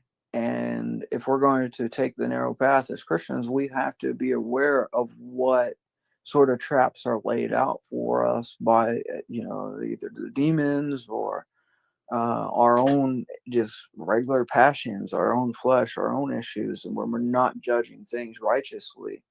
And hopefully that like someone has taken something away from this and can and learn from it. You know, that's really the intent of what I'm doing here. And as far as this guy here goes, I know who you are, man. You know, that you know, I'm not even gonna say anything. Yeah, you can keep going at it, man. Yeah, you got a comment there by Frey. Okay, what's Frey got to say? Sometimes the amount of information on the subject is a bit overwhelming as to where to start. The actual research reading, I often get discouraged. Huh. Now, what do you necessarily are you talking about, Frey? Is like the information on the royal path, or like super correctness, or I'll tell you this: to be Yeah, because aware of. that's kind of what you're getting into, is that you don't need all the information, and even when you have all the information, don't apply it in the wrong way. Right. I think, yeah, sometimes it's almost like information overload. And I would go into the tradition the way that you're supposed to, like getting catechized, go to the church, get catechized, have a spiritual father. Don't try to figure it all out on your own, because you're not going to be able to. And a simple prayer, sometimes I would say that God will guide you if you humble yourself, and he'll lead you down the right path if you put your trust in him. He'll do it. With the royal path specifically, here's a warning I'll tell you about. You'll find from world orthodoxy that they'll shift the royal path, that they'll make all true Orthodox seem like they're renovationists on the right. Okay? And that's to basically, you'll see it with Father Peter Harris. He'll make it out like all old calendarists are super correct. Well, that's not, the person that coined this term, Father Seraphim Rose, never said all old calendars were super correct. He was talking about HTM specifically, and that's Holy Trinity Monastery. That was Boston Orthodoxy with a Father Pantalone. Father Pantalone was a monk from Detroit that put on a Greek accent and went to Greece, stayed there for a month with some of the monks there, right? And he was the spiritual student of some say Saint Joseph the Cave Dweller, or Father Joseph the Cave Dweller, or Elder Joseph the Cave Dweller, whatever you want to call him. He was a spiritual student of him. Well, he stayed there a monk I think it was in his 30s. He was starting to call himself an elder. Well, he really didn't pick up Orthodox tradition from the elders in a very solid way. He had kind of a neo-Athonite understanding of things, and then got introduced to some true Orthodox thought, and then he kind of gave his own approach on it that fell into this overcorrectness type thing. And it wasn't the tradition really of Orthodoxy. If you want to learn about true Orthodoxy, I would go to Archbishop of Urki. I would go to St. Philaret of New York. I would go to St. Seraphim Rose. I would go to St. John Maximovich. And I'm not just saying the Russians were the only ones right. You could go to St. Nectarius of Aegina. You could go to St. Hieronymus of Aegina, St. John of Amenphali. Like, there's different saints among the Greeks as well. I don't know. I would just take it slow and try to discern the spirit of what you're reading. And a good way to go about that is to pray about it for humility and not to be led astray.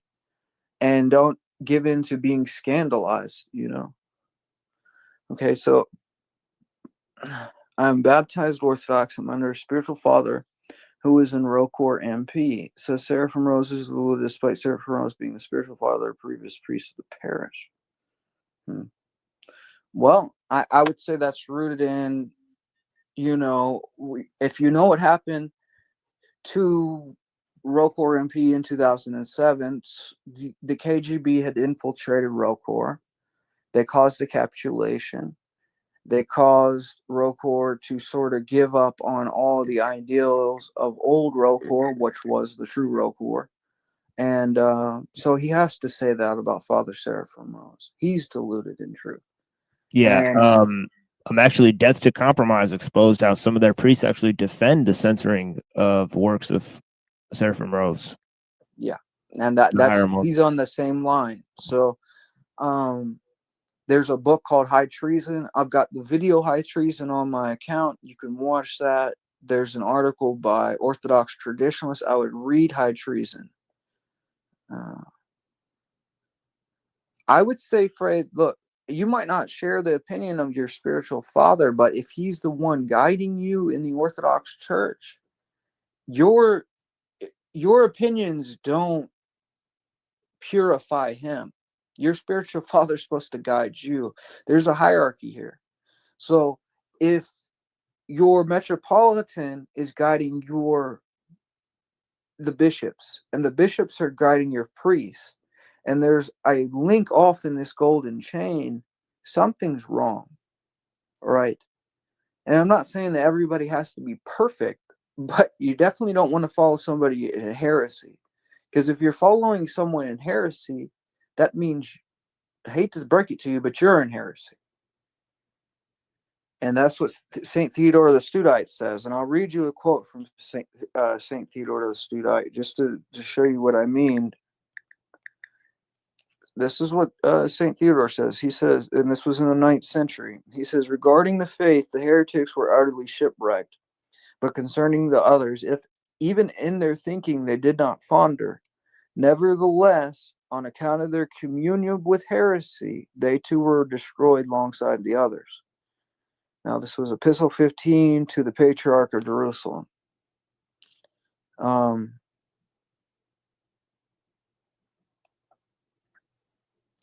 I would say this, is that you're not in limbo.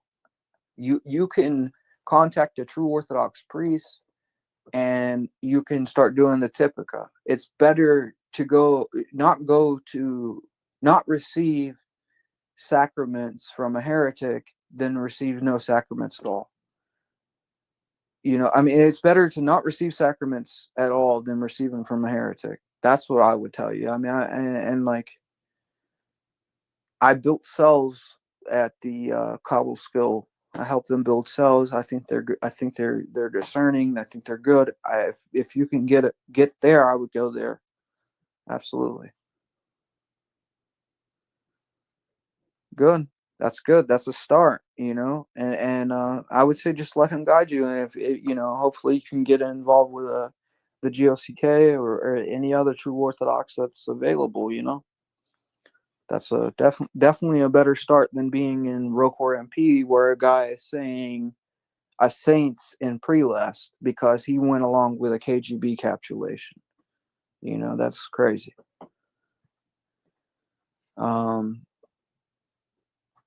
But yeah, that's and there's probably a lot of people that are can be scandalized about some of the things we talk about. But I mean, Frey, if you go through that book, I promise you, go through High Treason, and you look through some of the videos that I posted, go to Orthodox Traditionalist publications, like that's a big one, because Subdeacon Nectarius, he came from ROCOR MP. He knows the struggle. He knows exactly what you're going through, and he's in the GOCK now. That would be a big person to maybe reach out to if you could, or just go through his stuff, like his material. Like he's released a lot of good material on that specific issue. There's a lot of stuff there. I mean, I don't know, if you reach out to me, I have an email address. Reach out to my email address, and I can give you more solid information to go over as well, so you're not stuck sort of in this limbo phase, because nobody wants to be like that. Pray to God for discernment on it too. Like if you're not sure, don't trust me. Ask God, because I had to ask God. Not that I came from World Orthodoxy. I had prayed prior to even going into any Orthodox church, where was the church, and I got led to a true Orthodox church. So High Treason. I don't. It's by an Olga something. I forget her last name. But High Treason. You can find. I'll send you a copy of it for one if you email me. But you could find a video I did on it, and I think in the description I have Subdeacon Nectarius's website where he actually posts the digital copy of it, so you'll get that.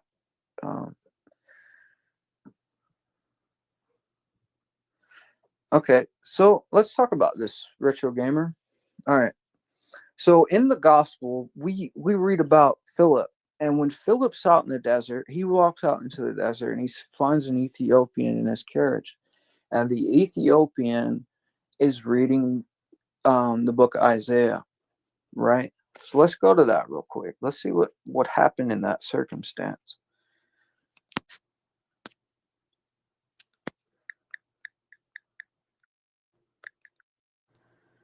Philip and the Ethiopian. All right. This is what it says. This is in Acts 26-40. Philip and the Ethiopian. Now, an angel of the Lord said to Philip, "Go south to the road in the desert, road that goes down from Jerusalem to Gaza." So he started out on his way and he met an Ethiopian, the eunuch, an important official in charge of all the treasury of the Kandake, which means Queen of the Ethiopians. This man had gone to Jerusalem to worship, and on his way home was sitting in his chariot reading the book of Isaiah, the prophet. The Spirit told Philip, "Go to that chariot and stay near it." Then Philip ran over to the chariot and heard the man reading Isaiah, the prophet. And he says, quote, "Do you understand what you're reading?" Philip asked. And this is verse 31, and this is what the Ethiopian says. He says, "How can I?" he said. Quote, "Unless someone explains it to me." So he invited Philip to come up and sit with him. He says, this is the passage of the scripture the eunuch was reading. Quote, "He was led like a sheep to the slaughter, and as a lamb before its shearers is silent, so did he not open his mouth. And in his humiliation he was deprived of justice. Who can speak of descendants? For his life was taken from the earth." The eunuch asked Philip, quote, "Tell me, please, who is the prophet talking about, himself or someone else?"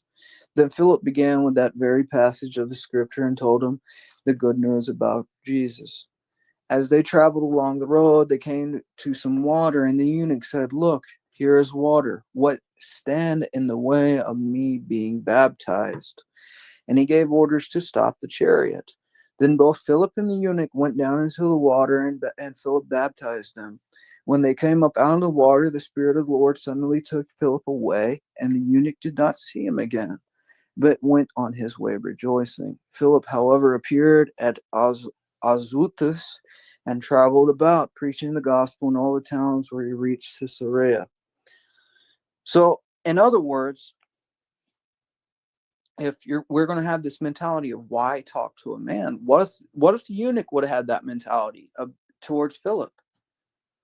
What if he would have said to Philip, "You're a man. I don't need you to teach me the book of Isaiah. I can read it myself."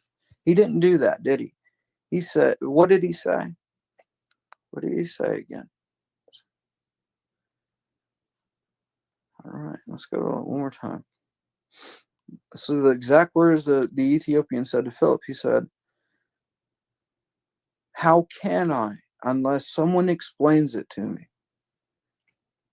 All right, that's the mentality we should have. We should humble ourselves enough that if someone is in the tradition of the church and has been handed down the gospel and handed down the proper way to go about baptism and giving the sacraments of eating the body and blood of Christ, which Christ says, if you don't do this, you have no life in you.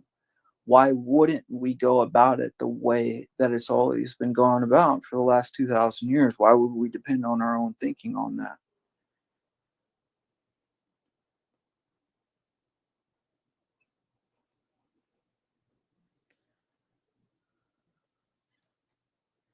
So that's my view on it. And You know, it's not the miracle that converted the Ethiopian. The fact that, you know, Philip was taken away by the Spirit of God. He disappeared in thin air. It was something, you know, his heart was hardened and something changed his heart in that moment. And I believe if you look into this, God's revelation is revealed to the heart, you know, the human heart, through through grace. But well, well, here's the thing. It's like if why did Christ have 12 apostles? And then why do you have someone like Saint Ignatius of Antioch, who's a direct disciple of Saint John, who wrote Revelation, and Saint, you know, Peter, and he says, "Follow the bishop as you would follow Christ." Because Christ set up the apostles, and he set up those that would follow them to be overseers of the church, and these priests were the ones who would ordain people and give them the sacraments and baptize them. This is, you know, Christ had established a church. He didn't just write down a book and give it to us or something like this. You know, the Bible itself wasn't even really put in place until 300. You know, the church it had been functioning up until that point, and the Bible isn't outside of the tradition. It's a part of it. It's just one part of it. And I would say with enough humility, you could find your way into the church as well if you pray about it and drop the pride where you think you can do it on your own. But I appreciate everybody for stopping by. I'm gonna go. I appreciate you, Machine, for sticking by, man. And yeah, thank you, my friend. Yeah, anytime. yeah, are you doing a show tonight, or what's going on? No, it's Tuesday, Wednesday, Saturday. Okay. We'll keep keep it to the usual times this week. Yeah, blessings. Yeah. Okay, cool. Yeah, I'll stop by when you have one. For sure. For sure. I look Wait, forward hold to up, hold up. I got Neurojack in the back. I'll bring him up on. Okay, I'm gonna add him to the stage. Maybe we might go over something. Yeah, you guys are about to end now? Well, I was thinking about it, but I mean, maybe not. What's going on?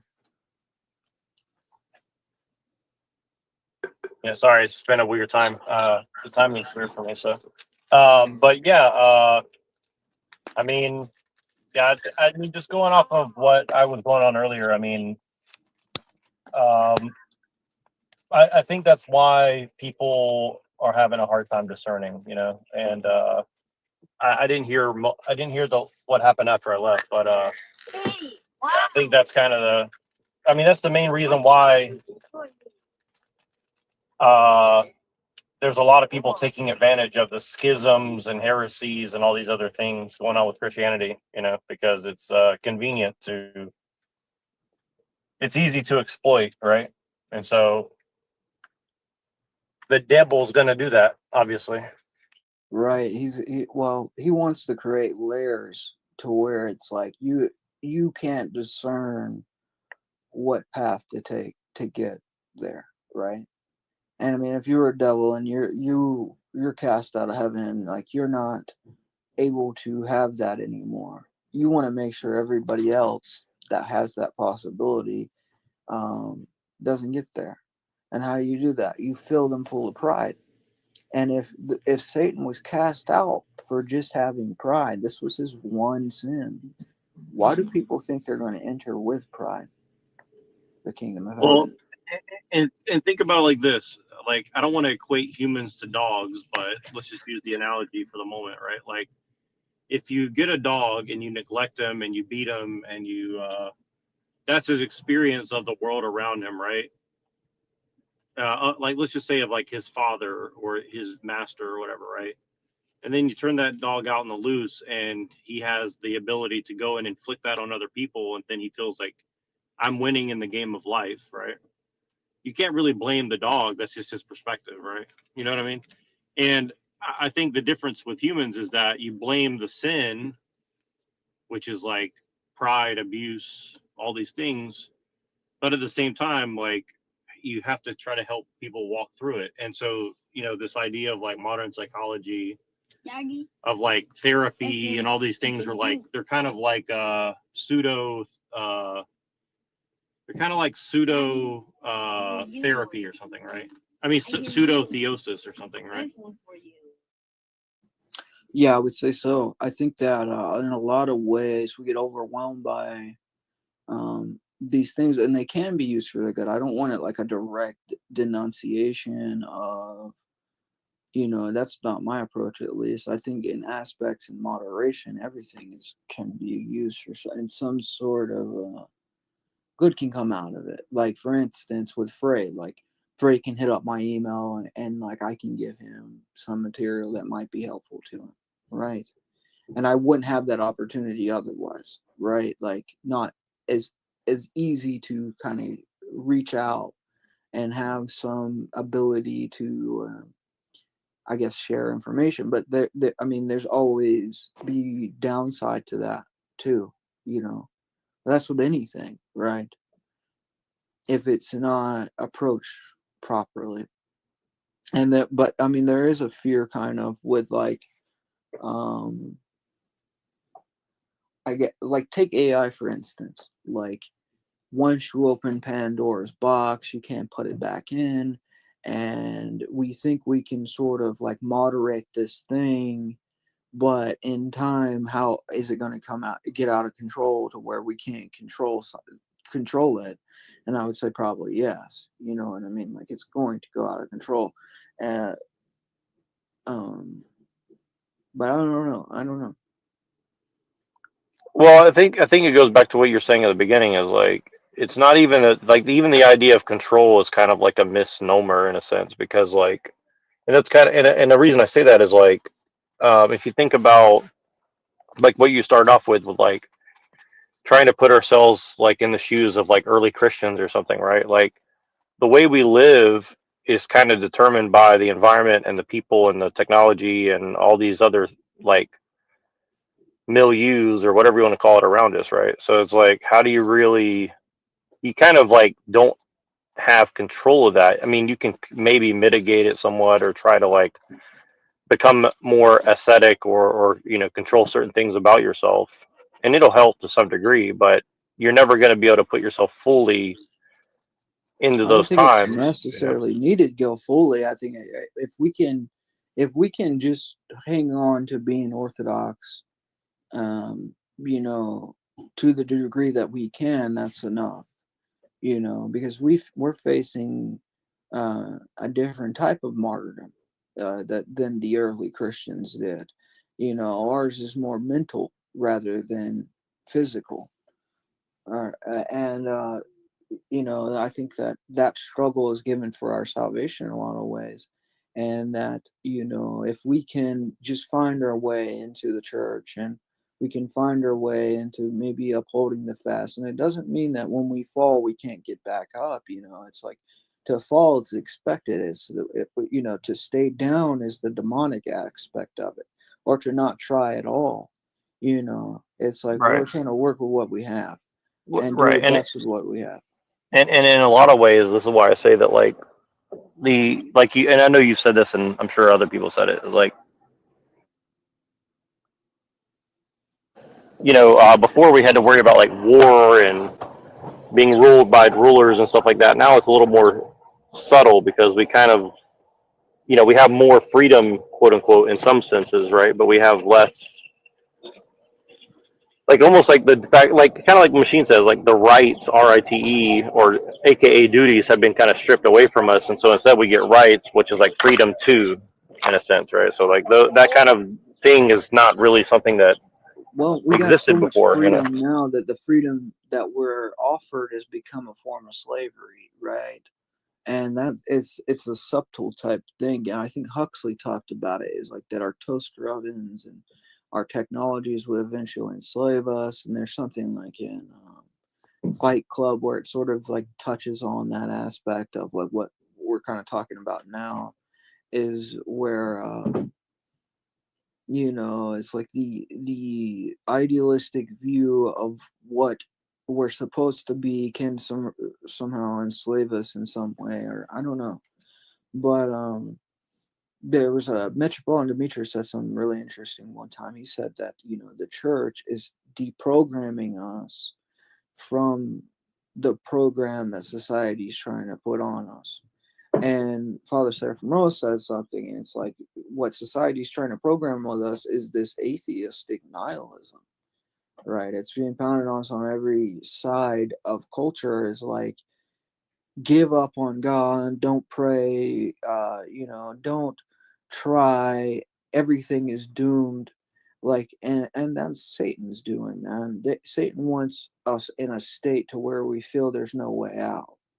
And it's just not true. It's a lie. You know what I mean? Just, if we had faith of a mustard seed, then we would be able to go in the direction, some form of direction for the better in some sense. But we just don't see that because we're so bogged down by this gloom and doom. And that's very strategic, I'd say. And a big problem is like our conceptions of things like are just a little bit off. For example, like if we're talking about God or something, some people view God as like this evil, like angry God or something. Like I believe Protestantism almost has that conception of God as like he's this angry God that wants to damn everybody to hell. That's not how he is. That's a false conception of him. That's an idol almost, right? And God's looking for any little thing of our giving up on our own, I guess, passions and moving towards him. Whereas man, he's looking for anything to condemn us. God's not the one who's like that. You know what I mean? And I think that the more we would sort of study the lives of saints, which have, I think it's very strategic that within Protestantism that has been a major rejection, but I don't know. I guess he fell out. Yeah, and there's an increased sense in today, that obviously, technology and science and materialism, they've deformed the religious outlook.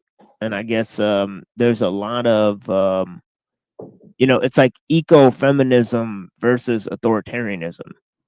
It's basically the spiritual, struggle of today. And that's a sad reality. And the detached aspect of it comes from the fact that most people don't incorporate the rites and traditions into their daily practice.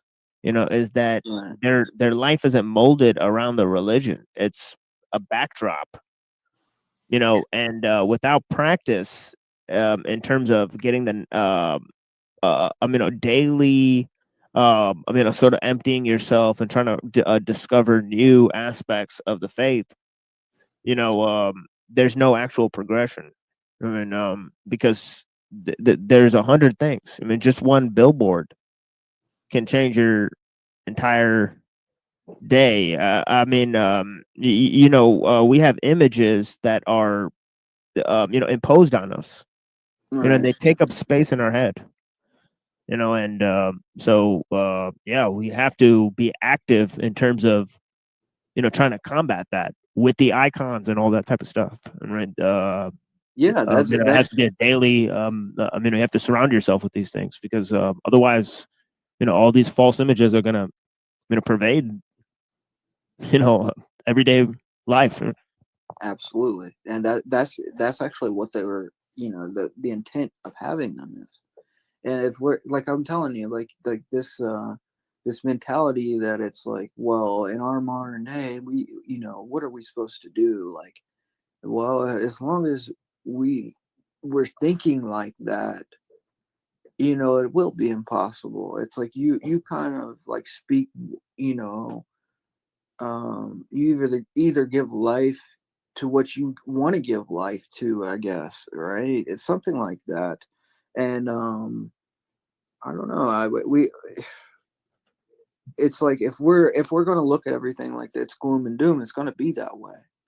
But if we actually stand up and say, I'm not going to allow this to influence my thinking, I'm going to take steps to go in this other direction. I'm going to, really rebel against this, what the secular world is pushing onto me. You know, so, but a lot of times I think another aspect of this Zeal not according to knowledge is almost like allowing, and this is a big lesson that I had to learn when I first came into the church, is like allowing other people maybe to scandalize me, to take me out of the church.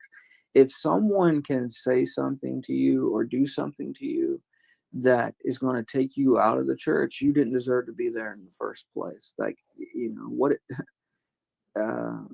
it's like the church is sort of a place full of sick people, and Christ is the physician. You wouldn't be in a hospital and you wouldn't like point around and say, I'm less sick than you are, in a hospital full of sick people. But that's oftentimes what we'll see within the church. It's like, well, this person did this or that, and I'm not going to church anymore because of that, or this whatever it is. Like, we'll find kind of any excuse to give up when it comes to God, because we've turned him sort of into this constitutional monarch where we only worship him on Sundays. That's the kind of religion American society pushes. Whereas, what the saints say, it's like, if you aren't Orthodox every minute of your life, you're not Orthodox at all. But that's not the I guess the modern Christian so-called outlook on religion. It's like we'll go for 30 minutes for a service and then we'll call ourselves Christians, and after that you might cry during a service where they're playing guitars or something, and maybe drink a juice box with some crackers, and that's Holy Communion for you, and then you leave out of there and you're right back to, I don't know, smoking a blunt or something. That's not being a Christian. Like, it's just not. I mean, I hate to say it, but yeah, I appreciate you again. Yeah, for sure.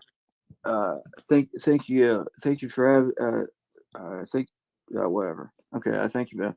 Later. Talk to you soon. Yeah, hey, bro.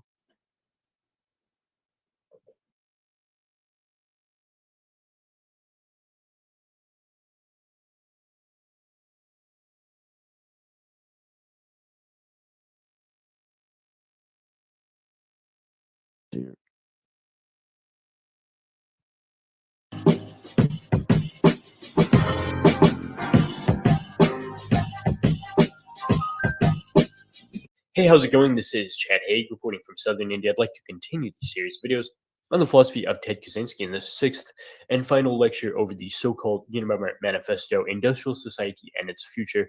We will finish the paragraph by paragraph level reader's guide to the text by talking now about the section of the text which is titled The Danger of Leftism. We could call that the danger of leftoidism, in line with the definition of that you saw in my 8th book, Leftoid Psychology. And speaking of books, now that we are finishing this group reading, I want to announce that all of this discussion will be collected and then greatly added onto into a new book called The Technological Crisis, a Reader's Guide to the Unabomber Manifesto of Ted Kaczynski. So once again, taking all this discussion that has gone on kind of on an off and on basis over the past 2 years on the channel, but add to it significantly by also showing you a holistic picture of how Ted Kaczynski's thought has evolved in line with these particular topics, going all the way back to his early unpublished essays on technology from the 1970s, the letters from prison, the published works like Anti-Tech Revolution, Why and How. And all of this, by the way, will also be discussed on the channel. There will be videos on those particular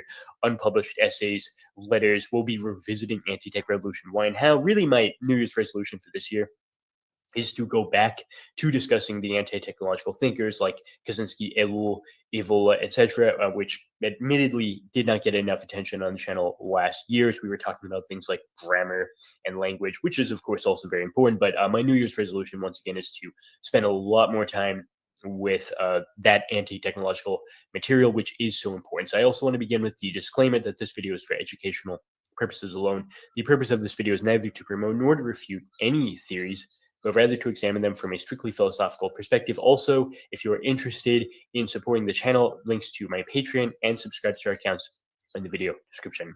So if we get into the text itself, we find in paragraph 213 that Kaczynski warns the reader that leftists often become attracted to movements that are not originally leftist in nature. This is simply because they perceive that such movements are vaguely rebellious and therefore might provide them another excuse to publicly vent their rage about some other grievance du jour.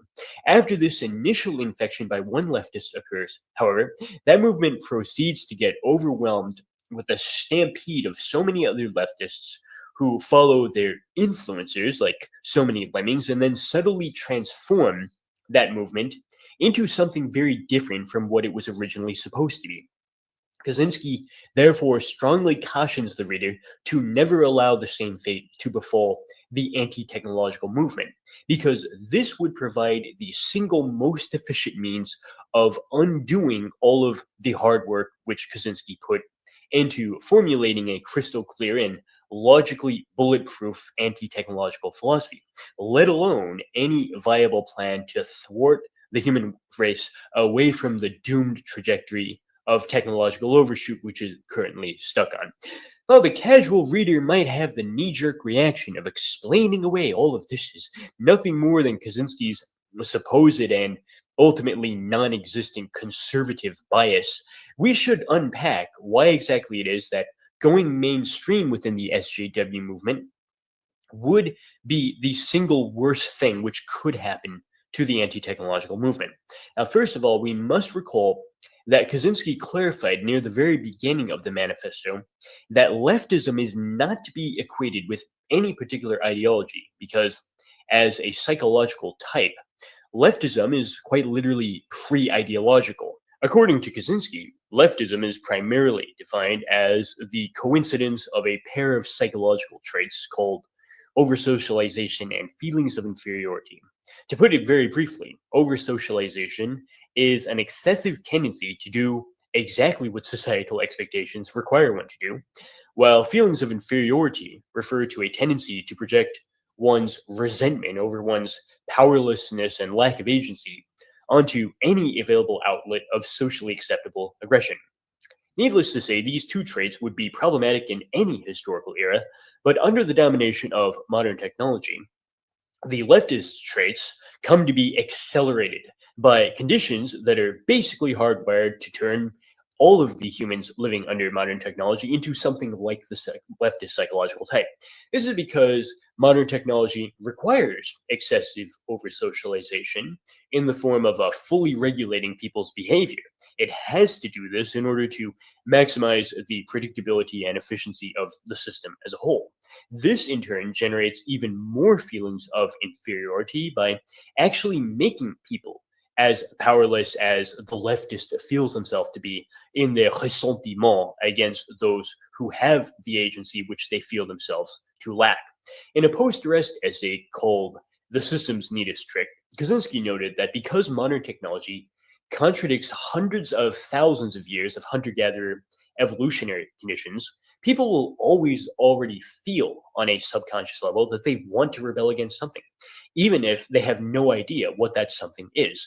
But the system cleverly works 2 steps ahead of itself by allowing them to act out on these rebellious impulses by openly encouraging them to fight against certain things which the system just happened to already need to get out of the way, by tricking them into increasing the system's technological efficiency by pushing through some much needed updates. A very good example of this is that the system has no problem with SJWs taking to the streets to fight for things like racial equality or gender equality, because the system needs human cogs to come from every ethnic background and every gender identity. All 68 of them are fine, because the system would find it to be a problem if anybody could not be incorporated into the vast pseudo-organism of economic production as workers and consumers. If only half the population were allowed to fill that role, as might have been the case at the very beginning of the Industrial Revolution, when it was mostly just men who took jobs in factories while women stayed at home and cared for the family, this would indeed be a technical problem, because it would inhibit the system from advancing itself as a self-propagating system, which we know from the purified laws of them as presented within Anti-Tech Revolution Why and How, is always in pursuit of the largest possible scope of operation. Likewise, we find that the person who is hardwired to exhibit these two leftist psychological traits will only later come to espouse any number of different ideological contents, because the latter are valued far more for their ability to provide an outlet for these negative psychological drives than for their semantic meaningfulness as ideologies in the proper sense of the term. You have probably already noticed that SJWs have virtually no limit on how many different causes they can incorporate onto a laundry list of grievances, which they understand on one hand they're required to pay lip service to in public in order to remain in good standing with the rest of the herd, but they understand on the other that they don't have to actually know what they're talking about when they do so. Proof that any one of these ideologies is nothing more than a means to an end to allow the SJW to publicly vent his or her frustration can be found in the way that many of these items on the laundry list flatly contradict one another. But the contradiction goes unnoticed because the list contains so many dozens of other items that one never feels the need to concern oneself with any one of them unless one has been prompted to by the media. One only really thinks about the issues which are trending in the news or in one's social media that particular day.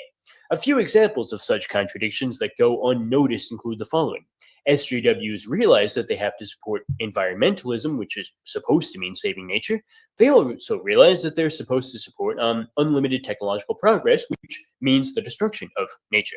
They don't realize that progress in technology requires things like pollution, or habitat destruction, or resource depletion, or just the regulation of everything within nature, for this is the only way that the global technological system can maximize the things it really needs, like predictability, efficiency, and productivity. But of course, SJWs don't really think about environmentalism unless the media tells them to on the days when it happens to get a tip from so-called clean energy companies in China that they need to run a news story promoting solar panels or wind turbines to artificially bid up the stock value of these same companies. If that is not the case on that particular day, SJWs don't even remember that they're supposed to care about saving nature. Similarly, back when the Iran nuclear deal was trending in the news because a Democrat president needed to raise his approval rating by pretending to be single-handedly delivering world peace, SJWs also favored portraying a strict religious theocracy in which homosexuals are put to death as being fully consistent with the leftist movement and its values. Then turn around the very next day when something else is trending in the news and use these same social media accounts to promote things like transgenderism, homosexuality, polyamory, and the public school grooming of children, without realizing that these same things would all be harshly criminalized under the same religious theocracy they had just claimed one day earlier had been granted full membership within the SJW movement. More recently, last year in 2022, when gas prices got high enough to start impacting another Democrat president's approval rating, Transportation Secretary Pete Buttigieg showed an even more impressive display of leftist cognitive dissonance when he assured the public that the solution to the combined problems of petroleum shortage and global warming could be as simple as removing the barriers to start importing oil from Iran and Venezuela. This is because apparently Mother Nature herself cares enough about nations' political affiliations that she only causes carbon emissions to exist if the oil in question originated in a capitalist nation. But she'll suspend these same laws of physics if that oil came from a communist dictatorship or from a strict religious theocracy in the Middle East. Buttigieg so easily combined the self-contradictory motifs of a politically motivated desire to keep gas prices low until the midterms, combined with pseudo-environmentalist concern over drilling on federal lands and climate change, and then combine both of these with the understanding that communism and Sharia law are currently more trendy among SJWs than capitalism. But in doing so, he only showed that all of these motifs could be so easily shoved into a single monstrous composite image because, as an SJW, he didn't really have to understand what any one of them meant. There really is no need to think about any item on the laundry list of leftist grievances because the whole point is just to find some available outlet to whine about something on that particular day. But the deeper question, which few ask, is where exactly does this constant need to whine come from in the first place? Well, ironically, the only thing which is never allowed to be added onto the laundry list of leftist grievances is the one thing which all of them really provide a mask for. And that one thing is one's suffering under the domination of modern technology. Now, a perceptive reader might very well ask at this point, isn't Kaczynski's warning in paragraph 213 to never let a leftist rebellion against technology become a thing, isn't it therefore just wasted breath, since he would seem to be warning about something which can't happen because it's impossible? Well, here we have to be very careful with our words. The irony here is that even if it did somehow become fashionable among leftoids to pay lip service to opposing technology, they still would not really be talking about technology in the sense that Kaczynski uses the term. If one is skeptical of this, one should be reminded that we can already see concretely the way that this works in the example of how it has already become fashionable for SJWs to publicly oppose things like fossil fuel companies or to voice an environmentalist concern for trying to save nature. In both cases, they somehow miss the point twice as much, precisely through seizing the surface level linguistification, which actually does identify the right issue on a superficial level. They realize, though, that they don't have to go any deeper than the layer of pre-digested linguistifications which the global technological system had already fed to them, and which it had only done so as part of the system's neatest trick. To be more specific, the leftist critique of technology, if that ever did exist, certainly would not cause one to realize that one had to oppose the very subtle things about modern technology and how it functions. Things like modern technology's monopoly over the ability to go through the power process for really serious things like the production of food or the securing of drinkable water. Another thing about modern technology, which the leftist critique thereof would never identify, is that it is this lack of freedom under modern conditions as a result of this monopoly over serious iterations through the power process, which generates the need to be an SJW in the first place. For the need to find something to complain about that day would theoretically disappear if one could just get one's freedom back and concern oneself with real iterations through the power process instead of these superficial surrogate activities.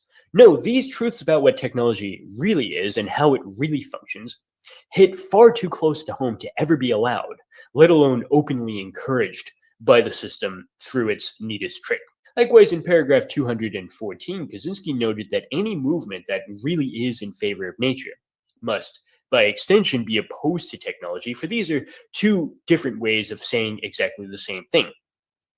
But for this very reason, it must also avoid collaborating with leftists. This is once again not for any ideological reason, for as we've already shown, leftism is inherently pre-ideological.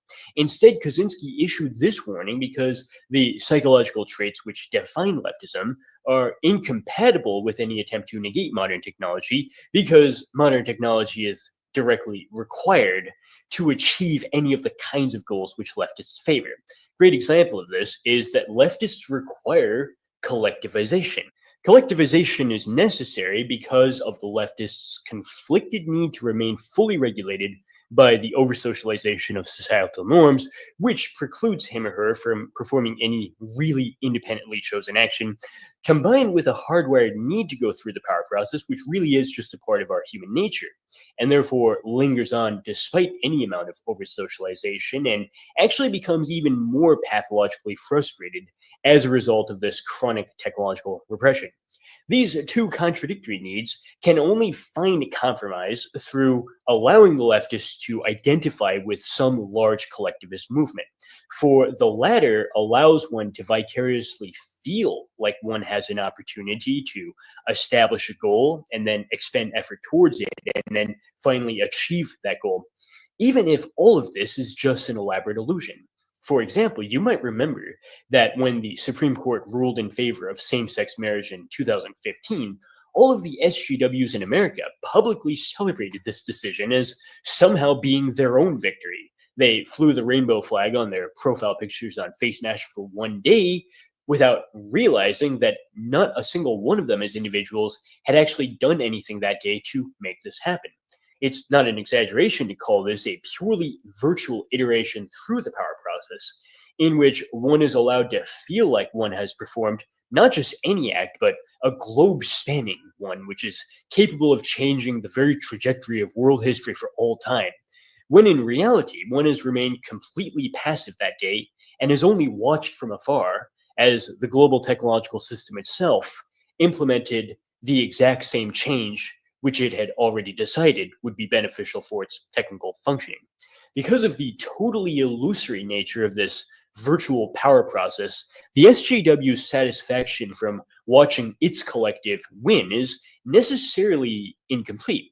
And it's so short-lived that one will always feel the need to repeat the surrogate activity over and over again, but with a seemingly larger scale change pursued each time.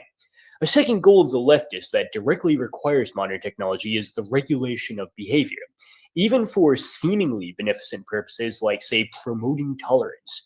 You might have already noticed that the real reason why leftoids are obsessed with promoting quote-unquote tolerance is simply because tolerance under this definition is nothing more than a euphemism for mind control.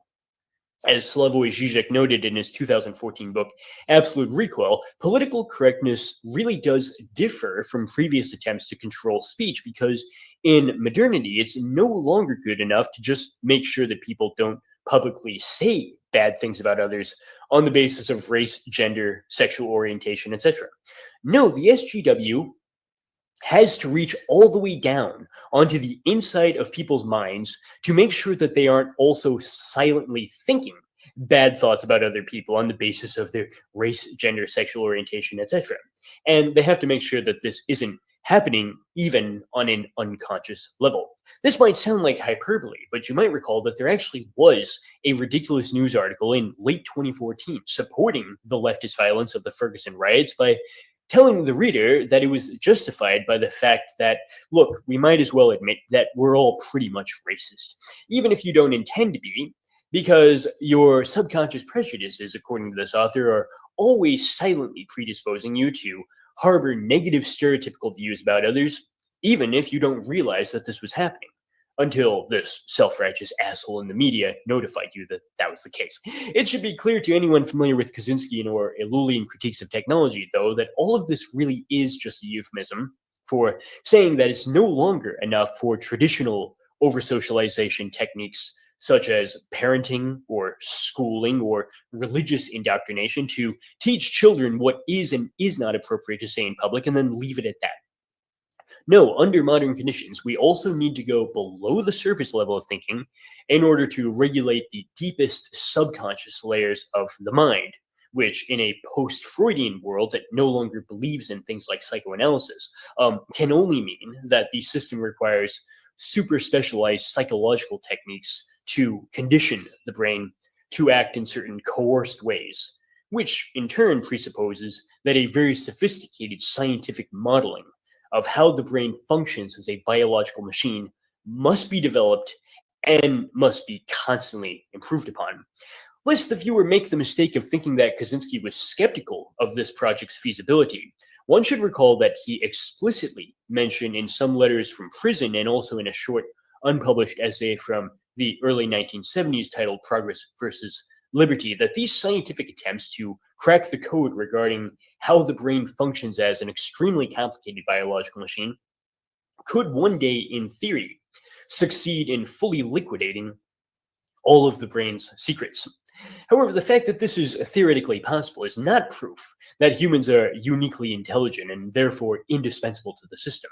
No, on the contrary, if this ever were accomplished, it would only guarantee that the very possibility of human freedom would vanish forever, as the human person would then be permanently reduced to the status of nothing more than a fully replicable and fully manipulable electrical appliance. It also bears mentioning that because the ceiling for robotic capabilities is intrinsically so much higher than the ceiling for human abilities, because the latter are constrained by natural limits which the former are free from, giving the global technological system the blueprints for every detail regarding how the human brain works, will inevitably allow the system to build an improved robotic model on top of that foundation which it had plagiarized from nature. This in turn will guarantee human extinction as a result of destroying any possibility for humans to justify their existence on the basis of their talents, skills, or knowledge.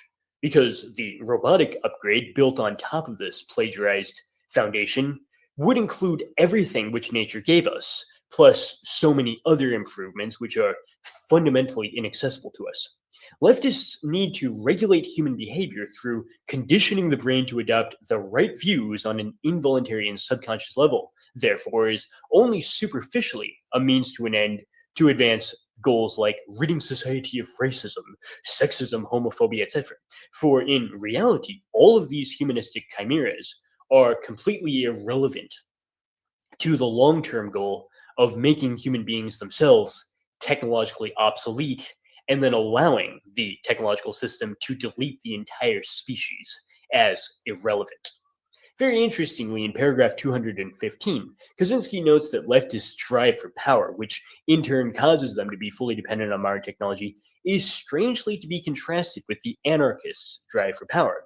This is because the anarchists' drive for power is exactly what makes the anarchist have to oppose modern technology. Now, a perceptive reader will throw up their hands at this point and ask, how on earth can we make sense of this apparent contradiction in which the drive for power is a good thing in one case and a bad thing in another?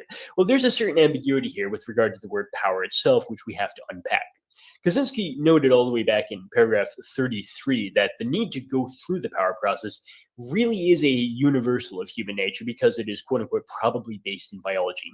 In other words, this need for the power process is a natural instinct, but this pre-givenness of it as an instinct leads it to later be construed in one of two directions depending on the individual.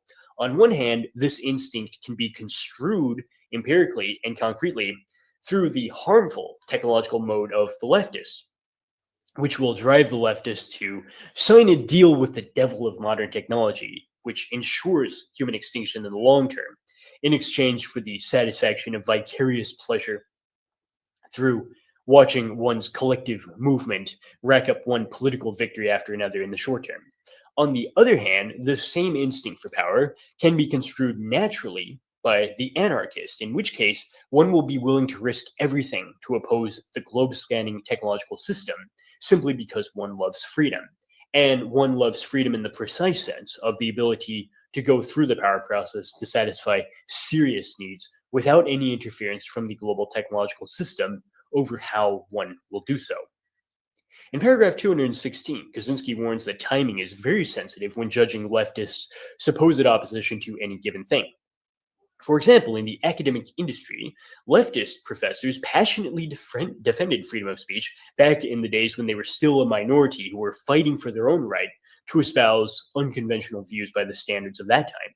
But as soon as leftists became the numerical majority, now representing well over 90% of professors in some departments, they quickly changed their mind about this freedom of speech thing by instead shifting gears to talking about this other new thing called political correctness, which is the idea that we can't allow a fully unbridled freedom of speech in the academic industry because that might allow someone to say something which is perceived to be offensive or intolerant by an arbitrary and ever-changing standard, which, of course, only the leftist professors themselves get to determine.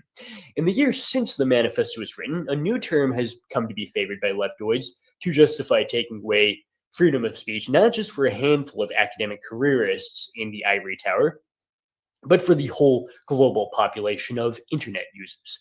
This term is, of course, misinformation, which might as well be seen as the technological upgrade over political correctness. Because this policing of misinformation allows the leftoids to regulate a far larger number of people, but to do so on a continuous, ongoing, and fully automated basis through having Silicon Valley robots constantly screen everyone's social media activity and then ban any users found to be problematic on arbitrary partisan grounds. So too, Kaczynski warns that even if leftists claim to oppose technology in the short term, while they're still in the minority, which is perceived to be in opposition to the broader technological system, as soon as they seize mainstream power over that same system, they will do exactly the same thing which they've always done. Or to use a simile from The Lord of the Rings, expecting them to destroy modern technology at the same moment they seize control of the global technological system and all of its power would be like expecting Schmeagol to destroy the ring after finally getting it back on his finger after so many years of chasing it. Neither of these could realistically happen, because that would amount to asking them to use their newfound power for the sole purpose of destroying their newfound power. This is something which is especially unlikely to occur for someone whose over-socialization and feelings of inferiority make it impossible for them to go through the power process as an individual.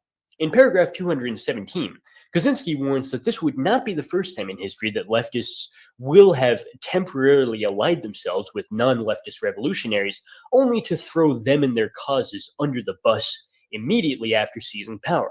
You only have to look at the French, Russian, Spanish, and Cuban revolutions to find more than enough concrete empirical evidence of how this has worked in the past.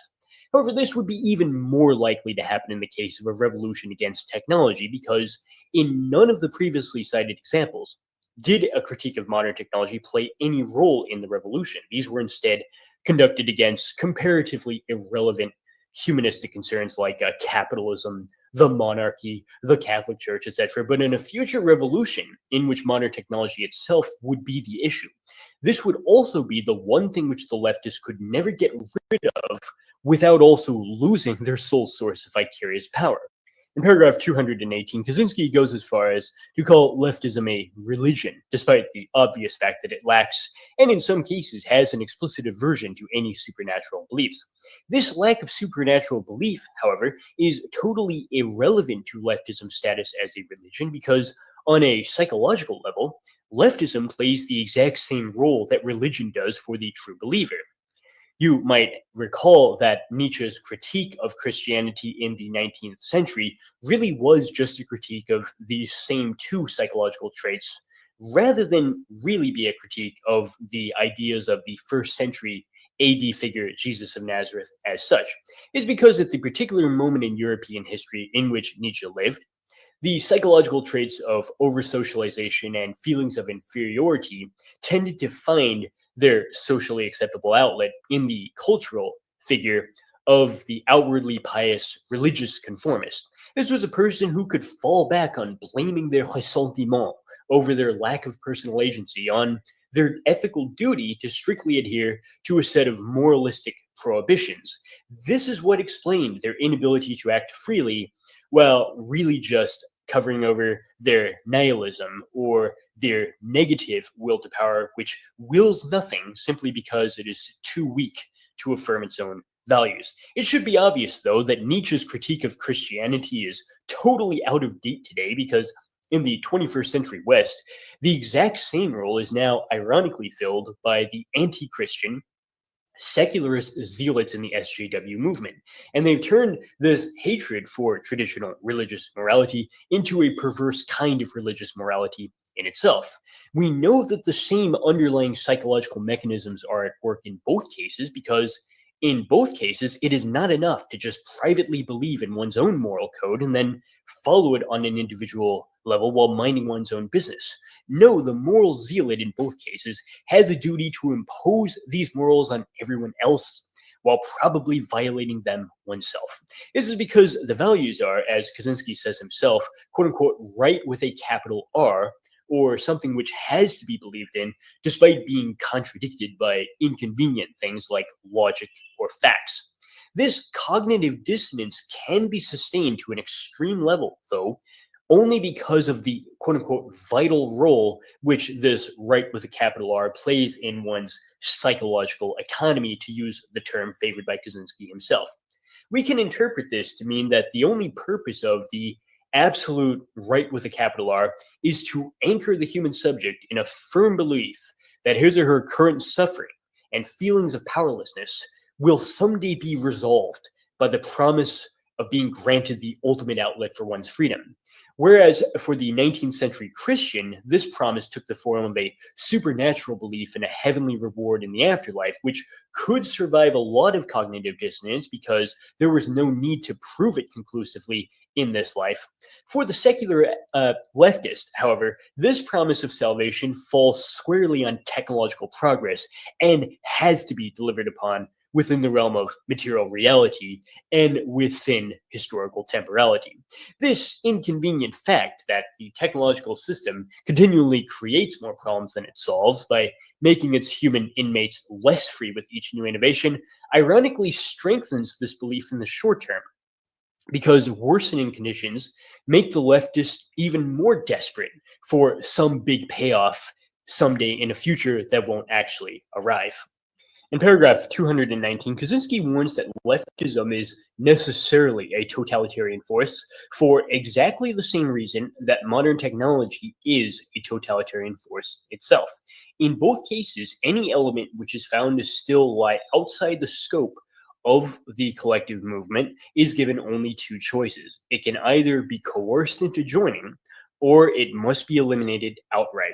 This is the essence of leftism because it is the essence of modern technology.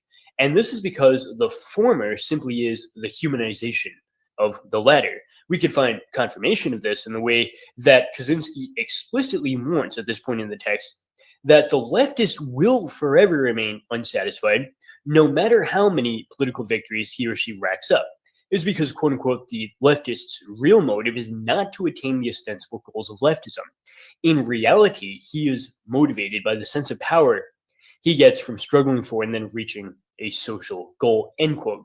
This is why there really is no such thing as ever reaching a point where the leftist finally throws up their hands and say, okay, that's enough. I've finally gotten enough political victories, and now I can lay the game of political activism to rest and go on and do something else with the rest of my life. This is something which the leftist can't ever do for just the same reason that modern technology is incapable of ever being satisfied with having taken away enough from nature or from our freedom. The reason for this should be quite clear. Leftists are quite literally human embodiments of modern technology. So the rules of self-propagating systems, which really don't make room for any such thing as an ending point where the game can stop, it should apply to both of them equally. In paragraph 220, we find that even if you gave a leftist a notebook and then asked them to just make a super long list of every single problem in society which they want solved, even if you gave them this blank check and then had a genie magically appear and grant the wish to have every one of these problems solved tomorrow, the leftist would still find something to complain about. In fact, the leftist would maybe take a few days to try to find something else, but as soon as they did, they would go back to the game. This is because the point, once again, is not to solve any one of the problems they claim to be so passionate about. Rather, the problem is to find a problem. You could just imagine that professional SJWs like Anna Kasparian of the Young Turks wake up first thing every morning and immediately grab their smartphones to begin the daily ritual of scrolling down the newsfeed, desperately trying to find something that they will be allowed by the media and Democrat Party to complain about that day. They already know that they want to vent their anger in a socially acceptable manner about something, even before they know what that something will get to be that day. But the real reason for this pathological need to find something, anything to be angry about, is that modern technology has already made them angry about its constant and ongoing destruction of their freedom. In paragraph 221, we find once again that over-socialization's hyper-regulation of the leftists' behavior precludes any kind of autonomous action except for the one morally acceptable outlet, to use Kaczynski's term, and that is, quote unquote, the struggle to impose their morality on everyone. This is a really, really strange kind of surrogate activity if you think about it, because it turns the moral prohibition against action into a perverse kind of action in itself. This proves that modern technology takes away so much of our freedom that we will eventually become so desperate to seize any opportunity to feel like we have something to work on that we will turn the prohibition against action itself into the only action we're allowed to perform. In paragraph 222, we learn that no one can be a viable candidate to join the anti-technological movement unless his or her sole commitment is opposition to technology. But now we know the exact reason why. If any other issue were allowed onto that list, even just one other issue, that would immediately compromise the member of the movement, because it goes without saying that technology would be required to solve the problem represented by that second issue. You would have to use technology to solve the goal represented by that other issue, because technology itself is defined in a certain sense as usefulness. In Hegel's Phenomenology of Spirit, he doesn't really use the word technology, even in the section of the text dedicated to it. Instead, Hegel simply calls it utility.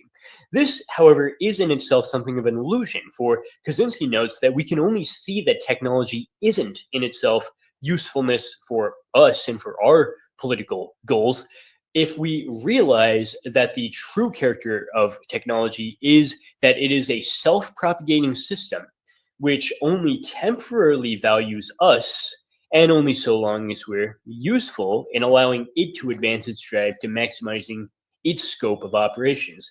The irony here is that the thing which Hegel defined as utility only allows us to exist so long as we remain useful to it. In paragraph 223, we find a humorous hypothetical voice raise the objection, quote unquote, "This stuff about leftism is a lot of crap. I know John and Jane who are leftish types, and they're perfectly nice people." Well, this misses the point that leftism for Kaczynski is not an ideology, we've already established that, but it's also not any group of human individuals as such. Leftism for Kaczynski is instead simply a morphological essence defined by the two psychological traits of over-socialization and feelings of inferiority. It's completely irrelevant, then, to single out any particular human instantiation of that type and then ask the mundane empirical question of whether that person is nice or not. The question is not whether any one individual leftist is a mean person. The question is whether leftism's psychological traits enjoy a perfect symmetrical accord with the defining features of modern technology as a self-propagating system oriented towards negating nature in favor of maximizing its own efficiency and predictability. Well, the answer to that is a clear and resounding yes. In paragraphs 224 to 26, we find that it doesn't even matter if a numerical majority of leftists are nice people. It won't matter because the laws of natural selection dictate that those types won't be the ones who will become the leaders of the movement. Instead, the ones who will claw their way to positions of power at the very top will be the most power-hungry types. But ironically, what this really means is that these will be the types who will have the most frustrated relation to power, precisely because they will be the ones who suffer the most under artificially induced conditions of powerlessness through their over-socialization under modern technology. As a result, these ruthless leaders who are angry because they are made even more resentfully powerless under the domination of modern technology will ironically do everything the technological system requires them to do, whereas the nicer types will refuse to condemn the decisions of their ruthless leaders because of their religious need to believe in the movement as being right with a capital R. This recipe for disaster, in which the ruthless types will push the bar much further than the nicer types will, but will never be called out for it for religious reasons in the proper sense of the term, well, you could see where this is going to lead in the long run and that is human extinction. Paragraph 225 provides examples of how this already has worked in the past, as leftoids have consistently refused to condemn the communist Soviet Union when it engaged in imperialist invasions, even though it leapt at every opportunity to condemn capitalist America for doing the same thing. Well, paragraph 226, we learn that this only proves that leftism as a whole can take on a totalitarian form, even if the numerical majority of its human members are not really totalitarian as individuals. In paragraph 227, Kaczynski admits that, quote unquote, our discussion of leftism has a serious weakness. This is the impossibility of defining the term leftist any more clearly than the two psychological traits listed near the beginning of the text had done.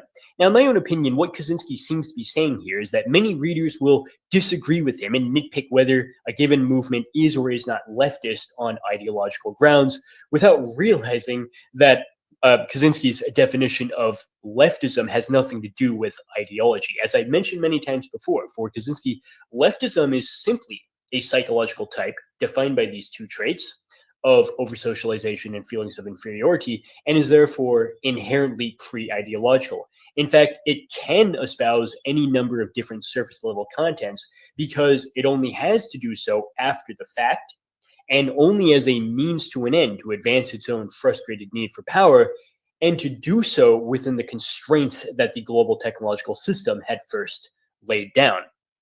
Paragraph 228 confirms this, as Kaczynski gives some general guidelines for identifying leftists, which you may notice don't actually have anything to do with ideology. Instead, as we find in paragraph 229, the tendency towards large-scale collectivism, the negation of individual freedom, a preference for more regulation for its own sake, an opposition to violence unless it's committed by leftist rioters, and a tendency to traffic in linguistifications ending in suffixes like ism or phobia without really understanding what any of these terms mean. All of these are traits of the leftists, not for any ideological reason, but rather because they enjoy a perfect structural isomorphism to modern technology itself. Paragraph 230, the final paragraph in this section, we find a cryptic discussion of something which Kaczynski calls the crypto-leftist. Now, the crypto-leftist differs from the overtly power-hungry type, who we learned in paragraph 224, will be favored by the laws of natural selection to seize power within the movement, rise to the top, and then override the intentions of the numerically more numerous, nicer types within the group. For this reason, though, the crypto-leftist will be harder to identify because such a person will not rise up to a position of leadership within the movement, but will instead blend in with the rest of society and will probably even seem to the naked eye to be a model citizen. They'll be someone who holds down a good job, owns a nice home, and raises a family of similarly over-socialized conformists. Interestingly, Kaczynski warns that the more dangerous type of leftist is arguably just such a person, for this is somebody who will not engage in any overtly aggressive behavior, but will instead work quietly and consistently in the background to transform society into the kind of one which modern technology needs. So whereas an overtly aggressive leftist will attract attention and probably condemnation from many people within the public if they find violent actions like rioting, attacking police officers, or burning random buildings for leftist causes to be objectionable and scary, the crypto-leftists will fly under the radar by instead implementing changes which actually seem on the surface level to be beneficial, but which are favored by the global technological system simply because they are a means to an end to further collectivize the whole of society, which is another way of saying to further negate individual freedom. To cite Kaczynski's own example, the crypto-leftists will promote psychological techniques for socializing children, as well as increasing their dependence on the system. Well, in our era, the crypto-leftist might be thought of as the progressive Democrat Party voter within the upper middle class of society who holds down a high-paying corporate job and understands that it is their ethical duty to waste $13 per ticket to take their kids to watch a stinker film like Disney's box office flop Strange World, despite the fact that at this point Disney has openly admitted that it is no longer doing anything like entertainment. The point is not to actually watch a film with a storyline resembling anything like art in the proper sense of the term. Rather, the purpose of this is to indoctrinate one's own children at a high price monetarily from the earliest age possible to understand that what will be required of them for the rest of their life is gender fluidity, sexual consumerism, and of course, a willingness to waste their money on whatever corporate marketers told them they're supposed to want. However, Kaczynski is very careful to distinguish the crypto-leftist from the ordinary bourgeois type, despite the Marxist tendency to confuse the two. This is because the ordinary bourgeois type is solely driven by economic interests. They may say that they are promoting ideology for its own sake, but they're really just trying to make money off of it in order to become better consumers or to advance their careers. It would be a mistake, however, to claim that the crypto-leftist behavior is solely driven by such economically reductivist motives. In other words, Kaczynski very subtly disagrees with the Marxist claim that all of our actions are just superstructural distortions of underlying materialistic forces with an ultimately economic nature. Rather, Kaczynski warns that the crypto-leftist is motivated by the religious belief that the movement he or she is championing is right with a capital R. We learned earlier that this has a lot more to do with the psychological need to believe that someday one will get one's power and freedom back than anything to do with economically reductivist motives. This makes sense when you realize that your average American suburbanite in the late 20th and early 21st century already has a higher standard of living than any ancient or medieval emperor, but are still unsatisfied with this level of material wealth because they realize that what they need more of is not anything to do with the kind of economically reductivist motives which the Marxists would attribute to them. Rather, they realize that the only thing which can make them happy is getting back the freedom which they've sacrificed to the system. The religious belief in some utopian future brought about through progress, which gives them back the freedom which they sacrifice in the short term to bring that about, that's the only thing which can really explain their commitment to the movement. And this is exactly what makes the crypto-leftist much more dangerous than the kind of bourgeois conformists which the Marxist critique will identify, is because the latter really are driven only by materialist greed, whereas the crypto leftist is still acting within the paradigm of a religious true believer. In paragraphs 231 and 2, the manifesto finally comes to an end with a short section titled Final Note, in which Kaczynski admits that his approximation to the truth might be crude, to use his own term, at best, because of things like a lack of sufficient evidence and the necessity for brevity, considering this was originally published within a newspaper. But he affirms, nonetheless, in the final paragraph 232, that he thinks that modern leftism differs from past movements that seem to be concerned with similar issues, like, say, championing the causes of the victimized, by being defined more by the traits of powerlessness and feelings of inferiority than these past movements had been.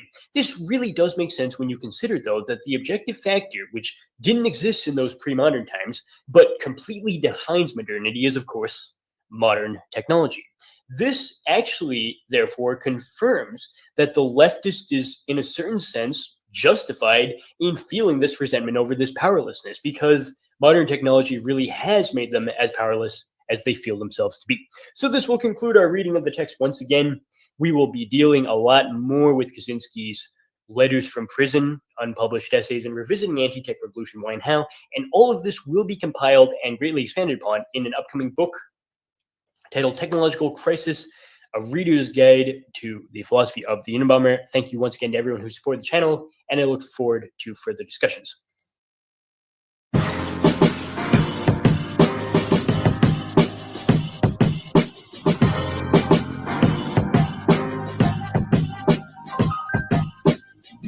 how's it going? This is Chad Haig reporting from Southern India. I'd like to continue these series of videos on the philosophy of Ted Kaczynski. Now that we have finished the paragraph-by-paragraph analysis of the so-called Unabomber Manifesto, Industrial Society and Its Future just last week, as promised, we will now move on to examine those unpublished essays, beginning now with the 1971 Progress versus Liberty. This is a text which offers an extremely valuable glimpse into the thought of the early Kaczynski, as this essay predates the newspaper publication of Industrial Society and Its Future by about a quarter of a century, which is quite a long time, but we still find some very early references to the same general ideas that would later define the philosophy of the so-called Unabomber. Here we have a very early description, for example, of the power process, albeit under a different name, as well as an early description of science itself as just another surrogate activity, although he doesn't call it that here, something which is pursued more for its ability to allow one to feel like one can work on overcoming some challenge, rather than for any benefit which it provides to the human race. In addition, we find a very early description of how new technologies are maybe first introduced as being optional, but then quickly lose their optional status after they transform the society as a whole to make them required. We also find a very early description of entertainment as really being more like a psychologically conditioning technology of propaganda rather than anything like art in the classical sense of the term. And finally, we see a very early proposal for how to solve the problem of modern technology as something which takes away our freedom. But this is a proposal which actually does not make any reference to a revolution, which is the defining theme of the Industrial Society and Its Future Unabomber Manifesto. Instead, the early Kaczynski here will propose a much less radical plan of action, which the reader familiar with his later work will find to be, let's just say, surprising, to say the least. So stay tuned to see all of this and much more in this video. But we'll also begin with the disclaimer that this video is for educational purposes alone. The purpose of this video is neither to promote nor to refute any theories, but rather to examine them from a strictly philosophical perspective. If you're interested in supporting this channel, links to my Patreon and Subscribe Star are in the video description. But also, if you find this video interesting, you may want to check out my upcoming book, The Technological Crisis, a reader's guide to the Unabomber Manifesto of Ted Kaczynski, which provides a paragraph-by-paragraph analysis of industrial society and its future, but with a holistic picture of Kaczynski's thought restored through showing connections to unpublished texts like Progress versus Liberty to show how Kaczynski's thought process had evolved over the years. This book will be available as soon as March of 2023.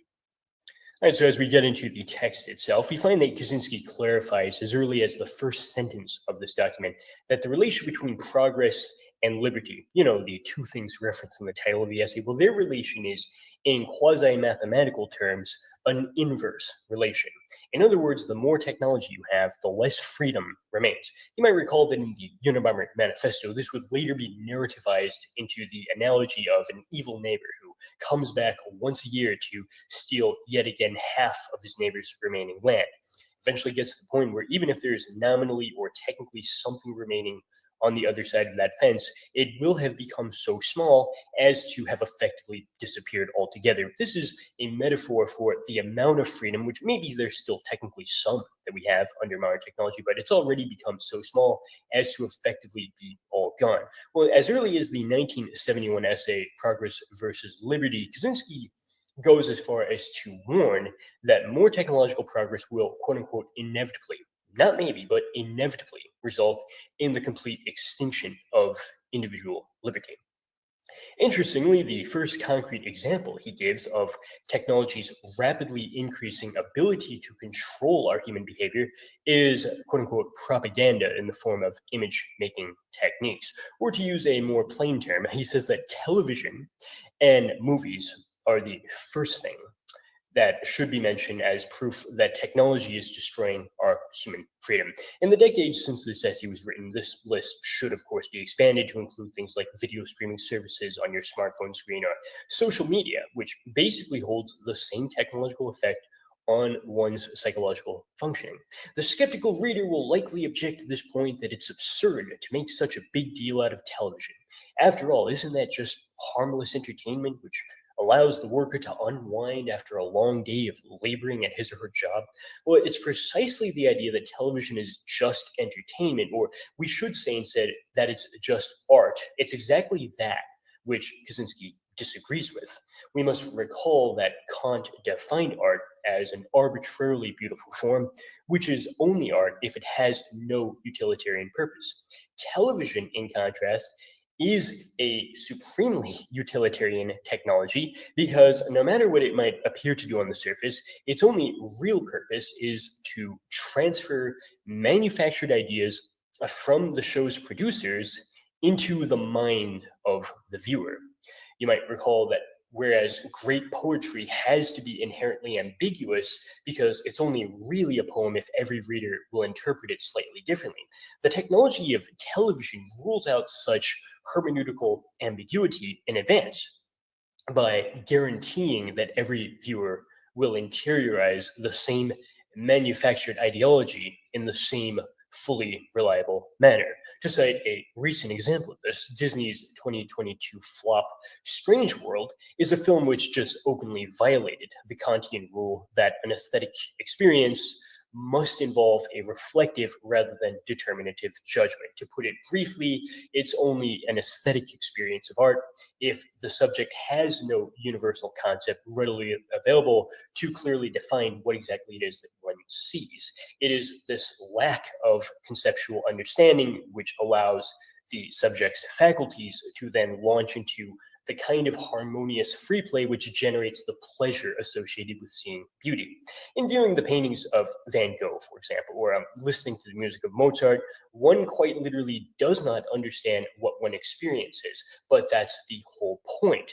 For if one did have a universal concept readily available to subsume the experience under, then this would put a halt to the aesthetic experience and prevent it from occurring. Well, in stark contrast, the only thing anyone knows about Strange World is that its protagonist is both gay and black. And the only purpose of combining these two universal, fully understandable conceptual categories of intersectional disenfranchisement into the space of the same character is to coerce the children watching the film to realize at as early an age as possible that they have to vote for Democrats as soon as they turn 18, because the political agenda of wokeness, which they're supposed to interiorize in a fully reliable manner as a result of watching this film, well, that only leaves them with one party that they're allowed to vote for, doesn't it? Such a film is not supposed to leave any room for the kind of hermeneutical interpretability which makes real art enjoyable, because every person who views that film must leave with exactly the same views as the woke corporate employees who produced it. Though the number of people who actually did so was so abysmally small that Disney is projected to have lost some $200 million on this film, whose performance at the box office fell so severely below expectation that this no doubt contributed to Disney losing nearly half of their stock value recently. But this only confirms that Kaczynski was right all the way back in 1971 to dismiss modern entertainment as a technology of psychological manipulation, which only superficially appears to be anything like art. For this reason, Kaczynski clarifies in this essay that he's not anti-art because he still, quote unquote, venerates the great writers of the past, like, say, Shakespeare. One would be inherently mistaken, though, to think that there could be any comparison between these sorts of classical authors and the kind of movie producers you have in the present age, because whereas the great writers had to rely on things like human talent to produce the masterpieces of the canon, electronic entertainment producers get all of their power from modern technology itself. Kaczynski notes that modern technologies make incomparably less talented authors actually more psychologically potent in their ability to influence the reader in a predictable manner than Shakespeare himself could have dreamed of being, despite the fact that Harold Bloom literally designated Shakespeare the inventor of Western psychology in a book bearing the same title. Harold Bloom claimed that all of Western psychology after Shakespeare actually did originate in some narratological theme invented by the world's greatest playwright and then disseminated through these works of art.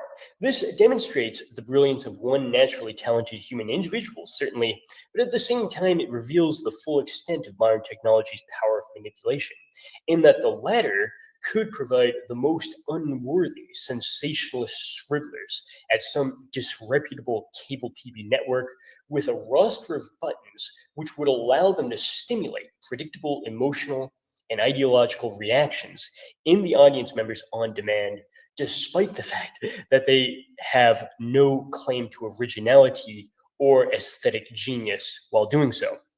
Kaczynski notes that this power has also increased simply because whereas going to the theater to watch a play or going to the opera house was a rarity in the past, today most people are just living in the movies, to use his own term, or spending virtually all of their free time living vicariously in somebody else's manufactured fantasies, which they see playing out on some electronic screen.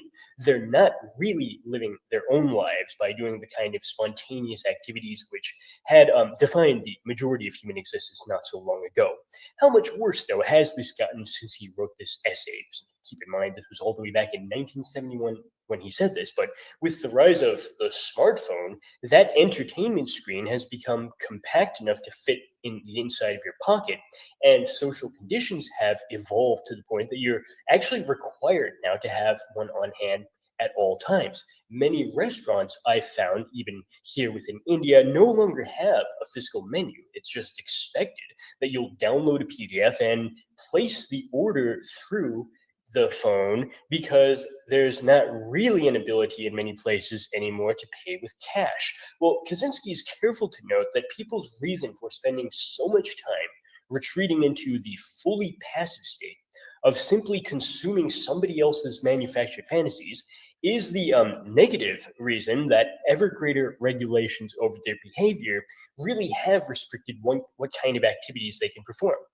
For example, it's not like you can just go out to the woods and go hunting anytime you feel like it, as might have been the case back in the prehistoric past.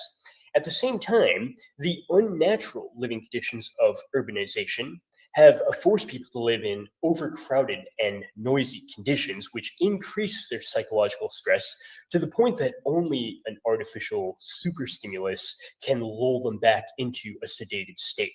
In one of many cases of overlap between the thought of Kaczynski and ellul, the latter similarly noted in the second chapter of the Technological Society that because modern technology makes up an interconnected, self-propagating system, there is no such thing as a machine in the singular, because any machine which is allowed by the system to exist must fit into a broader pseudo-ecosystem of many other machines by providing a necessary link whose work will benefit the whole. The effect on humans living under such conditions is that eventually we too devolve into human machines, which are only allowed to exist if we fit into the system in some way that benefits the whole. The most obvious of such roles is that of the human technician, or the person who can be useful through servicing machines by, say, repairing them when they're broken. Ellul noted the humorous irony, though, that urban crowding and unnatural living conditions create the perverse need for another machine to be invented to service the servicer. This second-order servicer, which repairs the human technician who is breaking under the stress, is, of course, just the entertainment screen, instantiated first through cinema, then through television, and today through the smartphone. There's a certain feedback loop, though, in which more stresses at work create the need for more entertainment machines within the home, which then results in a population who eventually have no other activities left in their lives except work and consumption. That might sound like a bit of an exaggeration the first time you hear it, but you might have noticed that even food itself has become just another form of entertainment rather than be a source of nutrition, as American fast food is now just openly an artificial simulation which packages a bundle of super cheap materials together and then splashes a layer of artificial flavoring over them to give the appearance that you're really eating meat, bread, cheese, and vegetables, while you're actually just consuming mystery ingredients as nasty as, say, traces of cow manure, which they deal with by adding a layer of ammonia filling within the burger to sanitize it from within, on grounds that they're simply too busy to get all of the poop out of your food.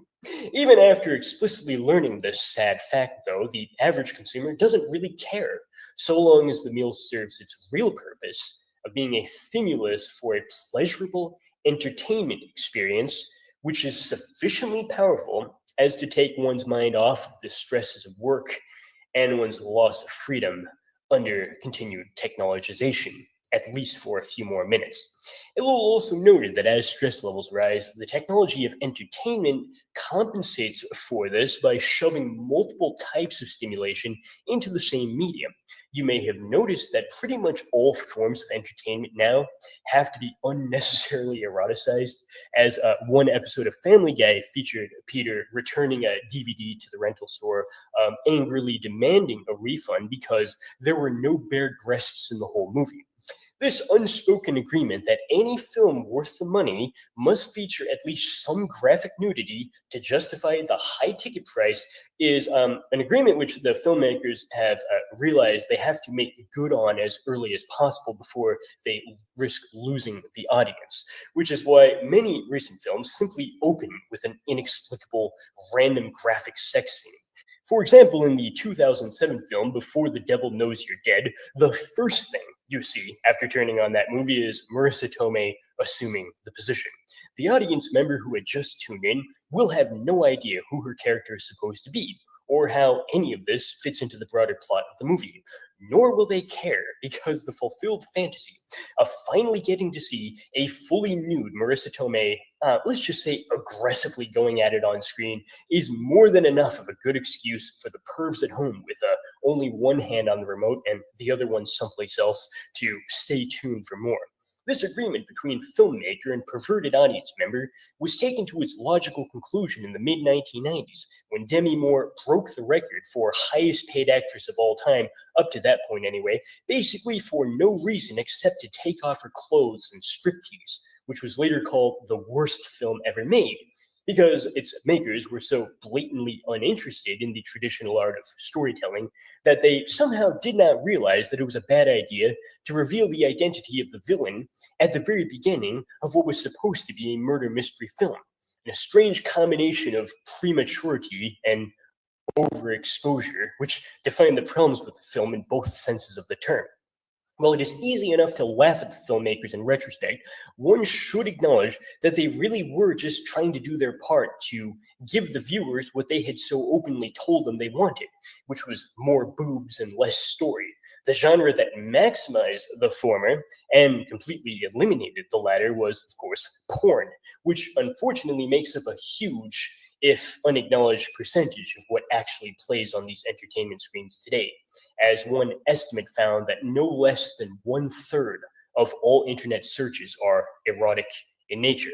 This unnecessary eroticization of art has obviously spilled over from films into the music industry too, as you probably noticed that the competition among female pop stars each generation is only secondarily understood to be a question of who the best singer is, and is primarily understood to be a question of which one of them is the sexiest. 20 years after the fact, I'm guessing that you probably don't remember any of the songs which Mariah Carey or Britney Spears or Christina Aguilera or Jessica Simpson had released in the early 2000s or the late 1990s. But I'm betting you can still remember what each one of them looked like, and you might even still have an opinion on which one of them was the quote-unquote hottest, or at the very least, which one of them had the most suggestive music videos, even if you watched them with the TV on mute back then. This proves that the Pavlovian technology of artificial erotic stimulation is far more effective at seizing one's attention than even the best art in the classical Kantian sense of the term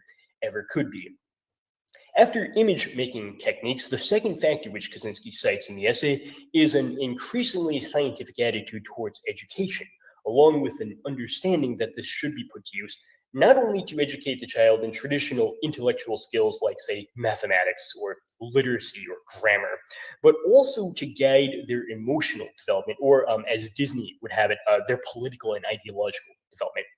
Kaczynski notes that past attempts to control children's emotional development were comparatively less successful, not because the educators lacked the intent to implement them successfully, but only because the techniques of the past were far less scientifically sophisticated than the ones which had come to be put into use by the early 1970s.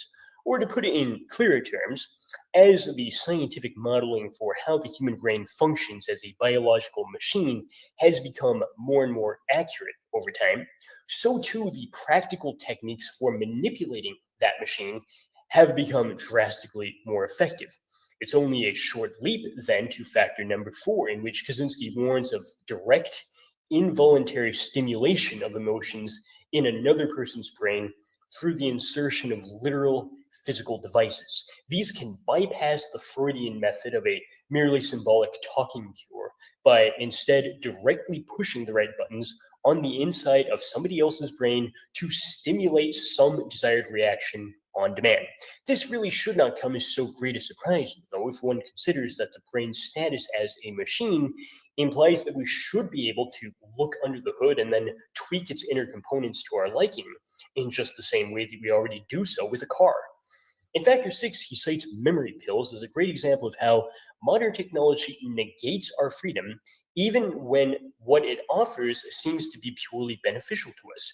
Repeatedly in the Unabomber Manifesto, he would go on to warn the reader that each incremental step which modern technology takes to remove our freedom will actually seem to be perfectly beneficial when viewed on an individual level.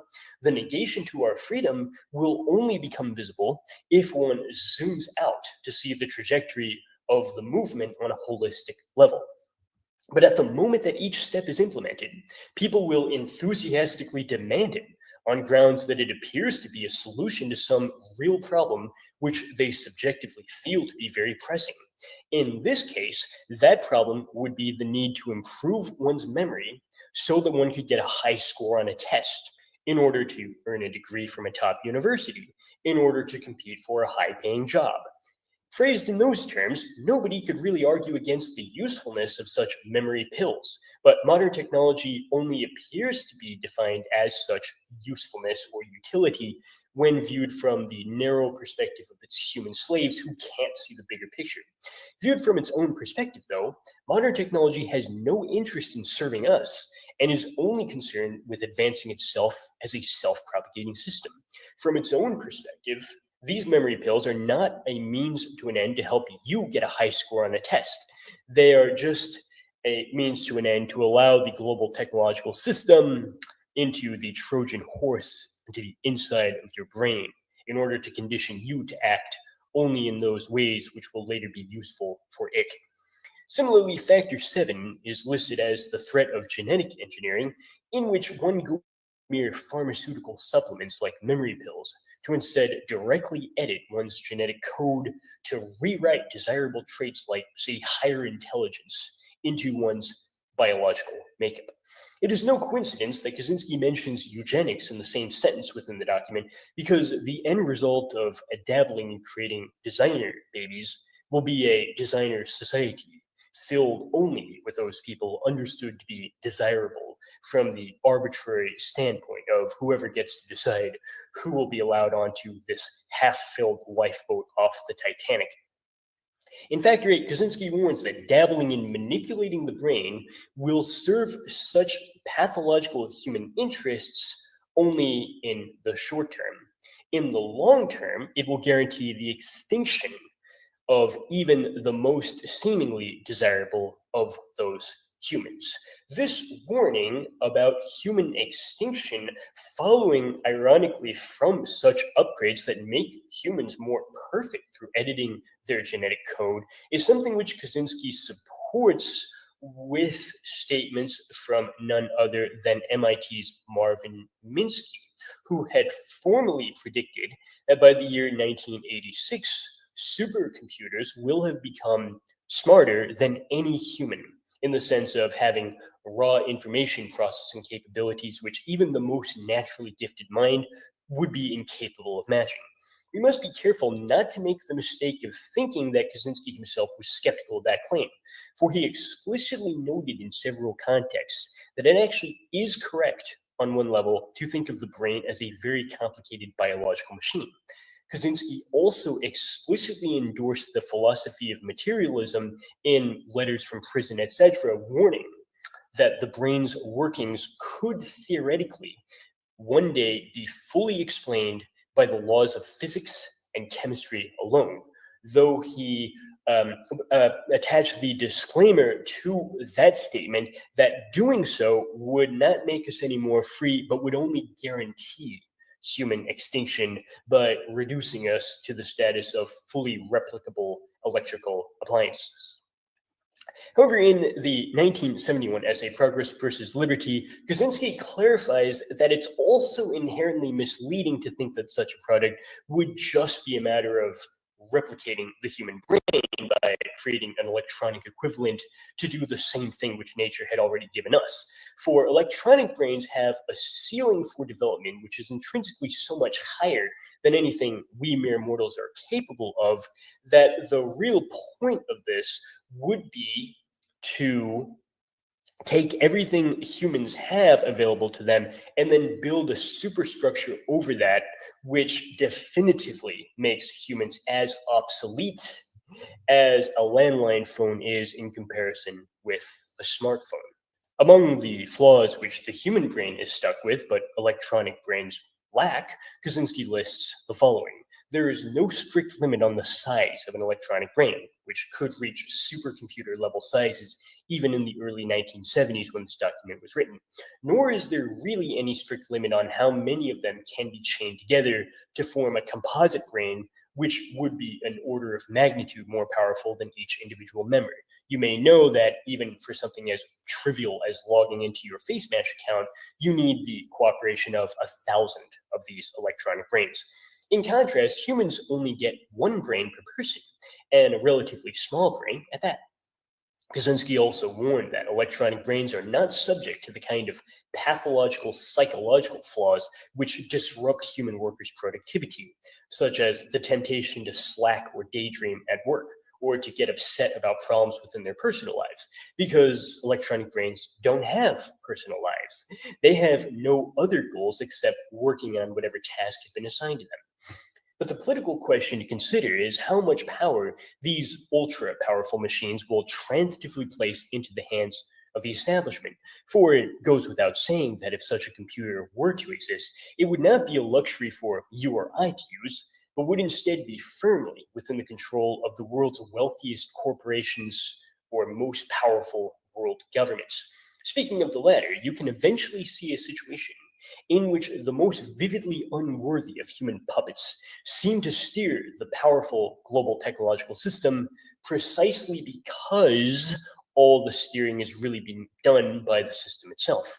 An American president with Alzheimer's is not a mistake, but is exactly what the system prefers, for the electronic brain can then be freed up to do whatever it chooses to do. If the nominally most powerful human on the face of the earth effectively lacks any brain power to meddle with it. And the ninth and final factor listed by Kaczynski is an increase in surveillance, as he warned that New York City had already installed cameras for 24-hour surveillance in high-crime areas of the city as early as 1971.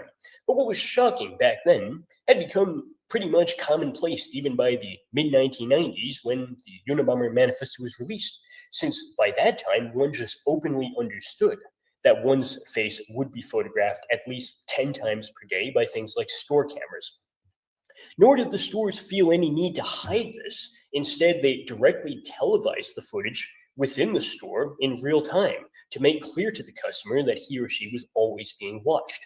But far worse than a crudely pixelated black and white video from a 7-Eleven gas station, which is not always reliable enough to allow police to identify the suspect in an armed robbery case, is the trend today, in which TikTok has tricked the youngest and most vulnerable smartphone users to devote an enormous amount of their personal time and energy into capturing high-definition images and videos of every event in their lives and then willingly hand over all of this to the Chinese communists without realizing that it will be used later to blackmail them when, say, they're about to take on a high-level corporate or government job in adulthood, only to find at that moment that their worst moments from high school or middle school have suddenly returned to haunt them decades later.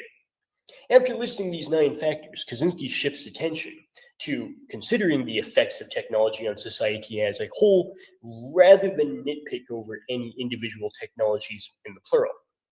This is because doing the latter will allow one to waste energy debating whether a given technology could be beneficial or not, whereas examining techniques' effect on society as a whole unambiguously reveals that the trend is unidirectional.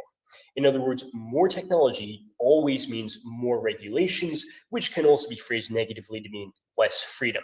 In the Unabomber Manifesto, this idea would be repeated as the warning that there could be no question of playing games with, trying to get rid of only the bad technologies while keeping the good ones. For this would miss the point that all of modern technology makes up a collectivized system whose advancement inevitably results in the negation of human freedom, even if only the supposedly good technologies are allowed to exist. Well, the reason for this inverse relation between technological progress and freedom should now be clear. Newer technologies have to be regulated because, on the one hand, they're intrinsically more powerful than their predecessors. Just compare the power of a car or truck or Hummer to the power of a donkey cart or horse-drawn carriage, let alone the power of a bicycle. But it's not just their increased power on an individual level.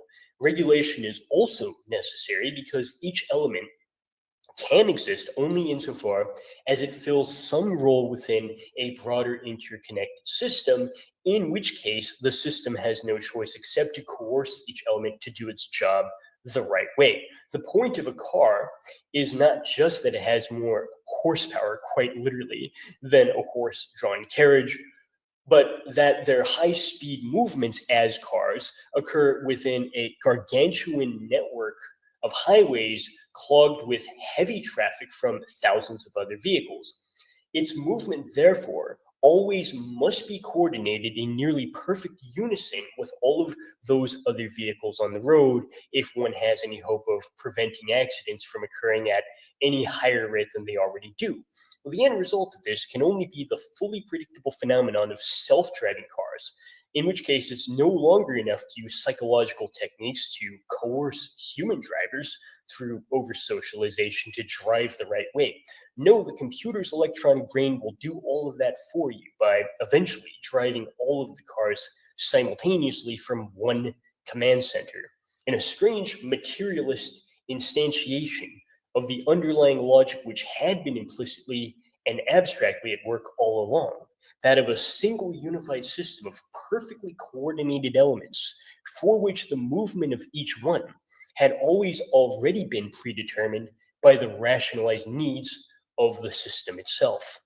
Like ellul, Kaczynski was also careful to note in this essay that technological progress inevitably leads to more regulation because it also ends up creating technologies that are so large and expensive that the very possibility of ownership falls out of reach for the average person.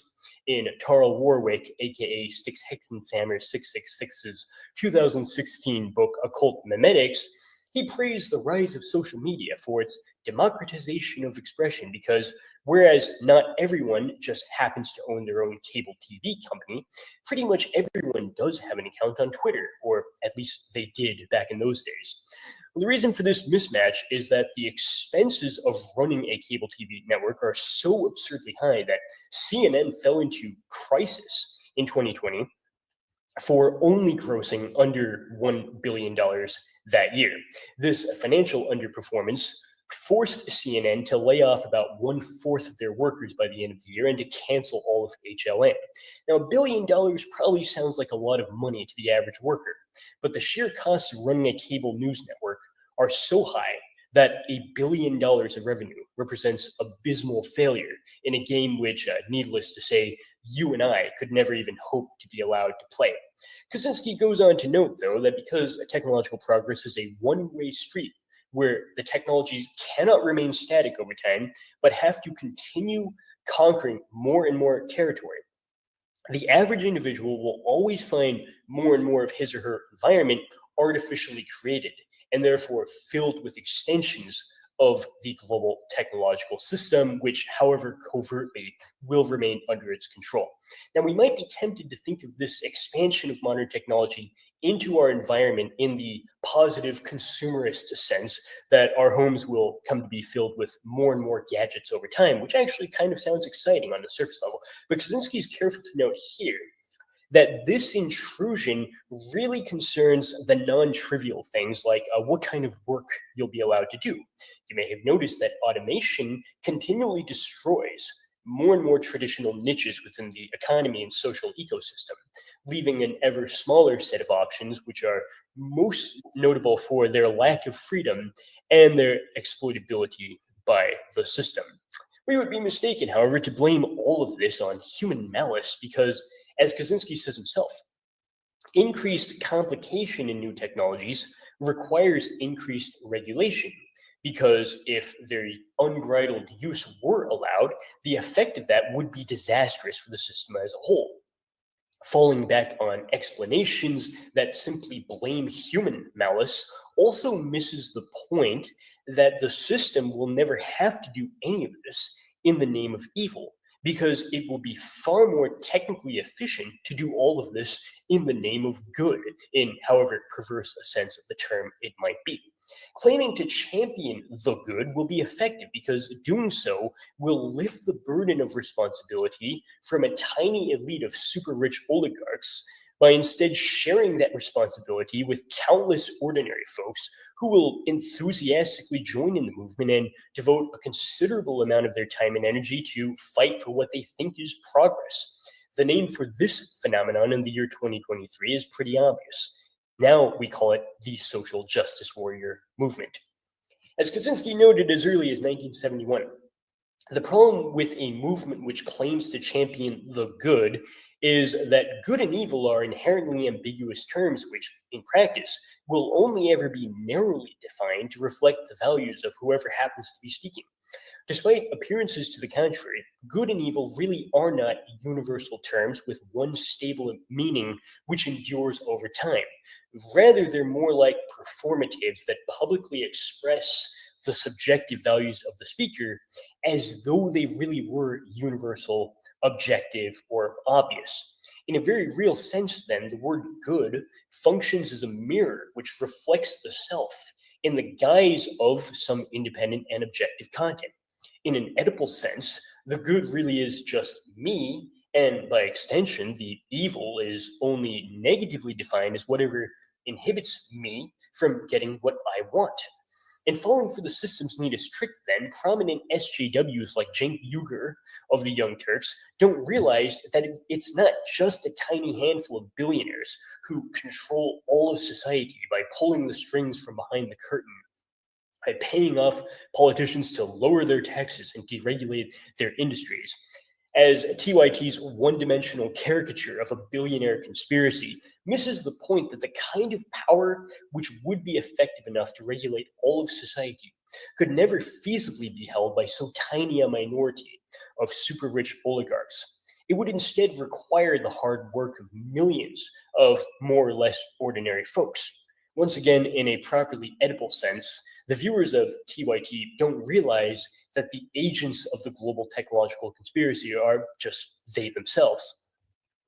Cenk Uygur's reductivist explanation that a handful of billionaires always pull the strings behind the curtain for no reason except to make more money for themselves through bribing politicians in exchange for lower taxes and deregulation also misses the point that the system's neatest trick requires its participants to engage in the surrogate activity of leftist political activism, not because they think they'll make more money from it, but rather because they really believe on a religious level that they are fighting to bring about the realization of the good itself within history through fighting for progress.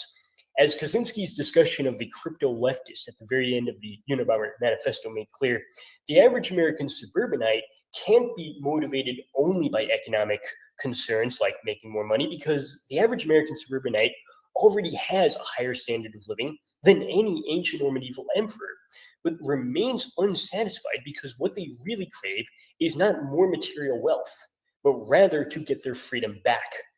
Likewise, the Marxists claim that all ideology is a superstructural distortion of materialistic economic motives misses the point that the good which they are fighting for will seem much more compelling if it serves as an anchor in one's psychological economy, which grounds one's actions in a religious belief that a secularized second coming will arrive one day, in which all of the freedom they lost to modern technology will magically be restored. The neatest trick, though, consists of having them fight for exactly the same things that will only take away more of their freedom by doing exactly what the technological system needs them to do for it itself to advance. Now, coincidentally, then, we also find in this 1971 essay, Progress versus Liberty, a precursor to Kaczynski's theory of the system's neatest trick, as presented in the post-rest essay of the same name. Well, this early version of the system's neatest trick, called by a different name, of course, occurs on the 3rd page of the essay if you have your own copy, in which he notes that the system will ironically succeed in educating children into the kind of conformity which it needs precisely through using its techniques of psychological manipulation to train them to think that they are being nonconformists, so long as they become the kind of nonconformists which the system would benefit from them being.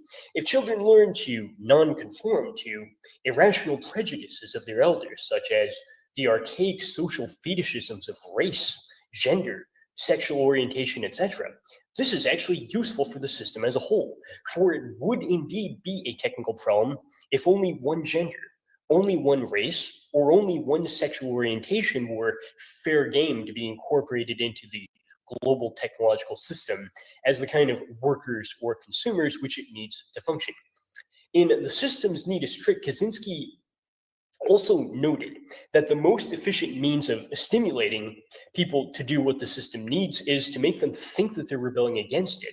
But in that case, he explained the origin of this need to rebel in terms of people's feelings of discontent from living under historically anomalous conditions which contradict hundreds of thousands of years of human evolution, which, let's keep in mind, had been spent as hunter-gatherers. But in this early 1971 essay, he says that the common denominator underlying all of these useful idiot moments will instead be that each one will be done in the name of freedom, to use his own phrase. We can read between the lines to see that technology's increased negation of freedom will lead the children to do anything they feel is necessary to rebel in the name of freedom in the hope of getting back something which actually does not, once again, have any economic, but rather a psychological or even spiritual value. In other words, freedom is so valuable precisely because no amount of money, no amount of material wealth, and no amount of consumeristic pleasure can make up for its loss. Well, in line with this logic, chemical and electrical manipulation of the brain will first be introduced only as a solution to the concrete problem of helping or curing the clinically insane. But after that goal is reached, it will be expanded to include the very emotionally disturbed. However, as these outliers are picked off one by one, the line defining the outer fringe will be redrawn to include more and more people who before seemed to be doing just fine, but now appear to be sufficiently emotionally disturbed as to require a technological lobotomy to fix them. Eventually, everyone will have to be included because we all suffer from some emotional disturbance or another, simply as a result of human life being filled with challenges. It is crucial to note, though, that at no point would malicious intent have to play any role in this, for viewed from the micro level, each individual step will appear to be a necessary solution to a real problem, and the people implementing them will appear to be beneficently trying to just do their job in the name of the good. Interestingly, Kaczynski makes a reference on page 4 to the impossibility of clearly separating the positive term guidance from the negative term manipulation. Well, from a strictly technological standpoint, this makes sense, as he says himself, when a technique of influence becomes so effective that it achieves its desired effect in nearly every case, then it is no longer influence, but compulsion. Thus, influence evolves into compulsion as science improves technique. A great example of this, cited by Kaczynski himself, is that television needs to be violent to be sufficiently entertaining, but exposure to violence in television has the risk of making people in the population more violent in real life, which is exactly the opposite of what the system needs them to be as docile workers and consumers. The solution can only be a compromise that allows people to consume as much violent entertainment as they need to block out the stresses of work and urban crowding, while also reducing real violent tendencies within the population, which can only be achieved if the techniques of regulation improve and become sufficiently advanced as to take the form of a compulsion, which can induce everyone to react in exactly the same way to the same universally disseminated stimulus. This is all just a very complicated way of saying that the system can only have its cake and eat it too. It can only have both violent entertainment and non-violent individuals if it completely removes the conditions for humans to be free enough to act in any ways that are not predetermined by the system itself. In a strange reversal of the Habermasian distinction between consensus and coercion, we now find that under modern technology, the two are really the same thing. In the absence of human freedom, the universally accepted consensus always is coerced into existence, not through the free communication of rational humans, but rather by the increased power of the global technological system itself. It's only a short leap, though, from such regulations of violence, which pretty much any decent person can agree is necessary, to 100 other factors, to cite the number used by Kaczynski himself within this essay. But what was hypothetical in the early 1970s has just become commonplace in the decades since. As I mentioned earlier, Hollywood now just openly acknowledges that its job is not to entertain anyone, let alone to produce art, but rather to condition the viewers to adopt exactly the right views, not only on violence, but also on race, gender, sexual orientation, etc. But their attempt to eliminate so-called intolerant views from society can only enjoy the 100% success rate they desire if it takes the form of a coercive technological stimulus, which rules out in advance any possibility of a real Habermasian dialogue, which would have to be defined by open-ended hermeneutical interpretation on both sides. As Kaczynski says himself on page 4, research leads automatically to calculated indoctrination. Similarly, genetic engineering will not be applied to the whole of society all at once, but will at first be used only to respond to the specific problem of eliminating the most noticeably undesirable physical birth defects in advance, with the understanding that any parent who had the option to remove these but chose not to would be guilty of child abuse. However, once all of these are eliminated, natural selection will then target the most noticeably troubling mental defects. But once that's accomplished, it'll only be a short leap from the negative goal of removing undesirable traits to the positive goal of using this power of genetic engineering to create beneficial traits like higher intelligence or athletic talent. The problem is that here too, the good is always subjectively defined because athletic talent only seems to be so valuable to the modern population of sports fans because they are themselves a historical anomaly who are able to obsess over their favorite team's football record only because they so badly need some surrogate activity to make them feel like they have something to work on. It logically follows, though, that the Darwinian rules of natural selection will favor any children who got the genetic engineering to become smarter. So other parents who were initially skeptical about it will feel forced to jump on the bandwagon, not because they themselves feel like they are part of a malicious conspiracy to transform all of society into a technologically manipulated dystopia devoid of the very possibility of human freedom, but only because from the micro level, they'll feel that they're using technology to solve a problem which lies very close to home, which is the problem of trying to give their child a chance to compete in a world of artificially intelligent peers. After crossing a certain threshold, though, the genetic manipulation will be legally mandated on grounds that anyone who doesn't get it will be guilty of child abuse. This technological trend really will only flow in one direction and will be irreversible, in the sense that ellul also used the term in the technological society, because as society comes to be filled with more and more products of artificial engineering rather than products of chance, nature, or God, these products of artificial engineering will obviously find this state of affairs to be perfectly normal. They certainly won't advocate for any programs to eliminate what they themselves are.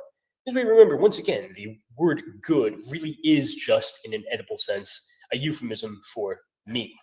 But also, in a very real sense, opposing technology won't be an option for someone who is completely dependent on the system. For people who have no idea how to feed themselves through hunting, fishing, or growing potatoes by hand in their own backyard already have no choice except to find some way to fit in as a cog within the vast pseudo-organism of the global technological system. How much more dependent, though, would someone be if he or she were literally genetically engineered to act only in the ways that the system has allowed them to be, as determined by the